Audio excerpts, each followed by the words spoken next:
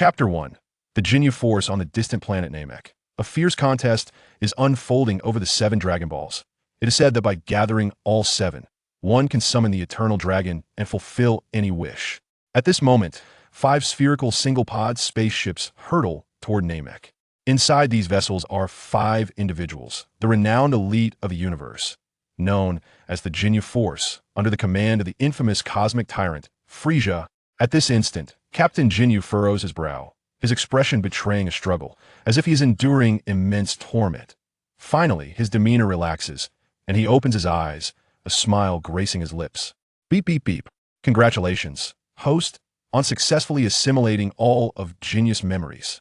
Current memory assimilation rate, 100. Silence. I can read it myself. Ginyu replies, somewhat impatiently. Host, Ginyu. Physical form, Ginyu. Soul purity, 93. Memory assimilation rate, 100. Soul-body compatibility, 33. This page encapsulates the entirety of the system's functions. Indeed, it is all there is.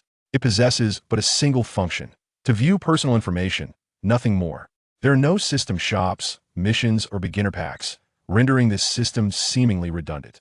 Moreover, the name of the system leaves Ginyu a loss for words. It is simply called the Ginyu system. Who could possibly have thought of such a dreadful name? And it refuses to change. Most systems boast prefixes like invincible, multiverse, or supreme, or at least hint at their functionalities in their titles. Yet this one straightforwardly calls itself the Ginyu system. If you are Ginyu, then what am I? Am I not also Ginyu? The protagonist's previous life indeed bore a different name, but that is of little consequence. The name from the past is unimportant. Since I have been reincarnated into Ginyu, I might as well embrace the name, sparing myself the trouble. Such scant personal information, no probing functions, and combat power remains unlisted. We are in the world of Dragon Ball. After all, would it be so catastrophic to display combat power? It is hardly more useful than my own scouter. Ginyu cannot help but grumble. However, lamenting serves no purpose, for this system does not engage in conversation. It lacks even a chat AI, existing solely to provide mechanical notifications. What a lamentable system. With that, Ginyu activates the scouter at his ear, reaching out to his 4 teammates, mimicking Ginyu's tone. Everyone prepare, we are about to arrive at Namek. Are you all proficient with the newly rehearsed poses? Proficient. The 4 teammates respond in unison. Excellent. To prevent any errors later, everyone should mentally review the poses a few more times. We must ensure absolute perfection. Yes, Captain. Upon hearing the responses of his 4 teammates, Ginyu deactivated the detector, a faint smile gracing his lips as he inwardly mused. Lord Frieza, I am finally on the verge of meeting you. I have yearned for your form for quite some time, yet how could I ever dare to lay a hand on my most revered Lord Frieza?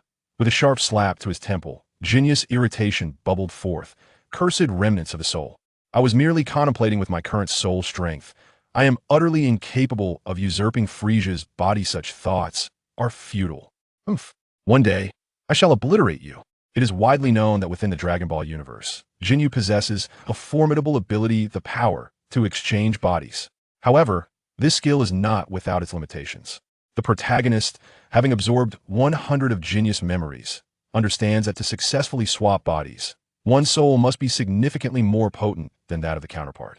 Otherwise, the likelihood of failure looms large. Generally, the greater the strength of the opponent's soul, the higher the probability of failure. Of course, various other factors can influence the success rate, such as the compatibility and frailty of the souls, as well as the presence of any protective measures against soul exchanges. Previously, Ginyu refrained from coveting Frieza's body, partly due to his genuine loyalty to Frieza, and partly because his soul strength pales in comparison to that of Frieza.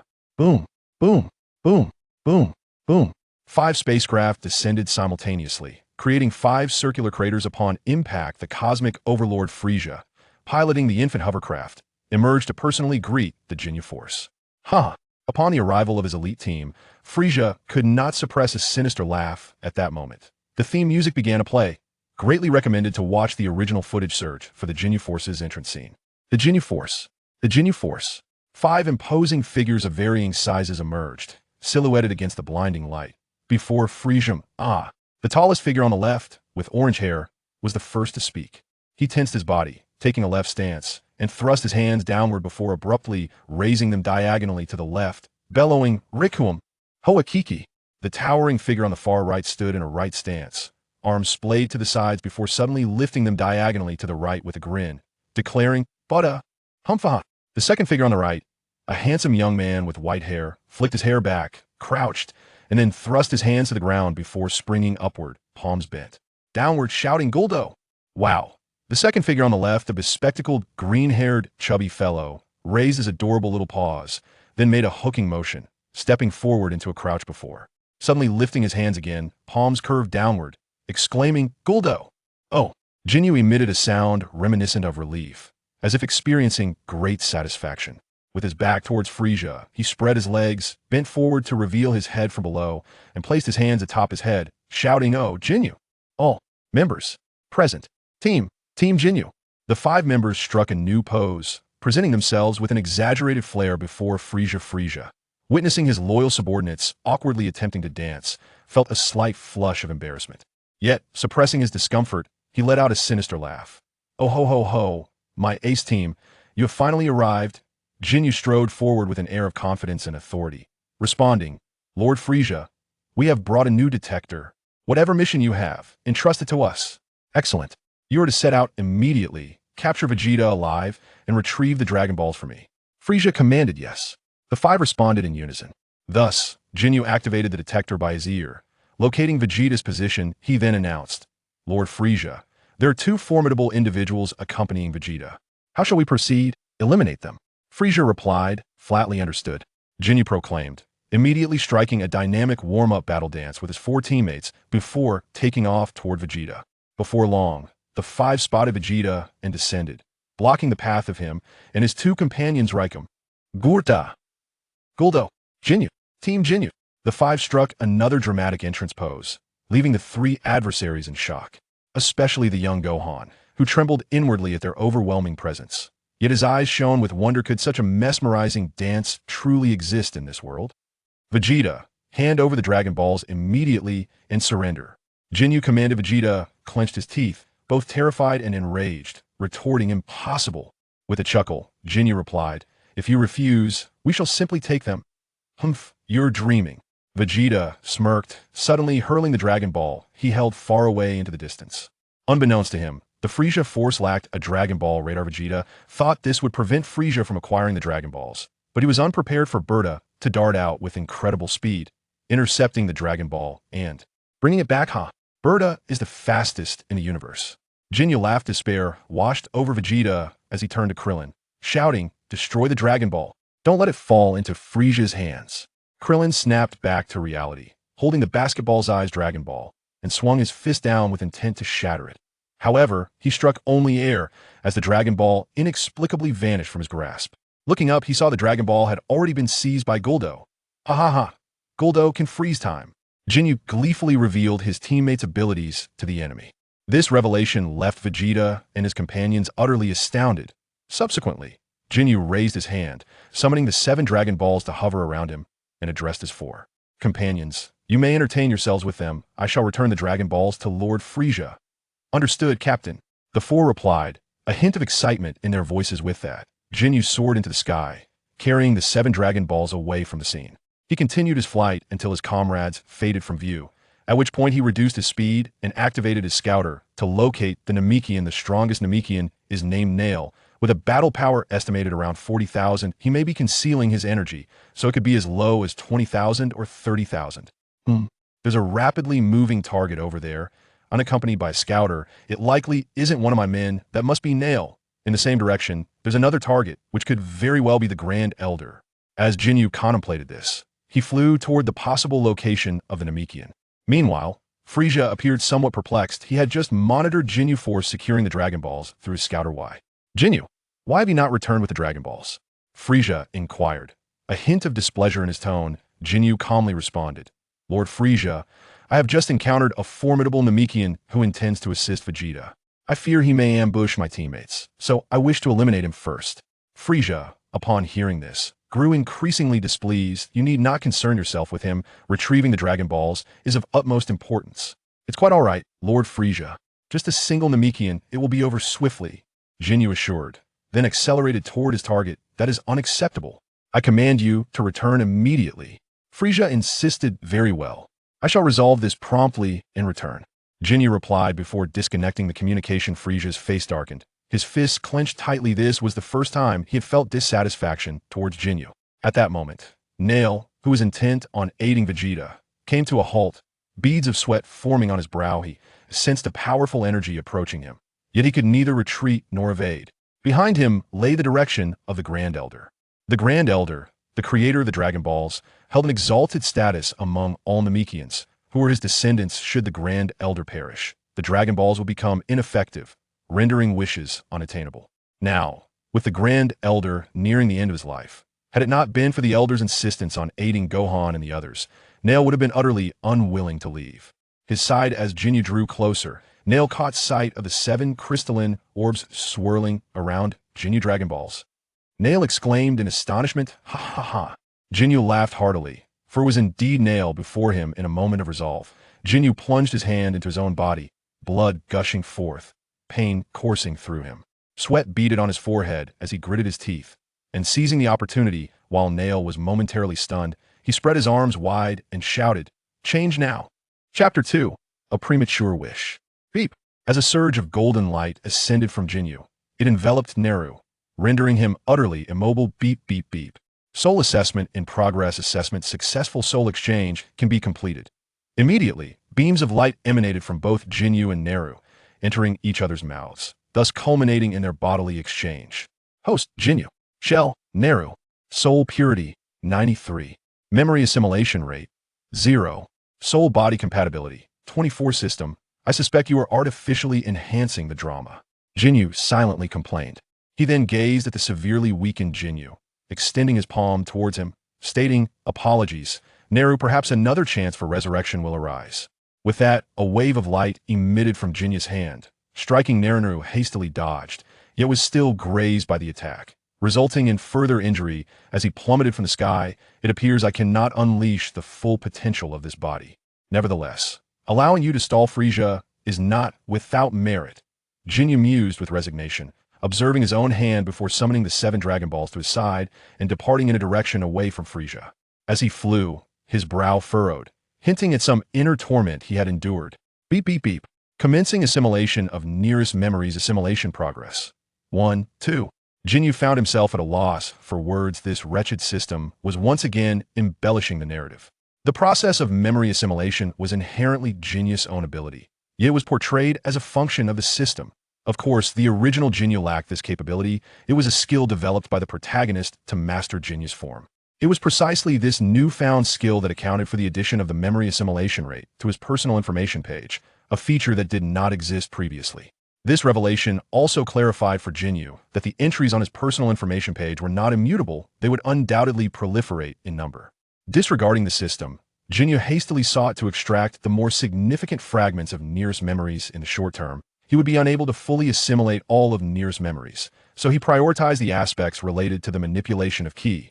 This knowledge was crucial, as he needed to learn not only to sense ki, but also to conceal it. Otherwise, he would be unable to evade the pursuit of Frieza's forces. After a while, Ginyu's speed began to diminish, and the aura emanating from him weakened considerably. Ultimately, his velocity decreased further until, at the nadir of his ki, he altered his course, flying in another direction. Naru lacks finesse. He cannot fully suppress his ki. Ginyu lamented helplessly, yet there was little he could do. At present, he had only mastered sensing ki and concealing it, and he had already perceived the furious surge of Frieza's formidable aura, rapidly advancing towards Nearest. Location time was of the essence, compelling him to swiftly assimilate Nearest linguistic memories to acquire the Namekian tongue. After all, the dragon residing on Namek could only be summoned and wished upon using the Namekian language. "Ginyu, how dare you betray me?" Frieza roared in fury, his energy surging violently, causing the very planet to tremble with intensity. Ginyu sensed the peril of a situation. If this continued, he risked detection by Frieza's sensors. Time was of the essence, and he could not afford to learn the entirety of the Namekian language. Thus, he meticulously selected only the phrases essential for his needs. After a brief interval, he discovered an uninhabited spot and halted, casting the 7 Dragon Balls upon the ground. He then summoned, in the Namekian tongue, "Arise, eternal dragon." The 7 Dragon Balls suddenly emitted a golden radiance, and in an instant, the light flickered, casting darkness upon the sky. A colossal and robust dragon-like entity rose majestically, supporting itself with its tail. "Summon my warrior, speak your wish." proclaimed the dragon Purunga. Please grant me the ability to master the instantaneous movement of King Kai's attendant, Jebet. Ginyu articulated his wish in the somewhat unfamiliar tongue of Namek. I regret to inform you that your wish exceeds my capabilities, Purunga replied. Is it truly unattainable? It is but a mere skill. Alas, I suppose this was to be expected. Without a moment to ponder the reason, Ginyu promptly altered his request. Then grant me the ability to teleport like the yard rats. As you wish, boomed the resounding voice of Purunga. Instantly, Ginyu felt a surge of knowledge manifest within his mind, as if he had long since mastered the skill. He realized that the mere thought of teleportation would enable him to accomplish it. However, he had no time to test this newfound ability and hastily made his second wish. Please resurrect the Guardian of Earth. The Dragon Balls of Earth were crafted by the Guardian. Thus reviving him would render the Dragon Balls usable once more. As you wish. Purunga's thunderous voice echoed again. Meanwhile, on Earth, the Guardian found himself momentarily bewildered as he gazed at his own form, murmuring, Have I been resurrected? At that very moment, on King Kai's planet, Piccolo was equally astonished, for the halo above his head had vanished, signifying his own revival. King Kai, who had been closely monitoring the battle on Namek, was perplexed and questioned, why would he wish to resurrect the Guardian? Piccolo replied, I intended for Gohan to make this wish on my behalf, as it would also allow the Dragon Balls of Earth to be utilized. But how did he know? King Kai pondered in confusion. Indeed, how did he know? Piccolo shared the same perplexity, and the others present were equally baffled. At this juncture, Frieza had also sensed the anomaly in the atmosphere, ascending to greater heights. He soon beheld the immense figure of Purunga in the distance, instantly comprehending that it must be the legendary dragon. No, Frieza roared in fury, abandoning his infant carriage and soaring toward Purunga with utmost speed. Ginyu sensed Frieza's imminent arrival and felt a surge of anxiety. In a moment of desperation, he hastily made his third wish. Please grant me the strength to surpass Frieza. He merely sought to test the waters, harboring no genuine hope for such a wish to be fulfilled. After all, the dragon could not bestow power beyond that of its creator. Yet, should the dragon defy the odds, he could seize Frieza's essence for himself. Unfortunately, Purunga replied, I apologize, but this wish exceeds my capabilities. Meanwhile, Frieza was drawing near, prompting Ginyu to shout from a distance, Dragon, grant me immortality. Purunga did not even acknowledge his plea. Ginyu immediately wished in Namekian. Then let me learn the most formidable technique for strengthening the spirit. Apologies, the most powerful technique was not fully articulated when Ginyu interrupted, then within your capacity. Grant me the mightiest. As you wish. Upon the utterance of these words, Ginyu felt an additional memory surge within his mind, an enhancement of the soul. More aptly termed a technique, known as Soul Devour. The wish had been entirely fulfilled. Farewell. With that, the being transformed into 7 Dragon Balls, scattering in all directions. No. You scoundrel. Frieza roared in fury, abruptly unleashing a ki wave that instantaneously pierced through Jinyu's body. Ginyu, caught off guard, clutched his abdomen, which had been ravaged front and back, and was sent flying by the ensuing explosion. Yet, before he could touch the ground, he gritted his teeth against the pain, pointed a finger at his forehead, and activated instant transmission, vanishing from beneath Frieza's very eyes. Frieza paused, a flicker of confusion crossing his features. Was that person truly Ginyu? How infuriating, daring to outpace me. Damn it. Damn it. His rage erupted, an aura of fury spilling forth. Yet he quickly regained composure, utilizing his scouter to search for Jinyu's location, but found nothing. Consequently, he contacted his subordinates. A figure just vanished from before me. Have your radars tracked where he fled? Report, my lord. The target that just disappeared from your sight has instantaneously reappeared at another location, which is. At that moment, Ginyu, on the brink of death, had instantaneously teleported next to the Grand Elder, collapsing to the ground, unable to rise. He had intended to teleport to Nail, but the energy signature had vanished. Nail had likely been slain by Frieza. Thus, he was left with no choice but to select a target in that vicinity, arriving at the Grand Elder's side. Nail, brother, what has happened to you? The young Namekian, Dandy, rushed to assess Jinyu's injuries, eager to employ his abilities for healing. However, the Grand Elder interjected, Wait, Dandy. That individual is likely no longer Nail. The tone of the Grand Elder bore a hint of sorrow, his immense and aged form appearing even more stooped in that moment. After all, Nail had been his steadfast guardian for many years. Dandy was momentarily taken aback, halting his healing efforts and retreating to the Grand Elder's side. Ginyu paused momentarily, delving into his mind to sift through and assimilate relevant memories. With a sudden roar, he concentrated a vast amount of energy at his wound, and soon, to the naked eye, flesh began to sprout at an astonishing rate, ultimately leading to complete healing. This remarkable ability was intrinsic to the Namekians, endowed with extraordinary regenerative powers, albeit at the cost of substantial energy expenditure. Ginyu, panting heavily, rose to his feet and raised his hand towards the Grand Elder, addressing Dandy. "Come here and restore my condition, or I shall take the life of your Grand Elder." Dandy, taken aback, found himself at a loss for what to do and turned his gaze towards the Grand Elder, who sat slumped in his chair. The Grand Elder let out a slight sigh before speaking. "It is futile to use me as leverage, for my demise is imminent." Ginyu withdrew his hand, his tone softening. "You must be able to sense that Frisia is approaching with remarkable speed. I can flee at any moment, but if I am in a poor condition, I cannot take this little brat with me. Can you protect him?" The Grand Elder fell silent for a moment before replying. "Would you be so kind as to look after Dandy? Although you are a subordinate of Frisia, I do not perceive much malice within you. Rather, it seems that kindness occupies a greater part of your heart. Then you must heed my words, Dandy, or I shall depart immediately." Upon reflection, the Elder placed a hand upon Dandy's head, unlocking his latent potential. Once Dandy's condition stabilized, the Elder instructed, "Go forth, Dandy, and follow his guidance." However, Dandy appeared to be filled with trepidation. "I have awakened your potential. You are now the hope of our Mechanians, and you must survive." The Elder observed Dandy's reluctance with concern. "Hurry, time is of the essence," urged Ginyu. "Go now, my child." The Elder affectionately patted Dandy's head. "All right." Dandy wiped away his tears and approached Ginyu, placing his hands upon him. Instantly, a crimson glow enveloped Ginyu as Dandy restored him to full vitality. Dandy's healing abilities were astonishing, capable of reviving someone to peak condition in mere moments. Although Ginyu no longer bore any injuries, he remained physically weak and required Dandy's assistance for recovery. It could be said that Dandy was akin to a living Senzu being, and even more resilient. Chapter 3. The Seizure of Vegeta. Instant transmission. Ginyu directly transported Dandy to Frisia's spaceship, where a massacre commenced. The Soul Devourer unleashed a vast wave of soul energy, instantly causing Frisia's minions to writhe in agony, collapsing in droves. Countless souls were relentlessly drawn to Ginyu, torn asunder, and consumed in one ravenous gulp.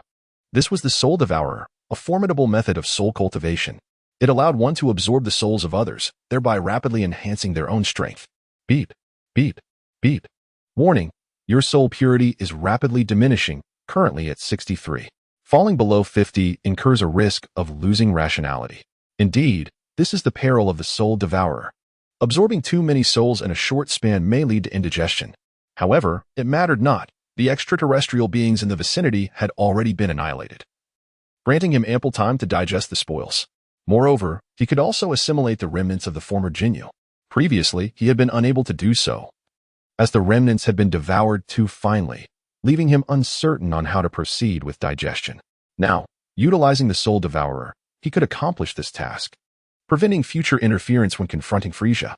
Thus, he continuously activated the Soul Devourer within his mind, enhancing his soul purity. Simultaneously, he casually plucked a communicator from the fallen Frisia's minion and dialed Frisia's contact, saying, "Frisia, can you guess where I am?" Frisia furrowed his brow and replied, "Is that you, Ginyu?" Ginyu chuckled. "Indeed, it is I. Why do you betray me?" Frisia inquired. "Because I have long desired the body of the great king." "Ha ha, you seek your own demise." Frisia retorted. "Humph, you might as well ascertain the location of my detector." Upon hearing this, Frisia promptly activated his detector, soon discovering Jinyu's whereabouts. "Is that not the location of my own spaceship?" Frisia's teeth ground in fury. "You dare?" "Indeed. None of your subordinates stand a chance against me. They have all been eliminated." "Ha ha ha." Ginyu laughed heartily before abruptly severing the communication. "Curse you." Frisia seethed, swiftly altering his course towards his spaceship. He cared little for the fates of his subordinates, but if Ginyu were to destroy the ship or abscond with it, how would he escape? Would he traverse the void of space in his corporeal form? While not impossible, it would undoubtedly be exceedingly time-consuming. Sensing Frisia's rapid approach, Ginyu swiftly scooped up Dandy and exited the spaceship, unleashing a powerful energy blast that obliterated both the vessel and the corpses within. The ship occupied by Ginyu force was also annihilated. Finally, He removed the detector and crushed it in his grasp. While awaiting Frieza's arrival, he patiently attuned himself to the situation on the side of Vegeta. At this moment, Goku had already arrived on Namek. 3 of Ginyu's 4 teammates had been slain. And the last, Guys, was hurrying back to relay the news, hoping to inform their leader Ginyu to seek vengeance for them. Ginyu flashed a smile and instantly teleported to Jisu's side. Jisu collided with Ginyu's chest in astonishment, taken aback before he could react. In an instant, Ginyu executed a soul-piercing attack, obliterating Jisu's spirit and consuming it entirely. Beep, beep, beep. Warning, current soul purity at 55. A decline below 50 poses a risk of losing control. Ginyu chuckled with satisfaction, then unleashed a powerful energy wave that utterly annihilated Jisu's body, leaving Dandy in a cold sweat. What are you afraid of? Ginyu inquired. Huh, aye. Dandy stammered, suddenly flustered. Ginyu chuckled. They are the ones who have brought ruin to your homeland. Do you not desire vengeance? Dandy exhaled with relief and replied, Indeed. Then obediently follow me and heed my words. I have made a wish to your dragon deity, resurrecting the celestial beings of Earth. Consequently, the dragon on that side can now be utilized. This dragon possesses the ability to revive many souls at once, thus offering hope to rescue your kin. Ginyu coaxed gently. Really? Is that true? Dandy exclaimed in surprise. Absolutely. Now, will you comply? Ginyu asked. Yes, I will comply. Dandy promptly nodded. Excellent. Ginyu grinned, and in an instant, he transported Dandy to the presence of Goku and the others. Whoosh. As Ginyu appeared alongside Dandy, Son Wukong and the others immediately turned their attention towards them. Son Gohan and Krillin joyfully exclaimed, Dandy. Overwhelmed with happiness, Dandy rushed towards the two, clasping their hands and leaping with exuberance. Meanwhile, Ginyu approached Vegeta step by step. With a haughty sneer, Vegeta declared, What's this? Do you wish to challenge me? My current strength far surpasses yours. After enduring a fierce battle, his power had significantly increased, and he was confident that he could easily overpower Naru. Unbeknownst to him, the figure before him was not Naru, but Ginyu. Without uttering a word, Ginyu launched a devastating attack, Soul Crusher. A formidable force of energy surged towards Vegeta. Vegeta cried out in agony, clutching his head and collapsing to his knees. Beep, beep, beep. Warning, current soul purity at 51. Ginyu abruptly halted, hesitating to absorb Vegeta's essence. Yet, seizing the moment of Vegeta's agony, he unleashed a relentless barrage of energy waves, mercilessly assaulting him. He charged into the swirling dust, delivering a flurry of brutal punches and kicks. Vegeta, already gravely injured from the onslaught of the Ginyu force, had just suffered a devastating blow from Ginyu's soul-siphoning attack, rendering him utterly defenseless. His energy was rapidly dwindling, and he seemed on the verge of being beaten to death. Goku and the others watched in stunned silence. However, their relationship with Vegeta was tenuous at best. Given Vegeta's previous transgressions and the many Namekians he had slain, they felt no inclination to intervene, believing this to be merely the Namekians' retribution. It was not until Prince Vegeta lay on the brink of death, incapacitated, that Ginyu finally relented, calling out, Dend, come and heal him. Dend, momentarily taken aback, questioned why he should heal an enemy, pondering whether it would not be simpler to kill him outright. Heal him, do as I say.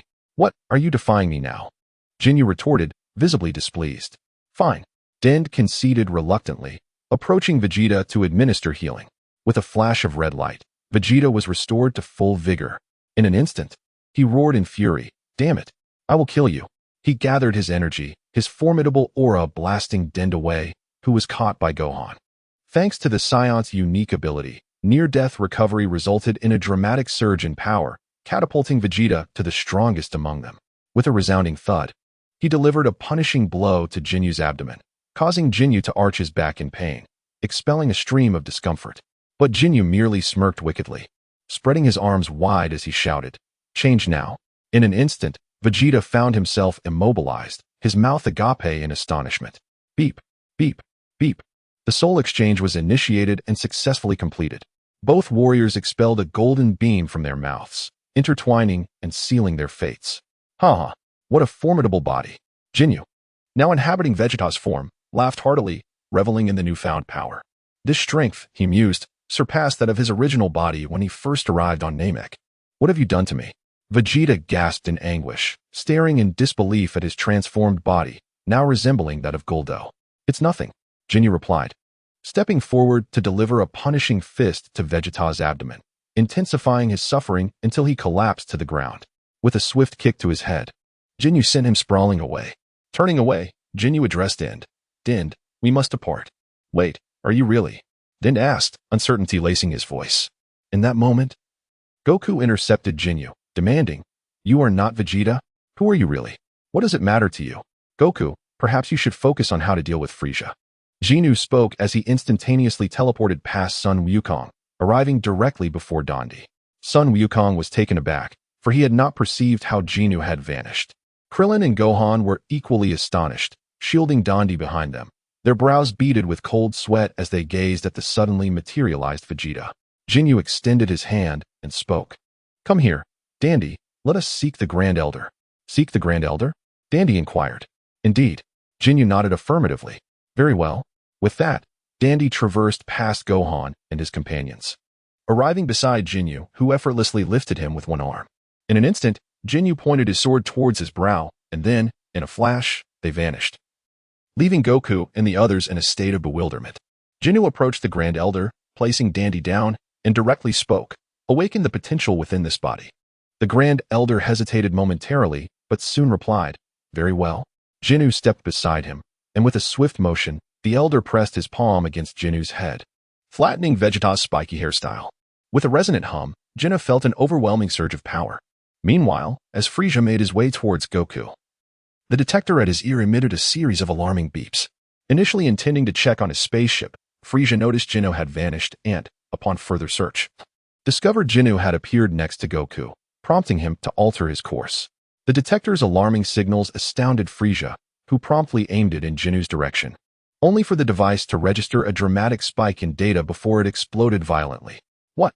Is there truly someone with such formidable combat power? Frieza was taken aback. This detector, the latest model brought by Ginyu, was capable of exploding, but its failure indicated the emergence of a formidable opponent. Who could it be? Chapter 4. Dandi, save me. Frieza soon discerned the identity of this new threat as Ginyu materialized right before him. Ginyu erupted with fury and struck Frieza squarely in the face, sending him flying. Ginyu then soared into the air, relentlessly pursuing Frieza with a barrage of attacks. He had just restrained his energy to avoid overwhelming the Grand Elder, so this explosive release of power felt exhilarating. Frieza was momentarily caught off guard, unable to retaliate, and could only endure the onslaught. However, seizing the opportunity while being knocked away once more, he bellowed in rage, unleashing his energy to send Ginyu sprawling. Yet, Jinu's combat power had already surpassed Frieza's by a significant margin, rendering him unscathed as he halted midair and charged at Frieza again. While Frieza struggled to defend himself, he inquired, "Are you Vegeta or Ginyu?" "What do you think, my king?" Ginyu replied with a grin, continuing to overpower Frieza. "You are Ginyu?" Frieza asked. "Indeed. My king is astute," Ginyu praised. He then retreated a short distance and ceased his assault, realizing his power could easily dominate Frieza. Finding it somewhat tedious, he furrowed his brow and activated soul-devouring and memory assimilation in his mind, resuming his attack on Frieza. His activation of soul-devouring was not aimed at defeating Frieza, but rather to purify the mixed elements within his soul, enhancing its clarity. The memory assimilation was intended to acquire knowledge of Earth's location from Vegeta's memories. Otherwise, he would remain ignorant of Earth's whereabouts despite possessing the ability to teleport. Of course, learning the prince's combat techniques would also be beneficial. There was no harm in acquiring more skills. This time, due to Jinyu's distraction, he and Frieza engaged in a back-and-forth battle, each claiming victories in turn. Essentially, for every 2 strikes he landed on Frieza, Frieza would retaliate with one of his own, although it appeared that Frieza was at a disadvantage. The truth was that Frieza possessed remarkable resilience. As the most durable antagonist in the Dragon Ball universe, his fortitude was truly formidable. In contrast, Jinyu's injuries were exacerbating at a rate even faster than Frieza's. Gradually, as Jinyu's wounds worsened and his focus wavered due to the overwhelming burden of assimilating memories and the torment of soul extraction, Frieza began to gain the upper hand, relentlessly overpowering Ginyu. In the distance, Goku, Vegeta, and others had stealthily approached to observe the battle, their astonishment palpable. Vegeta clenched his fists in fury, exclaiming, "How infuriating!" He has become so powerful using my body. Meanwhile, Goku was filled with eager anticipation, though he refrained from intervening. Aware that his combat prowess paled in comparison to both fighters, and any attempt to engage could lead to his swift defeat. With a resounding crash, Ginyu was once again sent hurtling away, crashing into the water below. Frieza swiftly conjured a massive energy sphere and hurled it into the depths, resulting in a violent explosion. The shockwave from the blast generated a fierce whirlwind that nearly destabilized Goku and the others, who were watching from afar. At that moment, Ginyu had teleported next to Vegeta, seizing him by the throat with a sinister grin, proclaiming, "Prince, farewell. No, it shall be eternal." With that, Ginyu unleashed a soul extraction upon Vegeta. Vegeta's face contorted in agony as his soul was swiftly shattered, devoured by Ginyu, who inhaled it as sustenance. Warning, current soul purity at 52. Ginyu dropped Vegeta's lifeless form, better described as the shell of Nappa, before returning to engage in battle with Frieza. This time, it was Ginyu who endured the punishment. However, he remained undeterred, knowing that a Saiyan grows stronger through adversity, provided he is not annihilated in the process. Meanwhile, he continued to devote significant mental energy to the assimilation of memories and souls. Only by expeditiously processing these souls could he increase his chances of usurping Frieza, or even extinguishing his very essence. Moreover, he needed to manage the water temperature carefully, should the tyrant become enraged and transform into his second form. Ginyu would stand no chance, potentially not even having the opportunity to withstand the onslaught. Yet, despite his optimistic plans, Frieza's wrath was indeed ignited. Frieza roared, unleashing a tremendous aura that caused his stature to swell and his form to undergo a dramatic transformation, entering his second form. In this new state, Frieza appeared imposing, towering and muscular, with horns that shot skyward. Ginyu found himself in dire straits, soon witnessing the ferocious approach of Frieza. After exchanging a few fierce blows, he seized an opportunity, using the horns atop his head to pierce through Jinyu's chest.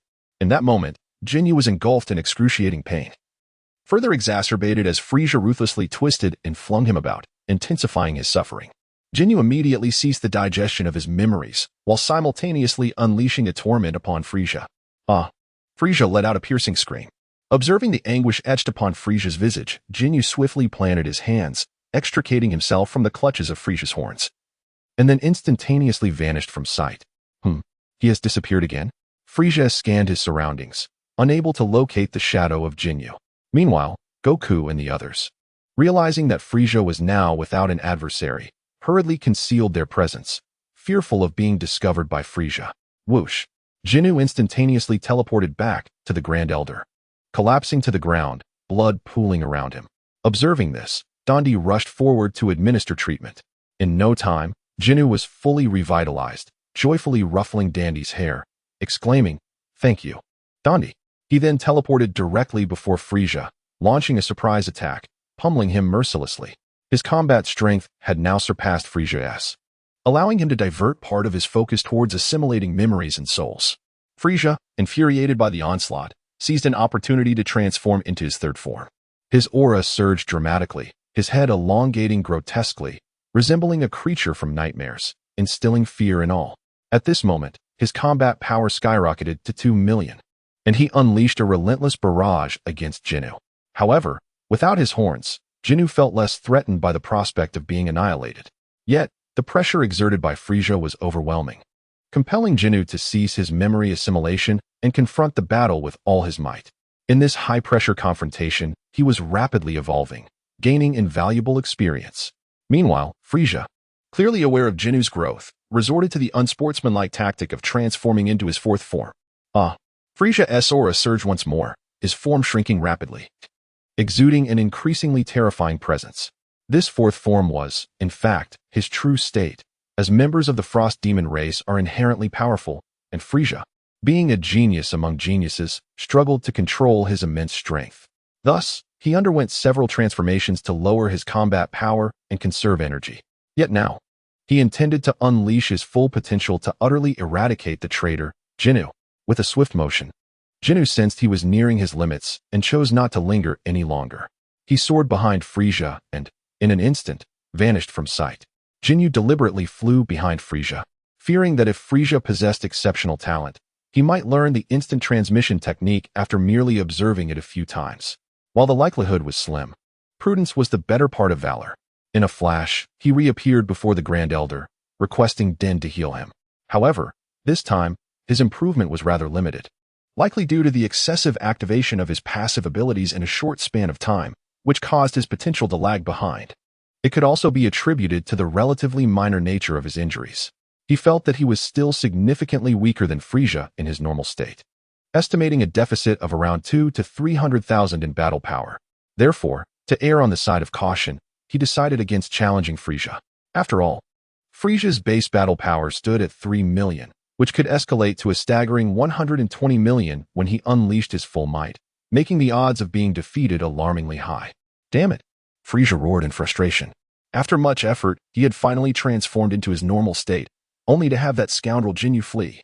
He concentrated a massive red energy sphere at his fingertip and threatened, "Ginyu, if you do not show yourself, I will annihilate this planet." With a whoosh. Sensing the immense energy fluctuation, Ginyu reappeared and calmly replied, "Go ahead and destroy it. I can leave this planet at any moment, so it matters not to me. However, I must caution you that the creator of the Dragon Balls resides on this planet. Should he perish, the Dragon Balls will be rendered useless." "Did you not use the Dragon Balls before?" Frisia inquired. "They will be available again in due time," Ginyu responded.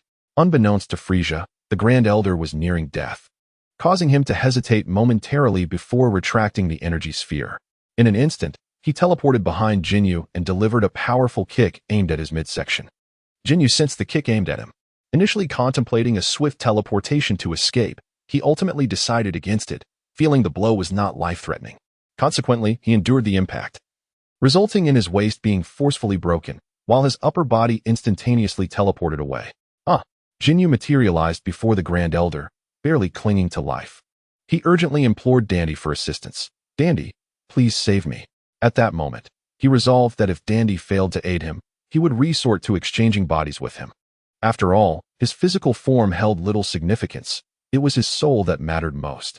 Upon hearing his plea, Dandy hurried over, channeling red energy from his hands to heal him. Following the treatment, Ginyu was fully revitalized and affectionately ruffled Dandy's hair, praising him. "Well done." Dandy, delighted by the compliment, beamed with joy. At that juncture, Jinyu's energy rivaled that of Frisia, likely boosting his battle power to around 3 million, thus fulfilling the prerequisites for transforming into a Super Saiyan. However, he had no intention of challenging Frisia again. Unlike Kakarot, Goku, who possessed an extraordinary resilience to damage, Ginyu feared that should Frisia unleash his full fury, he could still meet his demise. Furthermore, his composed nature made it unlikely for him to experience extreme rage, thereby diminishing the probability of his transformation into a Super Saiyan. Thus, he proposed, "Grand Elder, I intend to take Dandy to Earth. Would you like to accompany us?" The Grand Elder pondered for a moment before responding, "No, there is little time left for me. You may go, Grand Elder." Dandy expressed his reluctance. The Grand Elder gently patted his head, speaking kindly, "Dear child, you must take care of yourself from now on. The future of Namek shall rest in your hands." "Yes, Grand Elder," Dandy replied, tears streaming down his face. "Come now, Dandy." Ginyu approached, cradling him in one arm. He then waved farewell to the Grand Elder before teleporting away. Chapter 5. Entering the hyperbolic time chamber with a swift motion, Ginyu and Dandy vanished, subsequently arriving before Bulma. Bulma, a brilliant scientist on Earth and a paragon of beauty in the Dragon Ball universe, was currently on Namek. Through his assimilation of Vegeta's memories, Ginyu had discerned Bulma's whereabouts. And given that she was the only frail human on Namek, locating her energy signature was effortless. "Ah, Vegeta?" Bulma exclaimed, a hint of panic in her voice. "Greetings, Miss Bulma. I am not Vegeta, I am Ginyu." He introduced himself. "Huh, not Vegeta, but you look just like him," Bulma remarked, astonished. Ginyu replied with a smile. "That is because I have taken over his body." "Taken over his body?" Bulma appeared genuinely taken aback. With a smile, Ginyu said, "Very well, Miss Bulma. You may reserve your astonishment for another time. I have come to seek your assistance in returning to Earth. The deity of Earth has been resurrected by my wish, and the Dragon Balls are once again functional. I require your help in locating them." Is that truly the case? The Dragon Balls of Earth can indeed be used again?" Bulma exclaimed with a hint of delight, though she quickly added, "But why should I place my trust in you? Ginyu chuckled. No worries. Even if you do not believe me, I can still take you away. What are you doing? Bulma stammered, watching Ginyu approach her step by step, a sense of panic rising within her. In an instant, Ginyu bent down, wrapped his arms around her legs, and hoisted her onto his shoulder. Let me go. Please. Let me go? Bulma cried out in alarm, frantically punching and kicking at Ginyu. However, her combat prowess was far too feeble to inflict any damage upon him. Ginyu inquired, Are you going to leave or not? If you refuse to walk, I shall carry you myself. If you are willing to depart, I can grant you some time to gather your belongings. All right, I shall go. Let me down quickly. With a swift motion, Ginyu dropped her onto the ground, causing her to wince in pain. He remarked, Hurry up, or if Frisia arrives, I will not be responsible for your fate. Humph, what an impolite man. Bulma grumbled as she rubbed her sore posterior and began to collect her things, transforming all the items in the temporary base into capsules, ultimately condensing the entire base into one capsule. Capsules are truly convenient. Ginyu couldn't help but exclaim. In the distance, Frisia was unleashing his fury, the commotion reverberating even to Ginyu's location. Yet, Ginyu felt no concern that he would obliterate Namek, for even if he did, the explosion would not possess the force to directly annihilate him. Moreover, he could swiftly escape to Earth to evade the blast. Additionally, all the vessels of Frisia's army had been destroyed by Ginyu, leaving even the reconnaissance devices in ruins. Frisia was essentially trapped on Namek, utterly cut off from his forces. If he were to destroy the planet, would he be left to drift aimlessly in the cosmos? All right. I am ready. Bulma approached him. Ginyu grasped her wrist and, after sensing the direction of Earth, promptly transported himself and Bulma to the sacred temple. Hey, why are you holding on to me? Bulma expressed her discontent, yet was soon taken aback. Earth, Ginyu replied. The most palpable energy from Earth was emanating from the sacred temple, specifically from the Supreme Kai himself, prompting him to teleport directly beside the deity. What? How is this possible? Bulma questioned in disbelief. At that moment, the Supreme Kai also noticed the two and, with surprise, exclaimed, Vegeta? Ginyu. I am not Vegeta. I am Ginyu. Supreme Kai, you are the one who granted my wish for resurrection. You owe me a life. Is that so? The Supreme Kai expressed a hint of surprise. Yet regardless of whether he believed it, the overwhelming aura emanating from this individual compelled him to accept the truth. Arrange for someone to escort this woman to collect the Dragon Balls, and then you shall lead me to the hyperbolic time chamber. Ginyu commanded. How do you know about the hyperbolic time chamber? Do not concern yourself with how I know. Just make the arrangements swiftly, for I lack the patience to await your response. Jinyu's dissatisfaction leaked through a sliver of his formidable energy. Very well. The Supreme Kai nodded, beads of cold sweat forming on his brow as he hastily instructed, Babidi, take Miss Bulma to gather the Dragon Balls. Yes, Supreme Kai. The dark-faced Babidi replied, tossing forth a magic carpet and inviting Bulma to ascend. Bulma, having become somewhat accustomed to this peculiar situation, climbed aboard the carpet, beginning to believe that she was indeed on Earth. Once they had departed, the Supreme Kai led Ginyu to the hyperbolic time chamber. As the massive door swung open, a vast expanse of whiteness greeted them.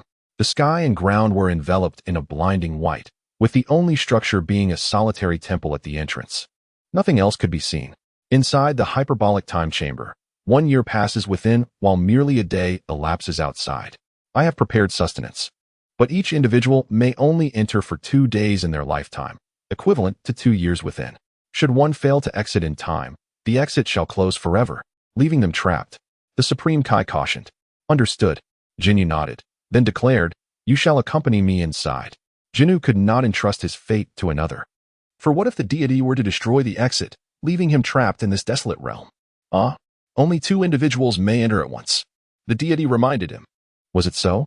Ginyu then recollected this stipulation and, with a resigned sigh, addressed Dondi. You need not enter. Wait for me outside. Dondi expressed his reluctance, for he was still but a child and had developed a certain reliance on Ginyu, feeling disinclined to part ways. Yet, he was also acutely aware of Jinyu's ruthlessness, leading him to concede. Very well. At that juncture, the deity interjected, as a prior warning, I once spent several months within. Thus, I may not need to remain for such an extended period. Ginyu replied, I shall not necessarily linger that long. He then grasped the deity's hand and entered the hyperbolic time chamber, sealing the door behind them. severing all ties with the outside world.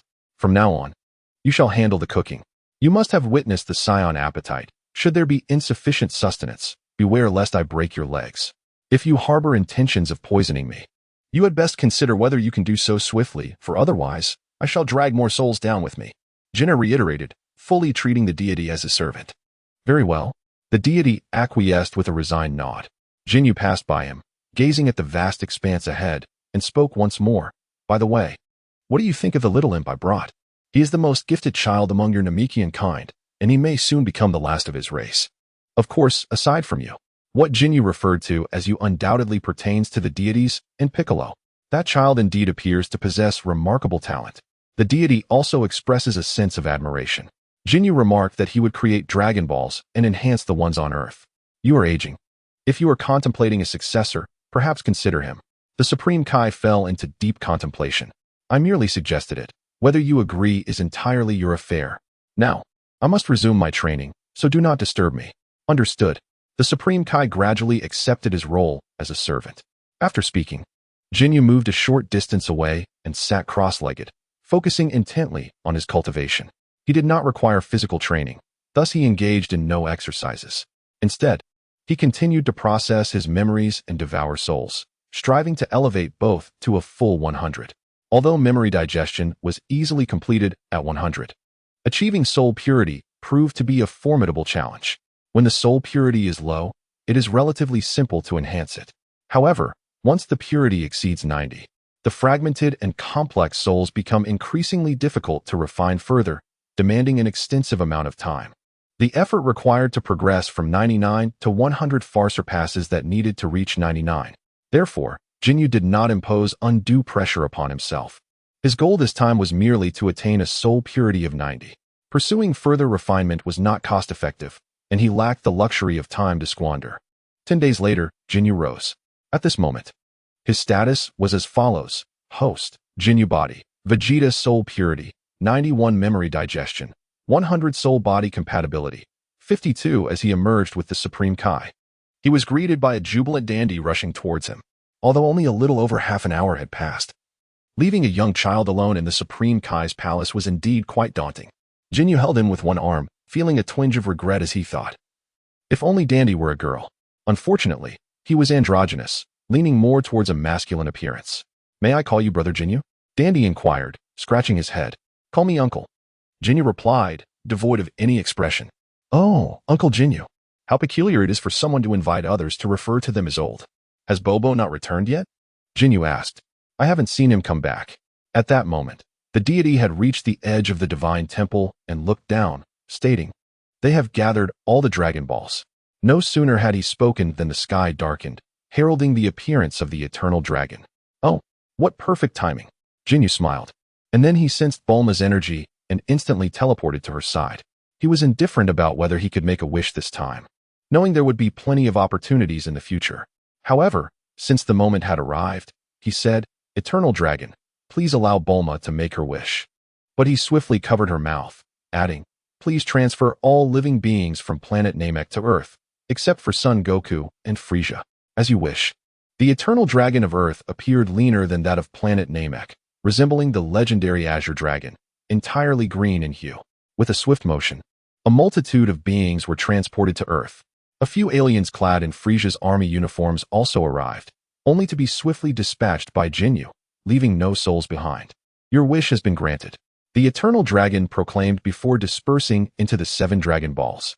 Fortunately, the Grand Elder of the Namekians was still alive, and the 7 enormous Dragon Balls had also made their way to Earth. Bulma, somewhat incensed, turned to Jinyu and exclaimed, Why didn't you revive the warriors of Earth? Jinyu remarked, What purpose does reviving them serve? The pressing matter at hand is to eliminate Frieza. You can certainly wait until the next wish to bring them back. Bulma, momentarily at a loss for words, was nonetheless infuriated and retorted, Humph, you speak as if you are truly capable of vanquishing Frieza. What would you do if I were able to defeat him? Jinyu inquired. Then you can command me to eat excrement. Bulma declared. With a smile, Jinyu remarked. This is indeed your assertion. What I say is merely my own opinion. Bulma retorted with a look of defiance. Very well, I shall devise a means to eliminate him. With that, Jinyu pointed his finger at his brow and, accompanied by Dandy, instantaneously vanished. One might wonder why the finger was raised in such a manner. Firstly, it serves to enhance focus. Secondly, it is undoubtedly a matter of style. Yet, in truth, it is quite unnecessary. Chapter 6. The Exploitation of Son Goku. Ginyu instantaneously transported himself to the side of Son Wukong, sensing that Frieza was still meandering about in his usual form, and thus chose not to disturb him. "Oh, is that you? How did you arrive here? Do you happen to know where my companions have gone?" inquired Son Wukong. "Ginyu, I have made a wish to the divine dragon of Earth, transferring them to our planet. Now, only the three of us and Frieza remain on Namek." "Oh, is that so?" Son Wukong scratched his head and inquired, "By the way, what is your name?" "I am called Ginyu." Son Wukong was taken aback and said, "So you are the captain of the Ginyu force?" "Indeed. Then it matters not that I have slain your comrades." "No, it is of no consequence. Among Frieza's ranks, there are few who possess genuine feelings." Ginyu replied. Son Wukong was rendered speechless and then asked, "So, what brings you here this time?" Ginyu smiled and inquired, "Do you wish to defeat Frieza?" "Huh, he is far too powerful. I lack confidence." Ginyu replied, "I am asking if you desire to." In that instant, Goku's eyes sparkled with intrigue as he asked, "Do you have a plan?" Ginyu replied, "Certainly, there is a way. Did you not witness my previous exchanges with Frieza?" "What method do you speak of?" inquired Goku. Thus, Ginyu expounded upon the Scion's extraordinary ability to exponentially increase their strength upon the brink of death. Ah, Goku suddenly comprehended.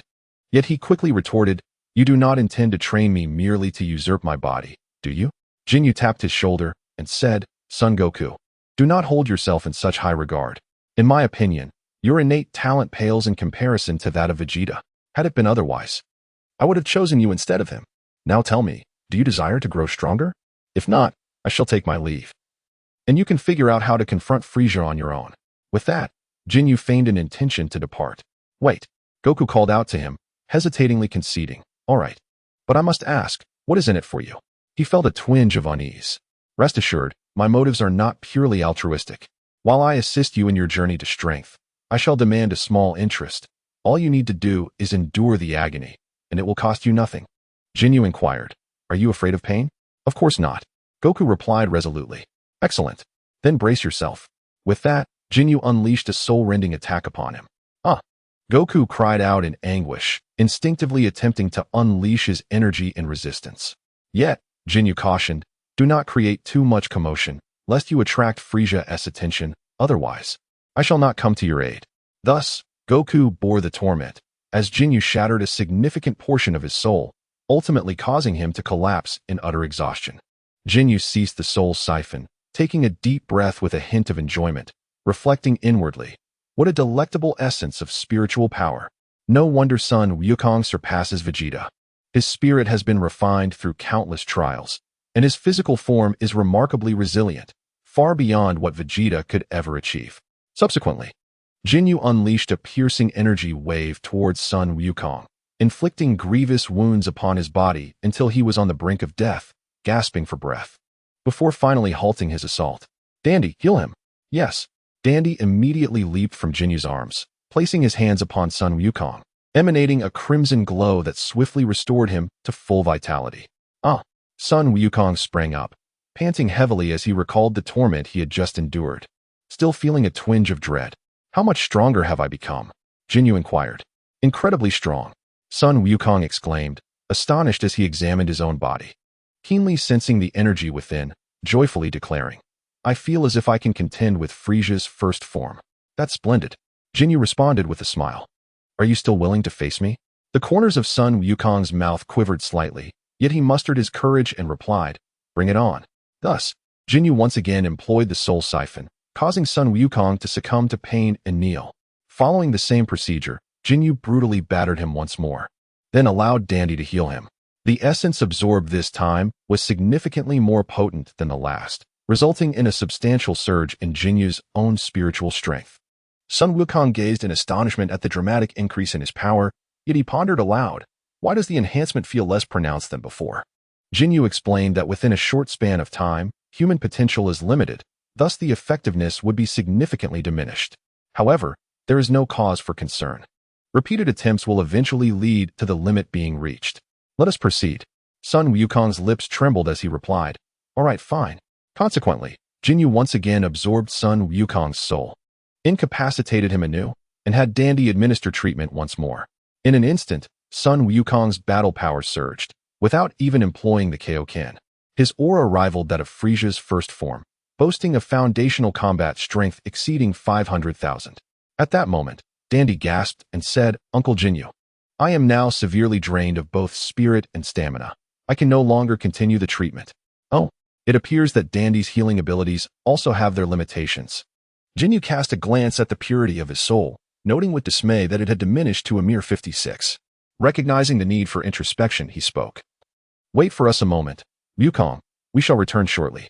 Without waiting for Sun Wukong's response, he promptly teleported with Dandy to the Heavenly Temple, seamlessly entering the room of spirit and time, where they engaged in a period of seclusion together.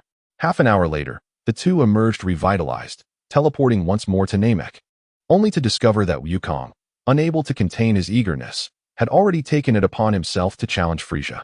The result was a brutal thrashing, leaving him on the brink of collapse. In a moment of desperation, Ginyu resorted to instantaneous movement to rescue him, subsequently employing Soul Devour upon him, and then allowing Dandy to administer healing. Revitalized to full strength, Sun Wukong felt an exhilarating surge of power, eagerly contemplating a challenge against Frisia. However, Ginyu swiftly intervened, once again unleashing Soul Devour upon him. After subjecting Sun Wukong to this torment several times, until the purity of his soul had dwindled to nearly 50%, Ginyu finally relented, yet refrained from permitting Dandy to heal him, to prevent him from recklessly wandering about. Ginyu concealed Sun Wukong in a secluded location before returning to the hyperbolic time chamber with Dandy, where they once again entered seclusion. Half an hour later, the two emerged, intent on tormenting Sun Wukong anew. Due to the rapid depletion of his latent potential, Sun Wukong's fundamental combat prowess had reached its zenith, and his mental fortitude had not significantly improved. Consequently, he found himself powerless against Jinyu's psychic assaults. Ginyu was relentless, depriving him of any opportunity to flee, repeatedly dragging him back and forth to the sacred temple, subjecting Sun Wukong to relentless exploitation. Eventually, Sun Wukong was reduced to a state of fear, yearning to escape upon each recovery. However, Jinyu's ability to instantaneously teleport rendered any attempts at escape futile. After several futile efforts, Sun Wukong resigned himself to his fate, lying there like a hapless fish, allowing Ginyu to exploit him. This day would undoubtedly be etched in Sun Wukong's memory for eternity. Each encounter brought with it the torment of soul-crushing agony, only for him to recover and endure the suffering once more. Heavenly mercies, was Ginyu a demon? He seemed even more terrifying than Frisia. At this juncture, Sun Wukong would rather face Frisia than Ginyu, whose cruelty was simply too overwhelming. Yet, regrettably, even if he found himself before Frisia, Ginyu could effortlessly reclaim him, sealing any chance of escape. After more than a day of frenzied exploitation, Ginyu finally sensed that the enhancement derived from Sun Wukong's spirit was negligible, thus granting him respite. "All right, you may now challenge Frisia," Ginyu proclaimed. At that moment, Sun Wukong appeared somewhat dazed. "Huh, is it over?" he asked, a bit bewildered.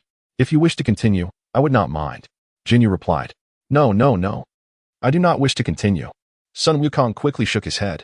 Though his talents paled in comparison to Vegeta's, his base combat strength had nonetheless reached approximately 2 million. With the Kaioken technique, he felt sufficiently prepared to confront Frisia. "Let us engage Frisia in battle," he declared.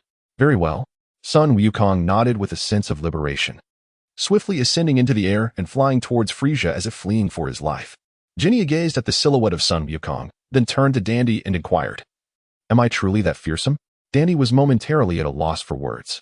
Ginyu paid little heed to his answer, merely reflecting inwardly. Sun Wukong truly embodies the essence of a prime quality resource. If only the prince had not been slain earlier, perhaps there would have been another exquisite asset. Nevertheless, it is best to nurture Wukong further. His mental fortitude is even more delectable. Moreover, he maintains a tranquil disposition, making it less likely for me to lose my composure.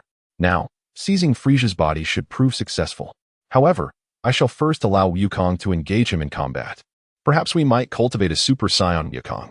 Yet Ginyu clearly overestimated the situation. Without allies to sacrifice, even with Wukong activating the 15-fold Kaioken, he was ultimately outmatched by the unleashed Frisia. A battle power of 2 million multiplied by 15 yields merely 30 million. Meanwhile, King Frieza effortlessly manifested a staggering 50 million battle power, mercilessly pummeling Wukong into a state of helplessness. Fortunately, Wukong was quite resilient during this period. His physical strength had been significantly enhanced by Jinyu's relentless training, prompting him to activate the 20-fold Kaioken. Yet, he continued to be overpowered. Thus, he escalated to the 30-fold. Finally, he managed to gain the upper hand against Frieza. However, Frieza retaliated, amplifying his power once more, and Wukong found himself being dominated again. Alas, if only Wukong in this state could transform into a Super Saiyan, vanquishing Frieza would be effortlessly achievable. Ginyu shook his head slightly. Yet, the 30-fold Kaioken represented the zenith of Wukong's capabilities, lacking the opportunity to transform into a Saiyan, and having his potential thoroughly drained by Ginyu.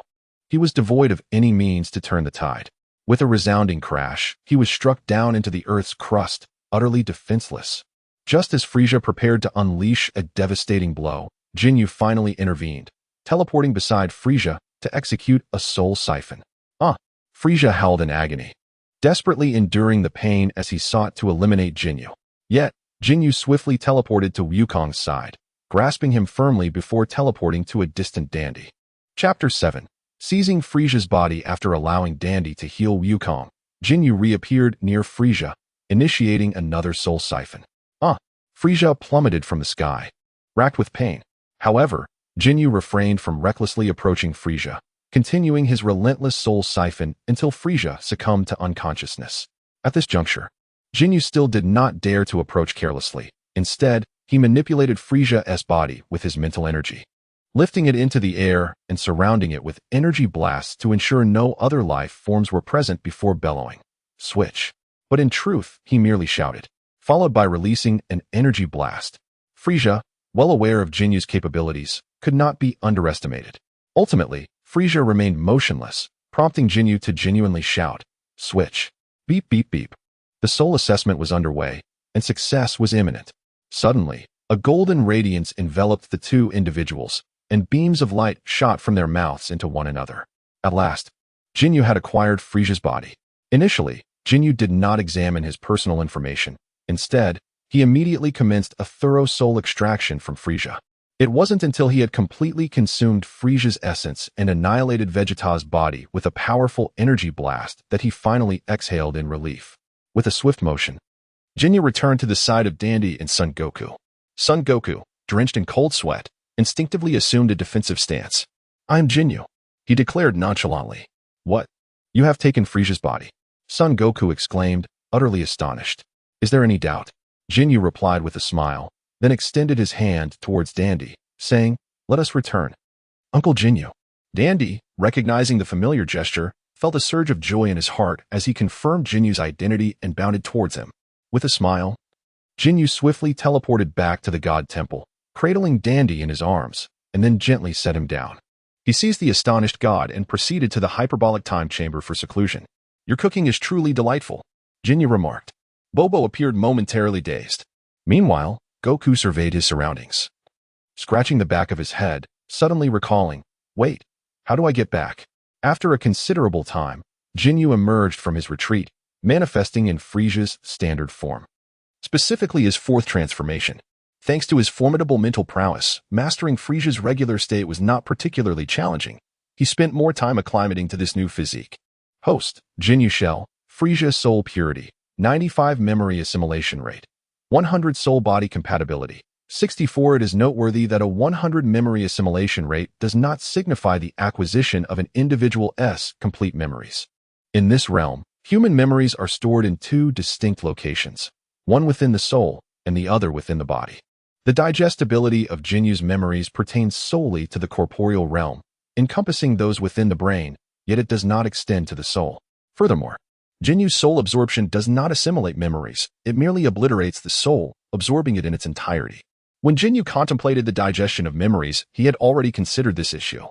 Thus, he never confined memories within his corporeal form, but rather stored them within his soul, even erasing the original memories that resided in his body.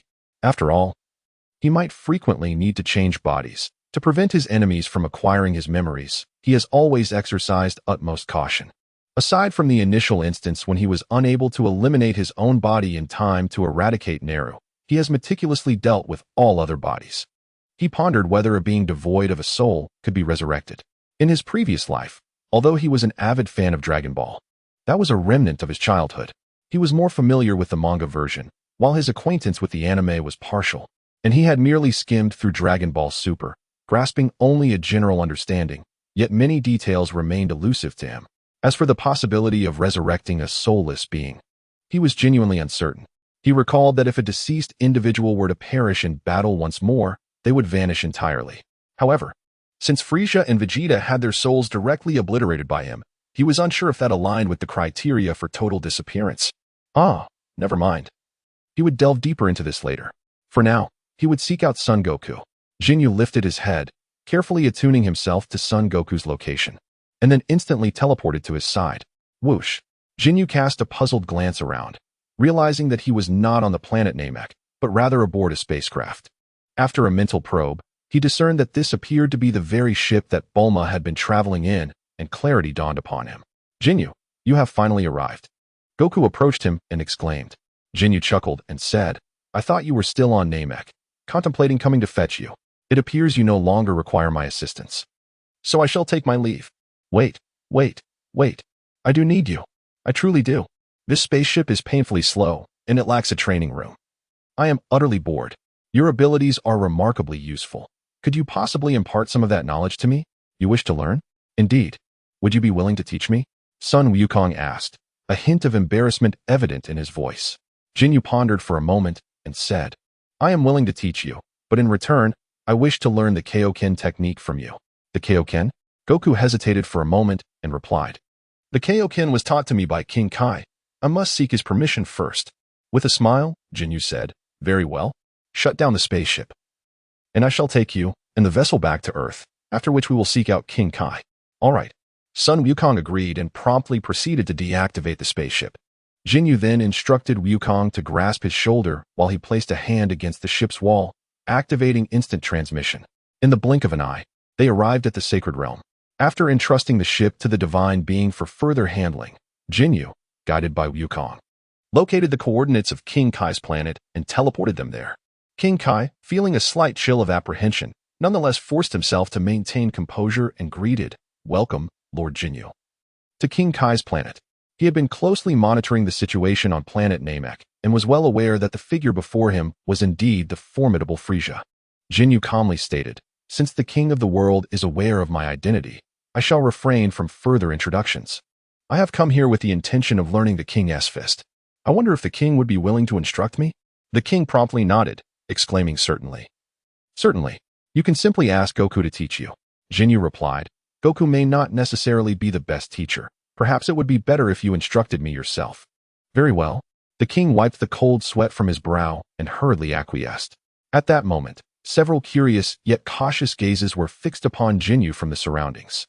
As Ginyu surveyed the surroundings, he noticed that the likes of Dumpling, Tangent Fan, Piccolo, and Yamcha were all present, and he slightly nodded in acknowledgement. Meanwhile, he pondered to himself, I recall that Yamcha is supposedly Bulma's boyfriend. It seems I must devise a method to delay his resurrection time, lest Vegeta's absence inadvertently allows Yamcha to seize the opportunity. However, there was no immediate need to engage in conflict with Yamcha, so Ginyu devoted a period of time on King Kai's planet to tranquil training, successfully mastering the Kaioken technique. After a couple of weeks, Ginyu, along with Son Goku and Piccolo, returned to the Supreme Kai's temple. By this point, Son Goku had already learned the instant transmission technique, while Ginyu had also acquired the Kaioken. Frieza's physique surpassed that of Son Goku's in its abnormality, enabling him to achieve a higher multiplier of the Kaioken. Thus, Son Goku was no longer a match for Ginyu. Dandy, are the Dragon Balls of Namek ready for use? Ginyu inquired. Not yet. They are still merely stones at this stage, and I haven't perfected the model. Dandy replied. Ginyu smiled and said, There is no need to proceed with that for now. I have a task to assign to you. What task? Dandy inquired. Simply follow me, Ginyu declared, lifting Dandy into his arms. He then turned to Son Goku and asked, Will you join me on this adventure? Huh, sure. Goku responded, momentarily taken aback but quickly agreeing, as he had nothing to occupy him on Earth. A peaceful life was not suited for him. For the time being, you will serve as my subordinate and refer to me as Lord Frisia. Huh. I'm not so keen on that, Goku said, somewhat reluctant. Ginyu reassured him, it's only temporary. If you're unwilling, you don't have to come along. All right then, Goku conceded. You must obey my commands. Ginyu continued. Rest assured, I won't issue any unreasonable orders. Fine. Goku nodded in agreement. Excellent. Let us first visit the Korin Tower. With that, Ginyu carried Dandy and leaped from the sacred temple, heading towards Korin Tower, with Goku promptly following suit. Korin Tower was situated directly beneath the sacred temple, home to a sage known as Master Korin. He possessed a remarkable item called the Senzu Bean. Consuming one could instantly restore a person to full health, rendering it an extraordinarily powerful item.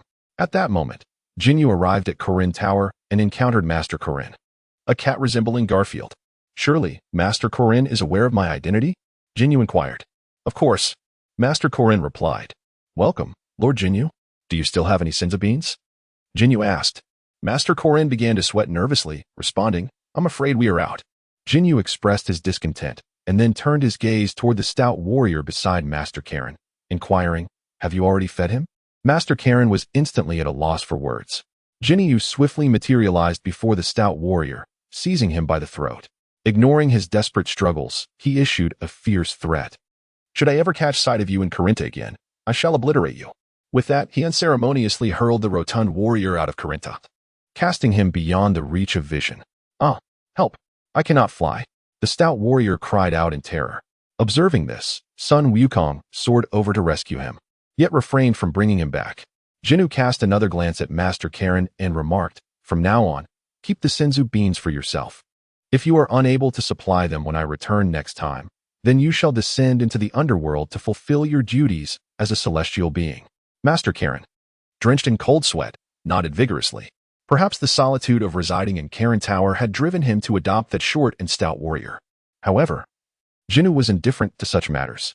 That rotund warrior was indolent, and when hunger struck, he failed to seek food for himself, opting instead to consume the Senzu Beans exclusively.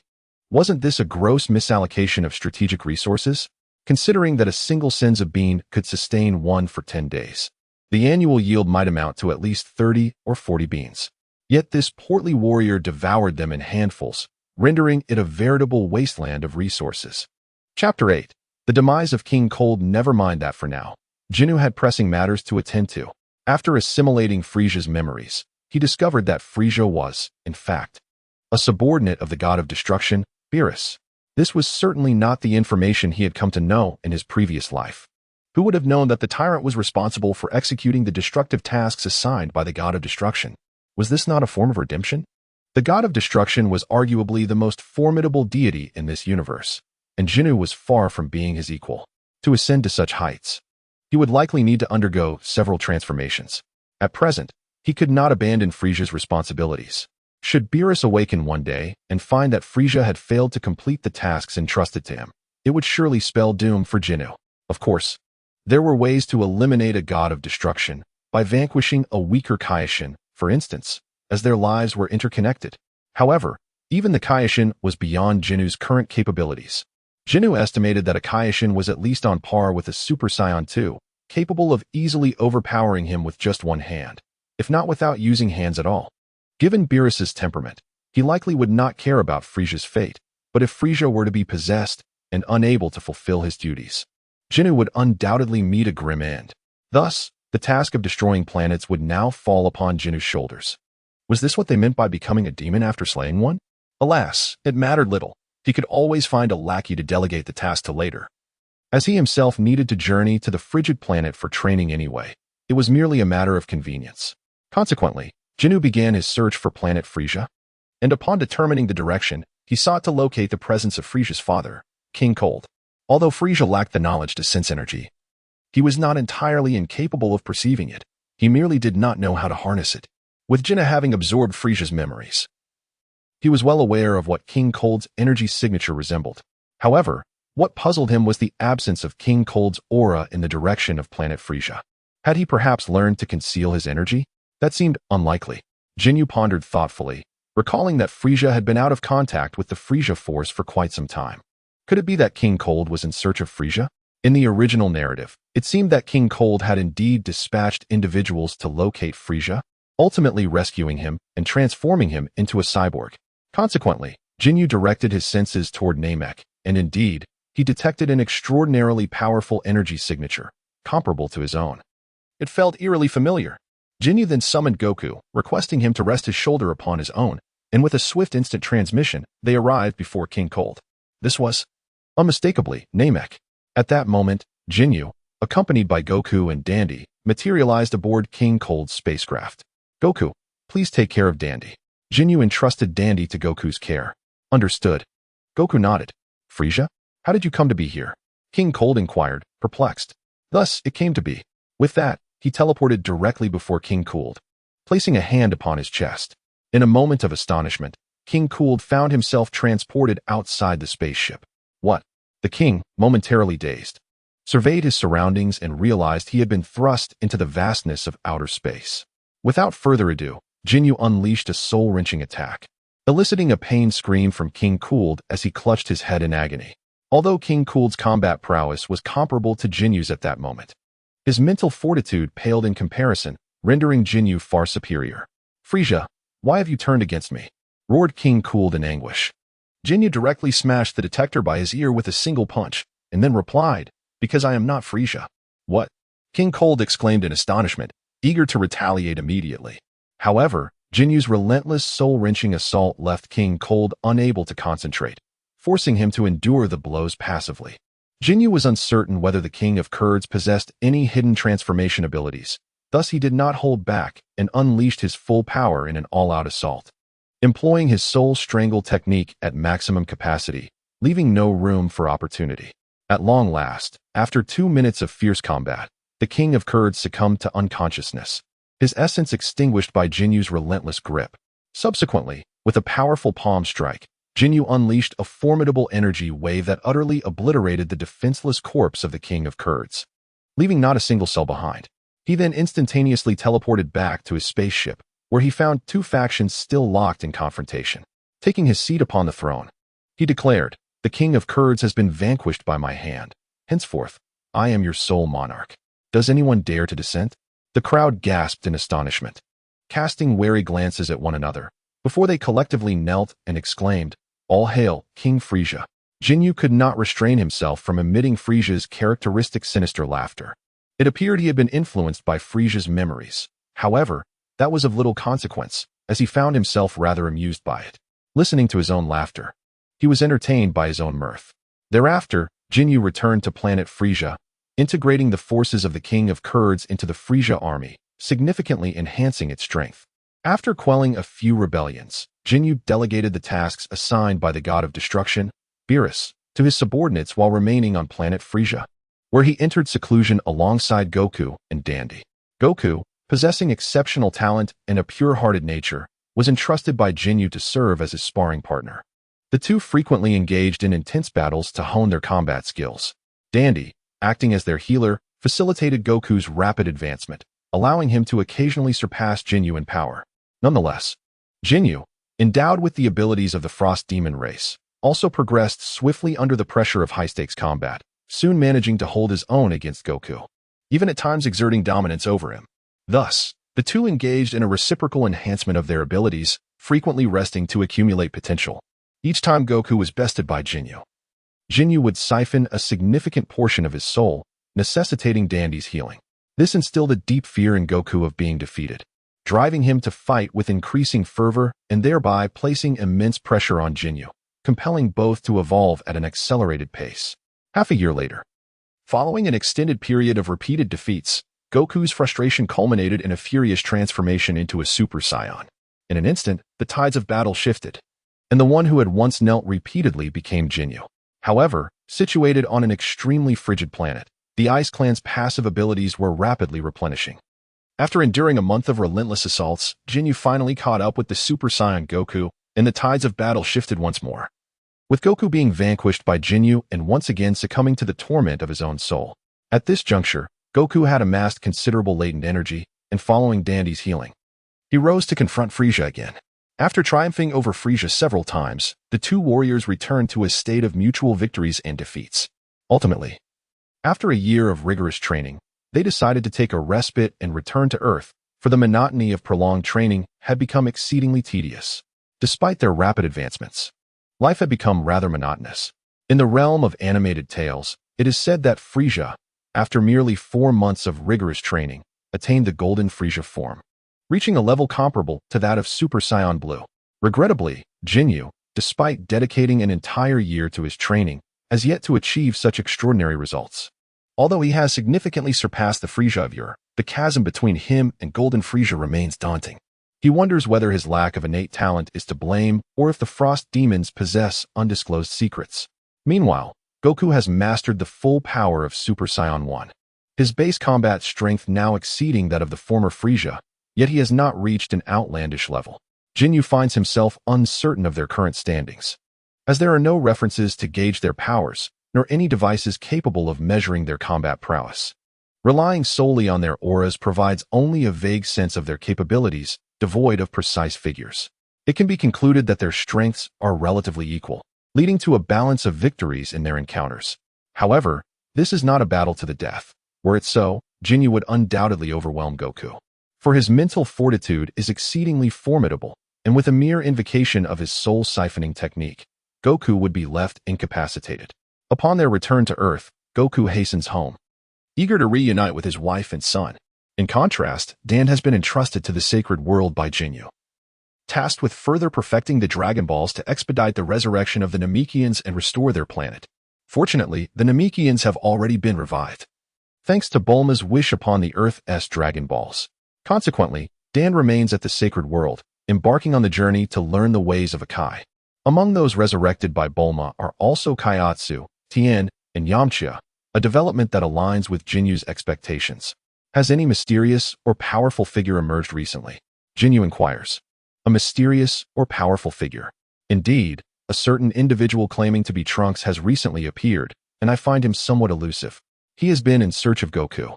But upon discovering Goku's absence, he sought out Bulma, and as of now, he is residing at her home, Akai responds. Oh. Ginyu believed he had returned just in time, only to discover that Trunks had already made his appearance. He inquired, do you know where Trunks first manifested? Oh, in that direction. The deity pointed, yet all that lay beneath was an expanse of white. He continued, do you wish to go there? Yes, please take me with you. Ginyu nodded in agreement. Thus, the two soared towards the site of Trunks' initial emergence, commencing their search.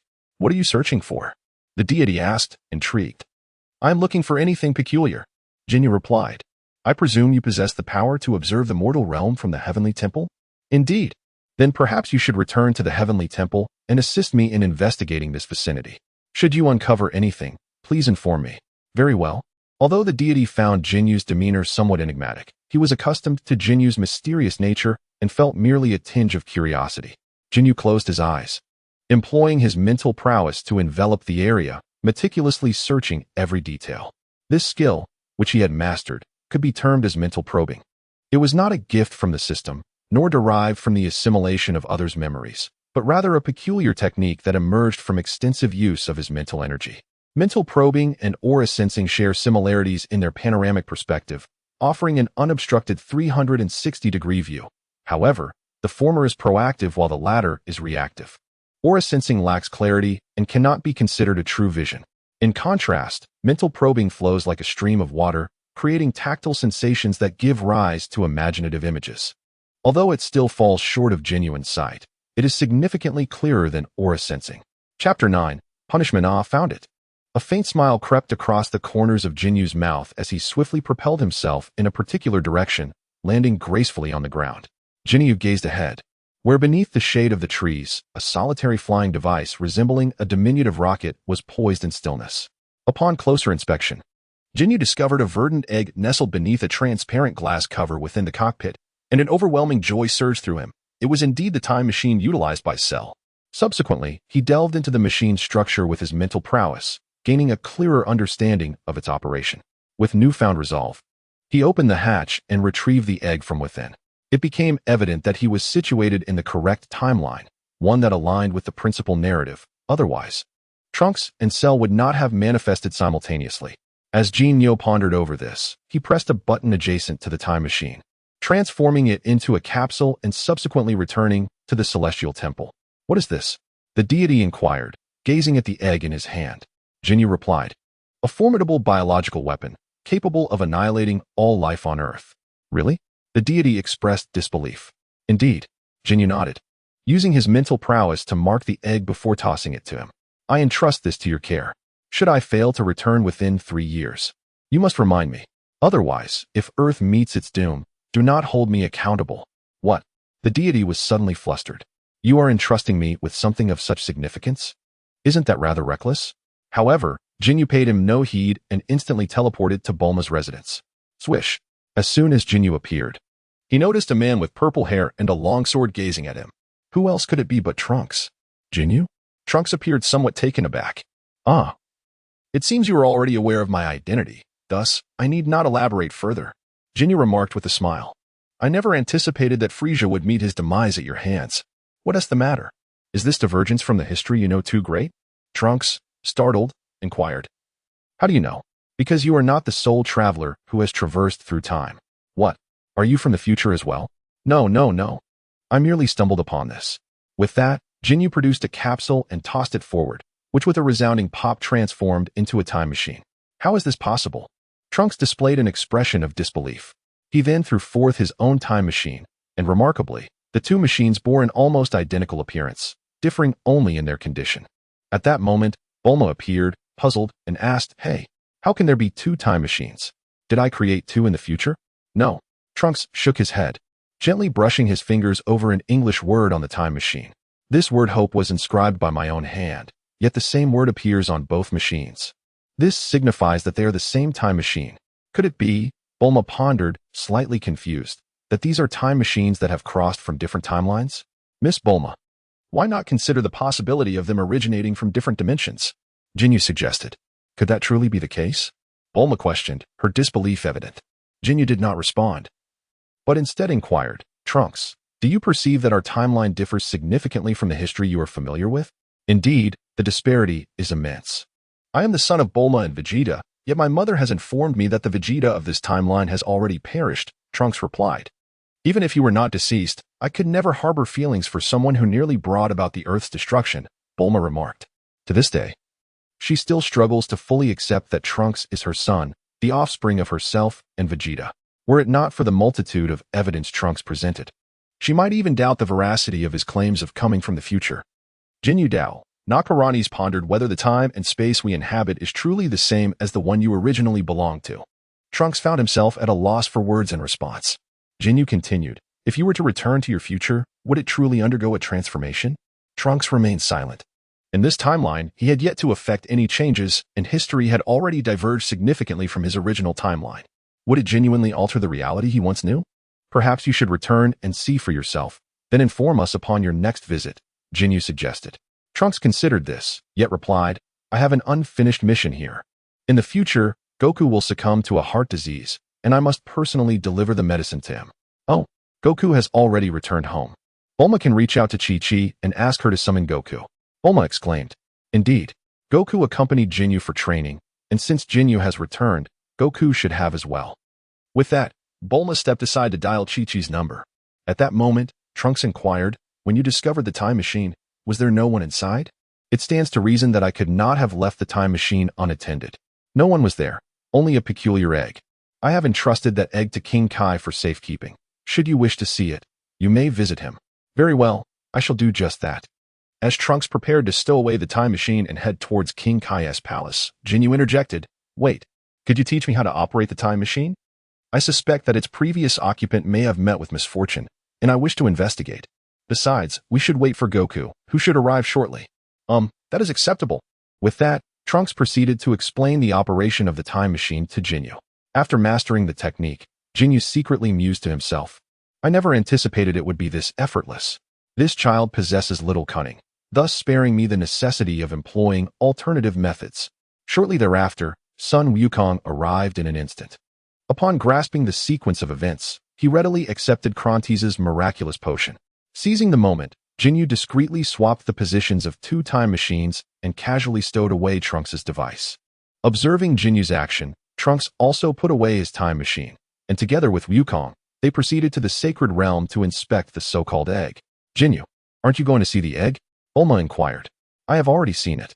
Ginyu replied, then added, by the way, my purpose for coming this time was to seek you out, Miss Bulma. Oh, you are looking for me. What do you need? Bulma questioned, perplexed. Ginyu smiled and said, I recall that a year ago, someone once told me that if I were to rid the world of Frisia, she would be willing to do anything for me, even if it meant eating excrement. Ha ha. Bulma, feeling a bit awkward, replied, did I really say that? Ginyu retorted, if you deny it, I might just hold you to that. Bulma's expression stiffened as she asked, what do you intend to do? Ginyu replied, oh, it's nothing much. Merely contemplating a different form of punishment. Bulma inquired, what kind of punishment? Ginyu smirked and casually settled onto the nearby sofa, gesturing toward the ground before him and commanding, come here. Bulma hesitated momentarily, but eventually approached him slowly. Stand straight. Ginyu stated nonchalantly. Don't push it too far. Bulma replied, a hint of fear creeping into her voice.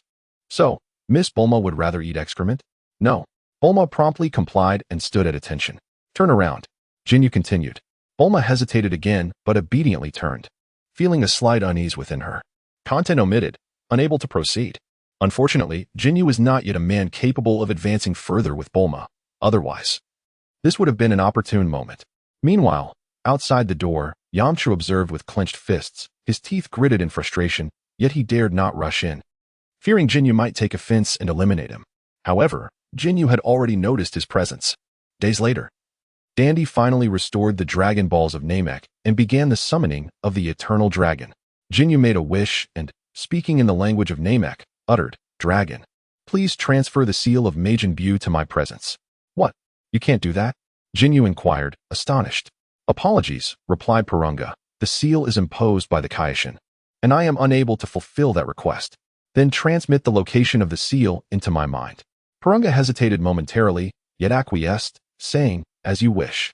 With that, a location was conveyed to Ginyu's consciousness. Without regard for any subsequent wishes, Ginyu promptly transported himself and Goku to the vicinity of the specified location, and then flew onward. Following Porunga's coordinates, Ginyu unleashed his formidable psychic power, unearthing a substantial expanse of Earth, and soon discovered the egg sealing Majin Buu. Indeed, the egg bore the additional seal placed by the Kaioshin. Consequently, Ginyu dismantled the seal and immediately teleported himself, Goku, and the egg to planet Frisia. Meanwhile, far away on Kaioshin's planet, the Kaioshin sensed the destruction of his seal and swiftly invoked his powers to scrutinize the lower realm. Upon discovering that the egg of Majin Buu had vanished, he broke into a cold sweat and exclaimed, this is not good, Jebbit. The egg of Majin Buu is missing. What? Jebbit echoed, equally alarmed. Chapter 10. Possession of Buu. Having acquired the egg sealing Majin Buu, Ginyu and Goku concealed themselves on planet Frisia, embarking on a study of the egg. Standing over a human's height, the egg resembled a walnut, its surface uneven and textured, according to Ginyu's knowledge. By infusing it with a sufficient amount of energy, Majin Buu could break free from his seal and re-emerge into the world. Certainly, Ginyu could not awaken Buu at this moment, for he was uncertain whether his own strength could suppress the formidable creature. Thus, he cautiously probed Buu's mental energy, tentatively employing his soul absorption technique to consume the essence of Majin Buu. He dared not act too boldly, as, according to the original narrative, any excessive provocation could lead to an early unsealing of Majin Buu. Although the power of an unsealed Buu would not be at its peak, it still posed significant risks. Moreover, Ginyu did not desire a weakened version of Buu, for the body he coveted most was undoubtedly that of Majin Buu. Sensing that the situation was stable, Ginyu instructed Goku, saying, Goku, return to the Heavenly Temple and request the green egg from the Supreme Kai, then bring it back. Oh, and don't forget to bring a few sins of beans as well. All right. Goku nodded, immediately pointing his finger to his brow and vanishing in an instant.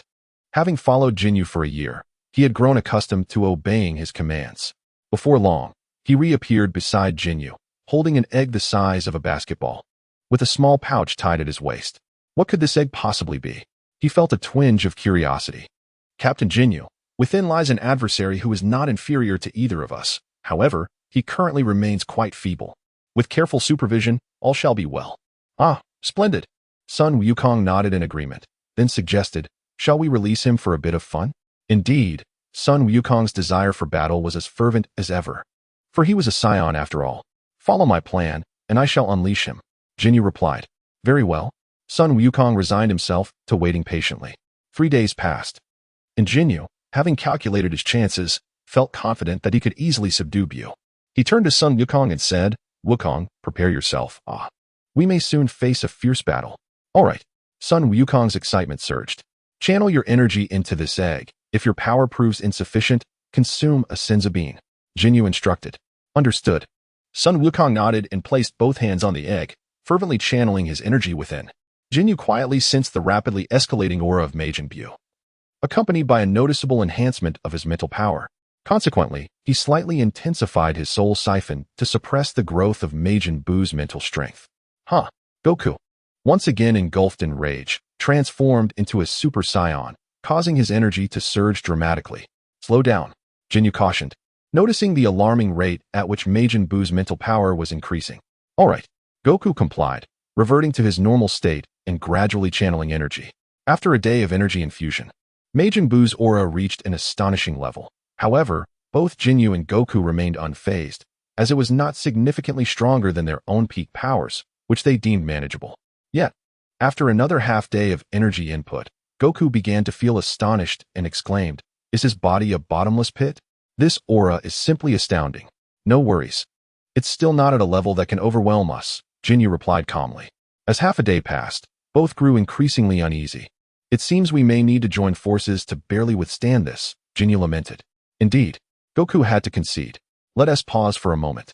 Allow me to prepare before we continue. All right. Immediately, Goku halted, and Ginyu settled into a meditative position, closing his eyes to cultivate. Over the past 2 days, he had absorbed a substantial amount of mental energy, causing his soul's purity to drop to 65. To ensure stability, he decided to first enhance his soul's purity. However, at that moment, an unexpected turn of events occurred. A vast quantity of purple mist erupted from the egg shell, quickly enveloping the surroundings. Not good. He was feigning it. His energy has long since reached its limit. Jinyu's expression changed dramatically as he swiftly led Goku away from the egg shell. Suddenly, the shell split in two, continuing to expel a copious amount of purple mist, leaving only an empty shell behind. Though the egg was empty, both Ginyu and Goku dared not underestimate the situation, for a terrifying aura was emanating from the rising mist. Goku, transform quickly, Ginyu urged. All right, Aya. Goku responded, unleashing his fury as his aura surged, his hair turning golden in an instant as he shot upward. Meanwhile, the purple mist gradually coalesced into a humanoid form, and with a pop, a large purple figure appeared in the air. Bu, the hefty figure exclaimed excitedly. At that moment, Ginyu, steeling himself, directly mimicked Krillin's energy cutter, using a circular saw-like energy technique to sever his own waist, then roared, change now. Just as the current Bu intended to cast a spell using the antenna on his head, Jinyu's transformation skill forcibly restrained him, and both figures unleashed beams of golden light from their mouths, shooting into each other's mouths. Krilli, Ginyu inadvertently unleashed a skill of Bu that had not been fully released. A bolt of lightning struck Frisia's severed body, instantly transforming him into 2 segments of chocolate. Phew, that was close. Ginyu exhaled, still feeling a sense of trepidation. Had his skill been delayed, even for a fraction of a second, he might have collided with Bu's magic using his soul. Although he was uncertain whether Bu's magic could affect a soul, the mere possibility sent shivers down his spine. If it did, Ginyu would be doomed. Ginyu? Goku inquired with a hint of uncertainty. It's me, Ginyu replied, promptly picking up the 2 large chocolate pieces from the ground and swallowing them whole. Immediately, he felt an overwhelming surge of power coursing through him. However, to his astonishment, his form remained unchanged, still resembling the corpulent Bu. Could it be that absorbing the chocolate did not grant him the abilities of the person? Yet, he recalled that in the original narrative, the fat Bu had also been turned into chocolate and consumed. Ginyu glanced inward and discovered that there appeared to be no trace of Frisia within him. The soul of fat Bu had also vanished. Was he mistaken, or did this world deviate from the original storyline? Ginyu found himself momentarily perplexed. Yet it was indeed a pity to have squandered the body of the great king, especially after toiling for an entire year to enhance his own abilities. Sun Wukong returned to his usual demeanor, playfully poking Ginyu and remarking, "Hee, you look quite adorable in your current form." Ginyu, slightly at a loss for words, glanced at his own body and mused, "I had devised numerous plans, yet I never anticipated that, despite the unforeseen circumstances, things would unfold so seamlessly. Truly fortunate. Your aura is incredibly potent now. How about we engage in a duel? Sun Wukong suggested, his enthusiasm palpable. Jinyu endeavored to contain his energy as much as possible, and then remarked, in a moment, you shall have your turn. First, channel your energy into that egg and see if it can awaken. Very well. Sun Wukong nodded in agreement, subsequently seizing Cell's egg and infusing it with his energy. Before long, the shell began to crack, and an unsightly green creature resembling a beetle emerged. This was Cell in his infantile form. Upon seeing Sun Wukong, Cell was taken aback and instinctively attempted to flee, only to be caught by the tail by Sun Wukong. Sun Wukong scrutinized this peculiar being and, somewhat perplexed, remarked, its aura is so feeble. Could it truly be our adversary? Why not let it stab your hand with its tail to find out? Upon hearing this, Sun Wukong grasped Cell's tail and jabbed it into his own hand. To his astonishment, he felt a swift drain of his energy, with the very essence of life in his arm being rapidly siphoned away. Ouch! Sun Wukong yelped in pain, instinctively withdrawing his hand and shaking it. At that moment, Cell's form rapidly transformed, growing in size until he reached that of an adult. Simultaneously, the tail in Wukong's grasp elongated significantly. With a narrowed gaze, Cell immediately plunged his tail into Sun Wukong's chest, using the leverage to wrap around him tightly from behind. Sun Wukong was suddenly engulfed by excruciating pain, and in a fit of rage, he transformed into his Super Saiyan form and violently hurled Cell away. Be cautious, Wukong. Spend some time playing with him. Jinyu called out as he floated to the side, beginning to assimilate the memories of Majin Buu. Although he had overtaken Majin Buu's essence, he was still unfamiliar with wielding the body's capabilities. Furthermore, the vastness of Majin Buu's memories was daunting. It was uncertain just how many beings he had absorbed, so it was unclear how long it would take to digest this knowledge. Nevertheless, he remained unfazed, opting to selectively assimilate, for now. He merely sought to master this corporeal vessel, which required only the digestion of Majin Buu's own memories. Oomph! Sun Wukong snorted derisively, then consumed a senzu bean, instantly restoring his vitality, and glared coldly at Cell. By the way, hand me a senzu bean to prevent it from being damaged in your scuffle, Jinyu instructed. In response, Sun Wukong tossed the senzu bean to Jinyu and charged forward, unleashing a flurry of strikes upon Cell. Jinyu observed the situation for a moment and felt confident that there was no significant issue, so he distanced himself slightly from the two, digesting his memories while keeping an eye on the battle. Cell, a creation of the brilliant scientist Dr. Gero, was an artificial being formed by the fusion of cells from many exceptional warriors, including Goku, Piccolo, Frieza, Krillin, and Tien, and had absorbed a wealth of their combat data, enabling him to execute several familiar techniques, such as the Kamehameha, Solar Flare, and the Special Beam Cannon. At that moment, Goku, caught off guard, was struck by Cell's Solar Flare, nearly blinding him, and Cell seized the opportunity to land a hit, absorbing a significant amount of life energy and causing his power to surge once more.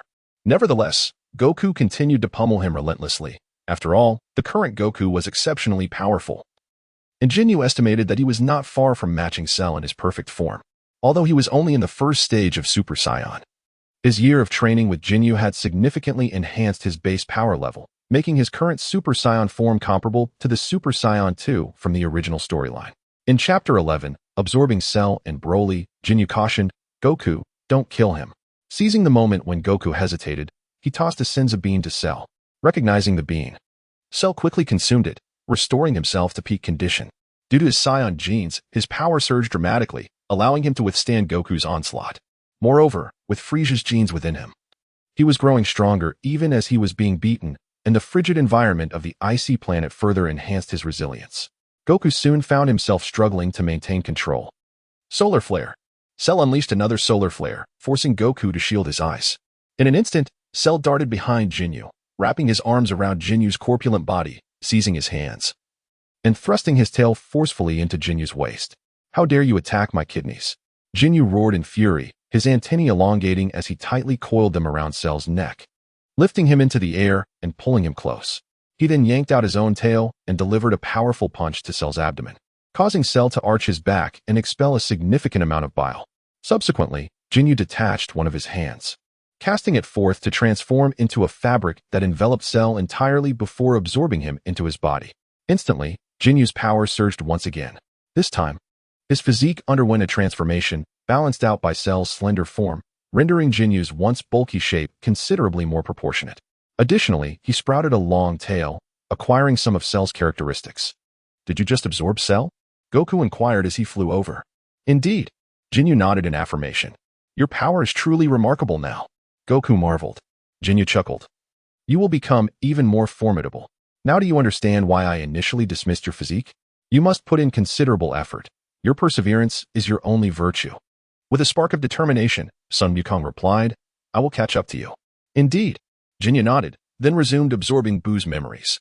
Buu's form was remarkable. After assimilating Cell, he could directly access Cell's memories as if they were his own. Thus, Ginyu quickly comprehended how to wield Cell's body. He approached Sun Wukong, seizing his wrist, and commanded, "Do not resist."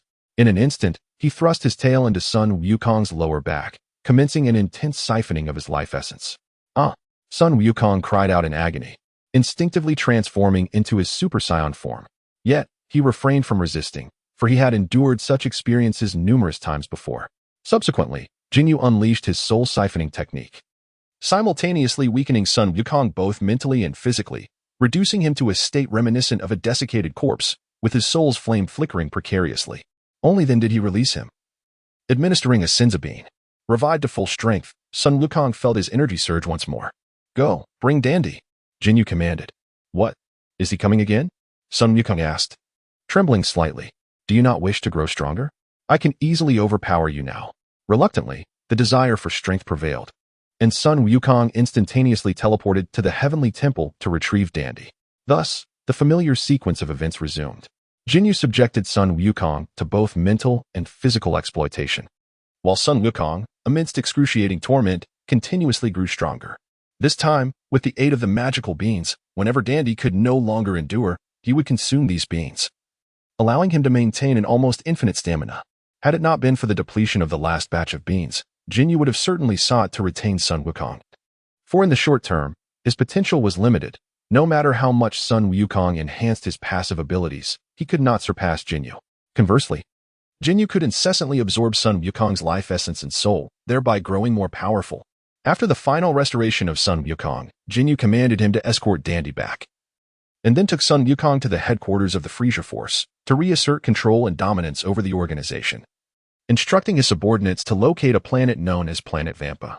According to legend, Planet Vampa is the home of the legendary Super Saiyan Broly. In Saiyan lore, a Super Saiyan is said to appear every 1,000 years, possessing unparalleled talent and potential. In the original storyline, Broly was indeed that fabled Super Saiyan. Fearing the newborn Broly, whose battle power reached an astonishing 10,000, King Vegeta exiled him and his father to Planet Vampa. To control Broly, his father placed a collar around his neck, subjecting him to torment, treating him like a mere dog. Thus, Jinyu's next target was none other than Broly. Soon, his subordinates relayed the precise location, and Ginyu, sensing the energy from that direction, instantly teleported to Planet Vampa. Swish!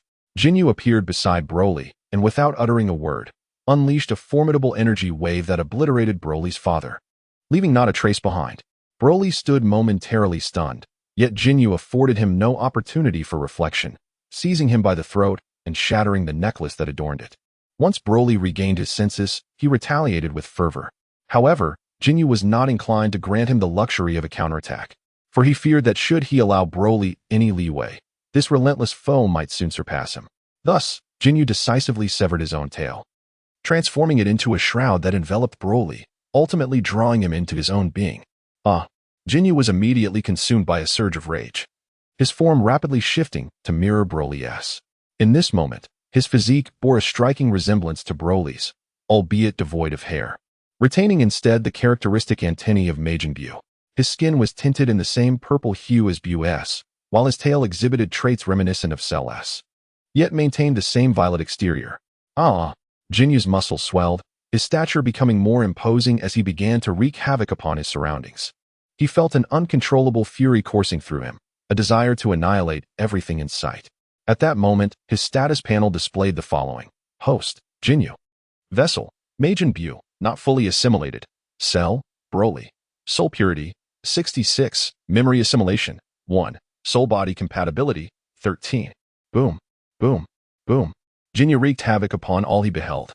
relentlessly tearing the planet asunder until it lay in ruin, riddled with scars. Ultimately, with a resounding explosion, he obliterated the celestial body. And only then did he begin to regain his composure. Ha, ha, ha. Ginyu instinctively mimicked the act of breathing, yet in the vastness of space, there was nothing to inhale, save for the dust of the shattered planet. His form reverted to a more ordinary size, losing its imposing stature. In that moment, Son Goku instantaneously teleported to his side, recognizing the distinct hue of Jinyu's skin. He intended to inquire about his well-being. But upon realizing he was in the void of space and feeling somewhat discomfort, he promptly teleported back to planet Frisia. Ginyu cast a fleeting glance at him. Choosing not to intervene, Sun Wukong was at his worst, as the anger he had just quelled surged forth once more. Had it not been for Sun Wukong's swift escape, he might have succumbed to the urge to unleash a rampage. Even the thought of eliminating Sun Wukong crossed his mind. He steadied his spirit and, within the confines of his being, conjured a diminutive version of himself, observing the figures of Cell and Broly, ensconced within the flesh and blood he had enveloped them in. Immediately, Ginyu unleashed the soul siphon upon Broly, consuming his essence until only a mere thread remained. It was only then that he felt a semblance of tranquility within himself. He dared not fully devour Broly's spirit, for he was still unfamiliar with Buu's body and uncertain if a soulless vessel could be assimilated. Thus, he refrained from taking such a risk. After all, this was a rare specimen. Ginyu even observed that as Broly's spirit weakened, Buu's body absorbed Broly's essence at an accelerating rate, and it would not be long before Buu could completely assimilate Broly, akin to how he absorbed the Fat Kai. At that point, he need not fear any intruder attempting to rescue the soul from within him. Broly's spirit was not particularly robust, markedly inferior to that of Goku, allowing Ginyu to absorb it with relative ease, resulting in only a minor reduction in purity. The process of assimilation and digestion was straightforward. Meanwhile, Ginyu felt his own soul's purity was reasonably intact and sought to weaken Cell's spirit to expedite the absorption process. However, considering Cell was not yet in his perfected state, he chose to suppress this intention for the time being.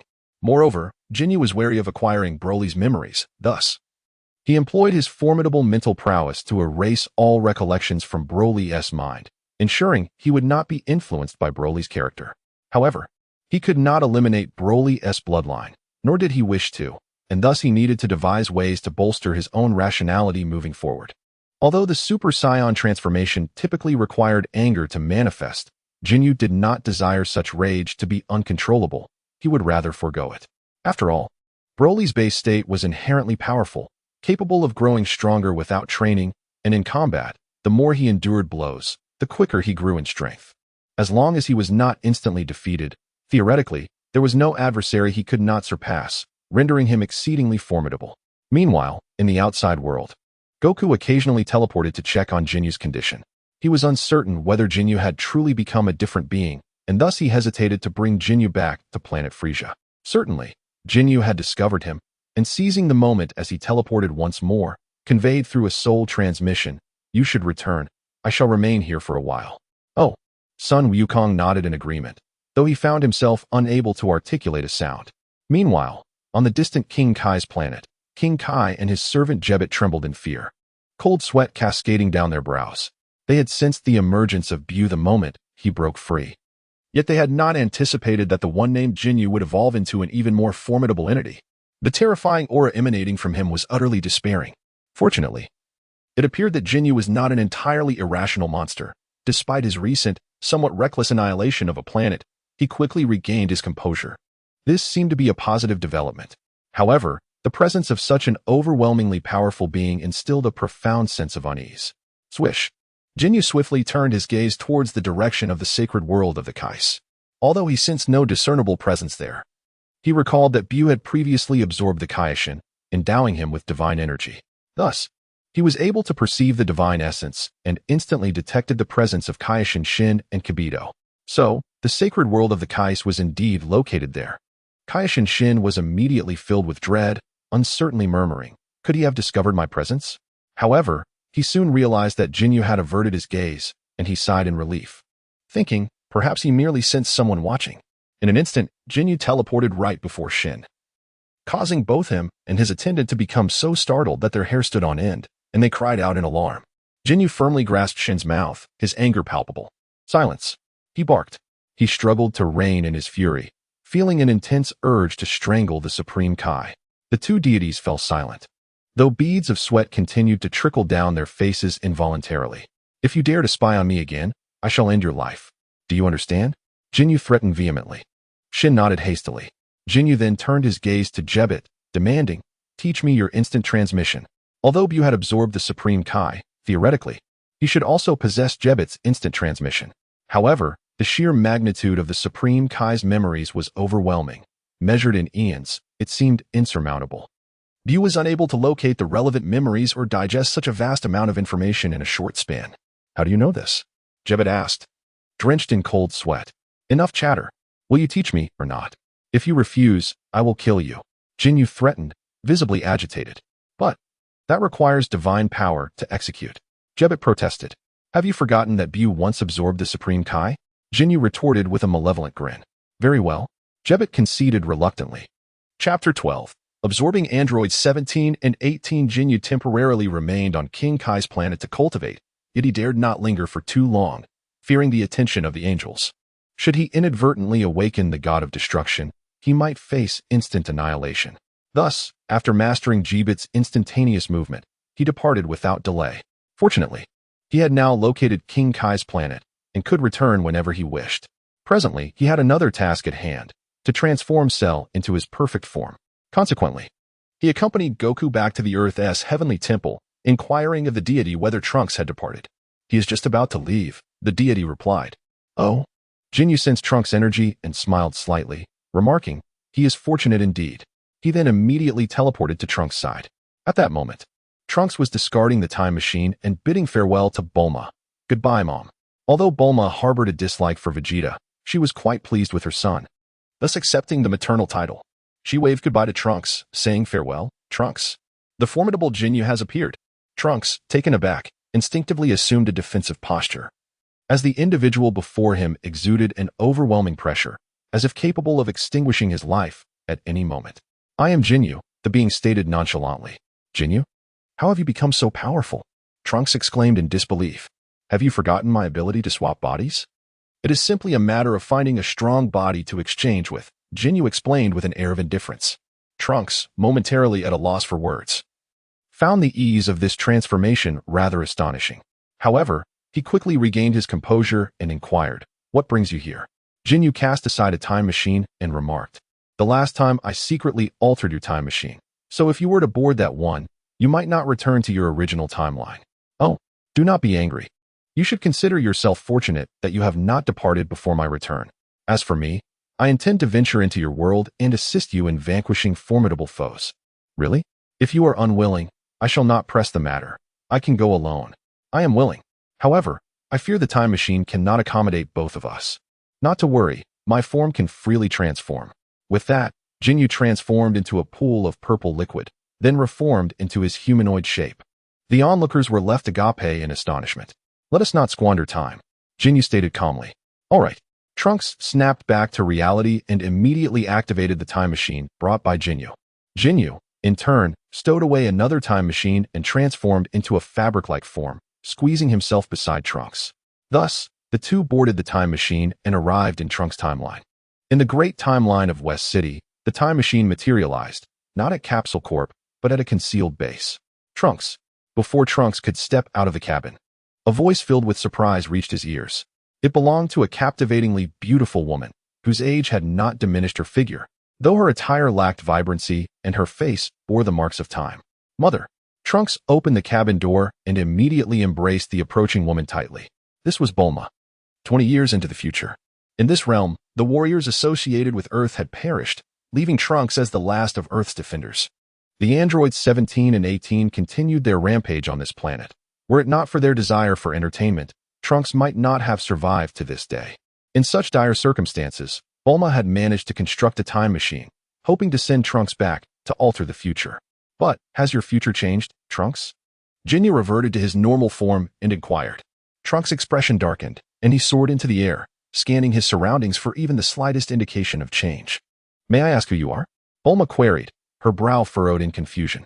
"I am Ginyu, here to assist you in confronting your enemies." Ginyu introduced himself. "Ginyu? That name sounds familiar, Bulma's face lit up with recognition. At that moment, Ginyu was struck by inspiration and spontaneously performed a dance. Raikum, Buddha, Guldo, Ginyu, the Ginyu Force. Ginyu imitated the movements of 5 distinct characters, ultimately striking a pose of triumph. Ah, I remember now. You are the Ginyu who transformed into a frog. Oh, so, in this timeline, I have become a frog? Ginyu feigned ignorance. While inwardly contemplating, it seems prudent to be on guard. Should this version of myself lack the limitations of soul strength, being turned into a frog would indeed be disastrous. Are you not one of Frisia's subordinates? Bulma inquired, her voice tinged with apprehension. Oh, I have already dispatched Frisia, Ginyu replied nonchalantly. So, you are a good person? Bulma asked, beads of sweat forming on her brow. A good person? Why must I be defined as such? I do not consider myself a good person. In my quest for strength, I have even slain those deemed virtuous. Bulma was momentarily at a loss for words. At that moment, Trunks returned, alleviating the awkwardness between them, although he himself was in a somber mood. So, has your future changed? Ginyu inquired. No. Trunks shook his head, then turned to Bulma, saying, Mother, the past to which I have returned is not within our timeline. The past cannot be altered. Bulma sighed, a hint of resignation in her voice. I anticipated this outcome. Yet we have at least changed the past of that timeline. We have summoned formidable allies, have we not? Indeed, Trunks nodded reluctantly. At this juncture, Ginyu spoke. All right. Instruct your mother to take cover. We must confront the androids. Understood. Trunks agreed, then urged Bulma to stow away the time machine, leading Ginyu toward the location of the androids. The androids 17 and 18 emitted no energy signatures, rendering their whereabouts unknown. However, this posed no concern. They were old adversaries. Trunks dashed into the vicinity, unleashing a surge of energy to provoke them. The androids soon made their appearance. Trunks, do you believe you stand a chance? The blonde-haired android 18 mocked. At this moment, Ginyu swiftly emerged, ensnaring android 17 with his tentacles, subsequently enlarging the tip of his tail into a bell-like shape and enveloping 17 within it. He then proclaimed, he has brought allies this time. Android 18, taken aback, could hardly believe that 17 had been captured without even a moment to react. Release him, she bellowed, charging towards Ginyu with fury. Yet, Ginyu remained unperturbed, completely swallowing 17 into his being, his aura surging as his physique grew somewhat more imposing. How infuriating! Android 18 seethed, unleashing a barrage of energy waves that engulfed Ginyu entirely. However, Ginyu calmly emerged from the onslaught, approaching her and gripping her neck. Do you know? Since my arrival in this world, I have yet to encounter a woman. Just recently, I have transformed back into a man, and now you shall experience it. With that, he soared into the distance with Android 18 in tow, instructing Trunks. Trunks, you should return. I will join you shortly. Trunks, still in awe of Jinyu's might, came to his senses and replied, Oh, very well. Thus, he flew back to Bulma, a mixture of surprise and emptiness filling him. The surprise stemmed from the fact that these formidable foes had been eliminated, paving the way for the reconstruction of Earth. Yet, the realization that he had not vanquished them himself, coupled with the absence of Gohan and others, left him feeling somewhat hollow. Half a day later, Bulma, filled with concern, inquired, Why hasn't Ginyu returned yet? Has something gone amiss? Trunks, sensing the situation, reassured her, I can still clearly feel his energy. It's quite normal and vibrant. He should be fine. Oh, a day later, Bulma asked again, Has he not yet dealt with that android? Trunks responded, He easily dispatched Android 17. And he had already captured Android 18 at that time. He should be all right. His energy remains stable and lively. Why is he keeping Android 18 alive? Why not eliminate her directly? Bulma questioned. He mentioned wanting Android 18 to understand what it means to be a man. Trunks replied innocently. Bulma's face flushed instantly. Another day passed, and Bulma asked, How is Ginyu faring now? Same as always. Trunks answered. His combat prowess is remarkably enduring. Indeed, he is quite powerful. But it seems he is taking an excessive amount of time with Android 18. Bulma's face turned crimson as she turned away, too bashful to continue conversing with her Na'vi son. After another half day, Trunks suddenly stood up, declaring, It seems to be over. Bulma sighed. 3 days have passed. Poor Android 18 must be suffering greatly. Indeed, Android 18 is likely in quite a dire situation. Trunks nodded in agreement. Bulma couldn't help but feel her cheeks flush. Yet she dared not clarify matters with her son. She soon heard Trunks exclaim, somewhat incredulously, Jinyu's energy has intensified again. This progress is astonishing, isn't it? Bulma responded absently. Moments later, Ginyu appeared before them with a swift motion. At that moment, Jinyu's countenance was strikingly handsome, his physique nearly perfect. He now possessed more of Cell's characteristics, albeit in his complete form, making him exceedingly attractive. A hat-like structure adorned his head, and his features bore a closer resemblance to the fully realized Cell. His tail had vanished, but the tips of his antennae had sharpened, imbuing them with the functionality of Cell's tail.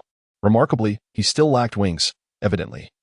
Genetic optimization deemed them unnecessary. His current physique could only be described as exceptionally flawless, although his purple skin slightly detracted from his aesthetic appeal. Bulma found herself momentarily entranced by the handsome figure before her. However, she no longer exhibited the same youthful infatuation, having matured and grown more composed over the years. It was a pity about the purple skin, otherwise he would be utterly perfect. Nevertheless, purple could work too. At this moment, Jinyu's form resembled that of a human, devoid of Cell's chitinous exterior and vibrant patterns, merely showcasing a purple human physique. His attire was a blend of Buu's and Broly's styles, with his upper body exposed, revealing perfectly defined muscles. This appearance left even Trunks momentarily speechless. Chapter 13. Quick, call Dad. What is it? Ginyu asked nonchalantly, influenced by the complete form of Cell. His rationality now effectively suppressed the legendary Scion blood's influence. No wonder Cell was referred to as Dr. Gero's most perfect creation. He truly was extraordinary. Oh, it's nothing. Trunks finally snapped back to attention. Bulma, her face slightly flushed, diverted her gaze. Is there anything to eat? Ginyu inquired. Yes. Bulma quickly nodded, then produced a bounty of food. Regardless of the palatability of the food, Ginyu ravenously tore open the packaging and began to devour it. With Bulma needing to provide for Trunks, her Scion child, her stores of provisions were plentiful. In a post-apocalyptic world, others might struggle to support a Scion. But Bulma was more than capable. Now possessing Scion genes, Ginyu finally understood the insatiable appetite of the Scion race, consuming food with a ferocity akin to a tempest. As the surrounding supplies dwindled at an observable pace. By the way, have you dealt with Android 18? Bulma inquired cautiously. I have, Ginyu replied between bites. Trunks exclaimed joyfully. That's wonderful. Now we can begin the restoration of Earth. No, not yet, Ginyu countered. Why not? Both mother and son asked in unison. After finishing the food in his mouth, Ginyu spoke. I learned from Android 18 that Drive Gero has created another android named Cell, whose power surpasses that of Androids 17 and 18 by a terrifying margin. Do you recall the egg I once asked you to observe at the lookout? That is the very egg formed from Cell's regression. This indicates that the future version of you is likely to have been killed by Cell, who then sees the time machine, traversing into our timeline. What egg? Bulma asked, somewhat perplexed. Trunks then proceeded to explain the entire situation to her. I see now. Bulma nodded in understanding, before inquiring, what shall we do? Ginyu replied, I have already learned from the 18th about the whereabouts of Sheru. It has yet to be born. Once I locate it, it will be eliminated. So, what are we waiting for? Bulma inquired, somewhat impatiently. Ginyu cast a cold glance at her before saying, I'm tired. I wish to rest first. My apologies. Bulma, catching the look in his eyes, quickly responded, I was a bit too hasty. Allow me to take you to a place where you can rest. Yes, ideally, it would be nice to have somewhere to bathe. For it has been quite some time since I last indulged in the pleasure of a bath. Certainly, there is a place. Thus, Ginyu discarded the food, stood up, and followed Bulma to the bathing area. As Bulma prepared the bathwater and clothing for him, she was about to leave when Ginyu suddenly grasped her hand and said calmly, Wait, you stay. Bulma was taken aback, her cheeks tinged with embarrassment and a hint of fear. Yet, glancing towards Trunks, she pondered for a moment before nodding. All right. The two then closed the bathroom door. An hour later, Trunks, perplexed, muttered to himself, Why have Mom and Ginyu been in the bathroom for so long? Does Ginyu require assistance with bathing? At his age, shouldn't he feel a sense of modesty? 2 hours later, Ginyu emerged from the bathroom alone. Trunks, curious, inquired, Where's my mom? She was tired. I have escorted her back to her room to rest. Ginyu replied nonchalantly while adjusting his clothes. What? Why didn't I see that? Did you forget that I can instantaneously move? Oh, right. By the way, Ginyu, could you teach me that instantaneous movement? I want tea, Ginyu answered flatly, then sought out a room to rest. By midnight, having sensed that Trunks had also retired, he completely concealed his presence and instantaneously transported himself to Bulma's room. Bulma was startled but did not scream. Instead, she frowned and said, "Are you coming again?" "Yes. My time in this world is limited." "I may not be here much longer," Ginyu replied, wrapping his arms around her waist. Bulma lowered her gaze, feeling a touch of melancholy, yet managed to smile weakly. "All right. But you must promise me to eliminate that creature, Cell, before you leave." "Indeed. I shall attend to it tomorrow." With that, Ginyu slipped under the covers. The following day, Ginyu exited Bulma's room, leaving Trunks in a state of bewilderment. "You." Trunks stared wide-eyed at Ginyu, momentarily at a loss for words. "Trunks." Bulma weakly called out to him. "Mom." Trunks hurried into the room, concerned as he saw Bulma's weakened state. "Mom, what happened to you?" Ginyu disregarded the subsequent content and instantaneously teleported to Dr. Gero's underground laboratory. In truth, he did not acquire the location from the lips of number 18, but rather gleaned it from the memories of Cell. At that moment, Cell was still within the incubation chamber, having grown to the size of an adult. Suddenly, he opened his eyes, gazing in astonishment at Ginyu before him. Without granting him the opportunity to speak, Ginyu directly reached out and tore open the incubation chamber, seizing him by the throat.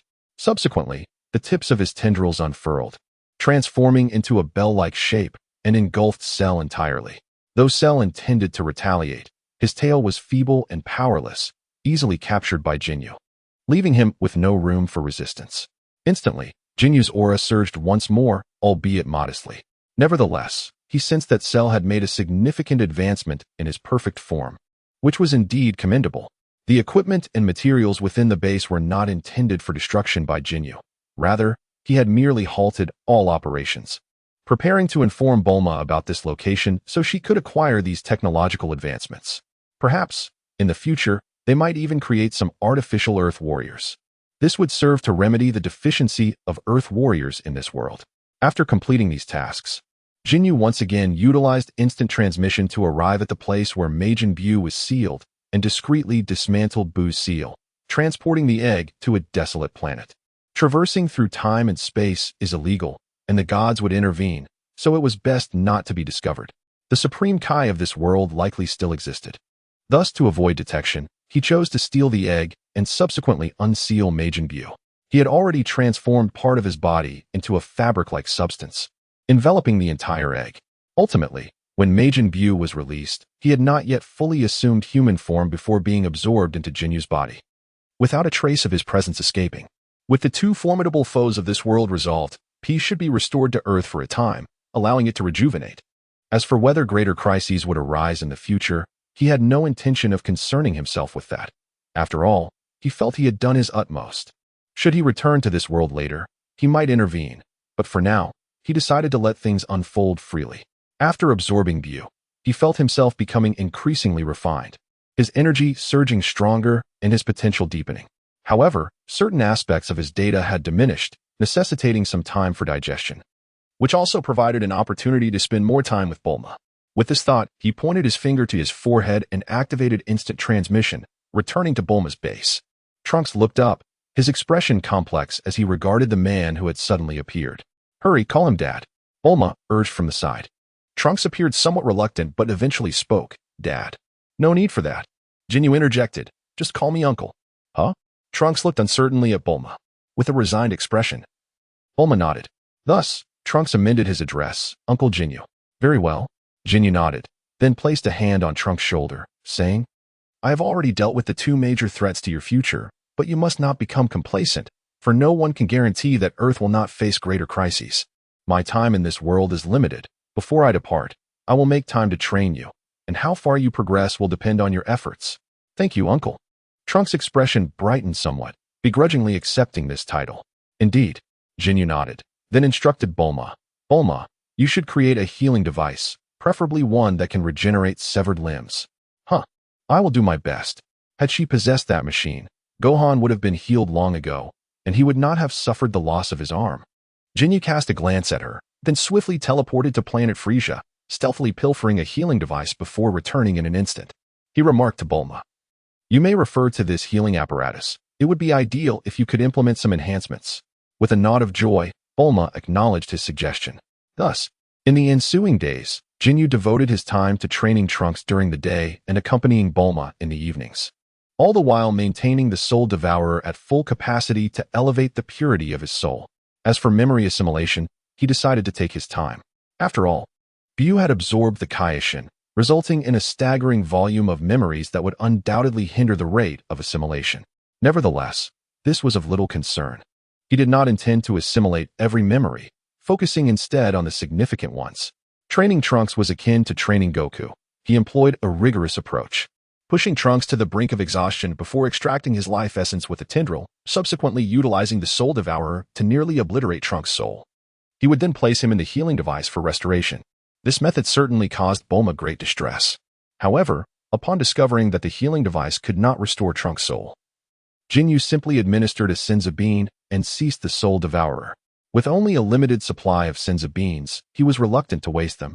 Instead, he would incapacitate Trunks once more before placing him in the healing device, allowing more time to be spent with Bulma. Once Bulma noticed Trunks' significant increase in power, coupled with the safety net of the Senzu Beans, she felt reassured and devoted herself to enjoying a world for two with Ginyu. A month later, Capsule Corporation had been rebuilt, and Dr. Gero's research findings had been thoroughly collected and handed over to Bulma by Ginyu. At this juncture, Bulma held Ginyu tightly, reluctant to part, as they shared a final farewell. After a moment, Ginyu boarded the time machine, departing with a whoosh amidst the reluctant gazes of Bulma and her son. Chapter 14, A World of Despair Swoosh. In another grand timeline, Ginyu descended to this realm. At that moment, Bulma was cradling the lifeless Trunks, weeping inconsolably. As he was set to revert to an egg state, Cell, after slaying Trunks, refrained from absorbing his life essence and merely seized the time machine before fleeing. "You bastard!" Bulma cried, drawing her energy gun and unleashing a frenzied barrage upon the time machine. With no other choice, Ginyu activated the time machine and instantaneously transported himself, subsequently concealing the device before landing before Bulma. Once again, Bulma raised her firearm and unleashed a barrage of shots towards Ginyu. Her face streaked with tears as she cried out in a furious lament, "Why did you kill him? Why did you kill him?" Ginyu did not evade. Rather, he approached Bulma step by step, ultimately crouching down to seize her energy gun, tilting its muzzle to the side. Bulma ceased firing, her face etched with despair as she lowered her head, tears cascading down her cheeks. With trembling lips, she uttered, "Just kill me." What a voice filled with desperation. This was perhaps the most hopeless sound Ginyu had ever encountered in his life.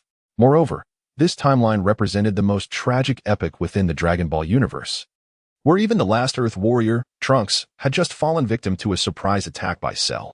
Ginyu gazed at her with a touch of pity, gently proclaiming, "I did not slay him. The one responsible for his demise should be Cell, an artificial being secretly crafted by Dr. Gero, who traversed through time to my realm, only to meet his end at my hands. Hence, I journeyed through time myself." Bulma, momentarily taken aback, lifted her gaze only to let it fall again, murmuring, "What difference does it make? Everyone is gone. Everyone is gone. Even Trunks has perished. They have all succumbed." Tears streamed down her face, saturating the ground beneath her. Ginyu found himself at a loss for words, resorting to gently lifting her into his arms and using his psychic abilities to levitate Trunks, guiding them toward her base. The moment of utter despair had not yet arrived. Let us not forget, the Namekians possessed the Dragon Balls. Ginyu spoke softly. However, the Namekians had previously expressed their desire for solitude, never disclosing the coordinates of their new sanctuary. Only Dandy was privy to that information, and alas, Dandy has perished. Bulma lamented through her tears. Ginyu was aware of the situation, for the previous Bulma had uttered similar words. "Have you forgotten that I hail from the past? In my timeline, although certain events have transpired differently, the likelihood is that the coordinates of the Namekians remain unchanged. When I return, I shall inquire with Dandy, and I should be able to ascertain the whereabouts of the Namekians. Is that truly so?" A glimmer of hope flickered in Bulma's eyes, yet she soon lamented. "What if it is not the same? Not to worry. Once I attain the divine level, I shall seek out the deities for answers. Surely one of them will know where the Namekians have relocated." "Deities? Is it not possible to ask them now?" "Not at this moment. To traverse time and space without permission is deemed unlawful by the gods. Should they discover my transgression, I would either face imprisonment, annihilation, or be banished back to my original timeline. Remaining in this era would be utterly impossible. When do you think you will reach the divine realm?" Bulma inquired. "Who can say?" Ginyu replied. Though I am already stronger than some deities, I still fall significantly short of the most powerful god in this universe. If they wish to eradicate me, it would be a trivial task. Yet, this still offers a glimmer of hope, does it not? Bulma immediately cast her gaze downward. Although it is indeed a hope, it is rather faint. Seeing her despondent expression, Ginyu spoke again. If you cannot muster some spirit, I shall soon take my leave. I merely came to observe, with no intention of engaging in any action. Bulma lifted her head slightly, only to lower it once more, replying, "The time machine's fuel is only sufficient for a single round trip. Without it, you cannot return." "You are mistaken. I have replenished the fuel in another timeline." "What?" Bulma was taken aback. "The base is nearly within reach. Let us return, and I shall explain everything in due course," Ginyu continued, striding towards the base. "How do you know where I reside?" Bulma inquired curiously. "Because I encountered you in another timeline. In that reality, Trunks did not perish. And you and I shared a connection." "A connection? What sort of connection?" "Precisely the kind you are contemplating," Ginyu replied with a slight smile. "How can this be possible?" Bulma's cheeks flushed with embarrassment. Ginyu smiled faintly once more and said, "Let us return and discuss this matter. I shall reveal the entire story to you." Thus, to Bulma's astonishment, Ginyu indeed approached the entrance of her base. However, upon entering the door code, an error message flashed, "Incorrect password." Have you changed the password?" Ginyu inquired. "You were using my previous password." With that, Bulma reached out and pressed a few keys on the keypad, causing the base's grand entrance to swing open. Although she had yet to fully trust Ginyu, her lack of motivation to continue living rendered her somewhat indifferent to the need for caution against him. Ginyu carried her into the base, only to discover that the interior had transformed somewhat compared to the previous timeline. In another timeline, could it be that time flows differently? Bulma, being astute, immediately discerned the issue at hand. "Indeed," Ginyu responded. "In the prior timeline, Trunks ventured into my realm to deliver medicine for Goku's heart condition. While in his timeline, androids 17 and 18 were still wreaking havoc, and Cell had yet to come into existence." "Pray, do elaborate." Bulma's curiosity was piqued. Ginyu nodded, subsequently placing her upon the sofa, and began to narrate the outlines of his tale. After a considerable duration, Bulma finally spoke. "I see. I never would have imagined that the variables in your timeline originated from you. I recall that you were transformed into a frog at one point." "A frog? Huh. The version of you from that timeline also mentioned the same." Ginyu shook his head in resignation. Bulma smiled gently, appearing to be in a better mood. She then inquired, "How may I assist you?" After a moment of contemplation, Ginyu found himself at a loss for what assistance he might require from her. However, feeling somewhat embarrassed to admit that he needed no help, he suggested, "Why don't you teach me some scientific knowledge? I have a keen interest in that area." Bulma glanced at him before responding, "All right. Do you truly believe what I say?" Ginyu replied, "Whether I believe it or not is inconsequential." She wrapped her arms around her knees, averting her gaze, her eyes seemingly lost in the distance. This sight tugged at Jinyu's heartstrings. After a prolonged silence, he ventured again. "Should we first arrange a burial for Trunks?" "No need," she shook her head, a poignant smile gracing her lips. "I wish to spend more time with him." Ginyu found himself at a loss for words. Later that night, Ginyu entered Bulma's room and discovered she was still awake. Seated on the bed with her knees hugged to her chest, her gaze unfocused and drifting, Ginyu settled beside her, gently enveloping her in his embrace, and softly uttered, "You should retire for the night. Peace has returned to Earth, allowing you to revive your capsule corporation. How long will this tranquility last?" Bulma inquired. "Tomorrow. I shall confront another formidable foe from the future. It should grant us at least a decade of peace, I presume. And then," she pressed, "then, I shall devise a means to resurrect the warriors of Earth, for I cannot linger here indefinitely. The future will require their guardianship." Bulma nodded thoughtfully. After a considerable pause, she turned to Ginyu and, with a smile, asked, "Are you perhaps considering?" Calmly, Ginyu spoke, "You seem to be in low spirits. I shall keep you company, merely watching over you as you sleep." Bulma offered a faint smile, then reached out to caress his cheek, inquiring, "Will you pursue the version of me from your timeline?" "I shall," Ginyu replied. "How fortunate she is." Bulma remarked with a hint of envy. "In truth, the one I have always cherished is son Wukong, yet he was claimed by Chi-Chi, leading to a lifetime of missed opportunities. To have encountered you is certainly preferable to Yamcha or Vegeta." As she spoke, she turned, knelt beside the bed, and embraced Jinyu's neck. gazing intently into his face. She softly articulated, "If in the future you revive the warriors of Earth, please do not disclose our relationship, all right? At least Vegeta has become a good father." "Agreed," Ginyu acknowledged. Bulma's face brightened with a smile, and she then leaned in, playfully pushing Ginyu back. The following day, Bulma behaved like a newlywed, attentively caring for Ginyu's daily needs. She personally selected his attire, meticulously dressing him, and even prepared meals to satisfy his considerable appetite, inherited from his scion lineage. The pair enjoyed 3 blissful days together, almost losing track of time. It was only when Ginyu sensed that she had begun to find hope in life that he proposed to confront the formidable adversaries of the future, indicating he would need to leave for a brief period, urging her to take care of herself. Bulma paused momentarily, but then smiled and nodded, carefully arranging his clothing and reminding him to return soon. Ginyu enveloped her in an embrace and gently kissed her forehead. With a pointed gesture, he vanished in an instant. His first destination was Dr. Gero's underground laboratory, where he confirmed that Cell was no longer present. Subsequently, he teleported to the location of Majin Buu, employing the same method to transport the fiend to another planet before absorbing him. Afterward, he was elated to return, only to discover he could no longer sense Bulma's energy. A wave of panic surged within him as he activated Jebit's teleportation skill to return forcefully, only to find that Bulma had succumbed. She lay atop Trunks' lifeless body, her throat slit, blood pooling around her. In her hand, she clutched a bloody dagger, while the other grasped a note. Ginyu felt a profound ache in his heart, struggling to lift his gaze and close his eyes.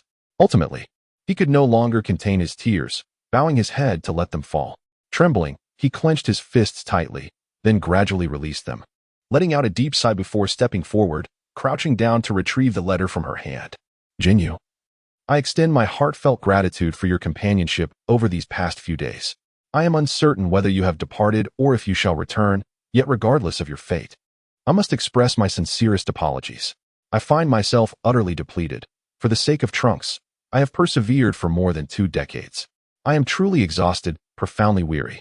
I have scarcely endured until the dawn of hope, only to witness Trunks meet a tragic end, plunging me from the heights of optimism into the depths of despair. I am so sorry, so very sorry. The moments spent with you have brought me genuine joy. This is the love I have longed for, a sentiment that neither Goku, Yamcha, nor Vegeta have ever bestowed upon me. Yet, I must apologize once more. I cannot continue any longer. I am unable to truly forget Vegeta in order to be with you. Furthermore, I have endeavored to encapsulate the knowledge I have amassed over the years, packaging it as best as I could alongside the time machine.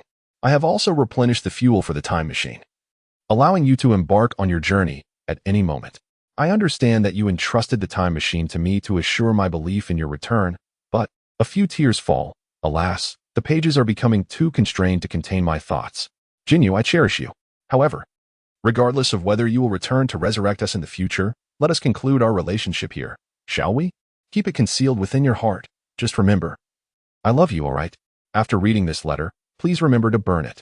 Yours affectionately, Bulma. Ginyu sat in silence for an extended period, remaining there until darkness enveloped the sky, only to be greeted by the light of dawn.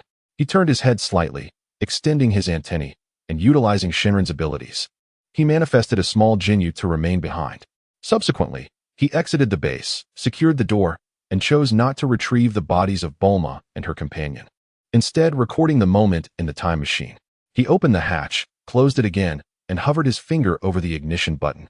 Yet he found himself unable to press it for quite some time. After a prolonged moment of contemplation, he finally sighed and activated the button, vanishing into the ether. Henceforth, this timeline would be known as the World of Despair. Chapter 15. Finally, he feels human. Ginyu was not successful in returning. Instead, he found himself obstructed in the temporal rift by a pink-haired girl clad in the attire of the Supreme Kai, adorned with a divine halo. Ginyu, you have traversed time and space without permission, thus violating the temporal decree. Come with me at once. Ginyu offered no resistance, for he possessed neither the will nor the strength to do so. After 3 long years of confinement, he was finally returned to his original timeline, stripped of all possessions that belonged to this world. In other words, he was devoid of his time machine. The knowledge bestowed upon him by Bulma was also lost. The only thing that remained intact was that which he had assimilated within himself. Everything else had been confiscated. If only he had concealed the time machine within his own body. How infuriating. This was the first time Ginyu experienced an unprecedented surge of anger. Had he known that the time machine would be seized, he would have fought valiantly. Now, without the time machine, how could he possibly locate the coordinates of those two worlds? How could he resurrect Bulma? The god of time. Ginyu clenched his fists tightly, unleashing a furious roar as an overwhelming energy poured forth from him. This immense power erupted suddenly, annihilating an entire star system. In that moment, his aura transcended to an entirely new level, transforming him into a Super Saiyan, indeed the legendary Super Saiyan. Alas, his lack of hair rendered his physical transformation imperceptible. Meanwhile, the warriors on Earth lifted their heads in shock, sensing the terrifying energy explosion from the distant cosmos. How frightening! Who could it possibly be? Cold sweat trickled down Krillin's face as he trembled in fear. Such a terrifying existence truly exists in this world. Even if I unleashed all the androids, I doubt they would stand a chance. Dr. Gero hid in the crevices, horrified. Even the Supreme Kai was drenched in sweat. Meanwhile, Goku exclaimed with delight. It seems to be Ginyu. With that, he instantaneously teleported to the source, only to return almost immediately, gasping for fresh air. How absurd. Once again, he found himself in the vacuum of space. It seems I must wish for the ability to survive in space next time. Silently and without a trace, Ginyu appeared above the Supreme Kai's palace, as if conjured from thin air, unnoticed by anyone present. Were it not for the powerful aura that still lingered, those gathered would likely remain oblivious unless they looked up. He descended slowly, akin to a deity's arrival. Ginyu! Din exclaimed joyfully, rushing towards him. Despite Jinyu's altered appearance and vastly changed energy, Din recognized him at once. Get lost. Ginyu kicked him aside with mild annoyance. I'm not a girl. Do you still need to hug me at your age? Din felt as if he had received a critical blow, his lips quivering as he nearly burst into tears. After all, that Namekian had no gender. What could he do? Besides, he was still quite small, having not grown much taller. In an instant, Goku teleported over, greeting him with enthusiasm. Hey Ginyu. Long time no see. You look so cool now. Seeing the innocent smile on Sun Wukong's face, Ginyu couldn't help but respond with a smile. It's been a while, Wukong. How are things on Earth lately? Oh, don't even mention it. A few artificial beings have appeared, devoid of any aura, lurking about, and we can't seem to locate them. It's utterly exasperating. Sun Wukong replied. Why not make a wish to the dragon and directly obtain their locations? Ginyu inquired. Even if we knew where they were, they could still evade us. It's quite formidable, Sun Wukong explained. Really? They are that powerful? Ginyu asked, intrigued. Indeed. Among them, there's a fellow named Number 16, who can match me in combat, thus rendering us unable to capture them. Number 16? Is he truly that strong? What about numbers 17 and 18? I haven't encountered them. However, I did come across numbers 19 and 20. It's quite likely that numbers 17 and 18 have yet to be released, while number 16 has emerged ahead of schedule. It seems that my butterfly effect has indeed ushered in some unforeseen changes. Are you interested in confronting them? Sun Wukong inquired. After pondering for a moment, Ginyu declared, since there is nothing pressing to attend to, I shall go take a look. However, before that, I wish to make a wish. But the Dragon Balls on Earth have already been used. What about the Dragon Balls on Namek? The Namekians have relocated to a new home, and only Dandy knows their whereabouts. With that, Ginyu turned to Dandy and asked, Dandy, reveal to me the location of the Namekians. But they prefer to remain hidden. Dandy hesitated, only to be interrupted by Jinyu's insistence. Tell me. Fine. But you must come closer. I can only divulge this information to one person. Dandy replied timidly. Without hesitation, Ginyu scooped him up and instantaneously transported them to a room. Moments later, Dandy emerged alone, while Ginyu had already arrived at the new Namek. Swish, swish, swish, swish, swish, swish, swish, swish, swish. Upon arriving on Namek, Ginyu swiftly teleported to each village, employing his mental prowess to scan the surroundings. Exhibiting no intention of engaging with the Namekians, and promptly absconded with all the Dragon Balls. He then teleported to a desolate mountain, invoking the eternal dragon Purunga in the Namekian tongue. I summon you, my warrior, speak your wish. Resonated Purunga's thunderous voice.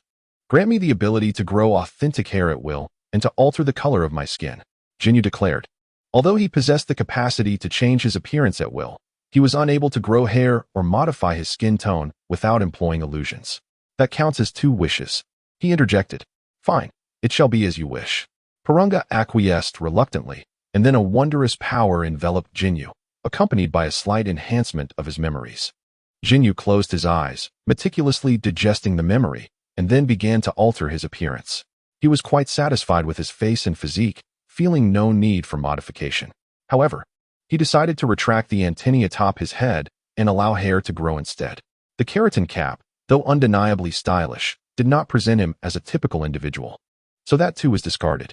He completely sealed some small orifices on his body to prevent anyone from shrinking and intruding. Next, he transformed his ears into the shape of human ears. With a wave of his hand, a mirror materialized for inspection. He noticed the absence of eyebrows and wished to grow them, yet found himself unable to do so. Why can't I grow eyebrows? Ginyu fumed. You didn't wish for that. Purunga replied, somewhat aggrieved. Are you asking for a fight? No, I shall grant it right away. Purunga promptly bestowed upon Ginyu a wondrous power and then spoke. You may use the same method as before. Now, growing hair in any area is no problem. Humph. Only then did Ginyu relent, focusing on manifesting his eyebrows. He adjusted them numerous times, striving for perfection. Do you have any other wishes? My time is limited. Purunga inquired cautiously. Ginyu lifted his head and, with a peculiar expression, inquired, what would happen if I were to absorb you? No. That cannot happen. Please. Do not entertain such thoughts. I beseech you. Purunga immediately clasped his hands in a plea. It seemed I truly could absorb you. Ginyu suddenly wore a menacing smile. Wait. You cannot absorb me. If you do, the dragon god will be furious. Purunga exclaimed in panic. The dragon god? Do not presume I am unaware that the dragon god has not appeared in ages. What? You actually know? Purunga stammered. Yet, even so, you cannot absorb me. There are other divine dragons who would be equally incensed. Ginyu abruptly recalled the super dragon and, retracting his threatening gaze, remarked, I was merely jesting. You need only focus on your duties. But do not attempt to deceive me again. Yes. Purunga hastily nodded, then asked, do you have any other wishes? Ginyu pondered for a moment and then said, let me acquire the healing abilities akin to Dandy. But that is a gift exclusive to the healing Namekians, which you cannot master. Besides, do you not possess healing magic yourself? It is no less effective than Dandy's. Ah, indeed. Ginyu smacked his forehead, momentarily forgetting that he was now Bu, who had previously absorbed the Kais. He inherently possessed remarkable healing abilities akin to those of Jebit. Do you have any other wishes? Purunga inquired. Ginyu pondered for a moment and inquired, which race possesses the strongest resilience? Who could possibly rival your recovery capabilities? You are Majin Bu after all. Indeed. Ginyu nodded, then waved his hand dismissively, saying, very well, I currently have no wishes. You may leave. Really? Then I shall take my leave. Purunga asked cautiously. Yes. Ginyu affirmed, continuing to adjust his eyebrows in front of the mirror. Thank you, my lord. Purunga hastily expressed his gratitude and was about to transform into the 7 Dragon Balls to disperse in various directions when Ginyu interjected. Wait. Lord Ginyu. Do you have further instructions? Purunga promptly halted. I shall make another wish.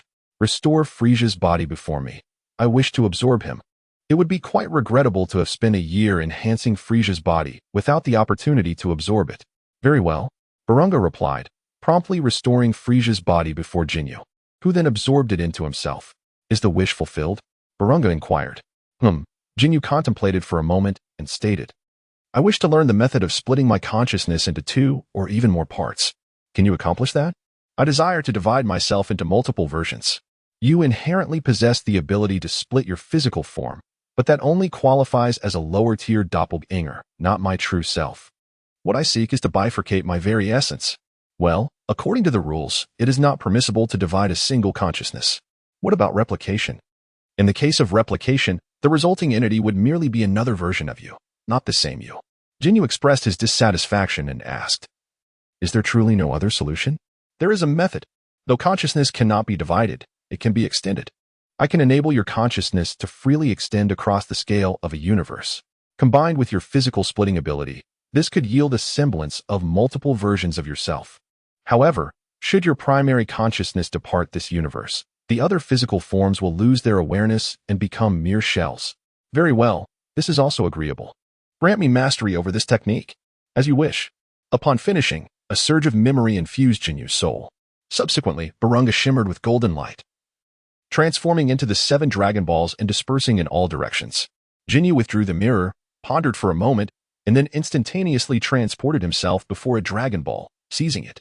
He subsequently teleported to the Kaioshin realm, where, on a distant planet from the Kaioshin star, he birthed a small Ginyu, which transformed into an egg, enveloping the Dragon Ball before burying it in the ground. Thus, it seemed that in the future, only he would possess the means to gather the Namekian Dragon Balls. After completing this task, he directly reappeared on Earth, presenting himself to everyone in a completely new guise. "Wow, you finally look like a person," Goku remarked with a hint of sarcasm. "Indeed, after traversing for so long, I finally resemble a human," Ginyu replied. "By the way, where is Piccolo?" he inquired. "He's still on the battlefield searching for Android 20. Why do you need him?" Goku answered. "To learn a couple of skills."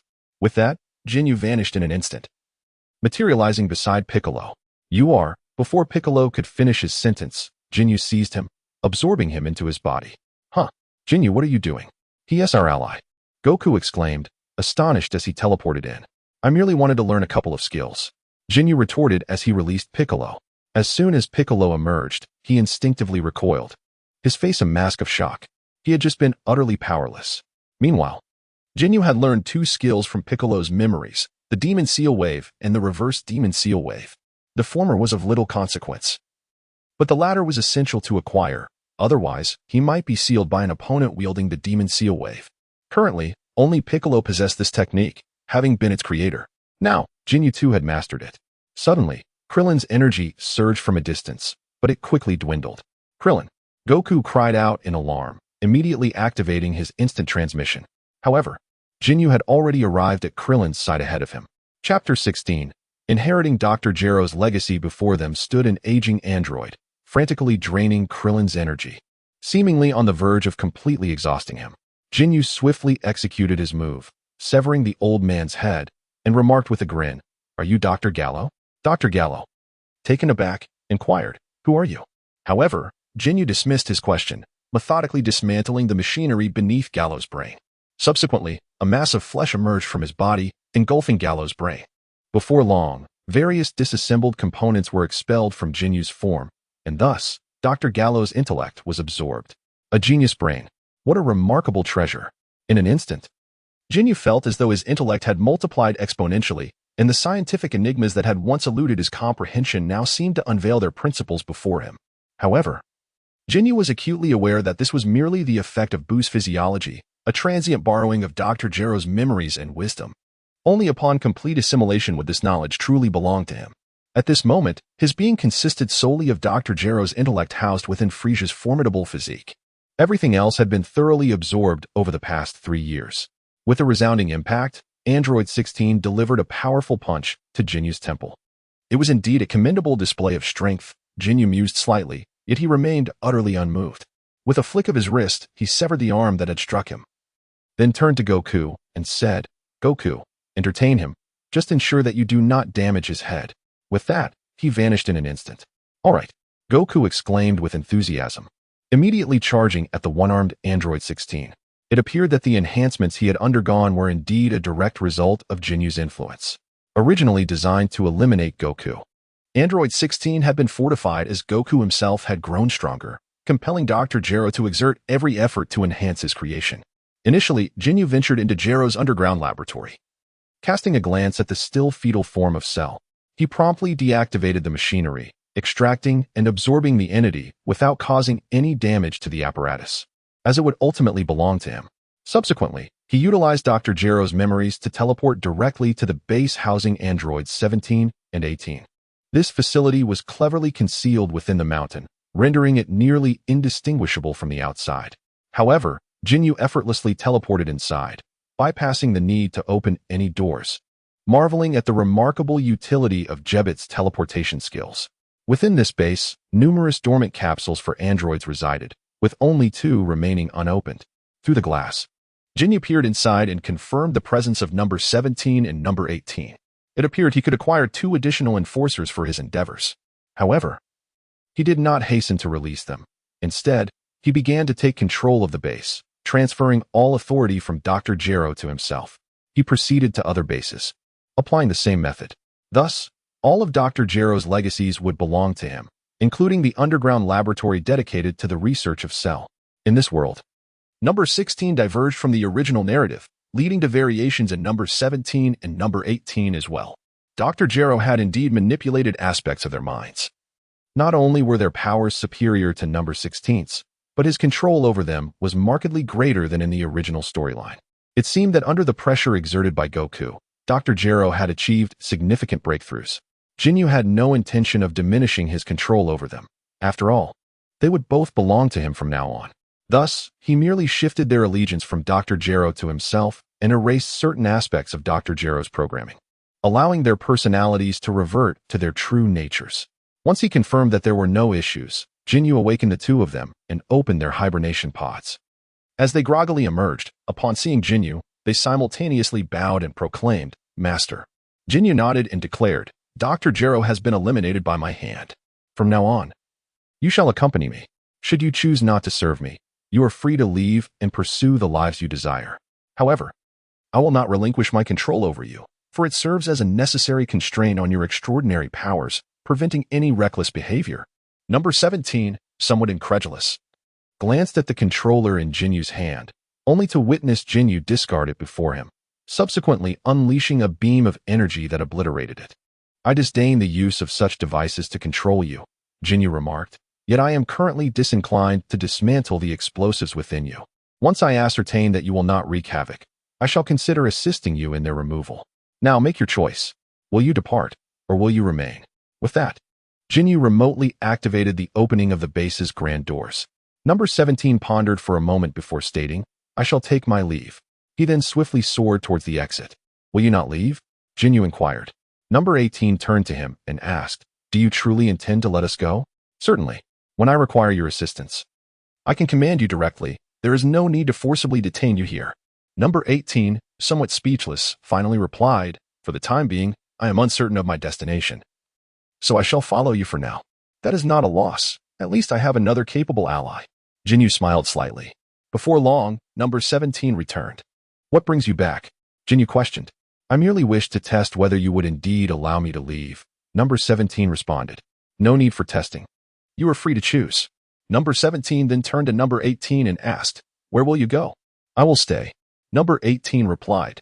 "Then I shall remain as well." "Excellent." Ginyu nodded with a hint of satisfaction.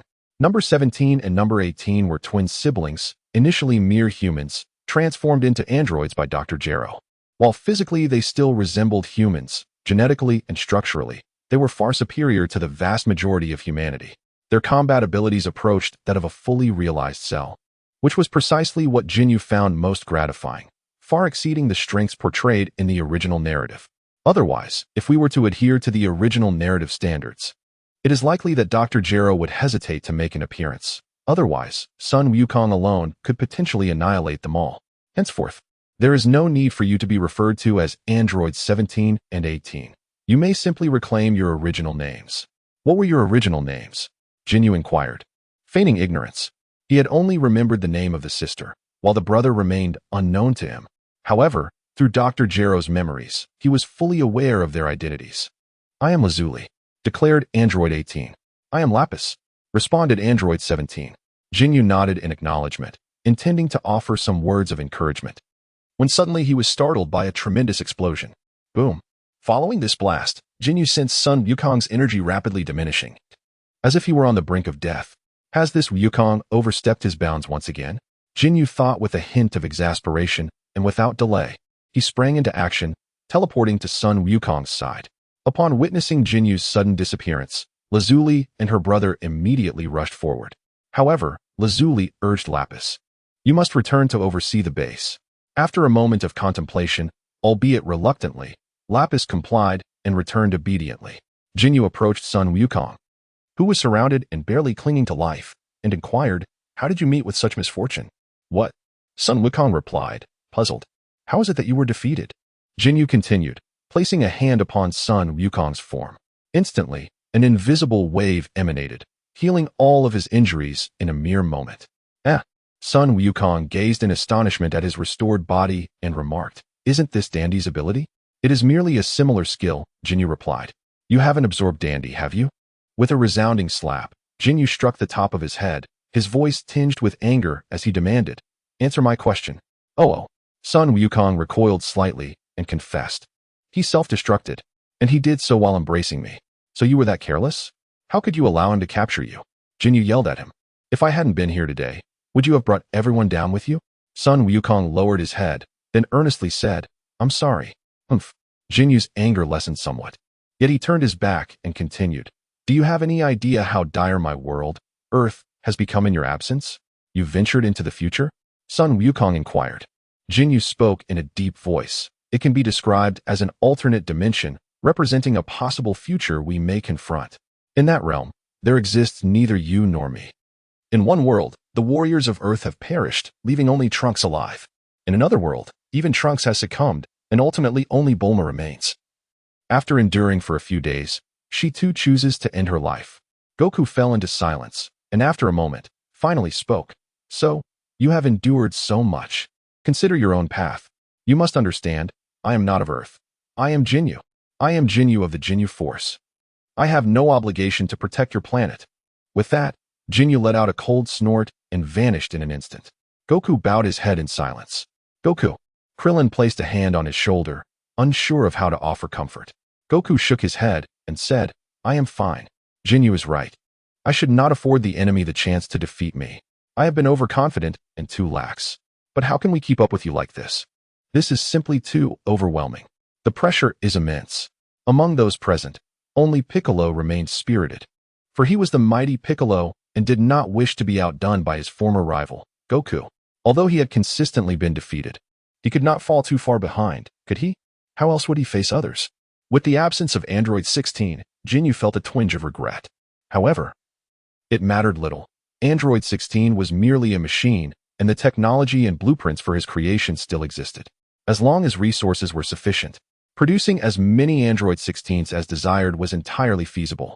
A few days later, after fully seizing Dr. Gero's legacy, Ginyu set off with Android 17 to planet Frisia, intending to reclaim control of the Frisia Force. Upon his arrival, Ginyu discovered that the Frisia Force had already fallen under someone else's control, a being named Cooler, who was Frisia's brother. I have been away for merely a few years, and someone has already invaded my domain. Ginyu instantaneously transported himself before Cooler and seized him by the throat. Cooler attempted to speak, but Ginyu had no intention of conversing, swiftly absorbing Cooler and rendering the icy demons of this universe extinct. However, it seemed that Cooler possessed the bloodline of the icy demons himself, making him the last of their kind in this universe. I am Ginyu. From this moment forth, I shall be your king. No, that is not quite right. I shall establish an empire. Henceforth address me as Emperor Ginyu. The numerous subordinates were taken aback, utterly defenseless against Ginyu, and after subduing the dissenters, the remaining individuals had no choice but to accept Jinyu's rule. This time, he would not wield Frisia's name, but rather his own. He united all factions of the Frisia family, establishing the Ginyu Empire, and became the true sovereign of the cosmos. On the 17th, he served as the foremost enforcer of the Ginyu Force, assisting in the elimination of formidable adversaries. Utilizing the Ginyu Force's influence, he amassed a considerable amount of resources and produced multiple units of number 16, who served as his elite guard to suppress any dissent. He did not personally engage in the construction of the Ginyu Empire. Instead, he left a small avatar to assume the position of cosmic monarch.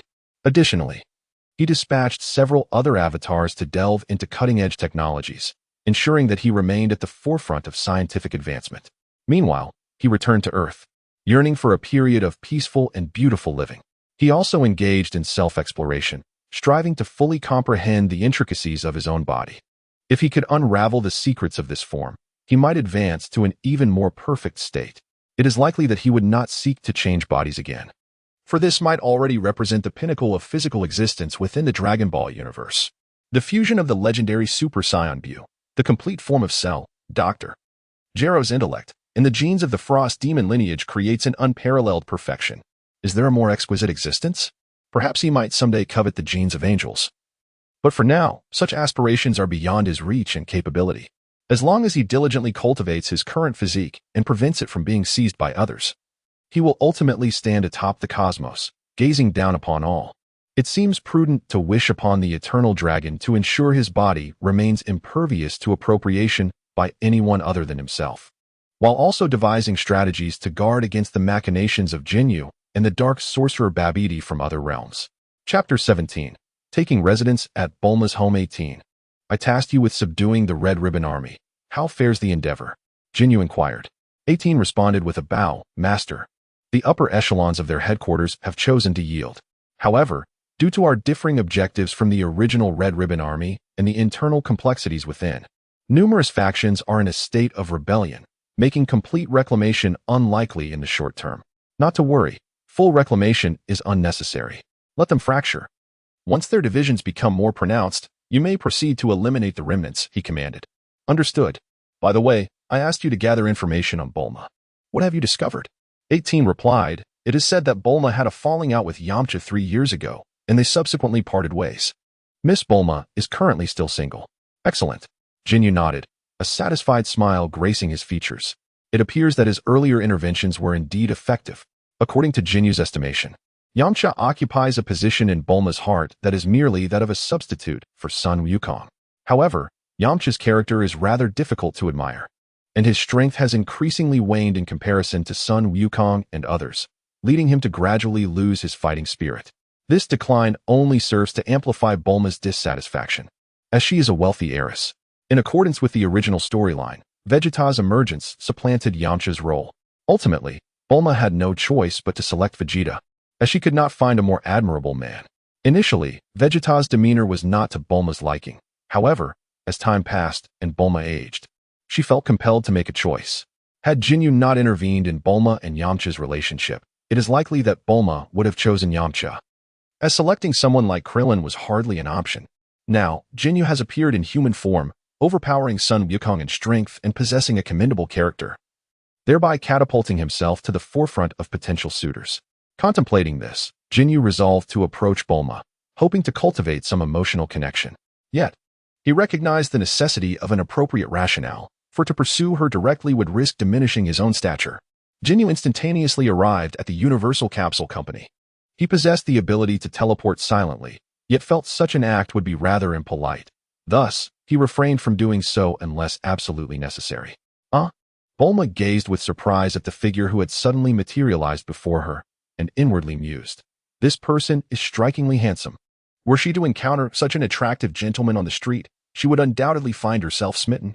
However, this was her home, and the presence of a stranger within it made her rather cautious. Bulma, it has been quite some time. Jinyu's voice was somewhat hoarse, yet his eyes radiated profound emotion.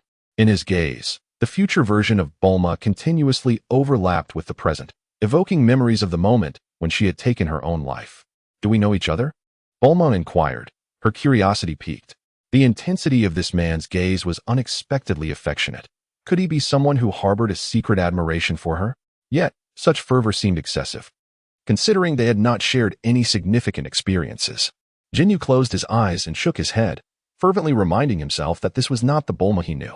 A look of anguish crossed his face, but he took a deep breath and finally composed himself, declaring, I am Ginyu. Ginyu? Bulma exclaimed, her surprise evident. Curiosity sparked within her as she leaned closer, exclaiming, Wow, I heard you transformed into a remarkably handsome man, but I never anticipated you would be this striking. Have you become human? Is this what a true human looks like? As she spoke, she couldn't resist poking him gently. It is merely the exterior of a human. The internal differences are substantial. However, I possess all the functionalities inherent to humans, Ginyu replied. Can you have children? Bulma suddenly inquired, her question causing her to blush slightly as soon as the words left her lips. Unsure if our genes are compatible, would you care to find out? Ginyu smiled at her. Instantly, her cheeks flushed, and she averted her gaze, shifting the conversation as she said, Right. What brings you here? Ginyu replied, I have come to inquire whether you could construct a time machine. Initially, Trunks and I ventured into the future, confirming that it diverged from our own timeline, rendering history immutable.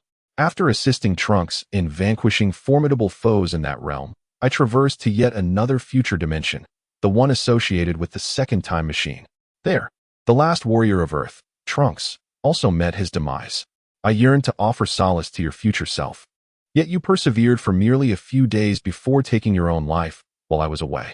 I intended to return to ascertain the whereabouts of the Namekians' new sanctuary, hoping to explore those two timelines in an effort to resurrect the Earth Warriors. However, during my journey home, I encountered the Time Manager, the Supreme Kai of Time, who apprehended me for unauthorized time travel, confining me for 3 years. Only recently was I exiled back, yet both time machines remain confiscated. Presently, I find myself unable to reach the future world. Bulma gazed silently at the man before her, who was unable to contain his tears, and then asked, "Did something transpire between you and my future self?" Ginyu was momentarily taken aback, gazing at her as he inquired, "Did you perceive it? Your expression is quite peculiar." After taking a deep breath, he continued, "I have been involved with 2 future versions of you." Although Bulma had anticipated this revelation, she was still taken aback. After all, had not her future self been a mother for many years? Was it possible that Ginyu had a penchant for such relationships? Was this truly the connection I had envisioned? Bulma, still somewhat uncertain, asked, "What do you think?" At that moment, Bulma's face contorted with a mixture of confusion and conflict. The man from her future, the man who would be entwined with her life after she became a mother, yet was not her husband. Could this be considered an encounter with an illicit lover? Truly. It was remarkable that even with a grown son, she could attract such an incredibly handsome man. What undeniable charm she possessed. Yet, how was she to navigate her feelings towards this man? It felt profoundly strange. She was currently unwed. If she were to marry this man, would it not imply a betrayal of her own future self? Was the future version of herself betraying the present? What a convoluted entanglement this was. "You have yet to answer my question," she pressed. "Can you create a time machine?" Jinyu's words interrupted her train of thought, and she finally returned to her senses, saying, "Although Trunks had me study the time machine, there are certain technical principles that I still do not comprehend. It may take quite a long time before I can create one. However, I have mastered the production of the fuel, yet you do not possess a time machine. Is that so?" Ginyu felt somewhat disheartened, although this was within his expectations. Moreover, there was another concern. Even if you were to successfully construct a time machine, it would not necessarily guarantee accurate arrival at their location. "Why is that?" Bulma inquired.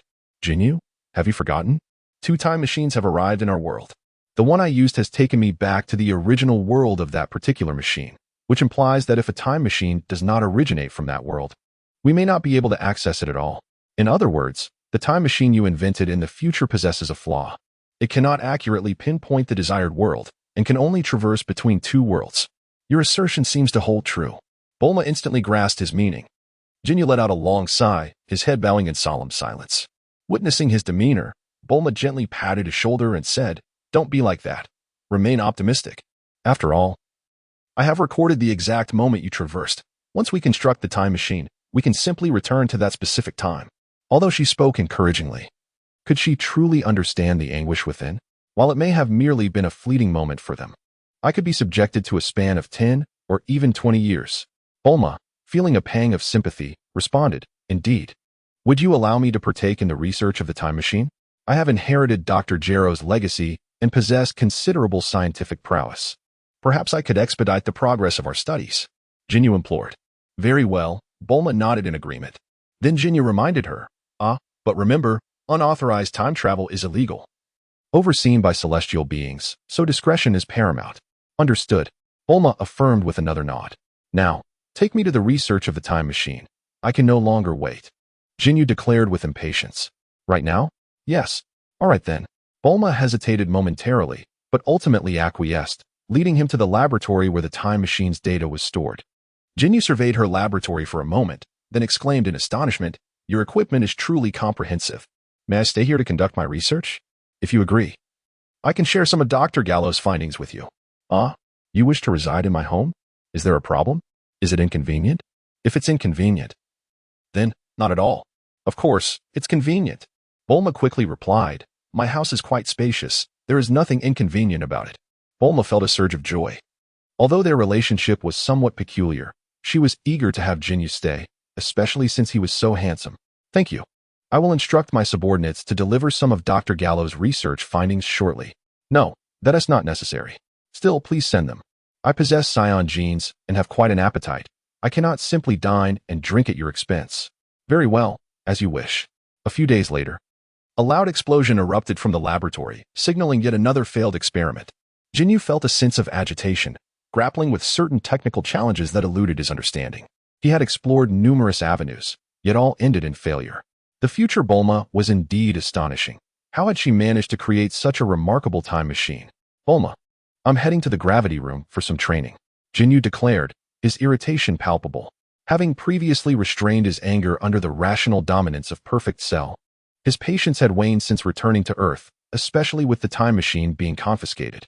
Although absorbing Dr. Gero's intellect had improved his situation somewhat, repeated experimental failures had stirred a simmering rage within him. Ginyu, it's common for experiments to fail. Please don't be so impatient, Bulma gently counseled. I know, Ginyu replied hoarsely, before exiting the laboratory. Watching his despondent figure retreat, Bulma felt a pang of sympathy. She activated the surveillance in the gravity room and observed that upon entering, Ginyu immediately set the gravity to a staggering 300 times, forcing his limbs to the ground as his muscles bulged. Shortly after, a short tail sprouted from his back, splitting at the end to release several small Ginyus, who wasted no time in pummeling him mercilessly. Ginyu, however, merely maintained his form, offering no resistance, allowing the physical agony to suppress the turmoil within. Chapter 18.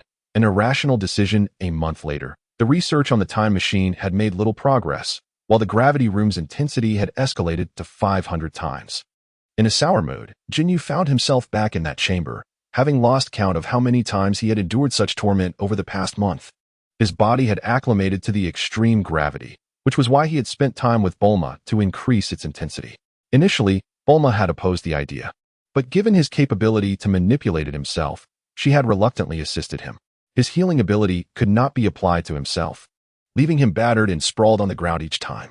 Although his self-healing was extraordinarily potent, he inflicted considerable damage upon himself, continuing until his injuries became nearly insurmountable.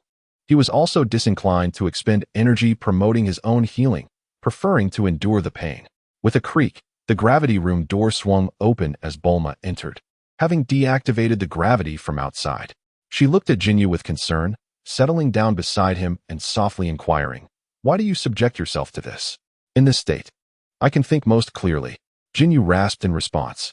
"Could you share the tale of you and my future self?" Bulma asked. "Have you not heard it already? I wish to hear it once more." Ginyu glanced at her, then turned his gaze towards the ceiling and sighed, "Forget it. The last time I mentioned Android 18, you became upset, so I shall refrain from discussing it." Bulma remained silent for a brief moment before inquiring, "What is your current relationship with Android 18? He replied, "She is currently under my command, yet this does not alter my inherently fickle nature. The future version of you, though still you, is also not entirely you. If you cannot accept my capriciousness, then should I bring the future you back, would you not also feel jealousy towards yourself?" Tears glimmered in Bulma's eyes as she responded, "At least it would be somewhat better to feel jealous over someone else." Ginyu offered a faint smile and replied, "There is no need to impose such demands upon oneself. To be candid, the one who truly captivates my heart is the Bulma from the realm of despair. Each time I lay eyes upon you, I instinctively think of her. She believes that you and I are the most likely to achieve the love she yearns for, which is why I decided to give it a try.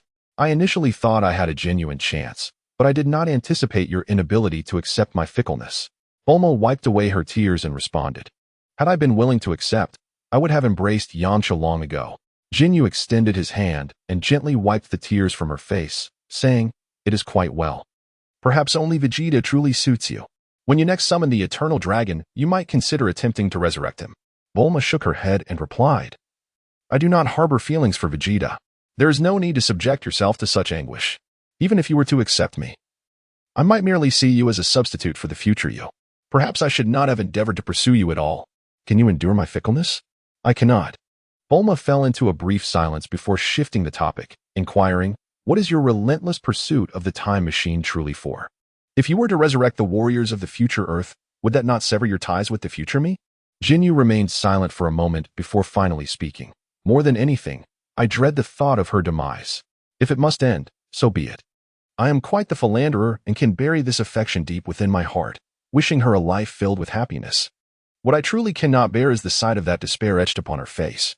Bulma gazed at Jinyu's wistful expression, momentarily lost in thought. Before a faint smile graced her lips, "It is my first encounter with a man who so unabashedly embodies both selfishness and infidelity. Yet, it is merely a reluctance to deceive. Though lies may appear beautiful, They wield the most merciless blade in matters of love. By the time you recognize it as a knife, it has already pierced your heart. Indeed. Bulma nodded in agreement. Subsequently, silence enveloped them. One sat while the other reclined. After a considerable time, Ginyu sighed, gradually rising to his feet, channeling his inner energy to hasten his body's self-healing. In no time, he was left without a trace of injury, even his attire restored to pristine condition. Bulma observed his exquisite and uniquely styled leisure wear. Reminiscent of Trunks' fashion yet distinguished by its long coat, exuding a sense of maturity and composure, adorned with the emblem of the Universal Capsule Corporation.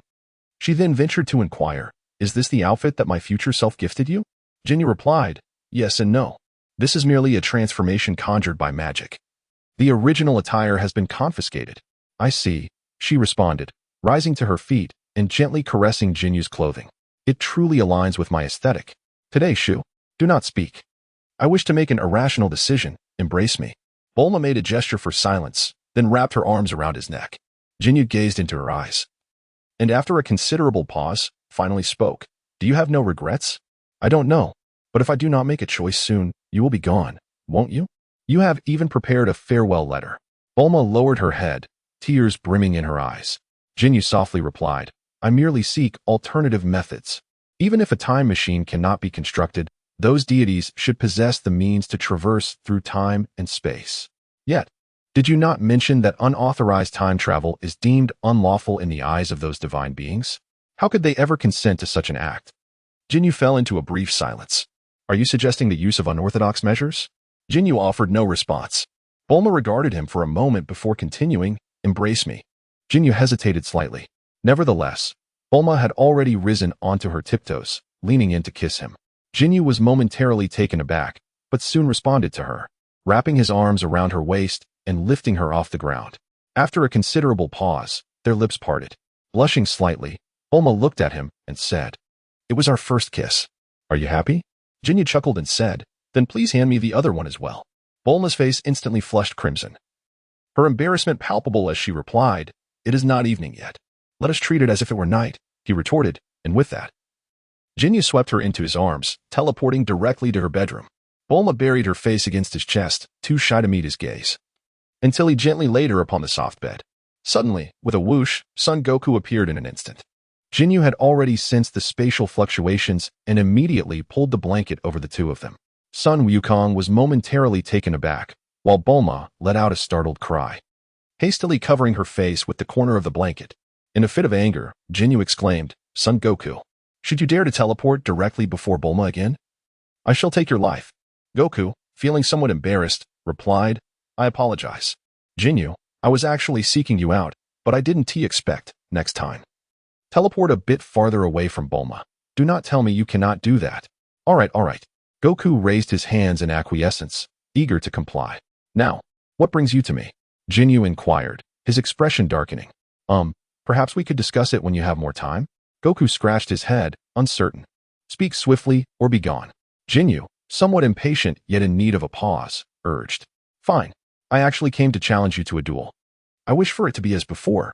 Should you defeat me, you may absorb my power, and then let Dondi attend to my recovery." Ginyu squinted slightly, feeling somewhat displeased, and then sprouted a tail. He stretched out from under the covers and said to the little Ginyu, "Go play." The little Ginyu stood up, walking proudly towards Sun Wukong. Sun Wukong, a bit irritated, remarked, "Hey, Ginyu, while it's true that I am not your match, you needn't look down upon me like that. First, defeat my doppelganger." Upon finishing his words, the little Ginyu instantly placed his palm against Sun Wukong's chest and teleported away with him. Previously, Ginyu had fought Sun Wukong to a standstill while in Frisia's body. Now, having upgraded countless times in Buu's form, he had no need to exert his full strength just to assist Sun Wukong in gaining passive experience. He then turned to Bulma and gently inquired, "Does it still hurt?" Once Bulma noticed that Sun Wukong had departed, she released the covers and bashfully replied, "It's much better now." Ginyu, sensing Bulma's invitation to continue, felt a twinge of hesitation. He had initially intended to venture to the Supreme Kai's realm, unseal the old Kai, and either compel him to surrender the time ring or absorb him directly, annihilating the Supreme Kai and eradicating the God of Destruction. In the original narrative, Zama's had employed this very strategy to eliminate the gods of an entire universe. Otherwise, he would not have stood a chance against the God of Destruction. Though the god of destruction is formidable, he is bound to the supreme Kai by life, which represents a significant vulnerability. It is likely that this universe's old Kai was sealed by Beerus, the god of destruction, precisely for this reason, to prevent a scenario where a sleeping deity could simply vanish. Following this line of thought, annihilating the gods of an entire universe should be within Ginyu's current capabilities. The only entities he could not eliminate, the angels, would also fall into a slumber alongside the eradication of the god of destruction, thereby allowing Ginyu to reign supreme in this universe. However, such actions are not without their risks. Beyond this universe, there exist others, 12 in total. While the god of destruction is indeed the most powerful being within this realm, that does not imply he is the strongest deity overall. Above him are the angels, the Grand Minister, and the true rulers of the 12 universes, the Omni King. While exterminating the gods of a single universe may grant him temporary supremacy, should the higher authorities take notice and disapprove, the Omni King could potentially erase the entire universe from existence. Even if not obliterated, it is highly probable that more powerful deities would be dispatched to hunt him down. If he currently lacks the confidence to defeat even the god of destruction, how could he possibly contend with beings even stronger? Not to mention the Omni King's erasure ability, which is truly insurmountable. In Ginyu's understanding, the Supreme Kai and the God of Destruction oversee the creation and destruction of a universe, while the Dragon God and the Omni King govern even higher realms of creation and destruction. Judging by the God of Destruction's demeanor, it seems the authority of destruction holds greater weight. Thus, beneath the Omni King, there are no true powerhouses. Chapter 19, The Old Kaishin Bulma. I wish to transform you into an android, Ginyu proclaimed. Huh? Bulma hesitated. I have shown you Dr. Gero's research. You should comprehend that the new android technology fundamentally revolves around genetic enhancement, focusing primarily on the fortification of human cells. Androids 17 and 18 serve as exemplary models, and they have been extraordinarily successful. Even in the event of failure, the Dragon Balls should be able to restore you. Do you desire this? Bulma inquired. Indeed, Ginyu nodded. I hope you can possess a modicum of self-preservation, so that even in my absence, you shall not perish so easily. Are you leaving me? Not at all. I simply cannot remain by your side at every moment. The future world will confront even greater perils. I must enhance my strength, or else I will be incapable of safeguarding you. Very well. I consent. Excellent. Ginyu gently caressed her cheek and then embraced her tenderly. Subsequently, Ginyu diligently prepared for Bulma's transformation. After several attempts at crafting androids to hone his skills, he officially transformed Bulma into an android. The additional androids created were dispatched to serve as enforcers in the Ginyu Empire. With ample resources at his disposal, he was no longer compelled to evade like Dr. Gero, allowing him to produce androids with remarkable efficiency. While Bulma remained in slumber, he contemplated whether to upgrade Cell, creating a more formidable version to utilize for absorption. Although his strength was substantial, such a course of action bore inherent risks, prompting him to postpone this decision until his own power was further augmented. After all, the potential of his current form had yet to be fully unleashed, and it was already more than sufficient. Once he reached the level of a destroyer god, he would reconsider the enhancement of Cell. Moreover, his understanding of Cell's genetics remained superficial. Many genes were redundant or conflicted, necessitating time for thorough research. Haste would yield no benefit. Bulma's transformation proved exceedingly successful, leaving her intellect unscathed. In fact, the enhancement of her vitality rendered her scientific prowess even more extraordinary. Ginyu spent some time with her, ensuring that she was in good health before assigning Android 18 to protect her and imparting some combat skills. Afterward, he departed to enhance his own strength. Although Bulma had indeed grown stronger, she was not particularly adept at fighting, thus it was prudent to have Android 18 by her side. This arrangement would also allow them to interact and become better acquainted with one another. Additionally, he secretly concealed a small clone within the Capsule Corporation as a contingency plan for unforeseen circumstances.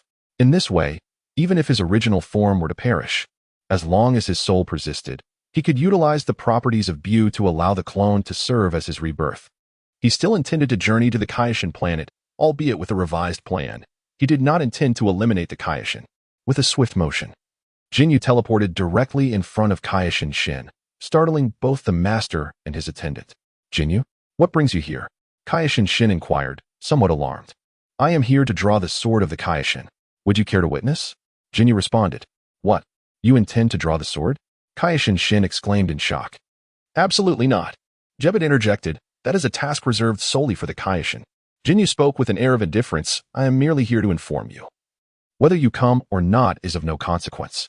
Bu, having previously absorbed the Supreme Kai, was well aware of the location. In a swift motion, he instantaneously teleported to the stone pillar where the Supreme Kai sword resided. In an instant, Jebet also arrived, bringing the Supreme Kai with him. Clang! With remarkable ease, Ginyu effortlessly unsheathed the sword, leaving both the Supreme Kai and Jebet on the brink of disbelief. Was it truly this simple? The subsequent actions of Ginyu astonished the two even further. He grasped the blade firmly and, with a decisive twist, shattered the Supreme Kai's sword into several fragments with a resounding crack. What have you done? The Supreme Kai and Jebet exclaimed in unison. This was the legendary divine sword, said to bestow unparalleled power upon whoever could draw it. Yet here was a man who had outright broken it. Broken. Shattered. Wait a moment. Why was this divine sword so easily fractured? Was it not supposed to be indestructible? Oh dear, I have finally seen the light of day again. An aged voice emanated from behind the Supreme Kai. Startled, both the Supreme Kai and Jebet turned to see an elderly man sporting a mohawk hairstyle, dressed in Supreme Kai attire. Who are you? Inquired the Supreme Kai, puzzled. I am the Supreme Kai from 15 generations ago. You may not recognize me. The old man introduced himself. Ah, our ancestor. The Supreme Kai gasped in astonishment. Indeed, I have been sealed within this sword for countless ages, and I had thought that a Supreme Kai would eventually free me. But the Supreme Kai felt a wave of embarrassment wash over him. The elder Supreme Kai waved his hand dismissively. Enough of that. After all, our kind is not known for our combat prowess. Young man, since you have liberated me, you may make one request as my token of gratitude. 2 requests, Ginyu stipulated. Haha. Very well, what are they? The elder Supreme Kai chuckled. First, awaken my latent potential. You are aware of my abilities. It seems your background is intriguing. And what is your second request? Fulfill the first one first, Ginyu replied. The elder Supreme Kai scrutinized Ginyu, then circled around him slowly, marveling. Your potential is truly formidable. This will take quite some time. I am patient. I lack patience, Ginyu retorted, slightly exasperated. Fortunately, he had come prepared and produced a capsule containing a box of magazines featuring beautiful women. Hey, can't I just look at these myself? The elder Supreme Kai remarked, and with a glint in his eyes, he gazed down at the mortal realm, revealing a rather lascivious grin, which caused drool to escape his mouth. The Supreme Kai and Jebet broke into a sweat. Ginyu frowned and abruptly crushed the capsule in his hand, seizing the elder's collar with a fierce grip, declaring, Are you asking for a fight? Whoa, Ginyu, please let go of our ancestor. The Supreme Kai and Jebet rushed forward to intervene. Ginyu extended his hand behind him, unleashing a powerful wave of energy that resonated with a thunderous roar, enveloping everyone in an instant of blinding white light. The onlookers found their heads buzzing, as if their hearing had momentarily vanished. When their vision returned, they were astonished to discover that the seemingly indestructible King Kai's planet had been reduced by nearly half, taking on a crescent shape. King Kai and Jebet gaped in disbelief, while the old King Kai, held by Ginyu, was drenched in cold sweat. Once more, will you comply? Ginyu glared intensely at the decrepit elder. I never said I wouldn't comply. Ah, youth is so impatient. The old King Kai feigned composure. Then let us commence immediately. Do not attempt any tricks. With that, Ginyu released him. At this level of strength, why seek even more? Who in the universe could possibly rival you? The old King Kai remarked incredulously. Can anyone surpass the strength of a god of destruction? Ginyu countered. Goodness, you even know of the gods of destruction. The old King Kai wiped his brow again. Huh? What is a god of destruction? King Kai inquired, looking perplexed. The old King Kai, puzzled, asked, You don't know what a god of destruction is? Are we not the greatest gods in the universe? King Kai questioned. In terms of greatness, indeed we are the greatest, for we govern creation. However, when it comes to sheer strength, that title belongs to the gods of destruction. The old King Kai explained. So that is how it is. I thought we were the strongest gods.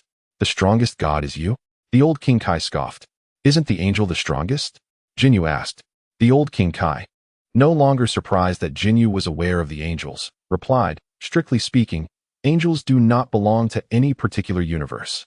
Even if a universe is obliterated, the angels remain untouched. They are merely overseers and typically do not intervene directly in the affairs of the universe. There are other universes?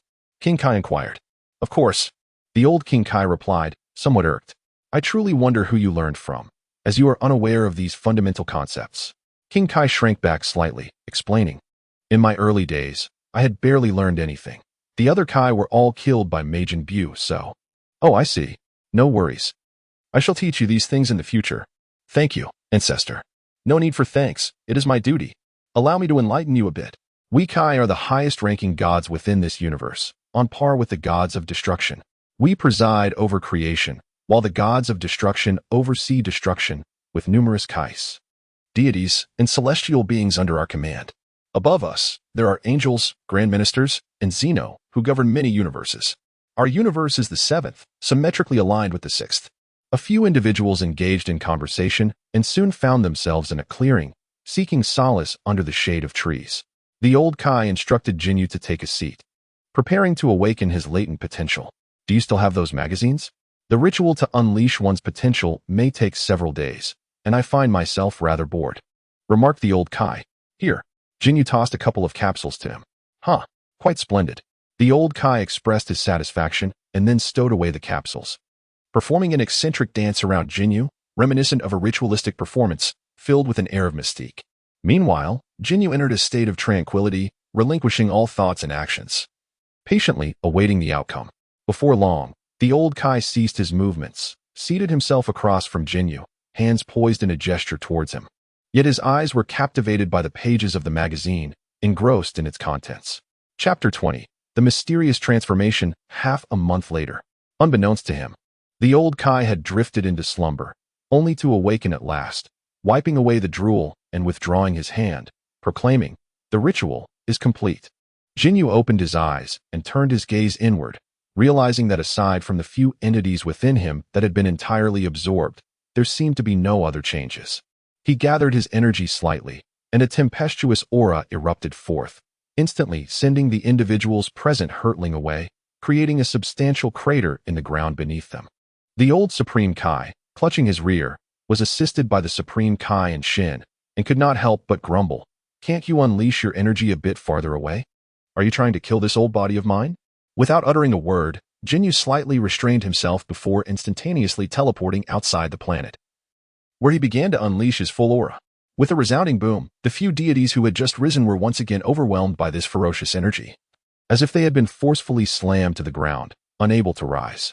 At that moment, Jinyu's body radiated a layer of white light. Although the color of his hair remained unchanged, the amplification of his power surpassed even that of the Super Saiyan 2 transformation, and he felt no burden on his body. This resembled the mysterious form of Son Gohan from the original storyline. Following this, Ginyu erupted with energy once more, roaring furiously as he maintained this enigmatic state, striving to transform into the legendary Super Saiyan. Yet, no matter how furious he became, he was unable to succeed in his transformation. Could it be that these two states cannot coexist? Ginyu made yet another attempt, but to no avail. What a pity. Although the mysterious state offers numerous advantages, its limits fall short compared to the transformation of a Super Saiyan. However, Ginyu quickly recalled his mastery of the Kaioken technique, and thus, while maintaining the mysterious state, he endeavored to activate the Kaioken. The explosive aura once again overwhelmed the deities, rendering them utterly incapable of standing. Remarkably, he succeeded. It appears that the compatibility of Kaioken is indeed superior. Even though this would compromise the weightlessness of the mysterious state, it allows for the transcendence of limits.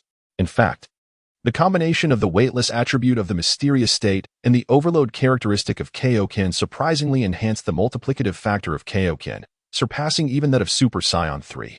The transformation into Super Saiyan and the Kaioken are both overload techniques. Thus, once one transforms into a Super Saiyan, enhancing the Kaioken's multiplier becomes exceedingly difficult, if not impossible. Furthermore, under equivalent augmentation conditions, the bodily strain of the Super Saiyan transformation is significantly less than that of Kaioken. Therefore, rather than employing Kaioken post-transformation, it is far more advantageous to ascend to a higher level of Super Saiyan. Hence, in the later stages of the original narrative, Goku seldom utilized Kaioken. Far above the ocean surface on Earth, Goku, engaged in battle with little Ginyu, cast a startled glance toward the direction of the Kaishin realm. Is that Ginyu? He promptly teleported beside Ginyu, but dared not approach too closely.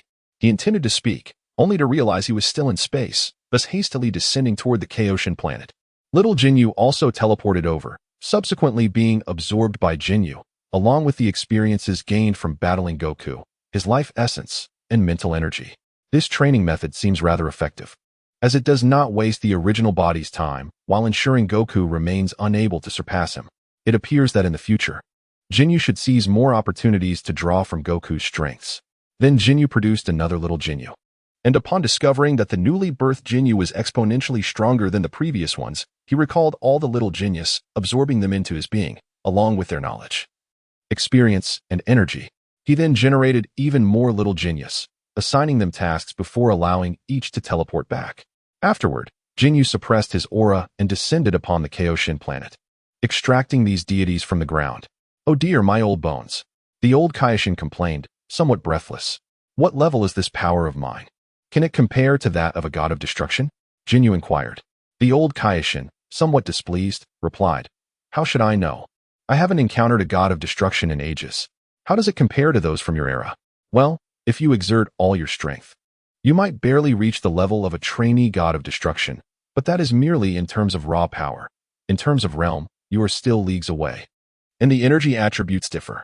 When it comes to actual combat, you would find yourself easily defeated." The old Kaioshin offered such an assessment.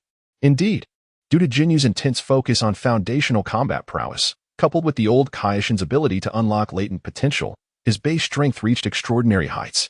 Consequently, in the transformation that transcends the limits of Super Saiyan 3, he was able to attain a level comparable to that of a trainee god of destruction, which was somewhat within Jinyu's expectations. Nevertheless, his greatest aspiration remains to achieve the power of a god of destruction in his normal state. This way, even if he falls short in terms of realms, he would still possess the strength to overcome any challenges once he activates his multiple transformations. Thus, from this moment forth, he must conceal his true capabilities.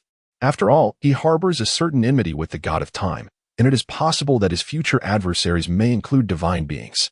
However, hiding one's strength in the presence of an angel proves to be an exceedingly arduous task, for an angel can easily unveil the truth with their staff, leaving little room for secrets to remain concealed.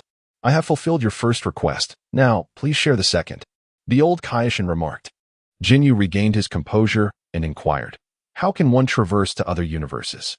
It is undoubtedly forbidden to journey through the past or future, or to venture into different space-time realms, hence Ginyu refrained from asking about those.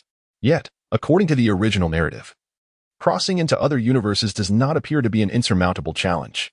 Although Ginyu had absorbed the Grand Kaioshin, the sheer magnitude of the other's memories was overwhelming, and he had yet to fully assimilate them, with his progress still less than 1%. Consequently, there exists knowledge possessed by certain Kaioshins that remains unknown to him. The elderly Grand Kaioshin hesitated slightly, stating, "To journey to other universes, one must at least confer with the deities of those realms. Otherwise, one may easily be perceived as an invader. Pray, instruct me, and assist me in making the necessary arrangements." Which universe do you wish to visit?" The elderly Grand Kaioshin displayed a troubled expression, uncertain whether the deities of other universes would grant him any favor, especially after his prolonged absence. "The 6th and 11th universes, whichever can be secured would be preferable, though ideally, access to both would be ideal. Share your reasoning with me, without a compelling justification. I find it difficult to advocate on your behalf. In this realm, I believe I have no rivals left. I yearn to encounter mightier adversaries. Well then, I shall embark on a journey, though do not harbor excessive hopes." With that, the old man vanished in an instant. "Are you heading to another universe?" inquired Goku, who had just arrived. "Yes, I wish to accompany you." "That is not permissible. Earth requires your guardianship, but I too wish to witness more formidable opponents. Then first, you must vanquish my doppelganger." Goku was instantly disheartened. He had just witnessed the emergence of a more powerful little Ginyu, and he feared he would have to endure a lengthy period of torment to catch up. Moreover, catching up merely meant he would only be on par. Jinyu's clone would also rapidly evolve, matching him in speed, if not surpassing him, which meant he might be perpetually at a disadvantage. Approximately 10 minutes later, the old Supreme Kai reappeared, accompanied by a god of destruction and an angel. "This is the individual who wishes to train in your world, known as Ginyu," the old Supreme Kai introduced. He then gestured towards the god of destruction, who donned a jester-like attire. "This is the god of destruction from Universe 11, called Vermouth. The one beside him is the Angel Margarita from Universe 11. Angel Margarita, One of the three beautiful angels in the 12 universes possessed a youthful physique, white pigtails, blue skin, wielded an angelic scepter, and was clad in a divine priestess garment. To Ginyu, her appearance was not inferior to that of Beerus. In fact, her youthful form and pigtails added to her allure. However, her demeanor seemed slightly cunning, appearing somewhat petty, unlike Beerus's gentler nature. Thus, Ginyu ranked her as the second among the three angelic beauties. Is this truly the strongest in your universe? The jester-like god of destruction, Vermouth, glanced at Ginyu with mild displeasure. Among mortals, there should be none stronger, replied the old Supreme Kai. In the Dragon Ball universe, the term mortal encompasses a broad spectrum, referring to any sentient being of civilization below the divine rank. Humph. Vermouth scoffed disdainfully. He exudes an aura of malevolence that I detest. I do not welcome him. Let us return. The old Supreme Kai turned his gaze towards Ginyu. In his heart, Ginyu felt a slight displeasure, yet he did not reveal it. Instead, he spoke with a calm demeanor, saying, I have heard that your universe is home to many formidable warriors. Do you not wish to find them a worthy opponent? Ha! Waimide scoffed coldly, retorting, You are not even worthy to be their rival. He then turned to the old Kai, commanding, Let us depart. Do not waste any more time. Are you certain I lack the qualification? Jinyu's anger flared as he swiftly activated his mysterious form and the Kaioken, unleashing a powerful aura. The angel Margarita intervened just in time, shielding the two Kaioshin and Jebit from being swept away by the overwhelming energy. Waimide frowned slightly, sneering. You do possess a modicum of qualification, but what of it? I shall not allow someone like you to grow stronger. Were it not for the fact that we are in the 7th universe, I might have destroyed you on the spot. It is merely cowardice. Fear of my surpassing you. Ginyu chuckled derisively. Do not provoke me. It serves no purpose. Even if what you say is true, what does it matter? Waimide looked at him with disdain before turning to the old Kai, stating, Hurry, take us back. Very well, the old Kai replied helplessly, allowing Waimide and Margarita to rest upon his shoulders before initiating instant transmission to leave the area. Ginyu clenched his fists, suppressing his fury, and subsequently withdrew his transformation, allowing himself to regain composure. It was unwise to reveal his capabilities in a moment of anger, for such strength was insignificant in the presence of a god of destruction, and could inadvertently expose his tactics. Clearly, he needed to contemplate alternative strategies. If he could not traverse to other universes through conventional means, he would have to resort to clandestine methods. After all, he was determined to find every possible way to grow stronger. Shortly thereafter, the old Supreme Kai returned. But he was alone. Ginyu inquired, What are they saying in Universe 6? The old Kai replied, I first ventured to Universe 6 but could not locate their god of destruction and angel, which is why I proceeded to Universe 11. Is it absolutely necessary to find the god of destruction and angel? Can't one request the Kai? Ginyu pondered. No, for someone as formidable as yourself. It requires the consent of the god of destruction. Otherwise, even if the Kai agrees, the god of destruction may still obliterate you. Ginyu felt slightly at a loss for words, then reflected for a moment before suggesting, Since you could not find their god of destruction and angel in Universe 6, why not search in Universe 7? The old Kai was momentarily taken aback and asked, Have they come to Universe 7? Who knows? Why not look and find out? Ginyu responded, Very well, let me investigate. With that, the old Kai summoned his powers to probe the entirety of Universe 7. Chapter 21. No need to be polite. Remarkably, he indeed found them. They were, in fact, wreaking havoc on the planets of our universe. Is that not a transgression? The old Kai felt a twinge of displeasure. Having said that, he immediately activated instant transmission and appeared before the god of destruction and angel of Universe 6. Who are you? The god of destruction, Kappa, was taken aback. Does Lord Kappa not recognize me? The old Kai chuckled. The angel, Vados, interjected, Lord Kappa. It seems he is the Kai that Lord Beerus once sealed. Oh, it is you? Kappa suddenly recalled and inquired, What brings you here? I was about to ask what brings you here, Lord Kappa. It appears your activities do not quite adhere to the rules. Ahem. We were merely passing through. Yes. Passing through. Kappa replied somewhat awkwardly. Passing through, is it? Then it is not a significant matter. However, I happen to have something to discuss with the two of you. The old Kai was not inclined to pursue the matter further, as it truly was not a major issue. Oh, what is it? Kappa asked. It is as follows. A few minutes later, the old Kai led the god of destruction, Kappa, and the angel, Vados, to the Kai's planet. Kampa's physique resembled that of a large purple cat, standing upright, adorned in the attire of a god of destruction. Vados, on the other hand, was a tall and beautiful woman, with sky-high white hair in a single ponytail, blue skin, and dressed in the garb of an angel. "Is this the strongest being of your universe?" Kampa inquired, looking at Ginyu. "It should be," the old Kai replied. Hee. Kampa smiled slightly, then pointed, sending a beam of deep purple light soaring toward Ginyu. Ginyu was momentarily taken aback, yet he sensed that the destructive energy was not overwhelmingly potent, prompting him to test its limits. Thus, he swiftly tore off one of his hands and hurled it into the distance, while he himself unleashed a formidable aura, catching this force with a single hand. With a sudden whoosh, the destructive power magnified instantly, enveloping Ginyu within its grasp. He then felt an excruciating tearing sensation throughout his entire body, and could not help but cry out in agony. Jinyu's face contorted in pain, and he subsequently roared in fury. He activated his mysterious state and the Kaioken once more, having completely forgotten his earlier intention to conceal his true strength. Conceal? What was there left to conceal? If he continued to hide, he would surely lose his life. A portion of his body had already been disintegrated. If he chose to remain hidden any longer, he feared that he would vanish entirely. Yet, even as he unleashed all his might to resist, he could only momentarily stave off the encroaching destructive force, unable to break free from its binding power. He hastily regrew his severed hand, attempting to prevent the destructive energy from accelerating its erosion through the wound. However, the toll on him was immense, and if he did not swiftly devise a solution to this predicament, he would ultimately succumb to this overwhelming force. Ginyu recalled that in the original narrative, Frieza withstood the destructive force through sheer physical resilience. Thus, he decided to diminish his own energy resistance to this force, allowing it to permeate his being in hopes of awakening the latent power of the king's bloodline.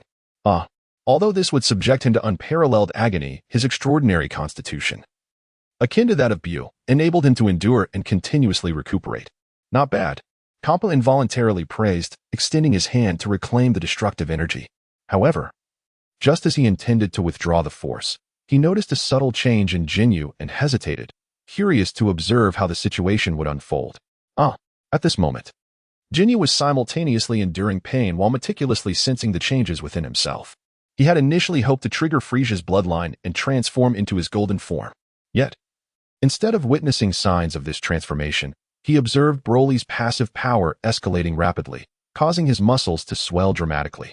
A green aura erupted, enveloping the crimson flames, while his energy surged exponentially, soon reaching a level capable of effortlessly resisting the destructive force. Wow, Broly is incredible. This growth is utterly astonishing. No wonder in the original story, he surpassed Super Saiyan Blue Goku merely by battling him. His potential is simply more terrifying than that of the king. Moreover, the divine energy within him surged forth, effortlessly isolating the destructive force, proving to be more potent and effective than his own energy. Ginyu was slightly taken aback as he felt the expansion of this divine energy. He could now move freely within this destructive force. Although resistance remained significant, and both the divine energy and his own ki were rapidly depleting, at least he was not completely immobilized. Divine energy? Kampa was equally astonished. Though Jinyu's recollection of the great King Kai's memories remains limited, it is sufficient enough for him to tenuously harness the divine power. Gradually, his hair transformed into a striking crimson hue. Ginyu gazed at himself in bewilderment, exclaiming, "What on earth is this?" Quite impressive," exclaimed Zangya in surprise. "You've managed to tap into my power and step into the realm of divinity." Ginyu was even more astonished to discover that this crimson form could synergize with the Kaioken technique, without conflicting with the mysterious state. This indicated that he had simultaneously activated 3 formidable enhancements: Super Red, Kaioken, and Mysterious. When he attempted to deactivate the mysterious state, the multiplier of Kaioken plummeted. Though not drastically, it merely reflected the typical multiplier he could achieve in his standard form.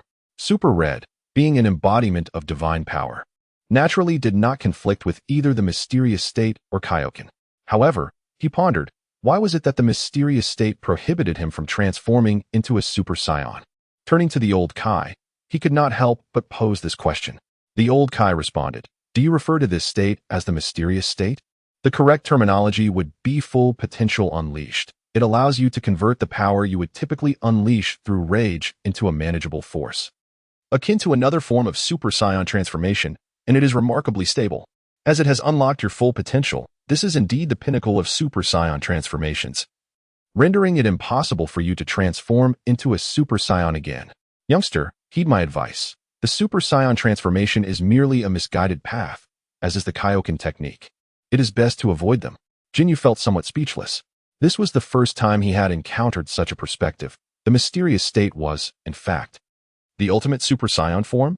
If the mysterious state merely surpassed the Super Saiyan 3rd grade, it could be likened to the ultimate Super Saiyan. This led him to wonder, was the Super Saiyan 3rd grade truly the zenith of Super Saiyan transformations? What of the Super Saiyan 4th grade? Who knows if such a form exists in this world? Moreover, it seemed that the Super Saiyan 4th grade was not a conventional transformation, but rather one achieved through a great ape form. Thus, perhaps the Super Saiyan 3rd grade truly represented the culmination of Super Saiyan evolution. Ginyu reflected upon his transformation. In truth be told, while his hair had turned a vibrant red, it failed to stand on end, leaving him feeling somewhat less than dashing. Furthermore, this striking crimson hue bore an uncanny resemblance to the aura of the Kaioken technique, once the super red form was activated. Distinguishing whether the Kaioken was in effect became nearly impossible. Although this might deceive his adversaries, the foes he would face later would undoubtedly possess the ability to sense energy. Thus prioritizing a more stylish appearance seemed far more advantageous. The super blue form, on the other hand, allowed his hair to stand erect. Yet it was a transformation built upon the foundation of the super red form as the standard state of a Super Saiyan. His enigmatic form already resembled an unloaded Super Saiyan transformation, suggesting he might be incapable of achieving super blue. How frustrating, at the very least. He wished for a transformation that would make his hair stand tall. Otherwise, what allure could the super red form possibly possess? The super red was, without a doubt, the least appealing of them all. Contemplating this, Ginyu promptly dismissed the super red form, opting to retain only his enigmatic state in the Kaioken. As his passive abilities increased, he even began to gradually reduce the multiplier of the Kaioken, allowing him to continue enhancing his passives. However, Kampa would not permit such actions. With a mere gesture, he retracted the power of destruction. Alas, what a pity! Ginyu gazed at Kampa with a hint of reluctance and implored, Lord Kampa, might you bestow upon me a bit more destruction energy? You dream. Kampa flatly refused. Do not be stingy. At worst, I shall owe you a favor. Huh? Do you think I, a mighty god of destruction, require your favor? Who do you think you are? Kampa retorted, pointing at himself with an expression that conveyed disdain. Jinna remained unperturbed, merely reverting to his usual demeanor, and with a slight smile remarked, surely, Lord Kampa's clandestine visit to Universe 7 must be for some unsavory purpose. Is it not? What unsavory purpose? Kampa replied, somewhat flustered. I was merely passing through. Do you understand? Oh, is that so? You have been inadvertently wandering for many years during Lord Beerus's slumber, have you? Ginyu continued. Shall I awaken Lord Beerus and inquire if he still permits your passage? Kampa furrowed his brow, seething with indignation. Do you dare to threaten me? No. Ginyu hastily gestured in denial. How could I possibly threaten Lord Kampa? My utmost desire is to be of assistance to you. Ginyu intuitively understands that threats are futile, just like Zamasu and Beerus. They are twin brothers who may bicker and engage in quarrels, but they would never go so far as to harm one another fatally. I do not require your assistance, Ginyu calmly remarked. Though I am uncertain of Lord Xiangpa's intentions, it is evident that he must always be on the move. Is it not? I possess the ability to teleport. And what of it? Xiangpa replied, momentarily taken aback. Teleportation. The kind utilized by the Supreme Kai? Indeed. Xiangpa's face broke into a grin as his eyes twinkled mischievously. Rubbing his hands together, he said, well, perhaps I could indeed use your assistance. As the god of destruction and the angels are prohibited from employing teleportation, it becomes quite troublesome for a god of destruction wishing to embark on a journey. While the angels possess methods for swift movement, none can rival the efficacy of teleportation. Moreover, he wished to keep his activities concealed from other deities. Ginyu, though newly elevated to the realm of divinity, was not yet versed in the divine language, which should pose no issue. May I kindly request another infusion of destructive power from you, Lord Xiangpa? Ginyu inquired with anticipation. Certainly, no problem, Xiangpa replied with a devilish grin. Raising a hand to the heavens, a colossal sphere of destructive energy materialized above him, causing the two supreme Kais and Jebet to tremble in fear. As large as you desire. Xiangpa laughed, revealing his gleaming teeth. This audacious youth dared to utilize his energy for enhancement. Surely, he must be appropriately reprimanded. Ginyu felt the astounding power of destruction and began to sweat, exclaiming, "Could you please tone it down a bit?"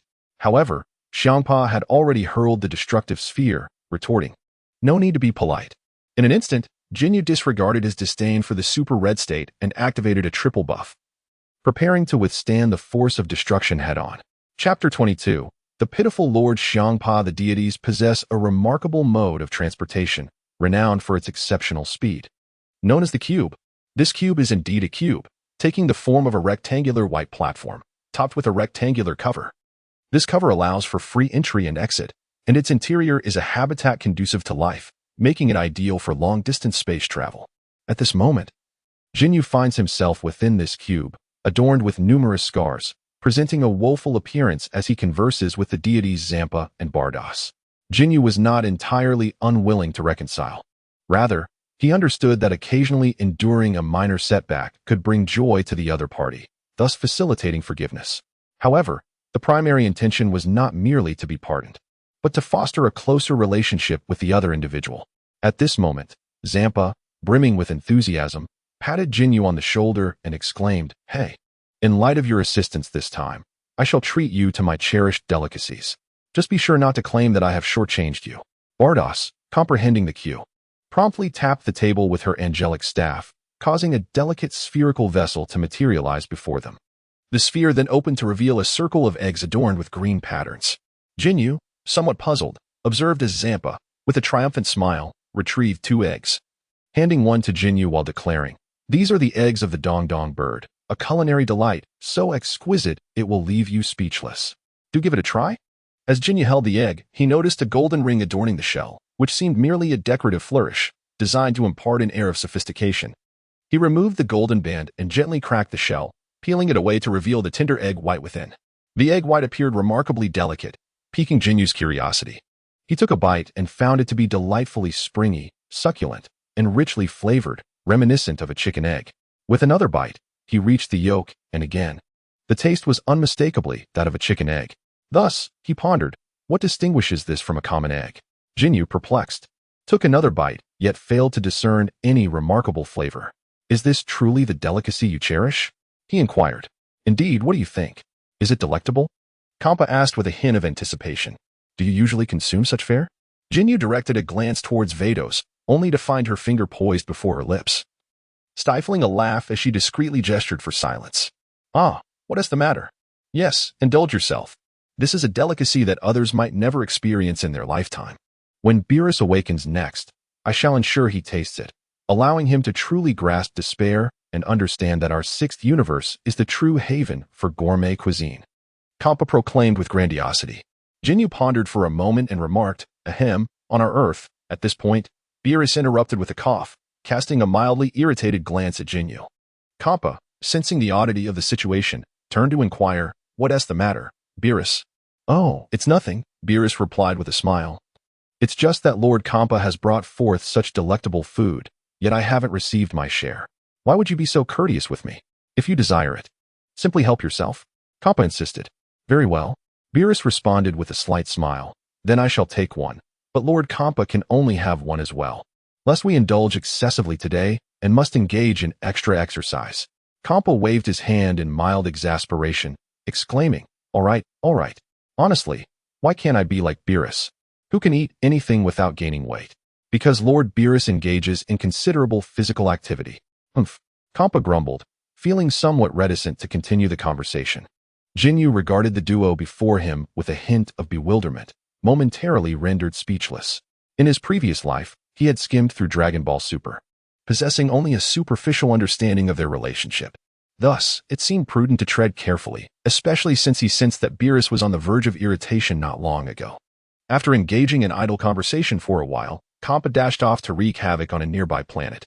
It was only then that Ginyu turned to Beerus and inquired, "Beerus, can Kampa hear us while we converse here?" "No, he cannot," Beerus replied with a smile. "Ah, then may I ask, do you truly find the eggs of the dodo bird delectable?" Beerus hesitated momentarily, meeting Jinyu's gaze before responding. Would you like the unvarnished truth? Ginyu pondered for a moment and said, I do not possess sufficient insight into your relationship, and to avoid any inadvertent offense, I would indeed prefer the unvarnished truth. With one hand propping her chin, Beerus leaned on the table, smiling as she said, Very well. However, you must promise to keep this confidential. Of course. Thus, Beerus revealed. In truth, this is merely a ruse I devised to mislead Kampa. There are indeed far more delightful dishes than dodo bird eggs. Ginyu was momentarily at a loss for words and asked, May I inquire as to why? Beerus raised her gaze slightly and explained. You must understand that our divine lifespan is exceedingly prolonged. Serving a god of destruction can be rather vexing, yet it is the duty of an angel. And I cannot evade it. I have served many generations of gods of destruction and have come to understand the common pitfalls they encounter. Generally, the temperament of a god of destruction is not particularly amiable, and those with a voracious appetite tend to be especially capricious. Once they have savored true culinary delights, their appetites expand infinitely, leaving them insatiable. Kampa is still quite young. He will accompany me for a long time to come. Ah, I see. Ginyu responded, enlightened, and then asked, So you were deliberately provoking Kampa earlier when he criticized your cooking? Can you guess? Beerus replied, her eyes twinkling with amusement. Ginyu pondered for a moment and remarked, With your prolonged lifespan, acquiring some culinary skills should be a rather effortless endeavor, wouldn't it? Vados withdrew his gaze, neither responding nor denying the assertion. Upon hearing this, Ginyu could only continue. Doesn't that mean you would be burdening yourself? You too would have to endure hardships alongside Lord Kampa? A soft chuckle escaped from Bardos as she covered her mouth. I can ensure that he remains oblivious. Ginyu was momentarily at a loss for words. An angel, indulging in clandestine pleasures? Just moments ago, I pondered whether to attempt to win you over with delectable delights. But it seems rather amusing now. Ginyu couldn't help but reflect. Indeed, it makes sense. A dignified angel, with a lifespan nearly infinite. How could they possibly resist the allure of exquisite cuisine? Surely, a mere handful of delicacies would not suffice to conquer their hearts. The term conquer should not be employed lightly when addressing deities, Bardos cautioned. Indeed, such words carry a hint of arrogance. Perhaps we could substitute it with appease? If you were to present sufficiently delightful food now, it could indeed win the favor of the divine. Is that so? Ginyu turned his gaze towards Bardos. But it must remain a secret from Lord Kampa. Bardos bestowed upon him a knowing glance. Ginyu pondered for a moment before producing a capsule and presenting it to Bardos, stating, This is a capsule that contains a variety of delectable earth cuisines. Simply press it and toss it to open, but considering the confined space here, it would be prudent to wait until Lord Kampa is not nearby to utilize it. Bardos accepted the capsule with gratitude, replying, Thank you. Ginyu nodded and then inquired, Are you interested in taking on a disciple? Whom? Bardos asked. Me. Ginyu pointed to himself. Bardos glanced at the capsule in her hand and remarked, Is this the reason for your culinary gift? Not at all. Ginyu shook his head. The food is merely a token of our meeting. Whether you accept a disciple depends solely on your interest and willingness. After a moment of contemplation, Bardos responded, If Lord Kampa has no objections, I would not mind taking you as my disciple. As an angel, it is my duty to serve the god of destruction, so you must first get past Lord Kampa. Get past Lord Kampa?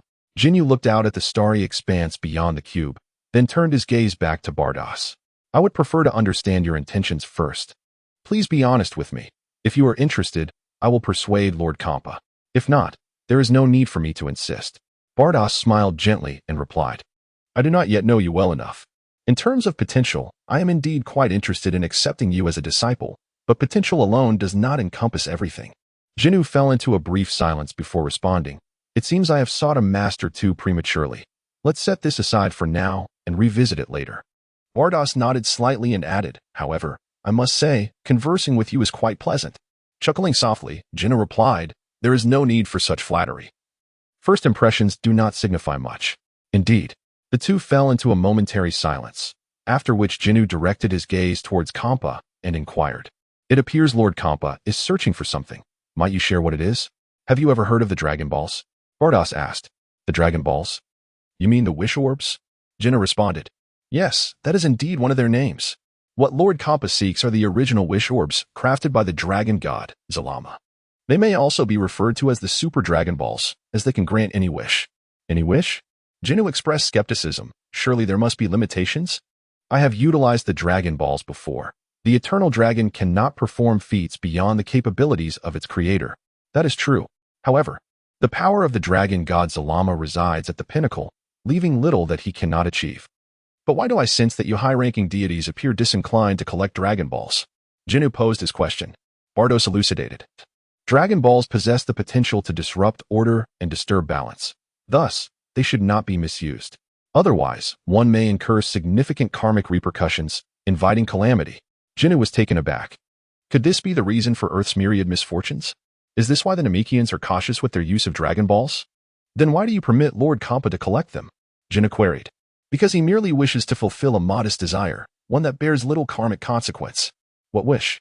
Ginyu inquired, intrigued. Chuckling, Bardos covered her mouth in amusement. I once deceived Lord Kampa into believing that fried eggs are the most delectable food in the world. So his wish is to have a fried egg? Ginyu was taken aback. No, he is a bit more astute. He desires the recipe. Are you implying that I am not clever? Chapter 23. What? You are hiding another one. Lord Kampa's method of collecting Dragon Balls is rather inefficient, Ginyu remarked. Bardos smiled and replied, Isn't it better this way? It allows him to spend more time in search of the Dragon Balls, which means he will savor the fried egg even later. Ginyu felt a touch of exasperation. No wonder in the original narrative. Kampa only managed to gather 6 Dragon Balls by the time of the Dragon Ball Super era. Yet, Ginyu too desired the Dragon Balls, and thus declared, But I cannot allow him to continue this reckless pursuit. This is a planet within our 7th universe. If there is life there, it too may be destroyed. Bardos remained silent, refraining from any rebuttal. At that moment, Kampa was wreaking havoc across the planet, as the Super Dragon Balls, being as vast as planets themselves, were easily obscured by cosmic dust, rendering them virtually indistinguishable from ordinary celestial bodies. Thus, although Kampa did not obliterate the entire planet, he had nonetheless ravaged its surface. Observing Bardos' lack of contradiction, Ginyu activated his instant transmission and appeared beside Kampa. Oh, Ginyu? Kampa halted his assault and turned his gaze toward Ginyu. Ginyu spoke up. I heard from Bardos that Lord Kampa wishes to collect the Super Dragon Balls. Kampa furrowed his brow slightly, but soon realized that Ginyu was not a divine being, so it was of no consequence for him to know. After all, it was quite difficult to conceal, and thus he admitted, Indeed, what would you like to say? I believe that Lord Kampa's method of gathering the Dragon Balls is exceedingly inefficient. In my previous endeavors of collecting Dragon Balls, I utilized a device known as the Dragon Radar, which could pinpoint the location of the Dragon Balls with remarkable efficiency. If Lord Kampa would permit me to see the Dragon Balls you have already amassed, perhaps I could create a Super Dragon Radar, eliminating the need to recklessly destroy planets, as I do now. Really? Kampa expressed a hint of surprise. Indeed. However, I have conditions. What conditions? I wish to take Bardos as my master, to teach me how to grow stronger. Therefore, should I successfully create the Super Dragon Radar, please do not impede my apprenticeship. Very well. Kampa promptly patted Ginyu on the shoulder, saying, As long as Bardos is willing, I shall not stand in your way. Now, let me see the Dragon Balls. All right, let's go. Thus, Ginyu transported Kampa into the cube, and subsequently, they were informed of the location of Universe 6. After several instances of instant transmission and adjustments, they finally arrived at the God of Destruction's realm in Universe 6. The God of Destruction's realm, as expected, was the domain of the God of Destruction. Bardos wielded her divine power to maneuver the cube, guiding Kampa and Ginyu away from the God of Destruction's planet and towards the edge of the realm. Before them loomed a colossal barrier obscuring the sky, rendering the interior indiscernible. Yet, Ginyu sensed a tremendous spatial disturbance. It appeared that this barrier possessed formidable spatial isolation capabilities, suggesting that instant transmission could not directly penetrate it. With a wave of her staff, Bardos revealed a small opening in the vast sky barrier, allowing the 3 of them to fly through this aperture. Upon entry, 3 Dragon Balls, each the size of a planet, came into view. Ginyu could not help but slightly part his lips, utterly astonished by the spectacle before him. Only upon witnessing the grandeur of such an immense Dragon Ball could one truly grasp the magnificence of the scene. It was far more breathtaking than anything depicted in anime. Is this the Super Dragon Ball? Ginyu inquired. Indeed, is it not awe-inspiring? Kampa could not help but boast. It is indeed astonishing. Ginyu exclaimed as he soared into the air, extending a hand as if to grasp the Super Dragon Ball. However, the distance was far too great. Even with a clever use of perspective, He could not seize the ball. Hee, what do you think? Can you create a Dragon Ball radar? Kampa asked. That shouldn't be a problem, Ginyu replied. He had also studied the Dragon Ball radar with Bulma, naturally understanding its principles. In Dragon Ball Super, Bulma had even constructed a Super Dragon Ball radar without ever having seen the Super Dragon Ball, indicating that, at their core, the ordinary and Super Dragon Balls were fundamentally similar, albeit requiring an extended detection range on a cosmic scale. Then go ahead and create it. I shall return for a brief nap. Should you require anything, just inform Beerus. Beerus, you stay with Ginyu for now. I will take my leave. With that, Kampa flew back to the God of Destruction's planet. Yes, Lord Kampa. Beerus bowed slightly, watching as Kampa departed. Once Kampa had left, Beerus sealed the opening, ensuring that within this barrier, only she and Ginyu remained. Are you going to stop me, Beerus? Ginyu asked. Beerus turned and replied, there is no need. It merely accelerates Lord Kampa's acquisition of his fried egg, nothing of great consequence. If you have any requests, do not hesitate to voice them, after all. This is Lord Kampa's command. As long as you do not impede me, can you enlarge the cube? Certainly. Beerus waved her staff, and the cube expanded exponentially, resembling a vast plaza. Is this sufficient? She inquired. It will do. Ginyu nodded, then produced a capsule and tossed it onto the platform. In an instant, with a resounding bang, it transformed into a laboratory, or rather, a processing factory. Beerus observed as Ginyu entered the laboratory, then took out her own capsule, mimicking Jinyu's actions. She pressed it and tossed it away, which promptly morphed into a room filled with an array of delectable delicacies. Quite splendid, Beerus exclaimed, delighting in the surprise, and promptly grabbed a bag of snacks, munching away with delight. This is absolutely delicious. Batos soon indulged in the moment.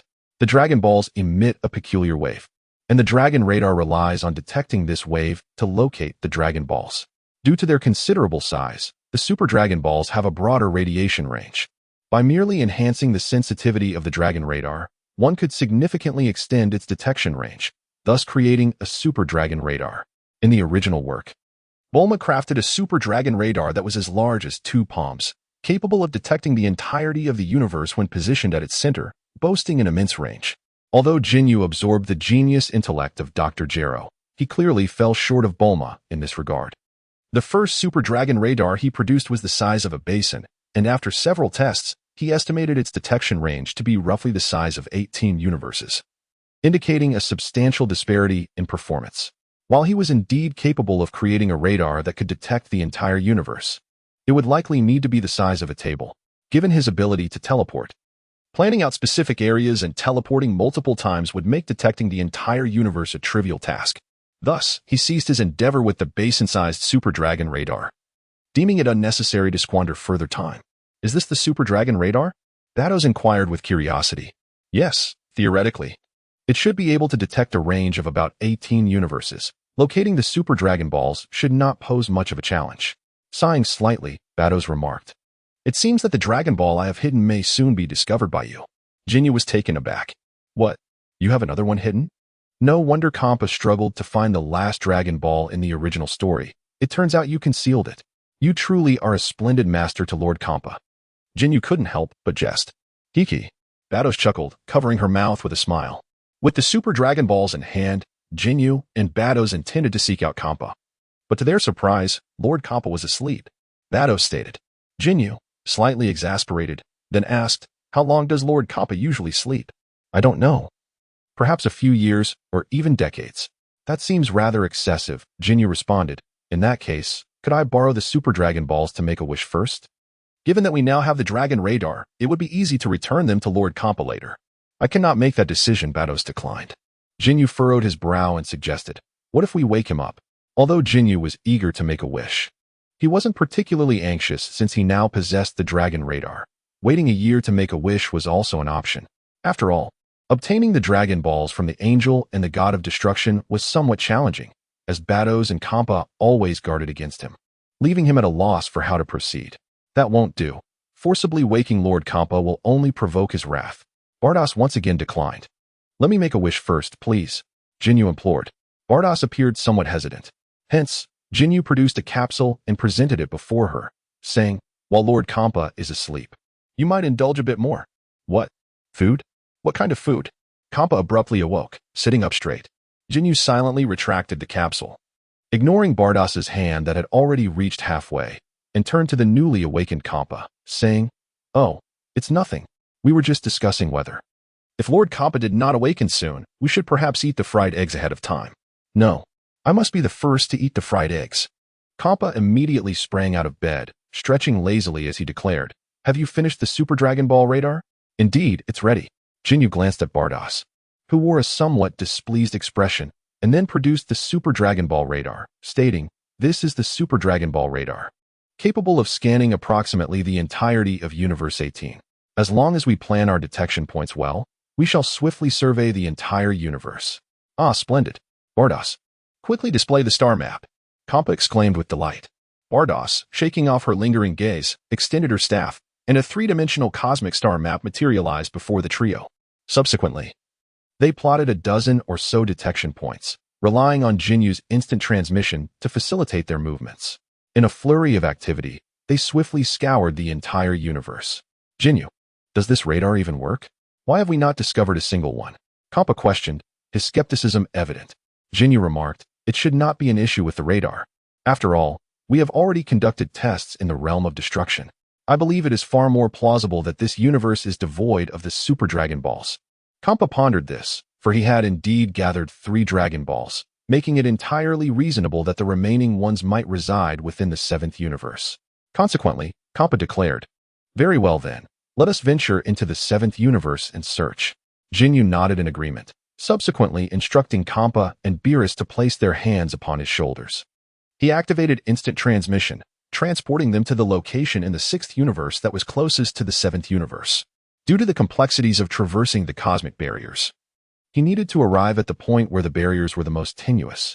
Suddenly, the Dragon Ball radar emitted a series of beeps. Ginyu gazed at the radar and soon discovered something astonishing. A Dragon Ball was located nearby. "Oh, where?" Kampa quickly leaned in. "Here, look." Ginyu magnified the image and swiftly pinpointed the location. "Haha, splendid. Let us hasten there." Kampa appeared quite elated. Meanwhile, Batamo silently lamented, "Alas, I have been discovered. This location is undoubtedly where she has concealed it." Chapter 24. The Super Dragon guided by the Dragon Ball radar, the trio soon arrived near a desolate planet. Upon sighting the planet, Kampa joyfully exclaimed, "Given its size, it must certainly be the Dragon Ball." Without hesitation, he unleashed a thin beam of destructive energy, obliterating the surface terrain and revealing the orange-yellow core beneath, adorned with 4 pentagrams, which appeared both magnificent and resplendent. "This is unmistakably the Dragon Ball. Haha. It's the 4-star ball." Kampa beamed with delight and emitted a pulse of energy to secure the 4-star ball. He then turned to Batamo and declared, "Let us take it back."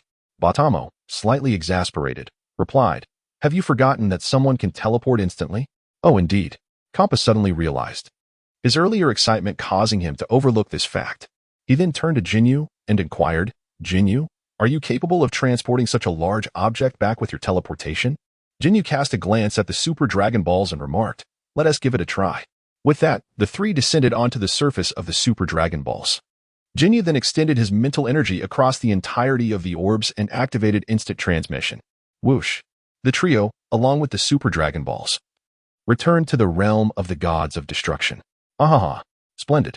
Kampa exclaimed joyfully, subsequently pulling the Super Dragon Balls into the enormous celestial dome, placing them alongside the other Super Dragon Balls. "Let us proceed." Kampa approached Ginyu, placing his arm upon his shoulder, while Beerus silently rested his hand on Jinyu's shoulder as well. All right. Ginyu led the 2 towards Universe 7, embarking on a quest to locate the Super Dragon Balls there. With the Dragon Ball radar in hand, their search progressed swiftly, and soon enough, the trio had gathered 3 Super Dragon Balls at the edge of the universe, preparing to traverse the cosmic barrier to return. "These large orbs are cumbersome to transport through the cosmic barrier. I can only drag them back," Ginyu stated. "No worries," Kampa replied cheerfully, unleashing an energy net to ensnare the Super Dragon Balls, saying, "Dragging is fine. We can teleport once we reach Universe 6.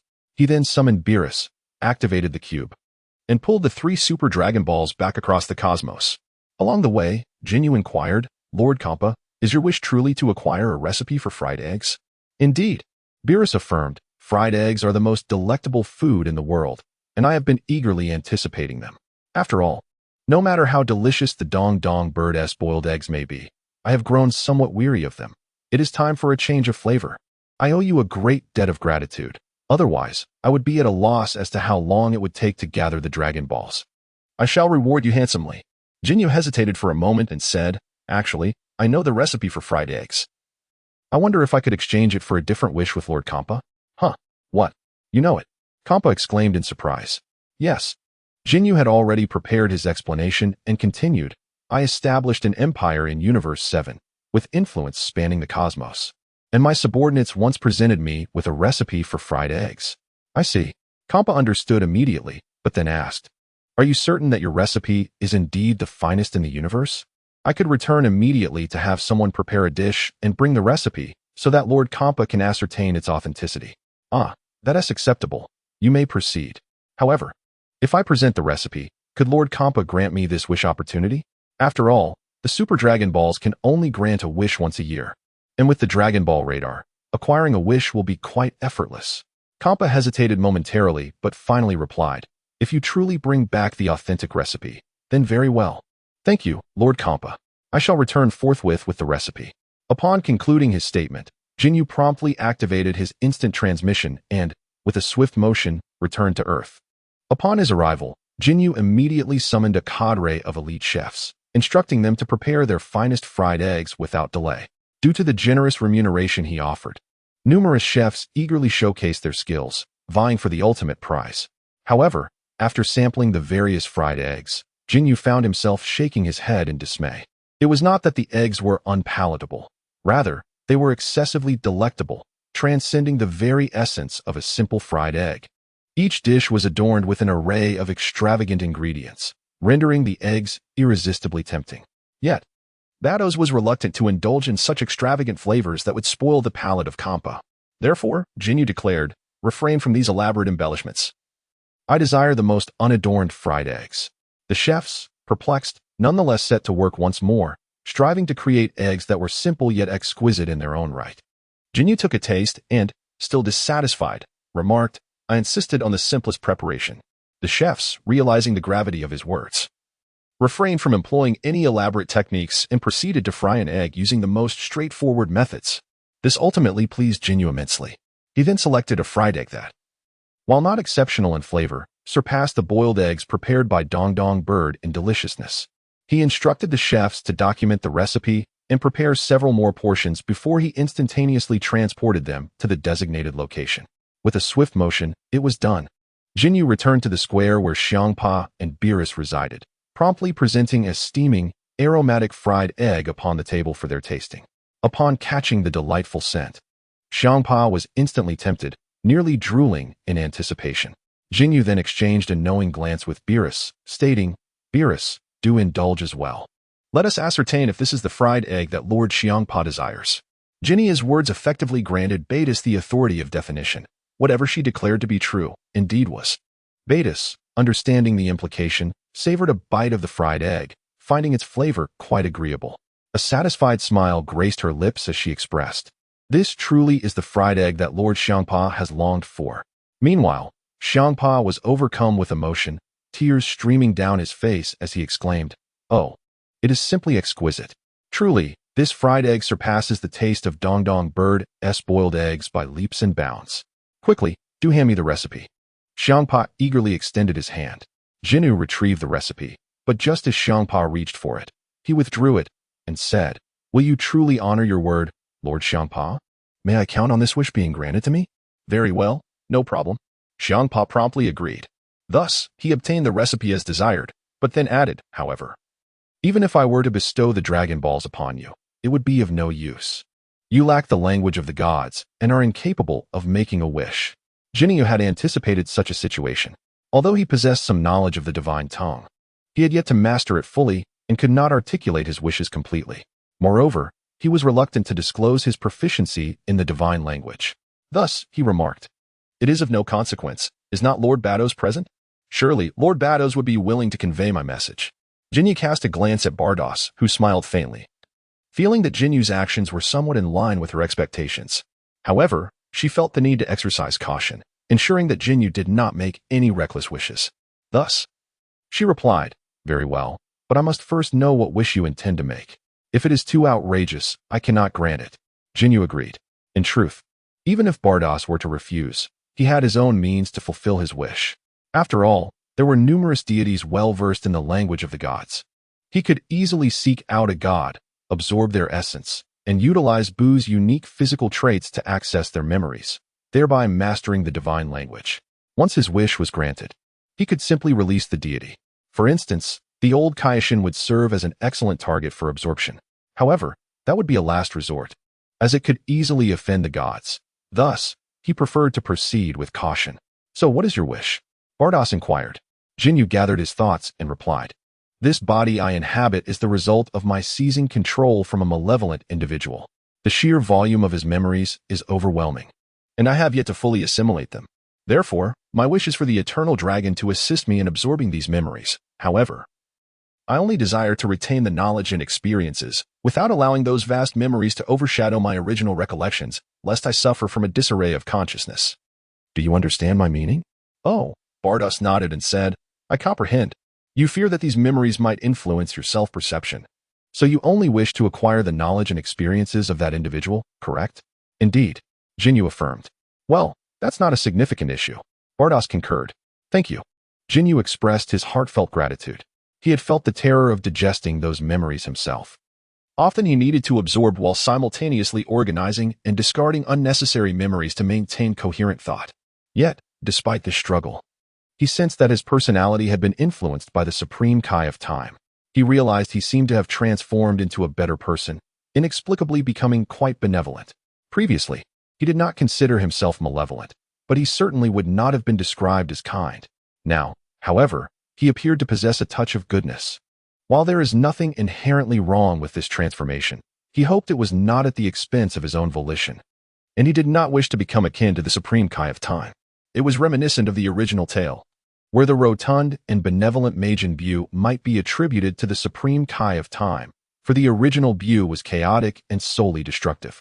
Yet, after absorbing the supreme Kai of time, amidst the deluge of those memories, was he still truly Bu?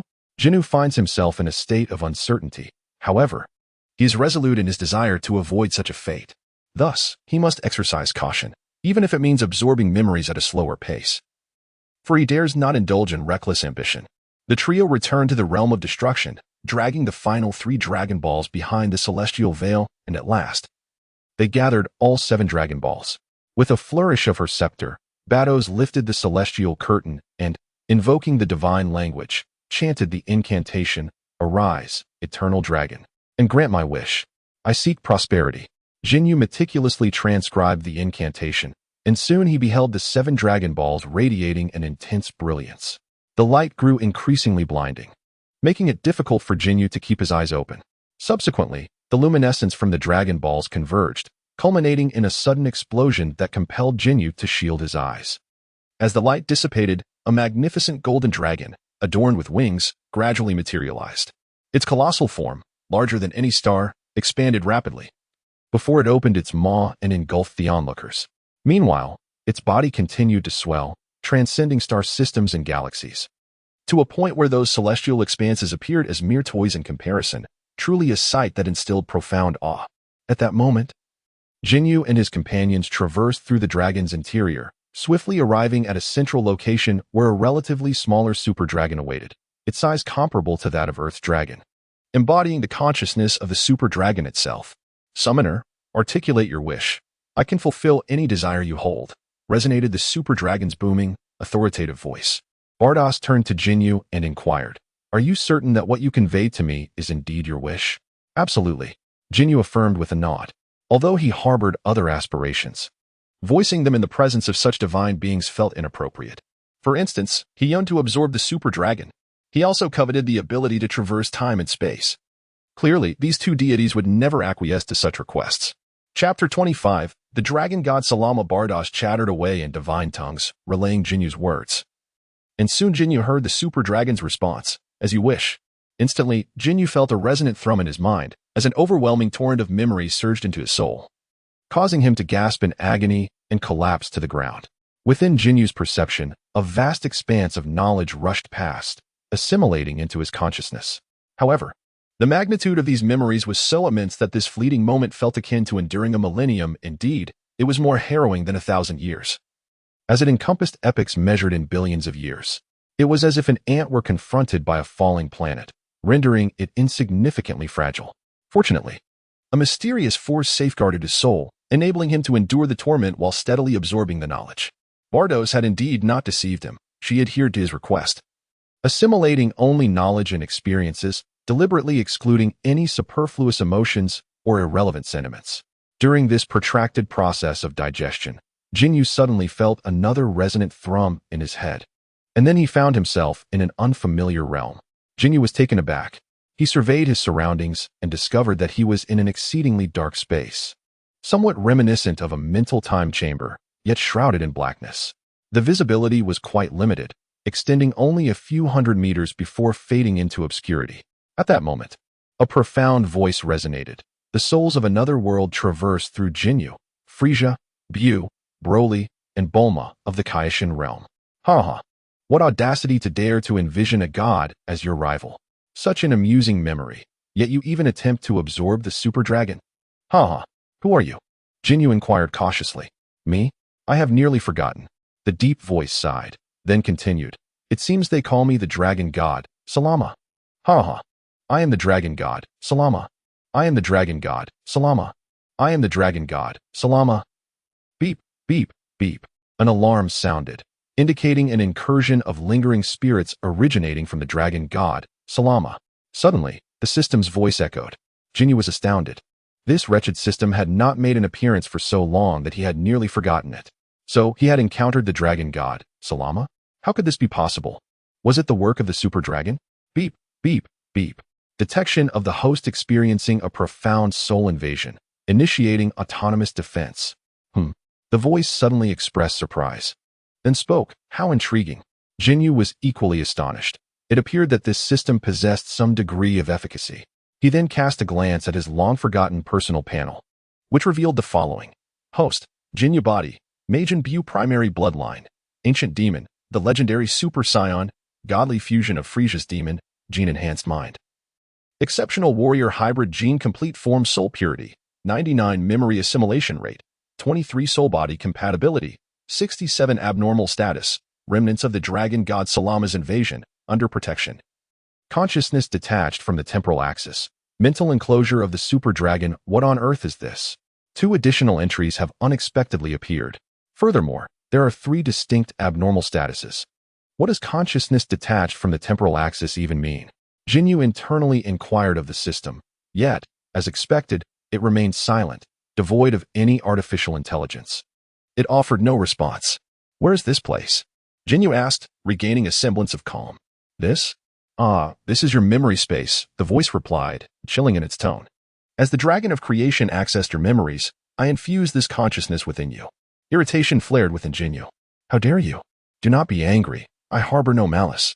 On the contrary, I can aid you in acquiring formidable power. Do you not despise the Kai of Time? I can lend you my strength. Are you certain you possess the ability to confront the Kai of Time? Ginyu questioned, skepticism evident in his voice. Indeed. The Kai of Time is not as formidable as you envision. She merely wields higher authority over her powers, making her difficult to confront. Conversely, she can handle you with but a single move. Why is that? Ginyu inquired. Because you are too young. Should she merely reverse time slightly, you would be rendered utterly defenseless. Unable to refute this, Ginyu pressed on. How can I resist her temporal powers? Do you wish to know? Speak or not? It matters not. I may not even need to confront her. Ginyu responded, growing impatient. The voice faltered, uncertain how to retort, before saying, when you next make a wish, I shall inform you. Remember, the next wish must be to restore the 6 universes erased by the Omni King. If you achieve this desire, I shall empower you. Why should I heed your counsel? Ginyu asked, irritation evident. I understand you refuse to be subservient, yet the Omni King is an insurmountable obstacle you cannot transcend. That child knows nothing, unwittingly manipulated by others. Only I can stand against him. My goal is to surpass him. Your conflict with him concerns me not. The voice replied with a hint of detachment. Even as powerful as I am, and the Omni King, we cannot withstand the higher dimensional forces of time and space. Your unique soul is unlike any other across the multiverse, and your acquaintance with the Kai of Time may allow you to break free from this constraint. What do you mean? Ginyu asked, still perplexed. However, the voice offered no further explanation, stating instead, you are not yet ready for such knowledge. Trust me, next time. Wish to restore the 6 universes erased by the Omni King, and I shall assist you. Is that true? Of course. Ginyu fell into contemplation, declaring, I shall consider it. I await your good news. Until next time. With that, the voice faded away, along with the enveloping darkness of the space. Beep, beep, beep. Detection of residual consciousness intrusion has ended. System protection has automatically shut down. Ginyu cast a glance at his personal panel, only to find that the 3 abnormal statuses had vanished. At that moment, his consciousness had returned to his physical form, leaving him with a slight discomfort. Are you all right? Asked Kampa. I'm fine. Ginyu shook his head, gradually regaining clarity. As he surveyed the surroundings, he noticed that the super dragon had disappeared, and even the Dragon Balls seemed to have vanished without a trace. Do you require treatment? Asked Beerus. No, just a brief rest will suffice, Ginyu replied, shaking his head. However, Beerus continued, you appear to be somewhat mentally unstable. I can provide you with some mental solace. Huh. Ginyu was taken aback. Don't misconstrue it. It's merely a form of magic, not a psychological comfort. Beerus clarified. In that case, never mind. Ginyu waved his hand dismissively. I would prefer genuine emotional support. Beerus was momentarily speechless. In truth, Ginyu felt a twinge of fear at the mention of mental magic. He feared that Beerus might meddle with his soul. Even though the likelihood was slim, he had already developed a psychological shadow. Although the dragon god, Salam, had not shown himself, his presence was likely genuine. Given the connection to the super dragon, he realized he should not have carelessly allowed the super dragon to tamper with his memories. The previous situation had been perilously risky. The dragon god Salam, though merely a remnant, seemed intent on executing a profound soul invasion, likely with the intention of controlling him. Had it not been for the system's protective measures, he could have been in grave danger. He resolved to avoid such laziness in the future. Digesting memories was a task he could manage without resorting to such reckless risks. Yet, unbeknownst to him, he was indeed engaging in a perilous endeavor. Perhaps he had inadvertently placed too much trust in the dragon, perceiving it merely as a tool for wish fulfillment. While it was true that the dragon served as a wish-granting tool, it was also created by someone. He had foolishly neglected to guard against its creator, which was truly inexcusable. The dragon god Salam was likely a being that had existed since the dawn of creation, possessing unfathomable wisdom. It was uncertain whether he harbored benevolent intentions, hence it would be wise to heed his words with caution. However, in the future, Ginyu could inquire about the reason why the Omni King had chosen to erase those 6 universes. His only recollection of those 6 universes was that they had somehow angered the Omni King, but the specifics of that anger remained a mystery to Ginyu. Oh, I'm glad you're fine. I'm off to indulge in some lazy sleep. Kampa yawned, then took to the skies, returning to the destroyer planet. Beerus, too, intended to depart, but Ginyu stopped her. What do you have to say? Before Beerus could finish her sentence, Ginyu had already taken her hand. Beerus was momentarily taken aback. Surely, this human cannot be. Ginyu gazed into her eyes and gradually leaned closer, subsequently placing a capsule into her hand. Here, a gift for you, he said softly. Bardock's cheeks flushed instantly as she hastily withdrew her hand, feeling a warmth spread across her face. Thank you, she stammered, reflecting on the rather awkward thought of whether this human might be confessing his feelings. Ginyu cast a teasing glance at her and inquired, what is the matter? Why does your face bear such a rosy hue? Nothing at all. Bardos dared not meet his gaze. Ah, Ginyu chuckled softly and remarked, well, I shall take my leave then. Ah, where are you going? Bardos was taken aback. To seek out masters and enhance my own abilities. But did you not say you wished to take me as your mentor? Would you accept me as your disciple if I were to ask now? Ginyu questioned. Bardos appeared quite hesitant. Never mind. Perhaps next time, Ginyu stated, turning to depart. Wait, hold on. Bardos called after him. Is there something else? Ginyu turned back to ask. I agree. Ginyu momentarily paused, then swiftly returned to stand before Bardos, observing her intently from a close distance. Bardos instantaneously felt the weight of his gaze, finding it difficult to meet his eyes, her heart racing and cheeks flushing under his scrutiny. However, she reminded herself that she was a proud angel and could not allow herself to falter. Thus, she steeled her resolve and maintained eye contact with Ginyu, suppressing the unusual sensations coursing through her. Ginyu gazed at her with a faint smile, surprised to discover such an endearing side of an angel. He leaned in closer, gradually approaching until they could feel each other's breath. Bardos felt her heart racing, while Ginyu experienced a surge of joy at the unexpected intimacy. Yet, Bardos, sensing their proximity, hesitated to speak, aware that they were teetering on the edge of a kiss. To her astonishment, Ginyu indeed closed the distance. Chapter 26. Planet Salad. Bardos froze, utterly taken aback. Seizing the moment of her bewilderment, Ginyu wrapped his arms around her, holding her tightly. After a while, Bardos suddenly snapped back to reality and pushed Ginyu away. However, as he still held her waist, she could only manage to shove him halfway, rendering the posture even more alluring. "Let me go." She turned her face away, unable to meet his gaze. Ginyu chuckled. "Shall we do it again?" "No." She shook her head defiantly. "Just once." She hesitated. "If not, I shall take my leave." Ginyu sighed and released her. "Wait," as she turned back. She unexpectedly found herself ambushed by Ginyu once more. Annoyed, she playfully struck him twice, but ultimately succumbed to the moment. After a considerable time, they finally parted. This time, Bardos pushed him away without hesitation, ready to express her anger, only to see Ginyu effortlessly turn away, declaring, "I shall take my leave. Until next time, I shall seek your guidance." "What?"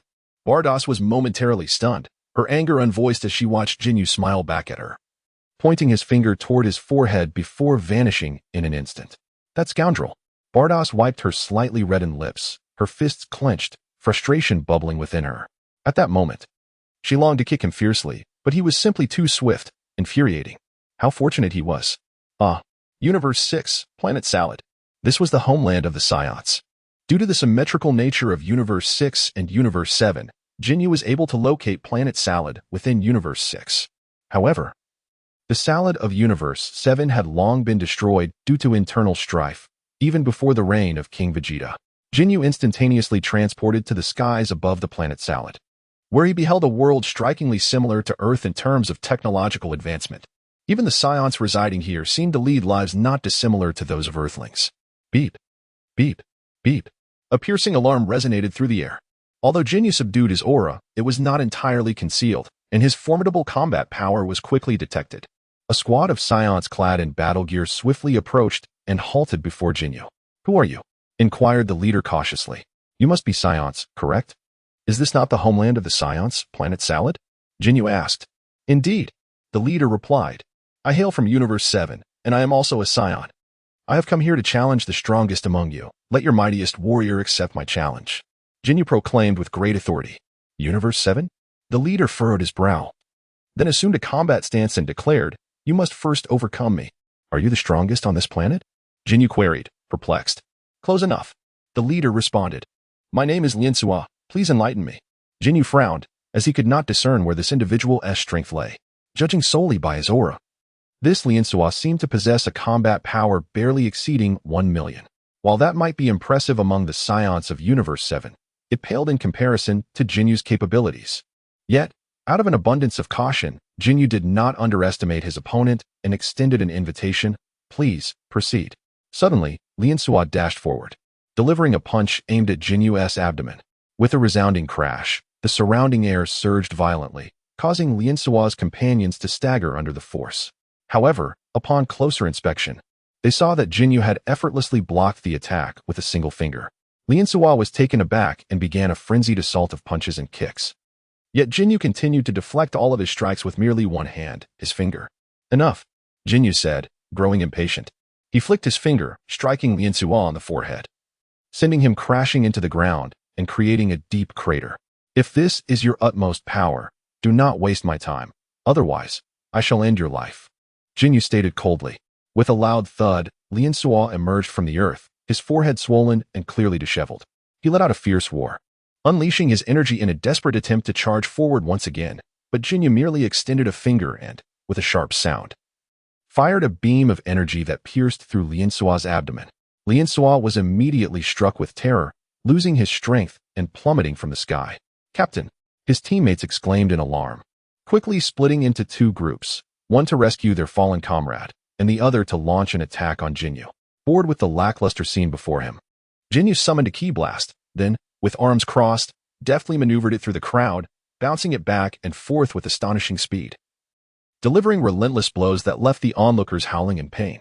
Despite their formidable battle powers, each exceeding several 100,000, they could scarcely graze the edges of Ginyu's attire. And soon, they were all sent crashing to the ground, leaving the remaining spectators in stunned silence. Was he truly this powerful? The survivors could not help but swallow hard in trepidation. Send forth your strongest warrior, or I shall annihilate you all. Ginyu threatened, his displeasure evident, as he pointed skyward, conjuring a key sphere the size of a round table, radiating an overwhelming aura. With a single strike, it could transform the entire Salada planet into mere dust without a trace. Do not harm my brother. At that moment, a spunky girl with an explosive hairstyle charged at Ginyu, attacking him fiercely. Kefla, come back! Lon exclaimed in alarm, reaching out in desperation. Kefla, so small? Ginyu pondered, allowing the girl to pummel him with all her might, utterly unfazed. It then dawned on him that he had arrived far too early. The future warriors had yet to mature. How could he have forgotten the passage of time? What a disgrace.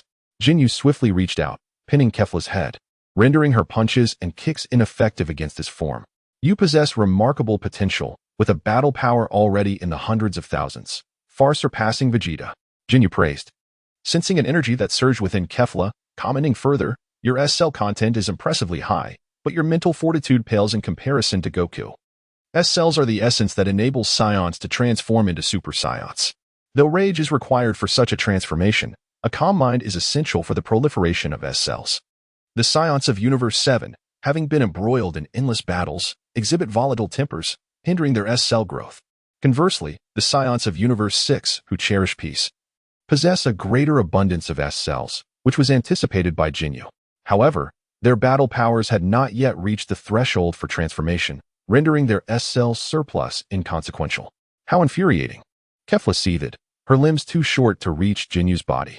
Even her ki blasts met an invisible barrier, thwarting her efforts.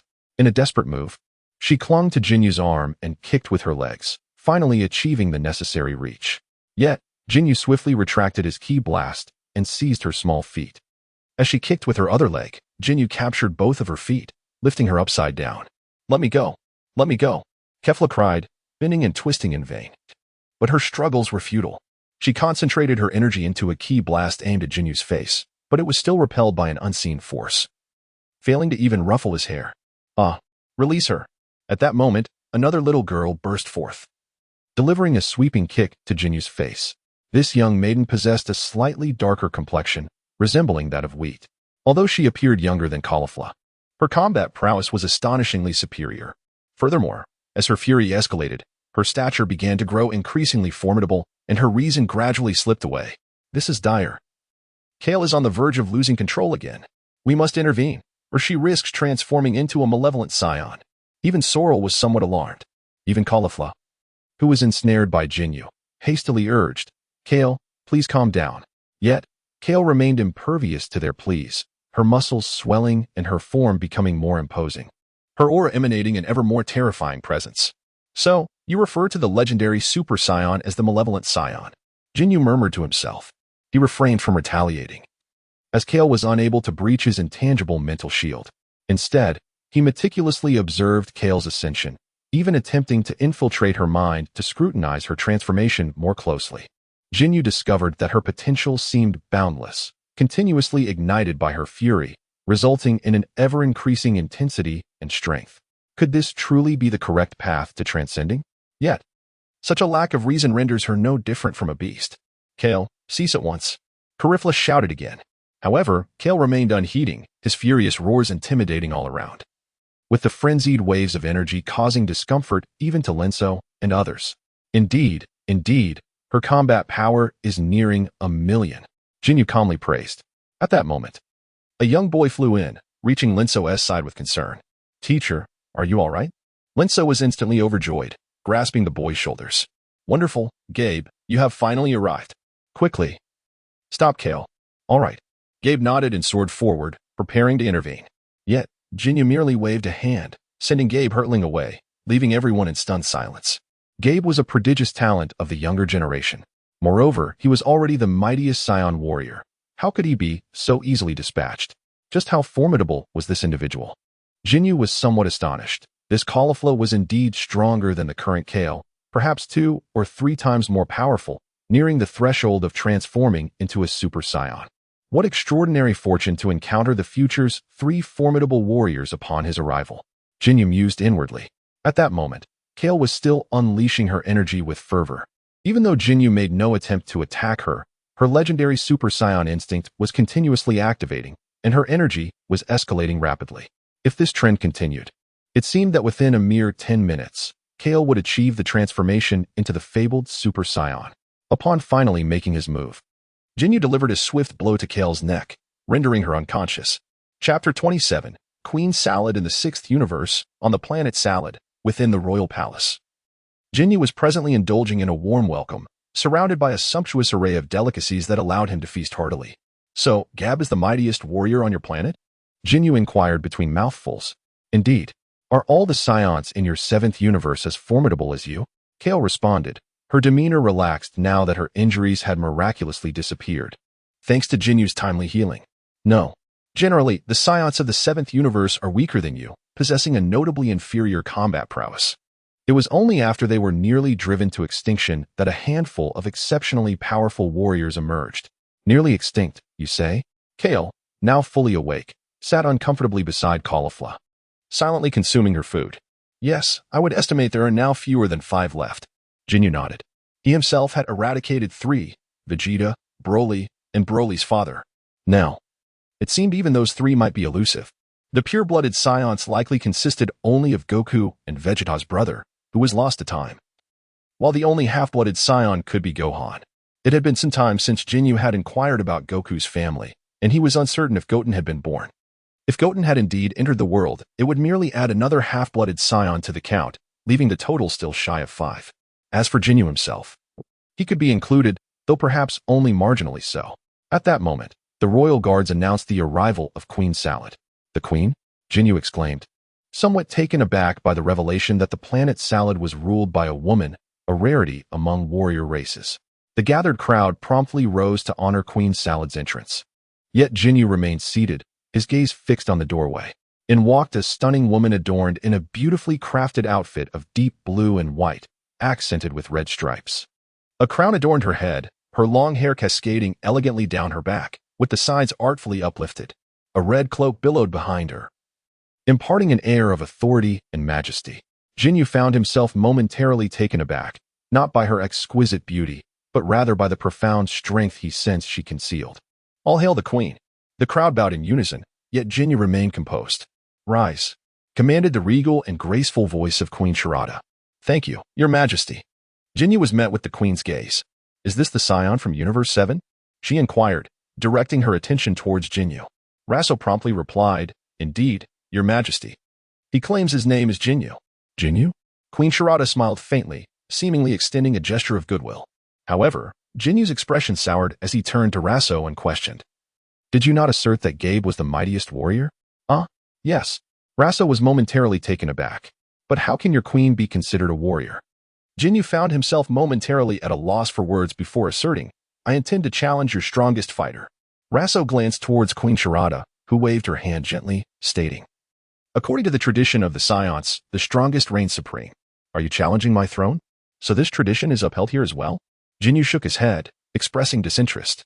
He had already ascended to the status of Cosmic Emperor in Universe 7. Why would he wish to become merely the ruler of a small planet? Is it merely a sparring match? Indeed. Ginyu nodded.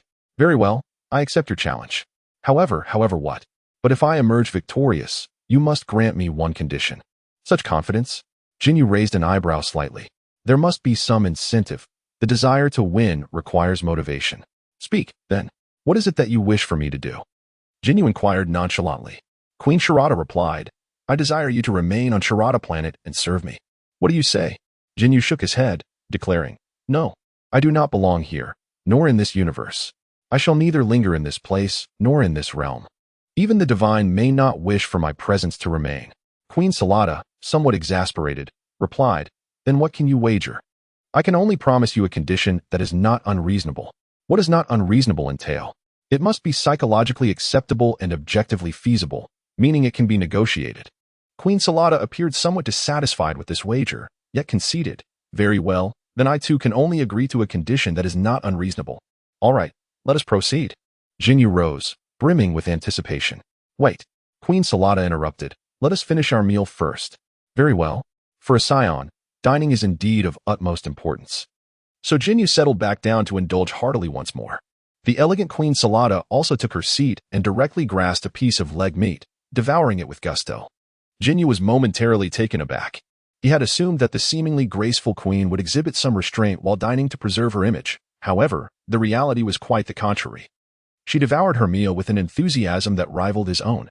Ironically, it was Kakarot, who was most prone to losing his composure, who displayed the greatest elegance. Eating slowly and without haste.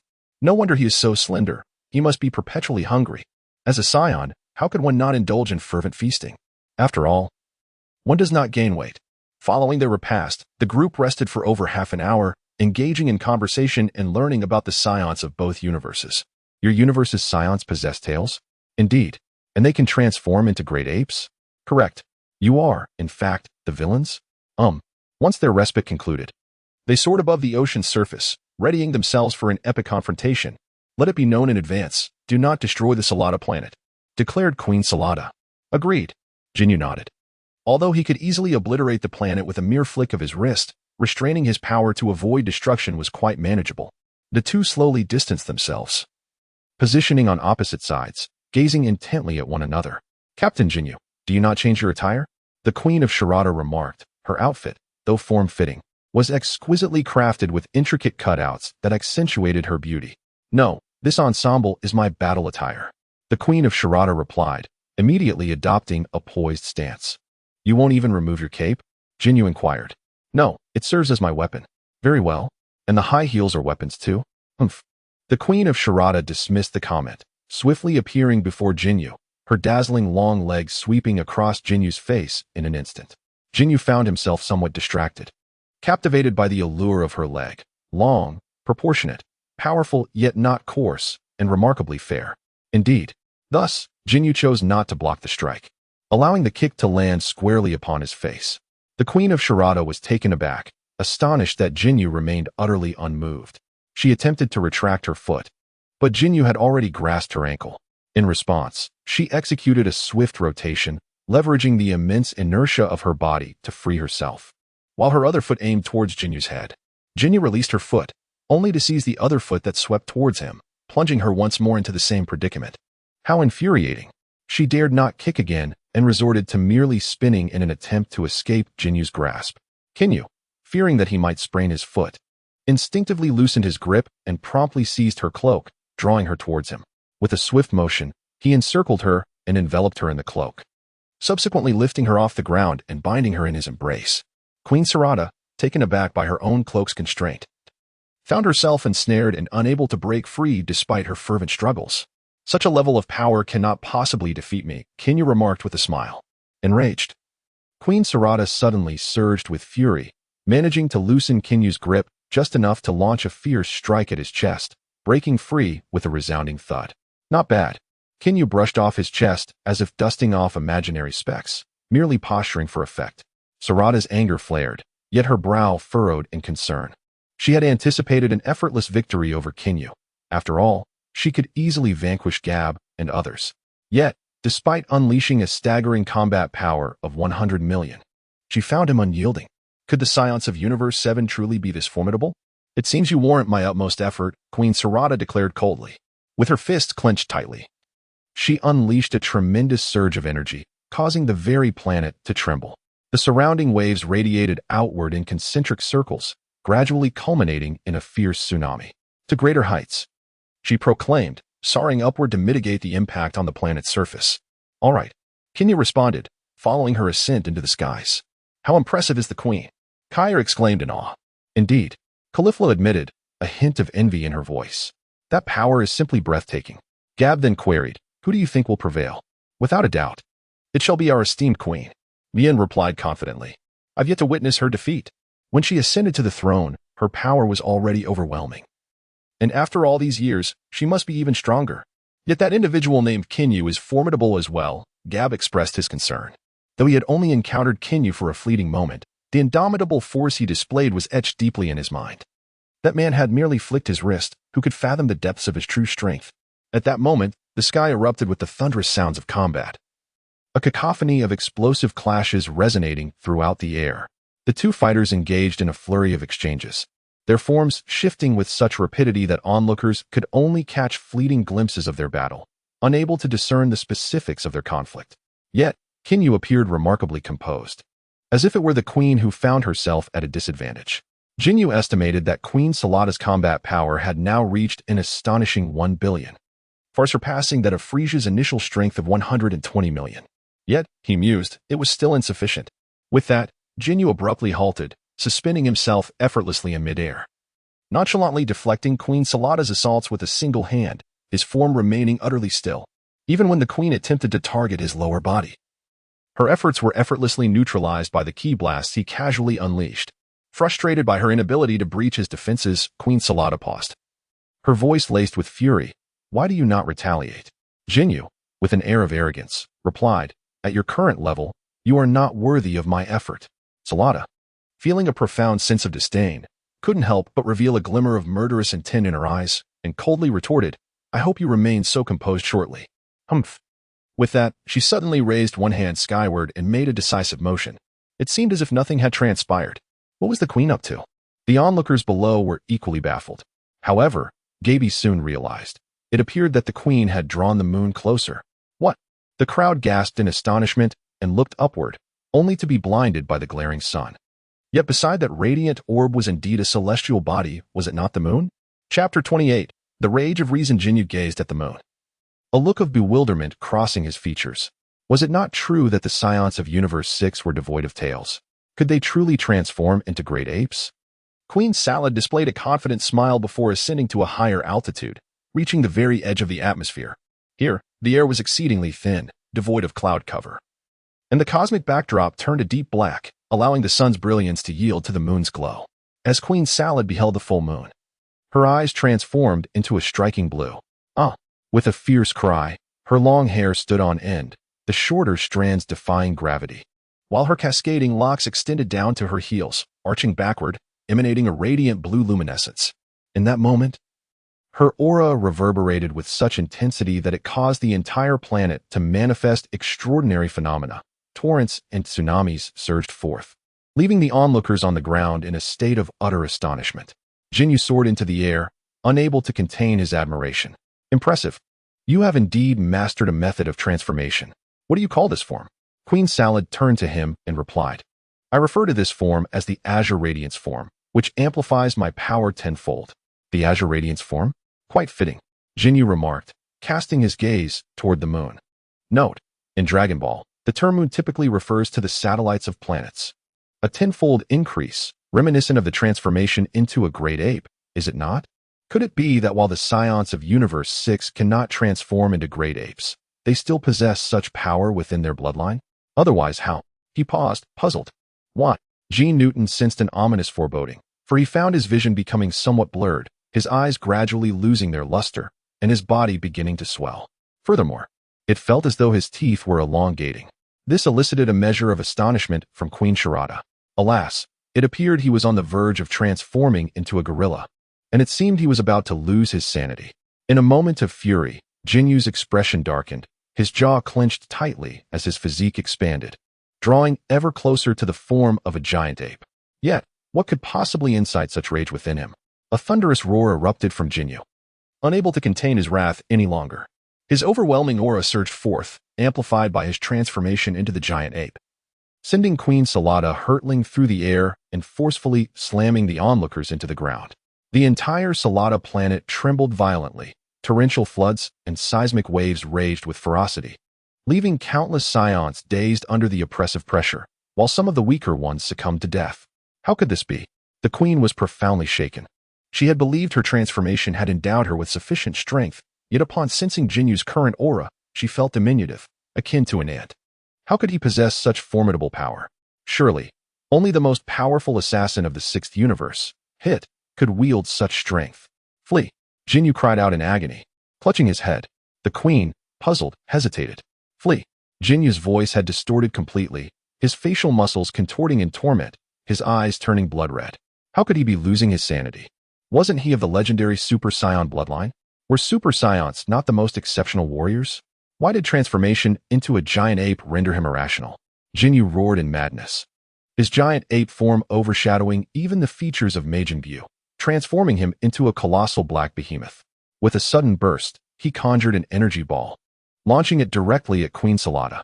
Sensing the terrifying power of the energy ball, she swiftly dodged, but Ginyu, in a fit of frenzy, began to unleash a barrage of energy blasts in all directions. Realizing the dire situation, Queen Salada exerted all her strength to deflect several energy blasts, lest they strike the planet. Even a mere graze could lead to annihilation. This would not suffice. She needed to divert his attention. Exhausted from defense, Queen Salada approached the giant ape, relentlessly bombarding its head with energy blasts. The giant ape roared in fury, unleashing a massive energy beam over a meter wide towards her. Quickly evading, she ascended into the cosmos, breaking free from the atmosphere. Seeing the queen escape, the giant ape pursued her with incredible speed. Salada was forced to retreat while simultaneously firing energy blasts to obstruct the giant ape's advance. The giant ape retaliated with frequent energy blasts and beams, intent on obliterating Queen Salada. She dared not absorb the energy beams directly, opting instead to evade them. In the face of the energy blast, Queen Salada, in a desperate attempt to enhance her escape velocity, resorted to a buffered maneuver, leveraging the force to accelerate, even at the risk of severe injury. She understood that if she did not hasten her flight, the colossal ape would soon catch up to her. With its terrifying strength, a single blow from the beast could spell her demise. Thus, it was imperative to maintain distance, lest she succumb without a chance. Although Scions are ill-suited for survival in the vacuum of space, Queen Salada found herself with no alternative but to hold her breath and soar into the cosmos. Had she foreseen the consequences of engaging on Salada planet, she would have refrained, for the planet proved exceedingly fragile for beings of their caliber. They had previously agreed to refrain from damaging Salada planet. Yet who could have anticipated that Ginyu would suddenly lose his sanity? What a blunder! Roaring with rage, the massive ape, despite its size, possessed a speed far exceeding that of Queen Salada and was rapidly closing in on her. In a swift maneuver, she turned sharply, utilizing her agility to evade the beast. The giant, burdened by its immense inertia, while fast, lacked the turning agility, allowing Salada to elude it several times. However, when the ape unleashed a ferocious surge of speed, Salada could no longer escape and was forced to defend with all her might. In an instant, the giant's hand struck her, shattering her shield and sending her reeling, blood spilling from her lips as she hurtled toward the moon, ultimately crashing into its surface and creating a deep crater. Coughing, Queen Salada rose, unable to suppress another 2 bouts of blood. She had initially compressed a breath within her lungs to extend her capacity for holding air, but that last blow forced her to expel it, leaving her gasping for breath. With a thunderous impact, the giant landed on the moon, creating a profound pit and unleashing a storm of dust and debris. Overwhelmed by despair, Salada felt the insurmountable gap in power render her defenseless. Unable to fight back or flee, what could she do? Ginyu, please awaken, she implored, attempting to rouse him. The moon's atmosphere was nearly non-existent, rendering sound transmission futile. Thus, she resorted to channeling her voice through her energy to reach the ape's ears. The giant's gaze flickered momentarily before contorting into a visage of agony as it clutched its head and roared in fury. With a thunderous bellow, the ape unleashed its wrath, obliterating everything in its vicinity. Salada was once again propelled away, countless shards striking her body, further worsening her injuries. However, seeing her efforts had some effect, she persisted in her attempts to awaken Ginyu. Ginyu, please awaken. Stop. I concede. With a roar, the giant knelt, pummeling the ground with its fists, causing the moon to fracture under the onslaught, the cracks continuing to multiply. How could I have lost my sanity? The colossal ape roared furiously towards the heavens, relentlessly pounding its chest, producing a thunderous drumming sound. Queen Salada, overwhelmed by the cacophony, felt a piercing pain in her ears, her head buzzing, and could not help but kneel down. Ginyu felt an unprecedented fury, a tempest of rage that eclipsed even the anger he had experienced when the Supreme Kai of Time had detained his time machine. This was a wrath born of his intellect, a fury directed at himself for succumbing to irrationality, for failing to exert control over his own being, and for the inability to choose his own destiny. Such a conflagration of anger can only be truly understood by those who dread losing control the most. Those who seek reason would never permit themselves to abandon it. Ginyu unleashed the most ferocious roar of his life. Queen Salad, clutching her ears, fell to the ground in agony, her mind enveloped in a deafening buzz. At that moment, within Ginyu's consciousness, an enraged giant ape and an equally furious Ginyu were locked in a frenzied battle. Both were consumed by rage. The giant ape seemed innately furious, while Ginyu's fury transformed him into a mindless beast. The clash between the man and the ape created chaos in the sea of consciousness. Outside, the giant ape knelt and roared, relentlessly pounding its fist against its own head, twisting in agony. Meanwhile, within the sea of consciousness, the giant ape struck Ginyu with a mighty blow, sending him hurtling away, his head colliding with the ape's back, as the two fought with unparalleled ferocity. At that moment, far away on Destruction God Planet, Beerus had witnessed Ginyu's plight through the angel's staff and was racing toward the scene aboard a cube-shaped vessel. How could such an unforeseen calamity arise? Beerus gritted his teeth, a blend of anger and concern coursing through him. This audacious individual had dared to kiss her and then flee, igniting a fury within her, yet it also stirred long-dormant emotions in her heart. As a proud angel, although ostensibly a servant of the god of destruction, she was also his master and overseer. Even the god of destruction refrained from overstepping boundaries with her, let alone those of lesser existence. While she had encountered mortals harboring ill intentions, they either lacked the courage to act or were swiftly dealt with by the god of destruction, leaving them no opportunity to pursue their desires. Moreover, she seldom permitted those who did not pique her interest to draw near. Yet now, a boundary-crossing individual had emerged. Whether driven by inner fury or the subtle thrill of emotion, she was reluctant to see Ginyu meet his end so swiftly. She had pondered whether she had developed feelings for Ginyu, but upon thorough reflection, she concluded that she had not. At most, she felt a flicker of interest and a slight flutter of excitement, but nothing approaching genuine affection. Perhaps what she truly yearned for was a sliver of memorable experience to brighten her long and monotonous existence. It would take approximately half an hour to reach Salad Planet. She wondered if he could endure until then. Beerus bit her lower lip, a hint of impatience evident in her demeanor. Chapter 29. The Blue Radiance Transcends to Ultra Instinct. I will kill you. Ginyu launched a frenzied assault on the giant ape, unleashing his ultimate transformation, Super God, Mystic, and Kaioken all at once. Yet the giant ape seemed to possess limitless potential, its aura surging uncontrollably, forcing a stalemate with Ginyu. It felt akin to Super Saiyan Blue Goku facing Broly, both engaging in a fierce struggle, ultimately succumbing to a counter-pressure. Fortunately, Ginyu sensed the giant ape's form becoming increasingly unstable, flickering erratically, unable to harness its full power. Ginyu gradually calmed down from his anger, beginning to analyze the situation. He surmised that the giant ape, now situated on the moon, was no longer receiving sufficient special radiation. Consequently, he exerted control over the giant ape's form, deliberately avoiding the sight of Salad Planet to prevent mistaking it for the moon, thus averting another transformation. At last, he successfully suppressed the giant ape, gaining an increasing advantage. If the giant ape were allowed to vanish, it might re-emerge in the future, so Ginyu resolved, with a fierce determination, to eliminate the giant ape, even at the risk of forsaking his own bloodline. He maintained the giant ape's state forcefully, refusing to revert to his original form, and continued to launch relentless attacks on the consciousness of the giant ape. Furthermore, he activated the maximum power of his Soul Devourer, drastically weakening the giant ape's awareness while augmenting his own. Ultimately, he shattered the giant ape into soul fragments, which he incessantly absorbed through the Soul Devourer. Ginyu let out a long sigh of relief as his consciousness returned to his original body, his form gradually shrinking. However, as he diminished, he realized he had not reverted to his previous appearance. At that moment, his hair stood on end, glowing with a blue luminescence, becoming extraordinarily voluminous, and lengthening at the back, resembling that of a Super Saiyan. Note: appearance reference on the cover. With a wave of his hand, Ginyu conjured a half-length mirror before him, admiring his newly transformed visage. Was this the Blue Radiance form? At that moment, Queen Salad approached unsteadily. The Blue Radiance form? Ginyu felt that something was amiss. Although this form indeed bore some resemblance to the Blue Glow state, the Blue Glow form of Queen Sarada merely amplified her abilities by a factor of 10, whereas his seemed to exceed a staggering 6,000 times. Ginyu turned around, and immediately he beheld Queen Sarada exclaim in astonishment, covering her face and turning her head away. Ginyu, perplexed, glanced down at himself. It appeared that his attire had not reverted to its previous state. Ahem, fierce yet courteous, understanding the essence of respect, quite commendable. As Ginyu removed the mirror, intending to revert his attire, he was taken aback to see Queen Salada weakly collapsing. Huh?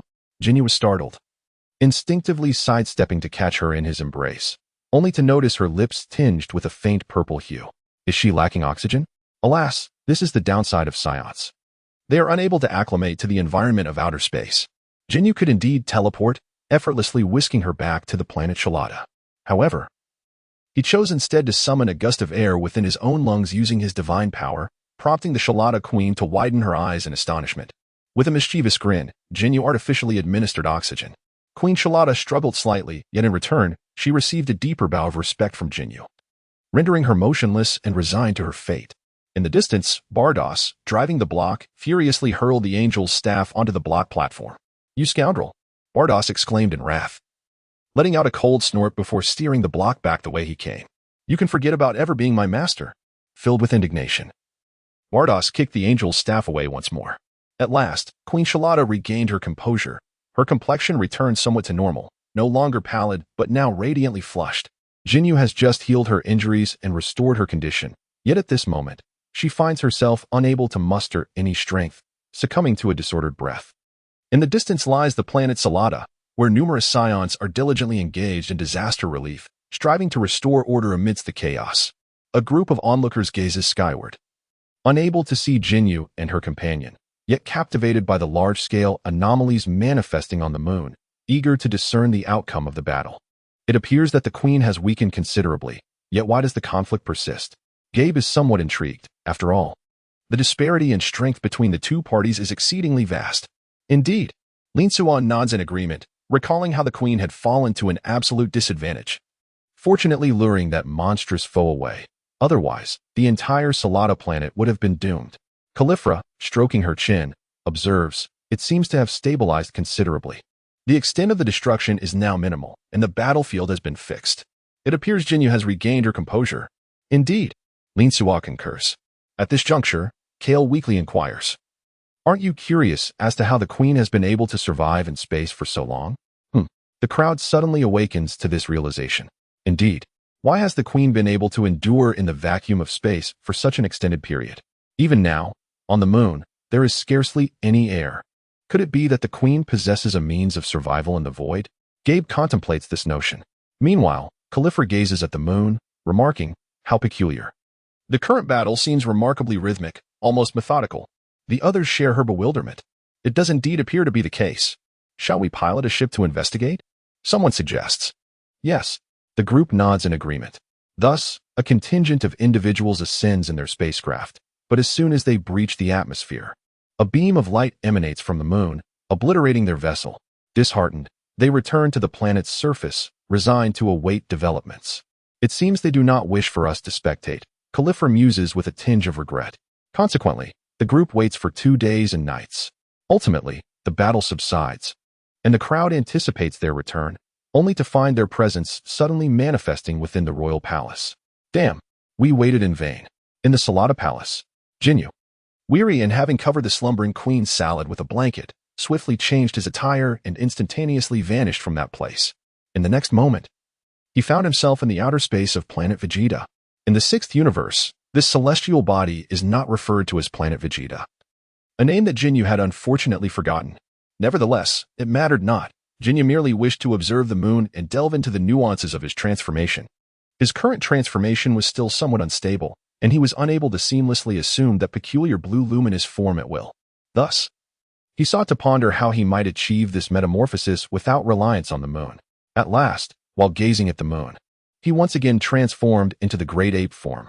To his delight, this time he did not succumb to madness, indicating that his efforts to eradicate the consciousness of the great ape had indeed borne fruit. He had ventured to planet Vegeta out of fear of losing control again. For should he unleash his fury, Salad Planet might be reduced to mere dust. He recalled the sensation of transitioning from rage to reason and gradually diminished his size, ultimately succeeding in reverting to the blue luminous form. However, he recognized that this form was fundamentally distinct from Queen Salad's blue luminous state. Attentively, he sensed his own condition and discovered that he was passively activating a mysterious state, compounded by the augmentation of the great ape form. No wonder this transformation provided such an immense amplification. The mysterious state contributed an enhancement of approximately 300 to 400, while the Great Ape form amplified his power tenfold, and the Super Saiyan physique added a further twofold increase. Thus, the total amplification reached an astounding 60 to 80 times, indeed remarkable. This was surely no less formidable than Goku in his Super Blue form. Yet, he still had the Ultra Instinct yet to activate. Consequently, he unleashed the Ultra Instinct, instantly dyeing his hair a shade of red before it rapidly transformed into a deep blue, with the multipliers soaring to a level Ginyu could scarcely fathom. This was overwhelmingly potent. Moreover, he had yet to activate the Kaioken. He then initiated the Kaioken, and a crimson aura erupted forth, distorting the surrounding space with layers of turbulent waves. Meanwhile, far away on the destroyer planet, Beerus cast a puzzled glance in Jinyu's direction, promptly retrieving his angel staff to scrutinize Ginyu, and exclaimed in astonishment, "When did he become so powerful?" At this moment, the god of destruction, Kampa, was roused from his slumber and immediately rushed outside, inquiring loudly, "What has transpired? Is there a formidable enemy invading?" "No, it is Ginyu," replied Beerus. "Ginyu?" Kampa questioned, perplexed. "Has he grown so powerful? Indeed. Are there still beings in our universe who could rival him?" Kampa could not help but ask. Beerus pondered for a moment and responded, "Perhaps Hit could put up a fight." Hit? Kampa expressed some skepticism. Could he possess such formidable energy? Hit's strength extends beyond mere energy, Beerus asserted. Kampa contemplated this and nodded in agreement. That is true. Meanwhile, Ginyu was equally astonished. He found it difficult to ascertain the extent of his current power. Additionally, he was somewhat troubled about how to name his transformation. He had accumulated 4 distinct buffs: Ultra Instinct, Blue Glimmer, Mystical Great Ape, Transcendent Physique, and King Kai Fist. Each buff operated independently, multiplying rather than adding, resulting in a terrifying amplification factor. He manifested several mirrors to scrutinize his appearance. In terms of hairstyle, it bore a resemblance to the Super Saiyan 4 form from Dragon Ball GT, yet his body lacked excessive body hair and a tail. His hair radiated a blue luminescence, contrasting with the black hue of Super Saiyan 4. Nevertheless, the amplification factor and transformation mechanism bore some resemblance to Super Saiyan 4. For the time being, he decided to designate this blue luminescent form as Blue Glimmer Super 4. According to Jinyu's estimation, his Blue Radiance Super Saiyan 4 should exhibit a higher amplification factor than the Super Saiyan 4 in GT. After all, the GT Super Saiyan 4 Goku merely attained a state of Super Saiyan 3 that was on the brink of leaking energy. And this transformation occurred while in the form of a golden great ape. The Super Saiyan phase had not been pushed to its limits before the power of the great ape was superimposed. It has been previously mentioned that Super Saiyan 4 transcends the Super Saiyan stages, with Super Saiyan 3 reaching its conclusion. In contrast, Jinyu's enigmatic state directly elevates the Super Saiyan transformation to its pinnacle, further augmenting it with the strength of the great ape, and possesses the physique of a legendary Super Saiyan as an enhancement. Thus, it is likely to far surpass the GT Super Saiyan 4. Furthermore, owing to his legendary Super Saiyan physique, Ginyu believes he can aptly designate his Blue Radiance Super Saiyan 4 as Blue Radiance Legendary Super Saiyan 4. In this state, should he also achieve the transformation into the Super Saiyan God, it could be referred to as God-level Blue Radiance Legendary Super Saiyan 4, compounded with the Kaioken technique. Oh, what a convoluted name. I scarcely know what to call it. Nevertheless, it is worth celebrating that, at last, the hair looks splendid. This style is undeniably striking. Chapter 30. I Shall Become Your King. Ginyu gradually savored the exquisite beauty of his new form, then settled into a meditative posture in the vastness of space. Commencing his secluded training, the indigenous inhabitants of planet Vegeta were somewhat alarmed. Some attempted to investigate the situation aboard their spacecraft, yet, without exception, they were thwarted by Ginyu, resulting in their forced landing on the planet. Had Ginyu not promised both Zampa and Bardos to refrain from indiscriminate slaughter in the 6th universe, it is likely he would have annihilated them outright. However, Ginyu found their incessant disturbances rather irksome, so he decided to erect an enormous protective shield, enveloping the entire planet within it, ensuring his solitude. He had relinquished the Super Saiyan God form and the Kaioken technique, as such overwhelming energy was simply too terrifying. Instead, he maintained the Blue Transformation Super Saiyan 4 form, for he merely wished to explore how to extricate himself from the moon's influence. In his previous life, he had observed Dragon Ball GT, thus certain details were bound to elude his memory. For instance, he recalled that Goku later mastered the ability to transform into Super Saiyan 4 at will, yet the specifics of this process had slipped his mind. He vaguely remembered a scene where Goku, at some point, mistook the Earth and space for the moon, subsequently transforming into a great ape. This revelation implied that the power of the great ape did not originate from the moon itself, but rather from the Saiyans. The moon's unique radiation acted merely as a key to unlock the great ape state. Moreover, this radiation could even be misperceived, suggesting that by envisioning the moon in one's mind, one might also achieve the transformation into a great ape. Thus, Ginyu adopted this line of thought, dedicating several days to gazing at the moon, repeatedly observing and closing his eyes in a rhythmic cycle until he firmly imprinted the image of the moon in his mind. He then instantaneously transported himself away from the moon, attempting to invoke the great ape form using the moon's image engraved in his consciousness. Initially, he felt nothing. But after several attempts, he sensed a faint indication of transformation, which filled him with elation, prompting him to continue visualizing the moon. After numerous adjustments, he ultimately succeeded in transforming into a great ape without the presence of the moon, subsequently refining his form into Blue Transformation Super Saiyan 4. Initially, he struggled with the process, often failing, but gradually, his success rate improved, and he managed to condense the duration of the great ape's existence, ultimately bypassing that form entirely to directly assume the Blue Transformation Super Saiyan 4 state. At last, he marveled at his achievement. He deactivated the shield over planet Vegeta and instantaneously transported himself above planet Salad, gazing at its moon, which seemed all the more pleasing to his eyes.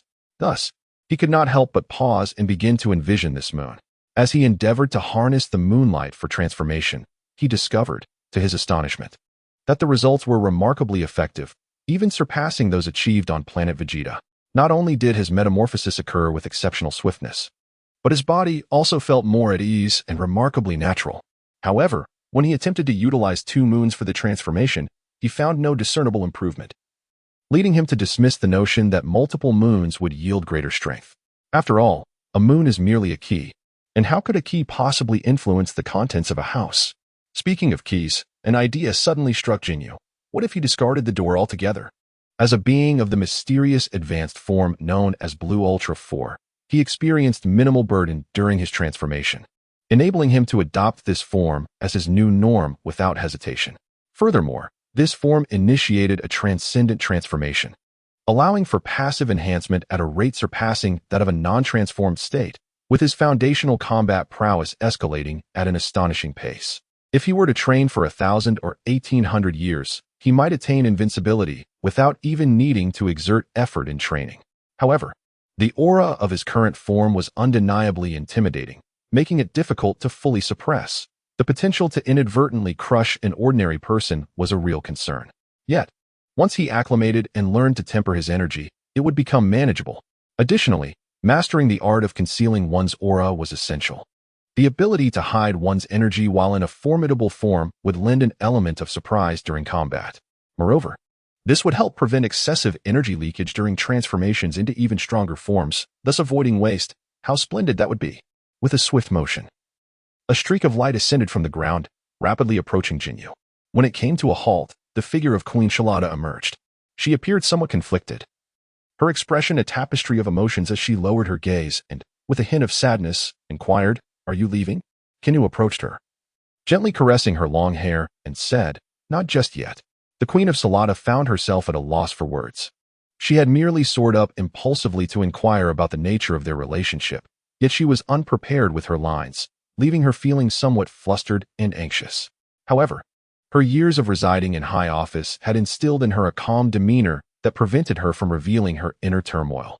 With a soft chuckle, Ginyu smiled slightly and embraced her tightly, then said gently, "I never expected that the illustrious Scion Queen could be bested by me, which indeed comes as quite a surprise."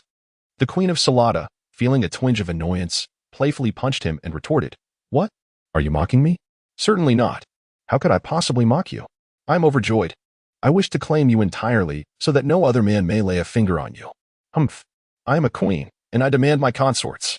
"That simply cannot be." Ginyu, aware that she was jesting, did not take offense and merely smiled. "I have already triumphed over you in our challenge, according to Scion tradition. I am the king, but did you not say you would not contest my throne?" The Queen of Salada was somewhat irked, not because Kinna sought to claim her position, but rather because he was contradicting himself. I shall not contest your throne, Kinna lifted her chin, but I wish to be your king. The Queen of Salada was momentarily stunned. Such a declaration was undeniably audacious. Her heart raced uncontrollably. Seeing her in such a submissive state, Ginyu felt an undeniable allure. He lowered his head once more to administer artificial oxygen to her. Queen Shalata sensed herself being once again under his control, unable to escape, ultimately resigned to enjoy the experience, succumbing to his relentless advances. Certainly, Ginyu could no longer remain in the vastness of outer space. Thus, he embraced her and instantaneously transported to her chambers, gently placing her upon the soft bed. The following day, as Ginyu arose and sat up, he found himself entwined by Queen Saladra from behind. What is it? Do you still wish to inherit the legacy? Ginyu inquired with a smile. Queen Saladra's cheeks flushed. I simply find it hard to part with you. Do you know how bewildered I felt when I last awakened and did not see your presence? Jinyu's expression turned serious as he gently touched her hand and said, I apologize. My previous transformation was still unstable, and I merely went into seclusion. Queen Sharada nodded in response, saying, I cannot hold you accountable, but you will eventually leave, won't you? Observing her fleeting look of melancholy, Jinna reassured her. There are already things here that I cherish, so even when I depart, I shall return often. Did you not mention that the divine may not permit your stay? Queen Sharada inquired. That is merely a possibility. Jinnu replied. I have not offended the gods, and besides, I can teleport. Traversing between two universes does not consume much time. Is that truly so? Queen Sharada asked, a glimmer of happiness in her eyes. Indeed it is. Jinnu chuckled as he drew her, along with the blanket, closer to him, extending his hand into the warmth of the covers. However, my beloved, you must not take in any concubines. I shall not, Queen Sharada said. Her cheeks flushed as she pressed his hand down. I am far ahead of my kin on the Scion path with my physical prowess. They would struggle to even breach my defenses, let alone win my affection. Otherwise, how could I have favored you? Then, in the future, you shall only favor me. Jinna leaned closer to her face. You are truly domineering. Her tone was ambiguous, a blend of joy and complaint, or perhaps a combination of both, which made Jinnu eager to see her inherit the throne. However, Jinnu's current physical prowess was too formidable, fearing he might overwhelm her. Although he possessed remarkable healing abilities, excessive frequency could lead to waning enthusiasm, so it would be prudent to wait until her body was prepared. Be obedient. Jinnu lifted her chin playfully. She nodded obediently. Thus, Jinnu placed her back on the bed and said, Rest well, I have matters to attend to. She lay down docilely, then reached to wipe away a bit of drool from her chin, her beautiful eyes fixed on Jinnu until he departed. Swish. Ginyu traversed the boundaries of the 6th universe and arrived at the realm of the Supreme Kai of the 7th universe. Ah, Ginyu, what brings you to my domain? Inquired the old Supreme Kai. Ginyu candidly stated, I wish to learn the methods you employ to unlock human potential. To which the old Kai chuckled. Why would I impart such knowledge to you?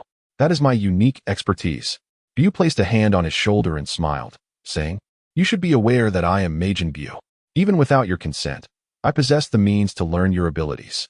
Would you consider residing within me for a while? The old Supreme Kai, beginning to perspire, chuckled nervously and replied, Just kidding. I shall teach you. However, he secretly mused that absorbing you would be a more prudent choice. At least then you would not be able to deceive me or impart incomplete knowledge. No. The old Supreme Kai hastily waved his hands, insisting, I would never mislead you. I promise to teach you the very best. Jinyu gazed at him for quite some time, until the latter began to feel a chill. At which point Jinyu released his grasp on his shoulder and remarked, Very well, I shall reluctantly place my trust in you. Now, hasten to teach me. All right. The old Kai quickly nodded in agreement. Chapter 31. The Resurrection of Gudu. As Jinyu followed the old Kai in performing a dance that resembled a primitive ritual, he couldn't help but express his disbelief, saying, Are you certain this grotesque dance cannot be surpassed? The old Kai replied, It is beyond alteration. This very dance was conceived as a ritual for primitive humanity, intended to commune with the heavens and the earth. Jinyu was at a loss for words. Initially, he had intended to personally unlock the potential of Queen Salad, but he feared that performing such a dance in her presence would result in his utter humiliation. After the lesson, Jinyu instructed, In a moment, I shall bring someone to help you unlock your potential, but you must not let your gaze wander, otherwise. Is it a stunning beauty? The old Kai exclaimed, suddenly exhilarated. Jinyu's expression turned sharp as he retorted, "Do you wish to meet your demise?" The old Kai quickly restrained his enthusiasm, saying, "You cannot always exploit an old man like me. Consider it a favor owed to you. Now that is more acceptable. Yet, should you display that lascivious expression again, you might as well prepare for your final arrangements." Fine, fine. With that, Ginyu returned to Universe 6 and brought Queen Salad along. The old Kai immediately adopted a demeanor of authority, appearing far more dignified. Ginyu tore a piece of flesh from his own body, transforming it into a miniature version of himself, which he infused with a fragment of his consciousness to serve as a diminutive vessel for observing the old Kai. Meanwhile, he activated his instant transmission and returned to Earth. After Jinyu's departure, Queen Sharada couldn't help but gently pat little Jinyu's head, exclaiming, "How adorable. Don't be troublesome." Little Ginyu swatted her hand away. "Kiki." Queen Sharada couldn't help but chuckle, covering her mouth with a smile. It had been several days since Ginyu last laid eyes on Bulma. Upon his return, it was only natural for him to indulge in a tender moment with her, while simultaneously conducting a health check to ensure that the android technology had not caused any complications within her. As it stands, all appears to be well. It seems that Dr. Jero's expertise in android development has indeed reached an extraordinary pinnacle, earning profound admiration. Furthermore, Ginyu summoned all his little Jinyus from their distant locations, who promptly returned to his side through instantaneous movement, only to be absorbed by him. These little Jinyus contained a wealth of memories, newfound knowledge from research, battle experience, and even the essence of Son Goku's life, along with commendable mental strength. Truly a significant bounty. However, the primary objective of recalling the little Jinyus was not merely for absorption. Rather, it was to enhance them, as Jinyu's own strength had increased, necessitating an upgrade for his little counterparts to ensure they possessed greater power. Although the little Jinyus wield a relatively independent consciousness, their loyalty remains remarkably high, alleviating concerns of any major issues arising. In the Dragon Ball GT version, it seems that Guldo, after the demise of Frieza, still endeavors to gather the Dragon Balls to resurrect him, demonstrating a remarkable sense of loyalty. Furthermore, the abilities and memories of these small Jinyus are entirely within his control, posing no significant issues. For the time being, he refrains from teaching these miniature Jinyus more powerful transformations, such as Super Saiyan or Blue Form, to ensure he retains control in case of unforeseen circumstances. "Master, it appears that someone has been collecting your cells," remarked Android 18. Guldo furrowed his brow and inquired, "Who is the culprit?" "It remains unclear," Android 18 replied. "Currently, we know only that the Red Ribbon Army rebels are covertly gathering your cells, while in the Ginyu Force's domain. Remnants of Frieza's army seem to be engaged in the same endeavor. As for who is orchestrating this from behind the scenes, we are still in the dark." Guldo fell into contemplation. This was no trivial matter. His genes harbored terrifying potential, and if they were to be studied, deciphered, or replicated, the consequences could be dire. This was also the reason for his own research into his genetic makeup. Should others achieve significant breakthroughs based on his genes while he remains oblivious to his own capabilities, he could find himself at a considerable disadvantage. It appears that in future battles, he must be vigilant about reclaiming his cells, possessing the characteristics of Majin Buu. Recovering all his cells should not pose much difficulty, as there is a mutual sensitivity between them. However, given that he possesses such an ability, luring out the enemy may not be entirely unwise, albeit with some inherent risks. At present, it is primarily the minions who are collecting, and capturing them would yield limited significance. Thus, Guldo instructed, focus on this matter closely and uncover who is behind these schemes. Understood. Having concluded his affairs on Earth, Guldo then teleported to the Supreme Kai's realm, but instead of the Supreme Kai planet, he transported himself to the very planet where he had buried the Dragon Balls from Namek, retrieving them. Subsequently, he teleported to the new Namek, armed with the Dragon Ball radar, and systematically gathered the Dragon Balls from the villages, as well as those yet to be reclaimed by the Namekians. Ultimately, he amassed all the Dragon Balls and found a secluded location to summon the Eternal Dragon. "Arise, my warrior." "Ah, Lord Guldo, what is your command?" inquired the Eternal Dragon Purunga. Ginyu pondered for a moment before speaking slowly. "I recall that within my former Ginyu force, there was an individual named Gerdo, who possessed the ability to pause time. Bring him back to me." He continued, "What is the matter? Speak in Namekian. Surely, you can comprehend it." Jinyu's displeasure was evident. Bolong, drenched in cold sweat, hastily explained, "Alas, Lord Ginyu, it is beyond my capabilities. This language functions akin to a cipher. Without your usage, I cannot fulfill your wish." "Is that so?" Ginyu considered this for a moment and nodded. "Very well." He then reiterated in Namekian, "Done as you wish." As he spoke, a peculiar force emanated beside Ginyu, and Gerdo soon materialized at his side. "Eh? Where am I?" Gerdo scratched his head, bewildered, before turning to Ginyu and inquiring, "Who are you?" "I am Ginyu." Gerdo was taken aback, and a look of joy spread across his face. "Captain, is it truly you? Could this be the dragon? Have you resurrected me?" "Indeed." Ginyu, uninterested in further pleasantries, directly asked, "Gerdo, regarding your time-pausing ability, was it innate or acquired?" Gerdo hesitated for a moment. "What? I have resurrected you, and you are unwilling to speak the truth?" After contemplating, Gerdo finally replied, "It is innate." Ginyu cast a sidelong glance at him, then forcefully pressed down on his head, declaring, "In that case, you need not continue to exist. You are merely a waste of air." As he spoke, the flesh and blood from Ginyu began to envelop him. Gerdo struggled, yet his efforts were futile. Ultimately, he was absorbed into Jinyu's being, encased within a fleshy sphere. Ginyu then delved into Gerdo's memories, a cold smirk forming on his lips as he remarked, "Ah, what a deceiver. However, this unexpected acquisition is quite valuable." The truth behind Gerdo's ability to pause time was not, as he had claimed, an innate talent, but rather a result of a fortuitous encounter that granted him the method to cultivate the power of time. Due to the inadequacies in the method he acquired, he could only manifest a singular, albeit complete, ability to pause time. Yet, there was a minor drawback. He had to hold his breath, and the duration of his breath-holding dictated the length of the time pause. For a being like Ginyu, this flaw was practically negligible. Thus, Ginyu experimented with the time pause, discovering that the broader the scope, the greater the consumption of temporal energy.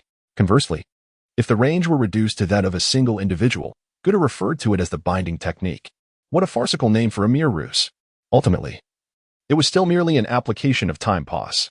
Ginyu initially intended to utilize Gerdo's time-stopping ability to counteract his time-skipping technique, yet unexpectedly stumbled upon a treasure, the method to cultivate the power of time. What a stroke of fortune!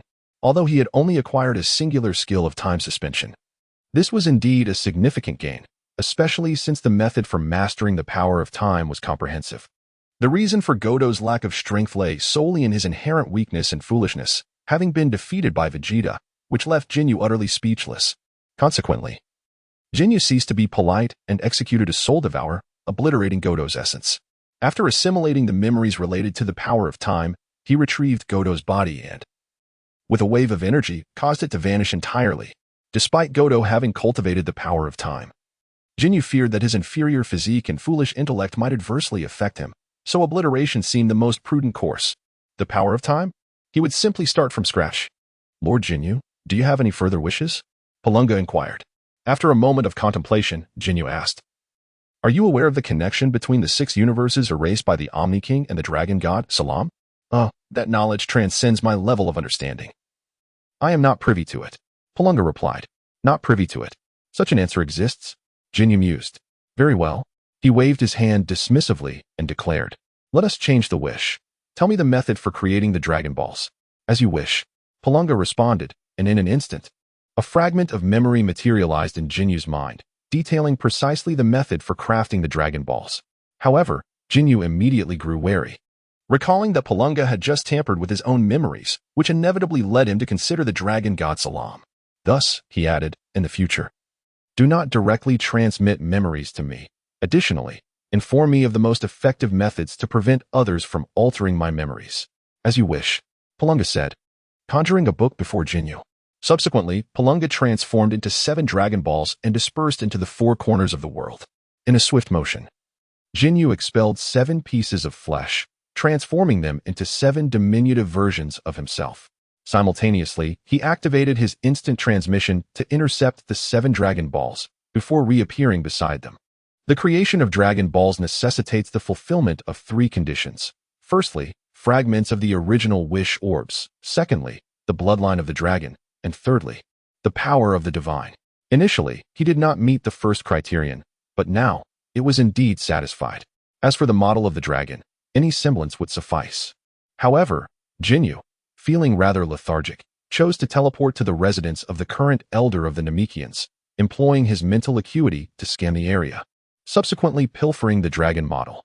Chapter 32. The Convergence of the Frozen Demon. Jinyu's intent in seizing the Dragon Balls was not to become their creator, but rather to delve into their mysteries and comprehend their intricacies. After all, he harbors a profound sense of vigilance. When he felt slighted by the Supreme Kai of Time, he regarded him as an adversary. Now, with the emergence of the dragon god Salama, he perceives another potential threat, thus categorizing him as an imaginary foe.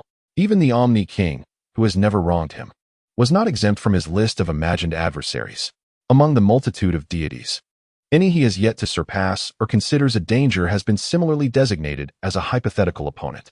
This is akin to a person who consumes goji berries daily, perpetually fretting that their benefits may one day prove futile, a phenomenon commonly referred to as the worries of chi people. The Dragon Balls themselves are not immune to Jinyu's apprehension. He regards them as a potential enemy as well. The power of the dragon is exceedingly enigmatic. Should someone wish upon the super dragon to erase their existence, even the mightiest would find themselves rendered impotent.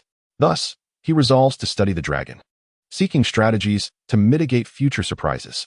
Naturally, he is reluctant to assume the role of the Dragon Ball creator. After all, the greater the creator's strength, the more formidable the dragon's capabilities. Should a creature akin to the seven-star dragon arise, it would be a formidable challenge. However, while he may not be the creator himself, he can delegate this role to a subordinate, specifically the small Ginyu. He can easily control the power of this small Ginyu, who can exist independently without hindering his cosmic traversals, and exhibits a commendable loyalty. In the event of unforeseen circumstances, he would likely possess the capacity to manage such incidents. Consequently, he has produced 8 small Ginyus dedicated solely to the study of the Dragon Balls.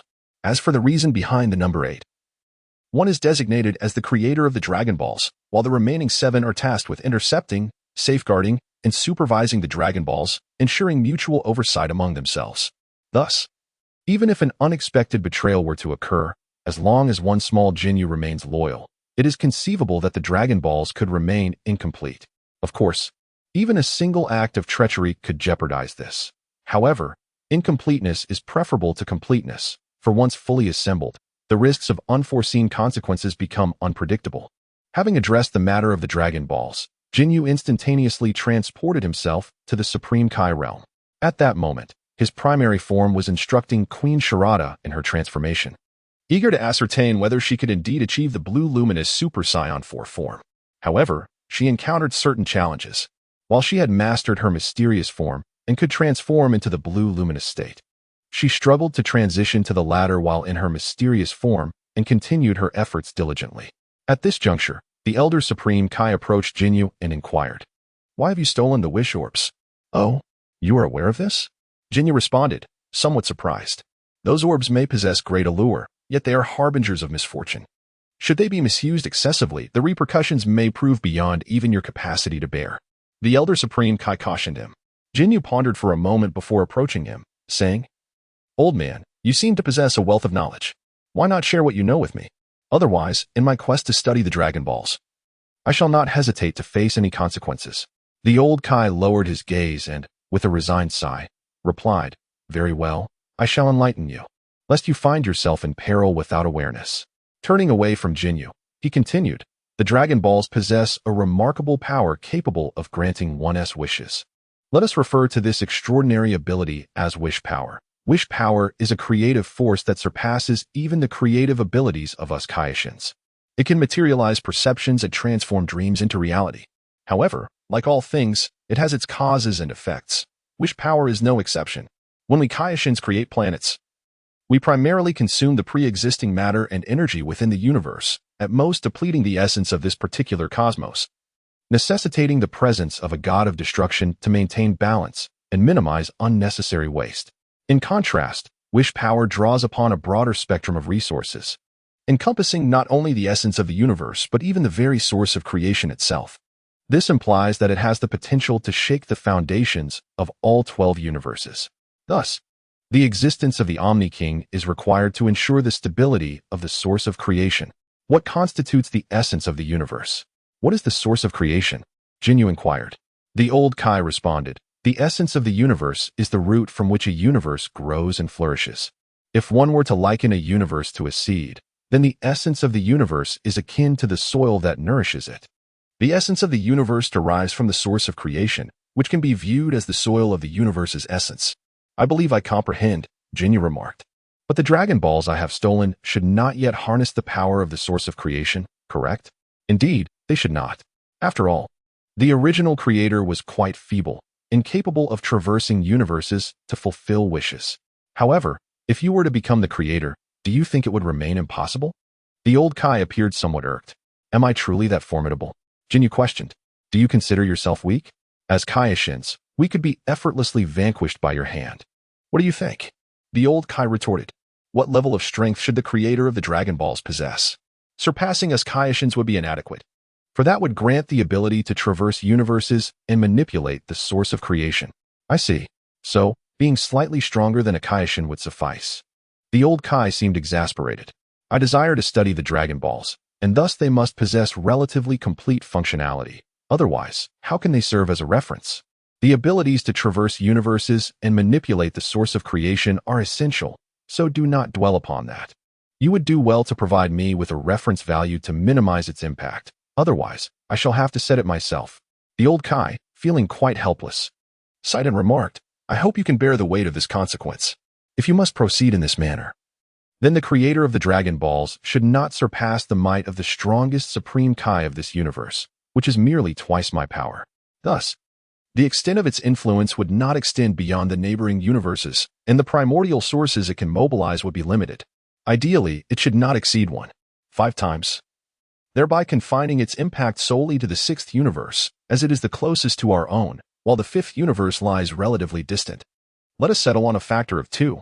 3 universes would suffice. With that, Ginyu summoned several of the little genius who were studying the Dragon Balls and proceeded to redistribute their strength and memories. The old Supreme Kai could only let out a resigned sigh. How is this strength? Ginyu inquired. The old Supreme Kai sensed it and replied, it is adequate. Good. Ginyu waved his hand, allowing the 8 little genius to depart. Once they had left, Ginyu continued, speaking of which, I have a few more questions to pose to you. Go ahead, the old Supreme Kai encouraged. I wish to understand the connection between the Dragon God Salama and the 6 vanished universes. The old Supreme Kai fell silent. And after a prolonged hesitation, he finally said, this matter is not suitable for you to know. Why not? Ginyu pressed. That is a closely guarded secret among the higher echelons. Were it not for my advanced age, I would likely be oblivious to it as well. Furthermore, even if one were to know, it should not be spoken of indiscriminately, lest it invite perilous consequences. With your current strength, it is best that you remain unaware. Ginyu furrowed his brow and asked, what level of strength is required to comprehend it? The old Supreme Kai turned to him, imparting a significant look. Unless you no longer fear the Omni King. Ginyu fell silent at once. To be unafraid of the Omni King? Is that even possible? Who can withstand the erasure abilities of the Omni King? This old fellow seems to possess knowledge of the answer to Jinyu's inquiry, but dares not disclose it. Yet, Ginyu would not resort to absorbing him just yet. After all, unless he was prepared to eliminate the God of Destruction. Such an act would likely awaken the God of Destruction. According to the anime of my past life, the God of Destruction Beerus is the most powerful among the 12 universes, possessing the capability to obliterate an entire universe. Though Jiren possesses formidable strength, he would not dare to claim the ability to annihilate an entire universe, thus he is likely not a match for the God of Destruction, Beerus. In the narrative of Dragon Ball Super, it is said that Jiren from Universe 11 has attained power that surpasses that of the gods of destruction, and yet, Goku, having mastered the Ultra Instinct technique, is capable of defeating Jiren. However, he remains utterly outclassed by Beerus, which underscores the extraordinary might of the latter. Furthermore, Beerus has faced a coalition of the other 11 gods of destruction during a chaotic melee, yet he held his ground, illustrating just how formidable he truly is. The title of the strongest god of destruction is undeniably his, a fact even the Grand Priest acknowledges. Though Ginyu perceives himself as formidable, he is not arrogant enough to believe he can rival the god of destruction, let alone Beerus. It is likely that even Zamasu could easily overpower him. By the way, are you certain that all those Supreme Kais who were slain by Bu are truly dead? Ginyu inquired. How would I know? Shouldn't you be more aware than I? The Elder Supreme Kai retorted. Ginyu possesses a profound understanding of the situation, having absorbed the memories of Majin Buu himself. He is acutely aware of the number of Supreme Kais that have fallen. The South Supreme Kai and the Grand Supreme Kai are undoubtedly deceased, consumed by Buu, leaving no chance for survival. However, the fates of the West Supreme Kai and the North Supreme Kai remain uncertain, although Buu believes he has vanquished them. Ginyu knows that without corpses, one cannot ascertain their demise. Consequently, he remains uncertain about the existence or death of the West and North Supreme Kais. His inquiry arises from the appearance of the term merged ice demon in his personal interface. Host: Ginyu. Vessel: Majin Buu, primary bloodline. Ancient demon, legendary super scion. Merged ice demon, genetically enhanced brain, complete hybrid warrior gene. Soul purity: 99. Memory assimilation: 23. Soul body compatibility: 69. Anomalous state: none. The term merged ice demon likely refers to Frisia or Cooler S lineage, yet the inclusion of merged provokes numerous speculations. For instance, why does Frisia possess such extraordinary talent? 4 months to attain golden form, and 10 years for black form. Is this truly an effortless feat? While the 10 years of black form may be debatable, given Ginyu's uncertainty about its officiality, 4 months to reach golden form is undeniably a ludicrous premise in the Dragon Ball Super narrative. If Frisia is not purely of the Ice Demon bloodline, then where does the term merged originate? This leads Ginyu to contemplate another narrative concerning the West Supreme Kai, Frisia's mother. In Dragon Ball AF, the mother of Zyko, the woman who stole Goku's cells. Recently, someone has indeed been gathering his cells, prompting Ginyu to connect the dots. Could it be that the lore from Dragon Ball AF holds some truth? Might the West Supreme Kai still be alive? Suddenly, a powerful aura erupted from the distance, instantly propelling the old Supreme Kai away. Help me. The old Supreme Kai cried out desperately to Ginyu, who chose to ignore him. Chapter 33, The Battle of Double Blue Flames. Ginyu turned his gaze towards the direction of the energy and instantly teleported to the side of Queen Sarada, immediately sensing her remarkably extraordinary enhancement. How incredibly powerful! Queen Sarada gazed at her own hands in a daze. Although she appeared similar to her blue glow form, there was a subtle sheen of silver enveloping her entire being, indicating a slight divergence from her usual appearance. How much of an increase is this? Ginyu inquired. It should be over 3,000 times, but it's difficult to estimate precisely. Ginyu nodded, as expected. A smile spread across Queen Sarada's face, and she turned to Ginyu, saying, I wish to engage in combat with you. Are you certain? Ginyu raised an eyebrow, looking at her. Of course. After all, I am a scion. How could I shy away from a fight? Then if you lose, she declared boldly, I will agree to kneel before you. Ginyu revealed an indescribable smile and said, All right. But behave. Very well, replied Queen Sarada. Her cheeks flushed, yet she acquiesced with determination. Excellent. With that, Ginyu retracted his smaller form, slightly tilted his body, and prepared to engage. He had already attained the form of Super Saiyan Blue, thus there was no need for transformation, although he was not entirely accustomed to it. He was gradually adapting to maintaining this state. At that moment, the Supreme Kai, pressed against the ground, hastily raised his head and exclaimed, Hey, could you refrain from fighting on the Supreme Kai's planet? I have only just restored it. Absolutely not. Ginyu firmly rejected. Queen Sarada could not survive in the vacuum of space, and aside from the Supreme Kai's planet, where else could withstand their devastation? The Supreme Kai, somewhat resigned, shouted back. There is another planet over there, equally suitable for habitation and as sturdy as this one. Would it be possible for you to battle there instead? After a moment of contemplation, Ginyu said, Lead the way. Jebet, teleport over there, exclaimed Supreme Kai Shin, addressing Jebet, who was also resting beside him. He was feeling rather lethargic and unable to rise. Jebet glanced at the current situation and promptly activated his instantaneous movement, arriving at the planet designated by Supreme Kai Shin. As Ginyu sensed the divine aura of Jebet, he swiftly transported himself and Queen Sarada to the elevated location. The scene before them was resplendent with lush vegetation, expansive meadows, an invigorating air, a veritable feast for the eyes. Indeed, it was a splendid locale. Ginyu remarked with a touch of admiration before turning to Jebet and inquiring, Is there anyone residing here? No, Jebet replied. This place is solely for sightseeing and relaxation. Occasionally, when we wish to escape from the Kaioshin realm, we come here to unwind. Then this place shall belong to me from now on. Please inform the Kaioshin of my claim. Ginyu declared. Very well. Jebet responded with a hint of resignation, yet he acquiesced. After all, there were numerous planets designated for leisure within the Kaioshin realm. By the way, should this planet suffer any damage due to our actions, I expect your assistance in its restoration, Ginyu added. Jebbit, somewhat exasperated, nonetheless agreed. All right. Now, your presence here is no longer required. Be on your way. Ginyu gestured for him to leave. Hey, this is our territory, you know? I am a divine attendant, not your servant. This is rather overbearing. Jebbit thought, but dared not voice his objections. Instead, he activated his instant transmission and departed. Now let us commence. Ginyu smiled as he extended an invitation to Queen Salada. The queen responded with a radiant smile, promptly launching a sweeping kick. Ginyu swiftly turned and bent low, evading the strike, then sharply elbowed to disrupt her balance. However, for one capable of flight, the disruption of balance held little significance. Thus, Queen Sharada gracefully pivoted, one hand sweeping upward as she summoned an energy blade, intent on cleaving Ginyu in two. Ginyu sidestepped gracefully, seizing her hand and twisting it with precision. Queen Salada, in a swift motion, pivoted her waist to evade the lock and retaliated with a powerful punch aimed at Jinyu's midsection. Ginyu soared into the skies, evading capture. As he and Queen Shalada formed opposing poles, entwined in a delicate dance, their gazes locked. As if time itself had slowed to unveil the tender threads of connection between them, Queen Shalada felt a flicker of joy mingled with frustration, for she could not yet unveil the true extent of Jinyu's power.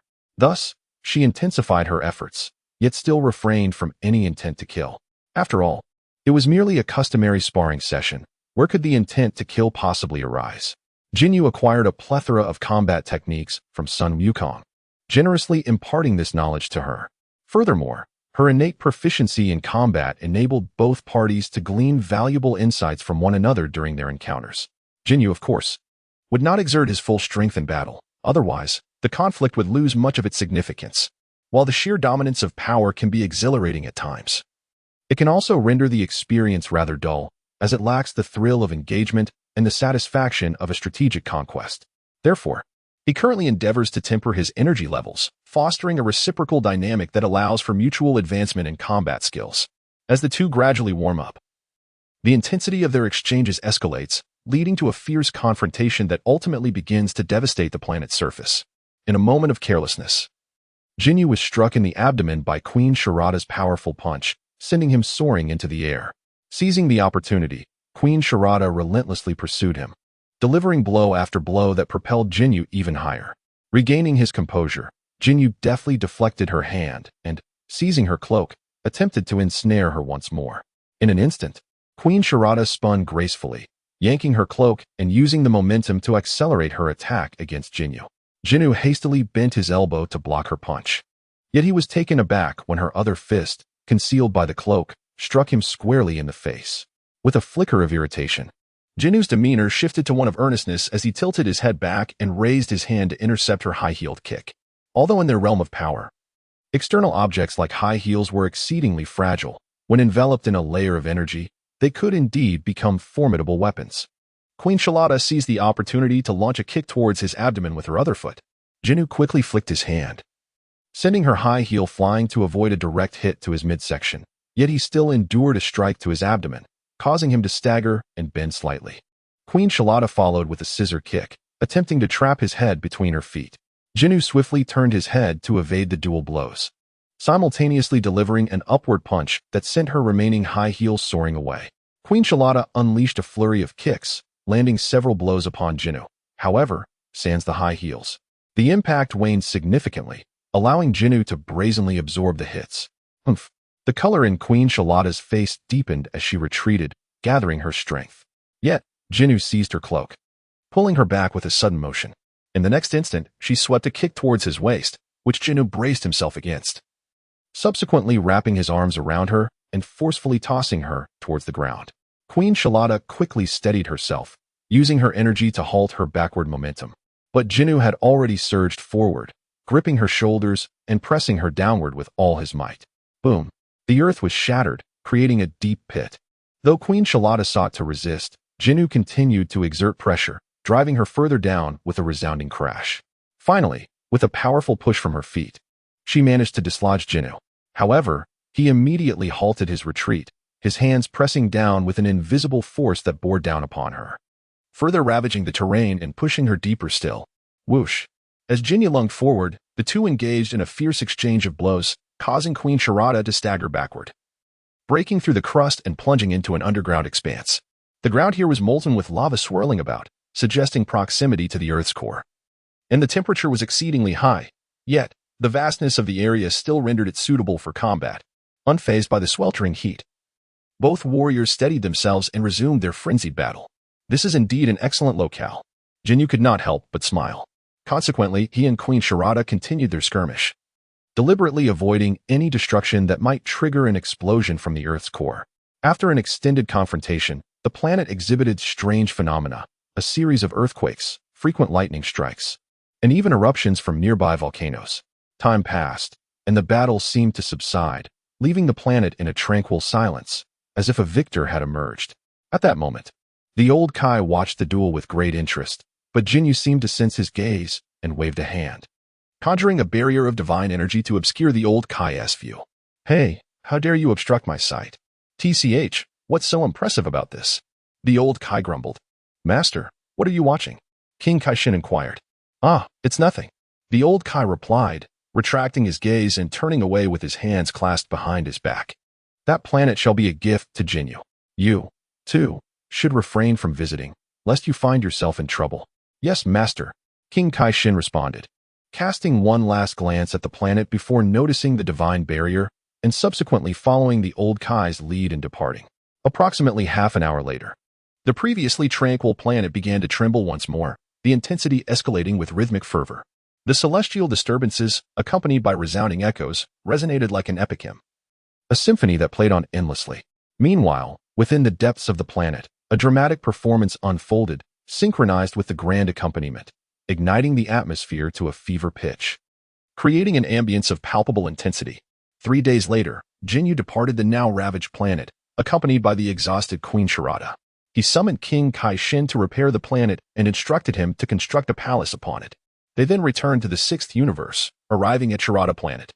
After escorting Queen Sharada to her quarters, Ginyu strolled leisurely through the palace, extending his consciousness outward to observe the endeavors of the formidable scions of the future. Gabe was still undergoing training under Lasso, adhering to a disciplined regimen, albeit lacking in spectacle. Nonetheless, his dedication was commendable. However, Lasso's strength appeared to have waned, rendering him incapable of even serving as a sparring partner for Gabe, resulting in diminished training efficacy. Meanwhile, Kale seemed to be enduring bullying, as several children hurled stones at her, incessantly shouting, "Demon! Demon! Get off our planet! You will surely bring about our doom." In a corner, Kier huddled with his knees drawn to his chest, silently shedding tears, enveloped in a shroud of melancholy. At that moment, Caulifla rushed over, her voice cutting through the air as she admonished the children. "What are you doing? Get away from here. If you dare to bully Kier again, I shall make you regret it." The children, intimidated by Caulifla's fierce demeanor, quickly retreated, grumbling as they left, leaving only Caulifla and Kier behind. "It's all right, Kier. Pay no heed to their nonsense. You are not a demon, but a good child. You are the most obedient child I have ever encountered." Caulifla gently reassured him. Overcome with emotion, Kier could no longer contain himself and clung to her, weeping, "But I cannot control that force. I will inevitably harm everyone. It's all right. I will stay by your side. Just seeing me will help you calm down." Caulifla comforted him. Before Kier could respond, they heard Jinyu's voice. "Are you referring to this power?" Suddenly, Ginyu appeared beside the two, promptly discarding the form of the blue aura and unleashing a thunderous roar. "Ha!" With that, the ground within a few meters collapsed under the immense pressure, yet Ginyu managed to contain his own energy, preventing the two from being blown away. His hair stood upright, transforming into a vibrant green, and a green aura surged forth around him. Anger radiated from his expression, and his eyes glowed white as his physique grew immensely, exuding an overwhelming sense of intimidation. "Are you also a demon scion?" Chapter 34. Nurturing the next generation. Kale stared at Ginyu, somewhat dazed. Ginyu, with an air of annoyance, retorted, "What do you mean by demon scion? In our Universe 7, this is a legendary super scion revered by all scions. A prodigious talent that emerges only once every millennium. A legendary prodigy." Kale echoed, taken aback. Caulifla stood there, equally dumbfounded. "Indeed, this represents the most noble bloodline among scions, a form that countless scions yearn for. Ginyu explained with a commanding presence. The most noble bloodline? Is that truly so? Kale questioned, struggling to believe it. Why would I deceive you? If you doubt my words, I can take you to Universe 7 to inquire. Ginyu continued. Although there are few Scions left in Universe 7, the legend of the Super Scion is not confined solely to them. The most noble bloodline? Kale felt her thoughts drift. She had always been labeled a demon, with only a select few treating her kindly, and only Califa willing to play with her. She had often identified as a demon herself due to her inability to control her own power. Yet now, someone was telling her that this was the most esteemed bloodline among Scions, leaving her in a state of shock and disbelief. If the person before her were merely another demon unable to manage their power, she might dismiss his claims. However, the sheer magnitude of his strength and the stability of his mind profoundly astonished Kale. Such overwhelming power, if it could truly be harnessed, could only be described as genius. Just like this individual before her, whose might eclipsed all others. An endless hope ignited within Kale's eyes, and she inquired, "How do you control such power?" Ginyu replied calmly, "To become stronger, one must inevitably endure hardships. I have faced numerous challenges while mastering this power, yet ultimately, my will triumphed over all obstacles." "How can one cultivate such a will?" Kair inquired once more. Just as Ginyu was about to speak, Gabe and Lasso had already arrived. Lasso flew in front of the two women, nervously gazing at Ginyu, and inquired, "Lord Ginyu, is this not a demonic scion?" "Lord Ginyu, could it be that you are also involved in this?" "Step aside," Ginyu remarked coldly. Reizu, unable to withstand the chill emanating from him, instinctively leaned back, yet still broke into a cold sweat as he spoke. "Lord Ginyu, I believe there has been some misunderstanding. I am uncertain how my sister and the others may have offended you. Would you allow me to provide an explanation?" "My brother, you are mistaken," Karafura interjected. "Lord Ginyu merely transformed to show us. He harbors no intent to harm us." "What?" Reizu was momentarily taken aback, then felt a wave of embarrassment wash over him. Scratching his head as he chuckled awkwardly. "Haha, I thought. Stand aside if you have nothing to say," Ginyu retorted, slightly irked. The interruption had indeed put him in a foul mood. Yes. Reizu quickly complied, stepping aside and refraining from obstructing the way further. At that moment, Gabe also relaxed his stance, which had been poised for action, and obediently stood in place, while the accompanying group visibly eased their tension. To be candid, they had been rather apprehensive moments before. They had witnessed Jinyu's formidable power, and had he truly engaged in combat, it would likely have resulted in their utter annihilation. As Ginyu gradually retracted his transformation, he assumed the striking form of the blue Ginyu force, yet he did not emanate an overwhelming aura. Instead, a sense of ease enveloped the onlookers. "Would you care to accompany me in training for a while?" Ginyu inquired, casting his gaze towards Kale. Kale was taken aback, and after a moment of contemplation, she responded, "Are you suggesting that you wish to be my master?" "That shall depend on your performance," Ginyu replied nonchalantly. Kale hesitated momentarily, while Caulifla, brimming with excitement, urged, "Kale, you must agree. Lord Ginyu is an entity far more powerful than the Queen and is, like you, a legendary Super Scion. No one is more suited to be your mentor. But what about me? I don't want to be apart from you." Caulifla stammered, suddenly taken aback. She then turned to Ginyu and asked, "What if you brought me along as well?" Ginyu cast a glance at her, causing her heart to race with a hint of anxiety. Although she believed her talents were commendable, on par with Gabe's, standing before this formidable man left her feeling somewhat insecure. He was simply too powerful. "You may join us, but I do not wish for you to become complacent merely because of your innate gifts. Frankly, your abilities are insufficient when compared to Kale, and should you dare to slack off, do not blame me for banishing you," Ginyu declared. Caulifla, sweating slightly, nodded in agreement. All right. Yet Kale interjected, "No, you cannot expel her. Otherwise, I shall not train with you." "Then let us both be exiled. I am not compelled to take you with me," Ginyu retorted, visibly displeased. "Stop, please," Caulifla quickly interjected. "I shall not be lazy. Kale, do not throw a tantrum. Simply train diligently under Lord Ginyu." "I am indifferent." Kale bit her lip, momentarily at a loss for words. Ginyu continued, "Speaking of which, without mastering your transcendent powers, you are not unlike a demon. If left unchecked, you would become a ticking time bomb, eventually growing so powerful that even the Queen would struggle to contain you." Kale lowered her head in response. "Thus, you must comprehend that the best approach to dealing with you is either to exile you to a distant planet, allowing you to fend for yourself, or to eliminate you entirely to avert potential calamity. This is not a threat. It is a reality all Sarada scions must contemplate. Everyone present lowered their heads in silence, casting sympathetic glances at Kale. She bowed her head even lower, refraining from rebuttal. They had treated her well, despite knowing she was a demon scion, protecting her rather than causing her harm. She was acutely aware of this kindness, yet the future loomed ominously, echoing Ginyu's words. If no one could restrain her, it would spell disaster. To prevent such a catastrophe, choices had to be made. Whether it be exile or annihilation, both options seemed cruel. Yet banishment appeared to be the most merciful course of action. Kale, be obedient. I shall stand by you. I promise not to be lazy, trust me.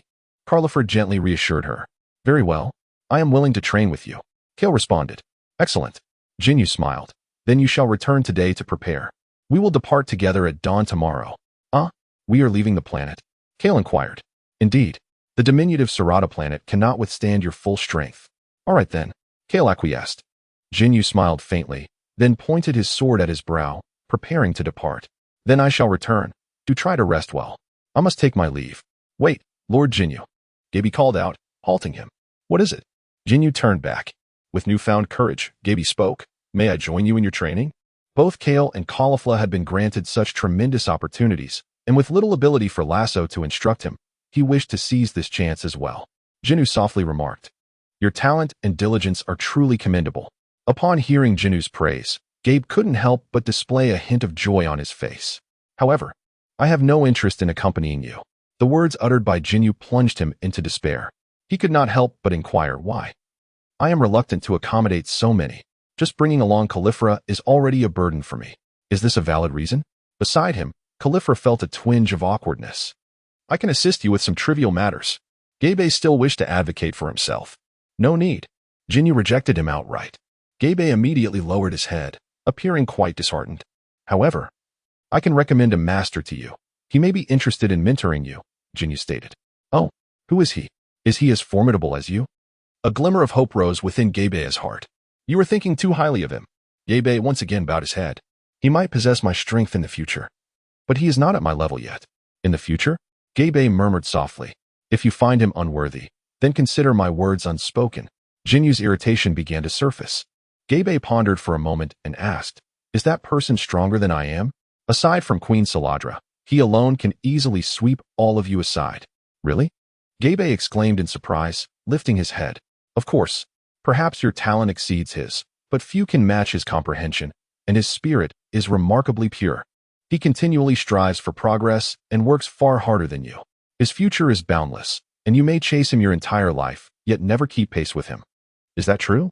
That's wonderful. Gabe exclaimed joyfully, clenching his fists. He quickly added, Then please introduce me to him. Very well. I will give you half a day to settle all your affairs, and then follow me as we depart. Yes, Lord Ginyu. However, I must remind you that whether or not he accepts you is his decision. I am only responsible for bringing you before him. Understood. Thank you, Lord Ginyu. Off you go. Ginyu nodded. Immediately, Gabe began to confer with Lasso and others, then swiftly returned to his residence to prepare. Approximately half a day later, under the gaze of all, Ginyu transported Gabe to Earth. On the surface of the ocean, Son Goku was engaged in his daily training with a young Ginyu, battling vigorously to maintain his physical agility and cultivate potential. Although Scions possess a passive ability to grow stronger from near-death recoveries, excessive training in a short span proves ineffective, thus necessitating regular practice. After all, combat experience is crucial. Ginyu. Son Goku halted and turned to where Ginyu had appeared. Ginyu spoke directly. I have brought you a Scion warrior with considerable potential from Universe 6. Perhaps you might be interested in nurturing him. Oh, so this is a Scion from Universe 6. Goku, intrigued, circled around the two and remarked, They seem no different from Earthlings. Where's his tail? Cabba replied, Our Scions do not possess tails. Is that so? Then can you transform into a great ape? No, Cabba shook his head. Well, that is quite fortunate. There is no need to worry about losing one's sanity. Ginyu inquired, Are you willing to take him along? Sun Wukong rubbed his hands together, displaying a hint of delight as he responded, Certainly. It is just what I needed, for I have grown weary of battling your doppelganger day in and day out. Very well. I shall leave him in your care, and I will take my leave now. Farewell. Sun Wukong waved his hand, bidding Ginyu goodbye as he watched him depart. He then placed a hand on Gabe's shoulder and said, "Come, let me introduce you to your surroundings." Oh, all right. Gabe had not anticipated such a smooth transition. Prior to his arrival, he had prepared numerous ways to introduce himself, yet they proved unnecessary. Chapter 35. Planet Metamor. Ginyu did not return directly to Universe 6. Instead, he first visited the Ginyu Force Empire, requesting a comprehensive cosmic star chart. Given the symmetrical nature of Universe 6 in relation to Universe 7, the star chart of Universe 7 could be effectively utilized in Universe 6, albeit viewed from a reverse perspective, which posed no significant challenge. Furthermore, Ginyu possessed the capability to create capsules, allowing him to encapsulate this star chart for convenient transport within his own being. Additionally, he inquired about the location of the planet Metamor. Although this celestial body had met its demise, remnants of historical data remained, thus enabling the identification of its position, which he subsequently marked on the star chart. This star chart was not a mere flat map akin to paper. After all, a two-dimensional representation could not adequately capture the positions of stars. Rather, it resembled a computer platform equipped with 3D projection, approximately the size and shape of a table, and facilitated user-friendly operation akin to a computer capable of storing vast amounts of information. It would be splendid if this device could be combined with a Dragon Ball radar. The thought unexpectedly emerged in Jinyu's mind. He soon deemed it a splendid idea and instructed the young Ginyu, responsible for research, to handle the matter while he himself returned to Universe 6, carrying the star chart, and arrived at the Queen's chamber. At this moment, although the Queen had already awoken, she languidly reclined on her bed, reluctant to move. "I must depart tomorrow," Ginyu stated, seated at the edge of her bed. "Oh, must you leave so soon?" the Queen exclaimed, embracing him with a hint of reluctance. "Can't you stay a few more days?" Ginyu smiled gently, saying, "I fear that if I linger too long, you may grow weary of me." "Not at all. Would you mind staying a few more days? Otherwise, I might just take a concubine." Smack. Ginyu delivered a resounding slap to her. "Since you do not wish for my departure," Ginyu declared, extending his hand as the flesh and blood on his body began to flow. On the other end of his hand, it gradually coalesced into another Ginyu. Oh. This took Queen Sarada by surprise. "What is it? Are you frightened?" The two Ginyu smiled as they gazed into her eyes. "What is happening?" Queen Sarada felt a chill run down her spine. Ginyu slightly explained, "My constitution is unique. I am not a pure scion. This is a method of self-splitting, allowing me to maintain the same consciousness on a universal scale. In other words, it is still me, merely a consciousness utilizing two bodies." Queen Sarada, her mouth agape, could not help but exclaim, "How marvelous. So, since you do not wish for me to depart, and I must continue my training, how about I leave behind half of myself to accompany you?" Instantly, Queen Sarada revealed a sweet smile and embraced him tightly, proclaiming, "All right. Would you like to experience something tonight?" Ginyu whispered softly in her ear. "Ah?" Queen Sarada's heart raced as she replied, "I am a queen. I can't always be unable to descend. Do not fret. I shall provide healing." "Very well. But you must not think of Nafe again. If I hear those two words once more, you shall never descend again." "Understood, my queen." The following day, Ginyu departed with Caulifla and Kale. On the surface, he appeared to be alone, and no one could detect anything unusual. However, secretly, the Queen was aware that he had split into two, one of which remained hidden in her chamber, not venturing out. In reality, he had divided himself into 4 parts. 2 of those had stealthily teleported away while the Queen slept the night before, in search of planets with greater gravitational pull. Constructing a gravity chamber with 500 times the Earth's gravity was already a considerable limit. It was not that he could not further increase the gravity multiplier, but rather that the chamber could not withstand his training. Therefore, he needed to seek planets with gravitational forces exceeding 1,000 times that of Earth to further enhance his body and strengthen his constitution. The gravitational forces between celestial bodies vary. If we exclude bodies smaller than planets, the gravitational hierarchy roughly consists of planets, stars, white dwarfs, and neutron stars. Black holes remain uncertain as to whether they qualify as solid celestial bodies, thus temporarily excluded. The gravitational limit of planets is generally only a few thousand times that of Earth, making it improbable for Ginyu to find a planet with gravitational forces exceeding 10,000 times. Moreover, he might not endure the extreme temperatures on a star. Additionally, stars lack solid surfaces, rendering gravity training methods ineffective there. Hence, Jinyu's first minor objective is a white dwarf. He hopes to stand firm on a white dwarf. Yet the surface gravity typically exceeds 1,000,000 times that of Earth, so he might perish upon arrival. Nevertheless, he must attempt it. For transitioning from a planet's gravity to that of a white dwarf is fundamentally improbable. Thus, one of his split forms ventured to seek suitable planets for cultivation, while the other employed divine power to create celestial bodies, in hopes of fashioning a planet with appropriate gravity. For instance, utilizing divine force to compress stars or gathering numerous celestial entities to forcibly amalgamate them into a single body, subsequently reinforcing it with divine energy to prevent it from becoming a star. Perhaps this method could yield a planet with high gravity. Through such means, he might successfully transition to a white dwarf, followed by a neutron star, and perhaps even encounter the legendary quark star, gradually ascending to the pinnacle of physical prowess. Although one could enhance their physique through the method of enduring blows, such improvement primarily augments mere surface-level resilience and the manipulation of energy, unlike gravity, which offers comprehensive enhancement without blind spots. Thus, Ginyu favored gravity training. Imagine, if in the future, an opponent of equal strength struck you with all their might, yet you remained unscathed. Would that not be exhilarating? Moreover, this pertains solely to physical defense, without even invoking energy.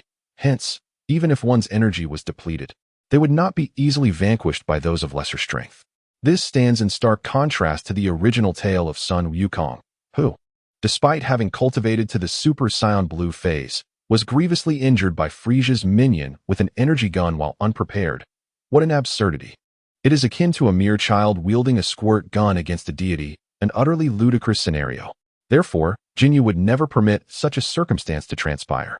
Furthermore, the stronger one's physique, the greater their capabilities in certain aspects. What joy that would bring. The only publicly revealed member of the Ginyu Force is currently accompanied by Caulifla and Kale as they arrive on the planet Metamor.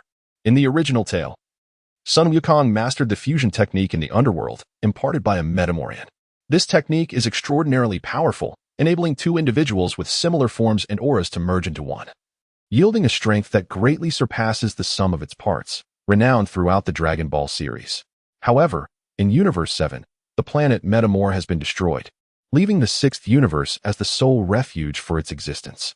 Upon their arrival, the trio observes that the inhabitants of Metamor at least possess humanoid forms, but notably, they all dress in remarkably similar attire, as if they are clad in a uniform. The Metamorians appear somewhat insular as the three walk through the streets. They are met with unfriendly glances from the locals. It seems we are not particularly welcomed here, Ginyu remarks nonchalantly. What should we do then? Kale, feeling somewhat anxious, leans against Caulifla and then inquires, Lord Ginyu, what exactly are we here for? We have come to learn a skill. Ginyu responds. What skill?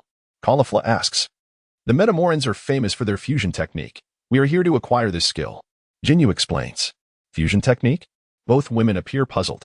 Indeed. It allows two individuals to merge into one for a limited time, significantly enhancing their combat prowess. It is an exceptionally formidable skill. At that moment, a robust Metamorian nearby suddenly interjects angrily. You should leave. We will not impart this technique to you. Ginyu cast a glance at the Namekian and commanded, Kefla, teach him a lesson. Huh? Kefla was momentarily taken aback. Then her eyes sparkled with excitement. Should I beat him to a pulp? Not necessary. Just a little discipline will suffice. Understood. The burly Namekian, incensed by this command, opened his mouth to retort but was abruptly sent flying by a punch from Goku, letting out a pitiful scream. Thud, thud, thud, thud, thud, thud. Kefla pounced on the man, delivering a flurry of blows, his cries of agony echoing in the air. Witnessing this spectacle, the onlookers rallied to aid their fallen comrade. Yet Kefla's combat prowess was formidable. She faced the throng with unyielding confidence, laughing heartily like a rogue. As she dispatched the Namekians one by one, Goku, feeling a tinge of apprehension, ventured, Lord Ginyu, is this truly wise? Fear not. The fusion technique is a closely guarded secret of the Namekians. Even if we beseech them, they would never impart it to us, Ginyu replied nonchalantly. In the original tale, Goku acquired the fusion technique during his time in the afterlife, his amiable nature allowing him to earn the admiration of others, coupled with his protagonist's aura, which facilitated his mastery of the technique. However, Jinyu's character was far from endearing. Such admiration was unnecessary for him. Seeing they were no match for Kefla, the Namekians called upon allies for assistance. Ginyu found it rather peculiar that they had not yet employed the fusion technique. Thus, he discreetly created a duplicate of himself, seizing the opportunity to incapacitate a member of the Metamor race and transport him to a secluded area for absorption. Upon accessing the individual's memories, he soon discerned that not every Metamor possessed the ability to fuse. Rather, it was an esoteric skill reserved for the most exceptional and loyal warriors, ensuring the technique remained shrouded in secrecy.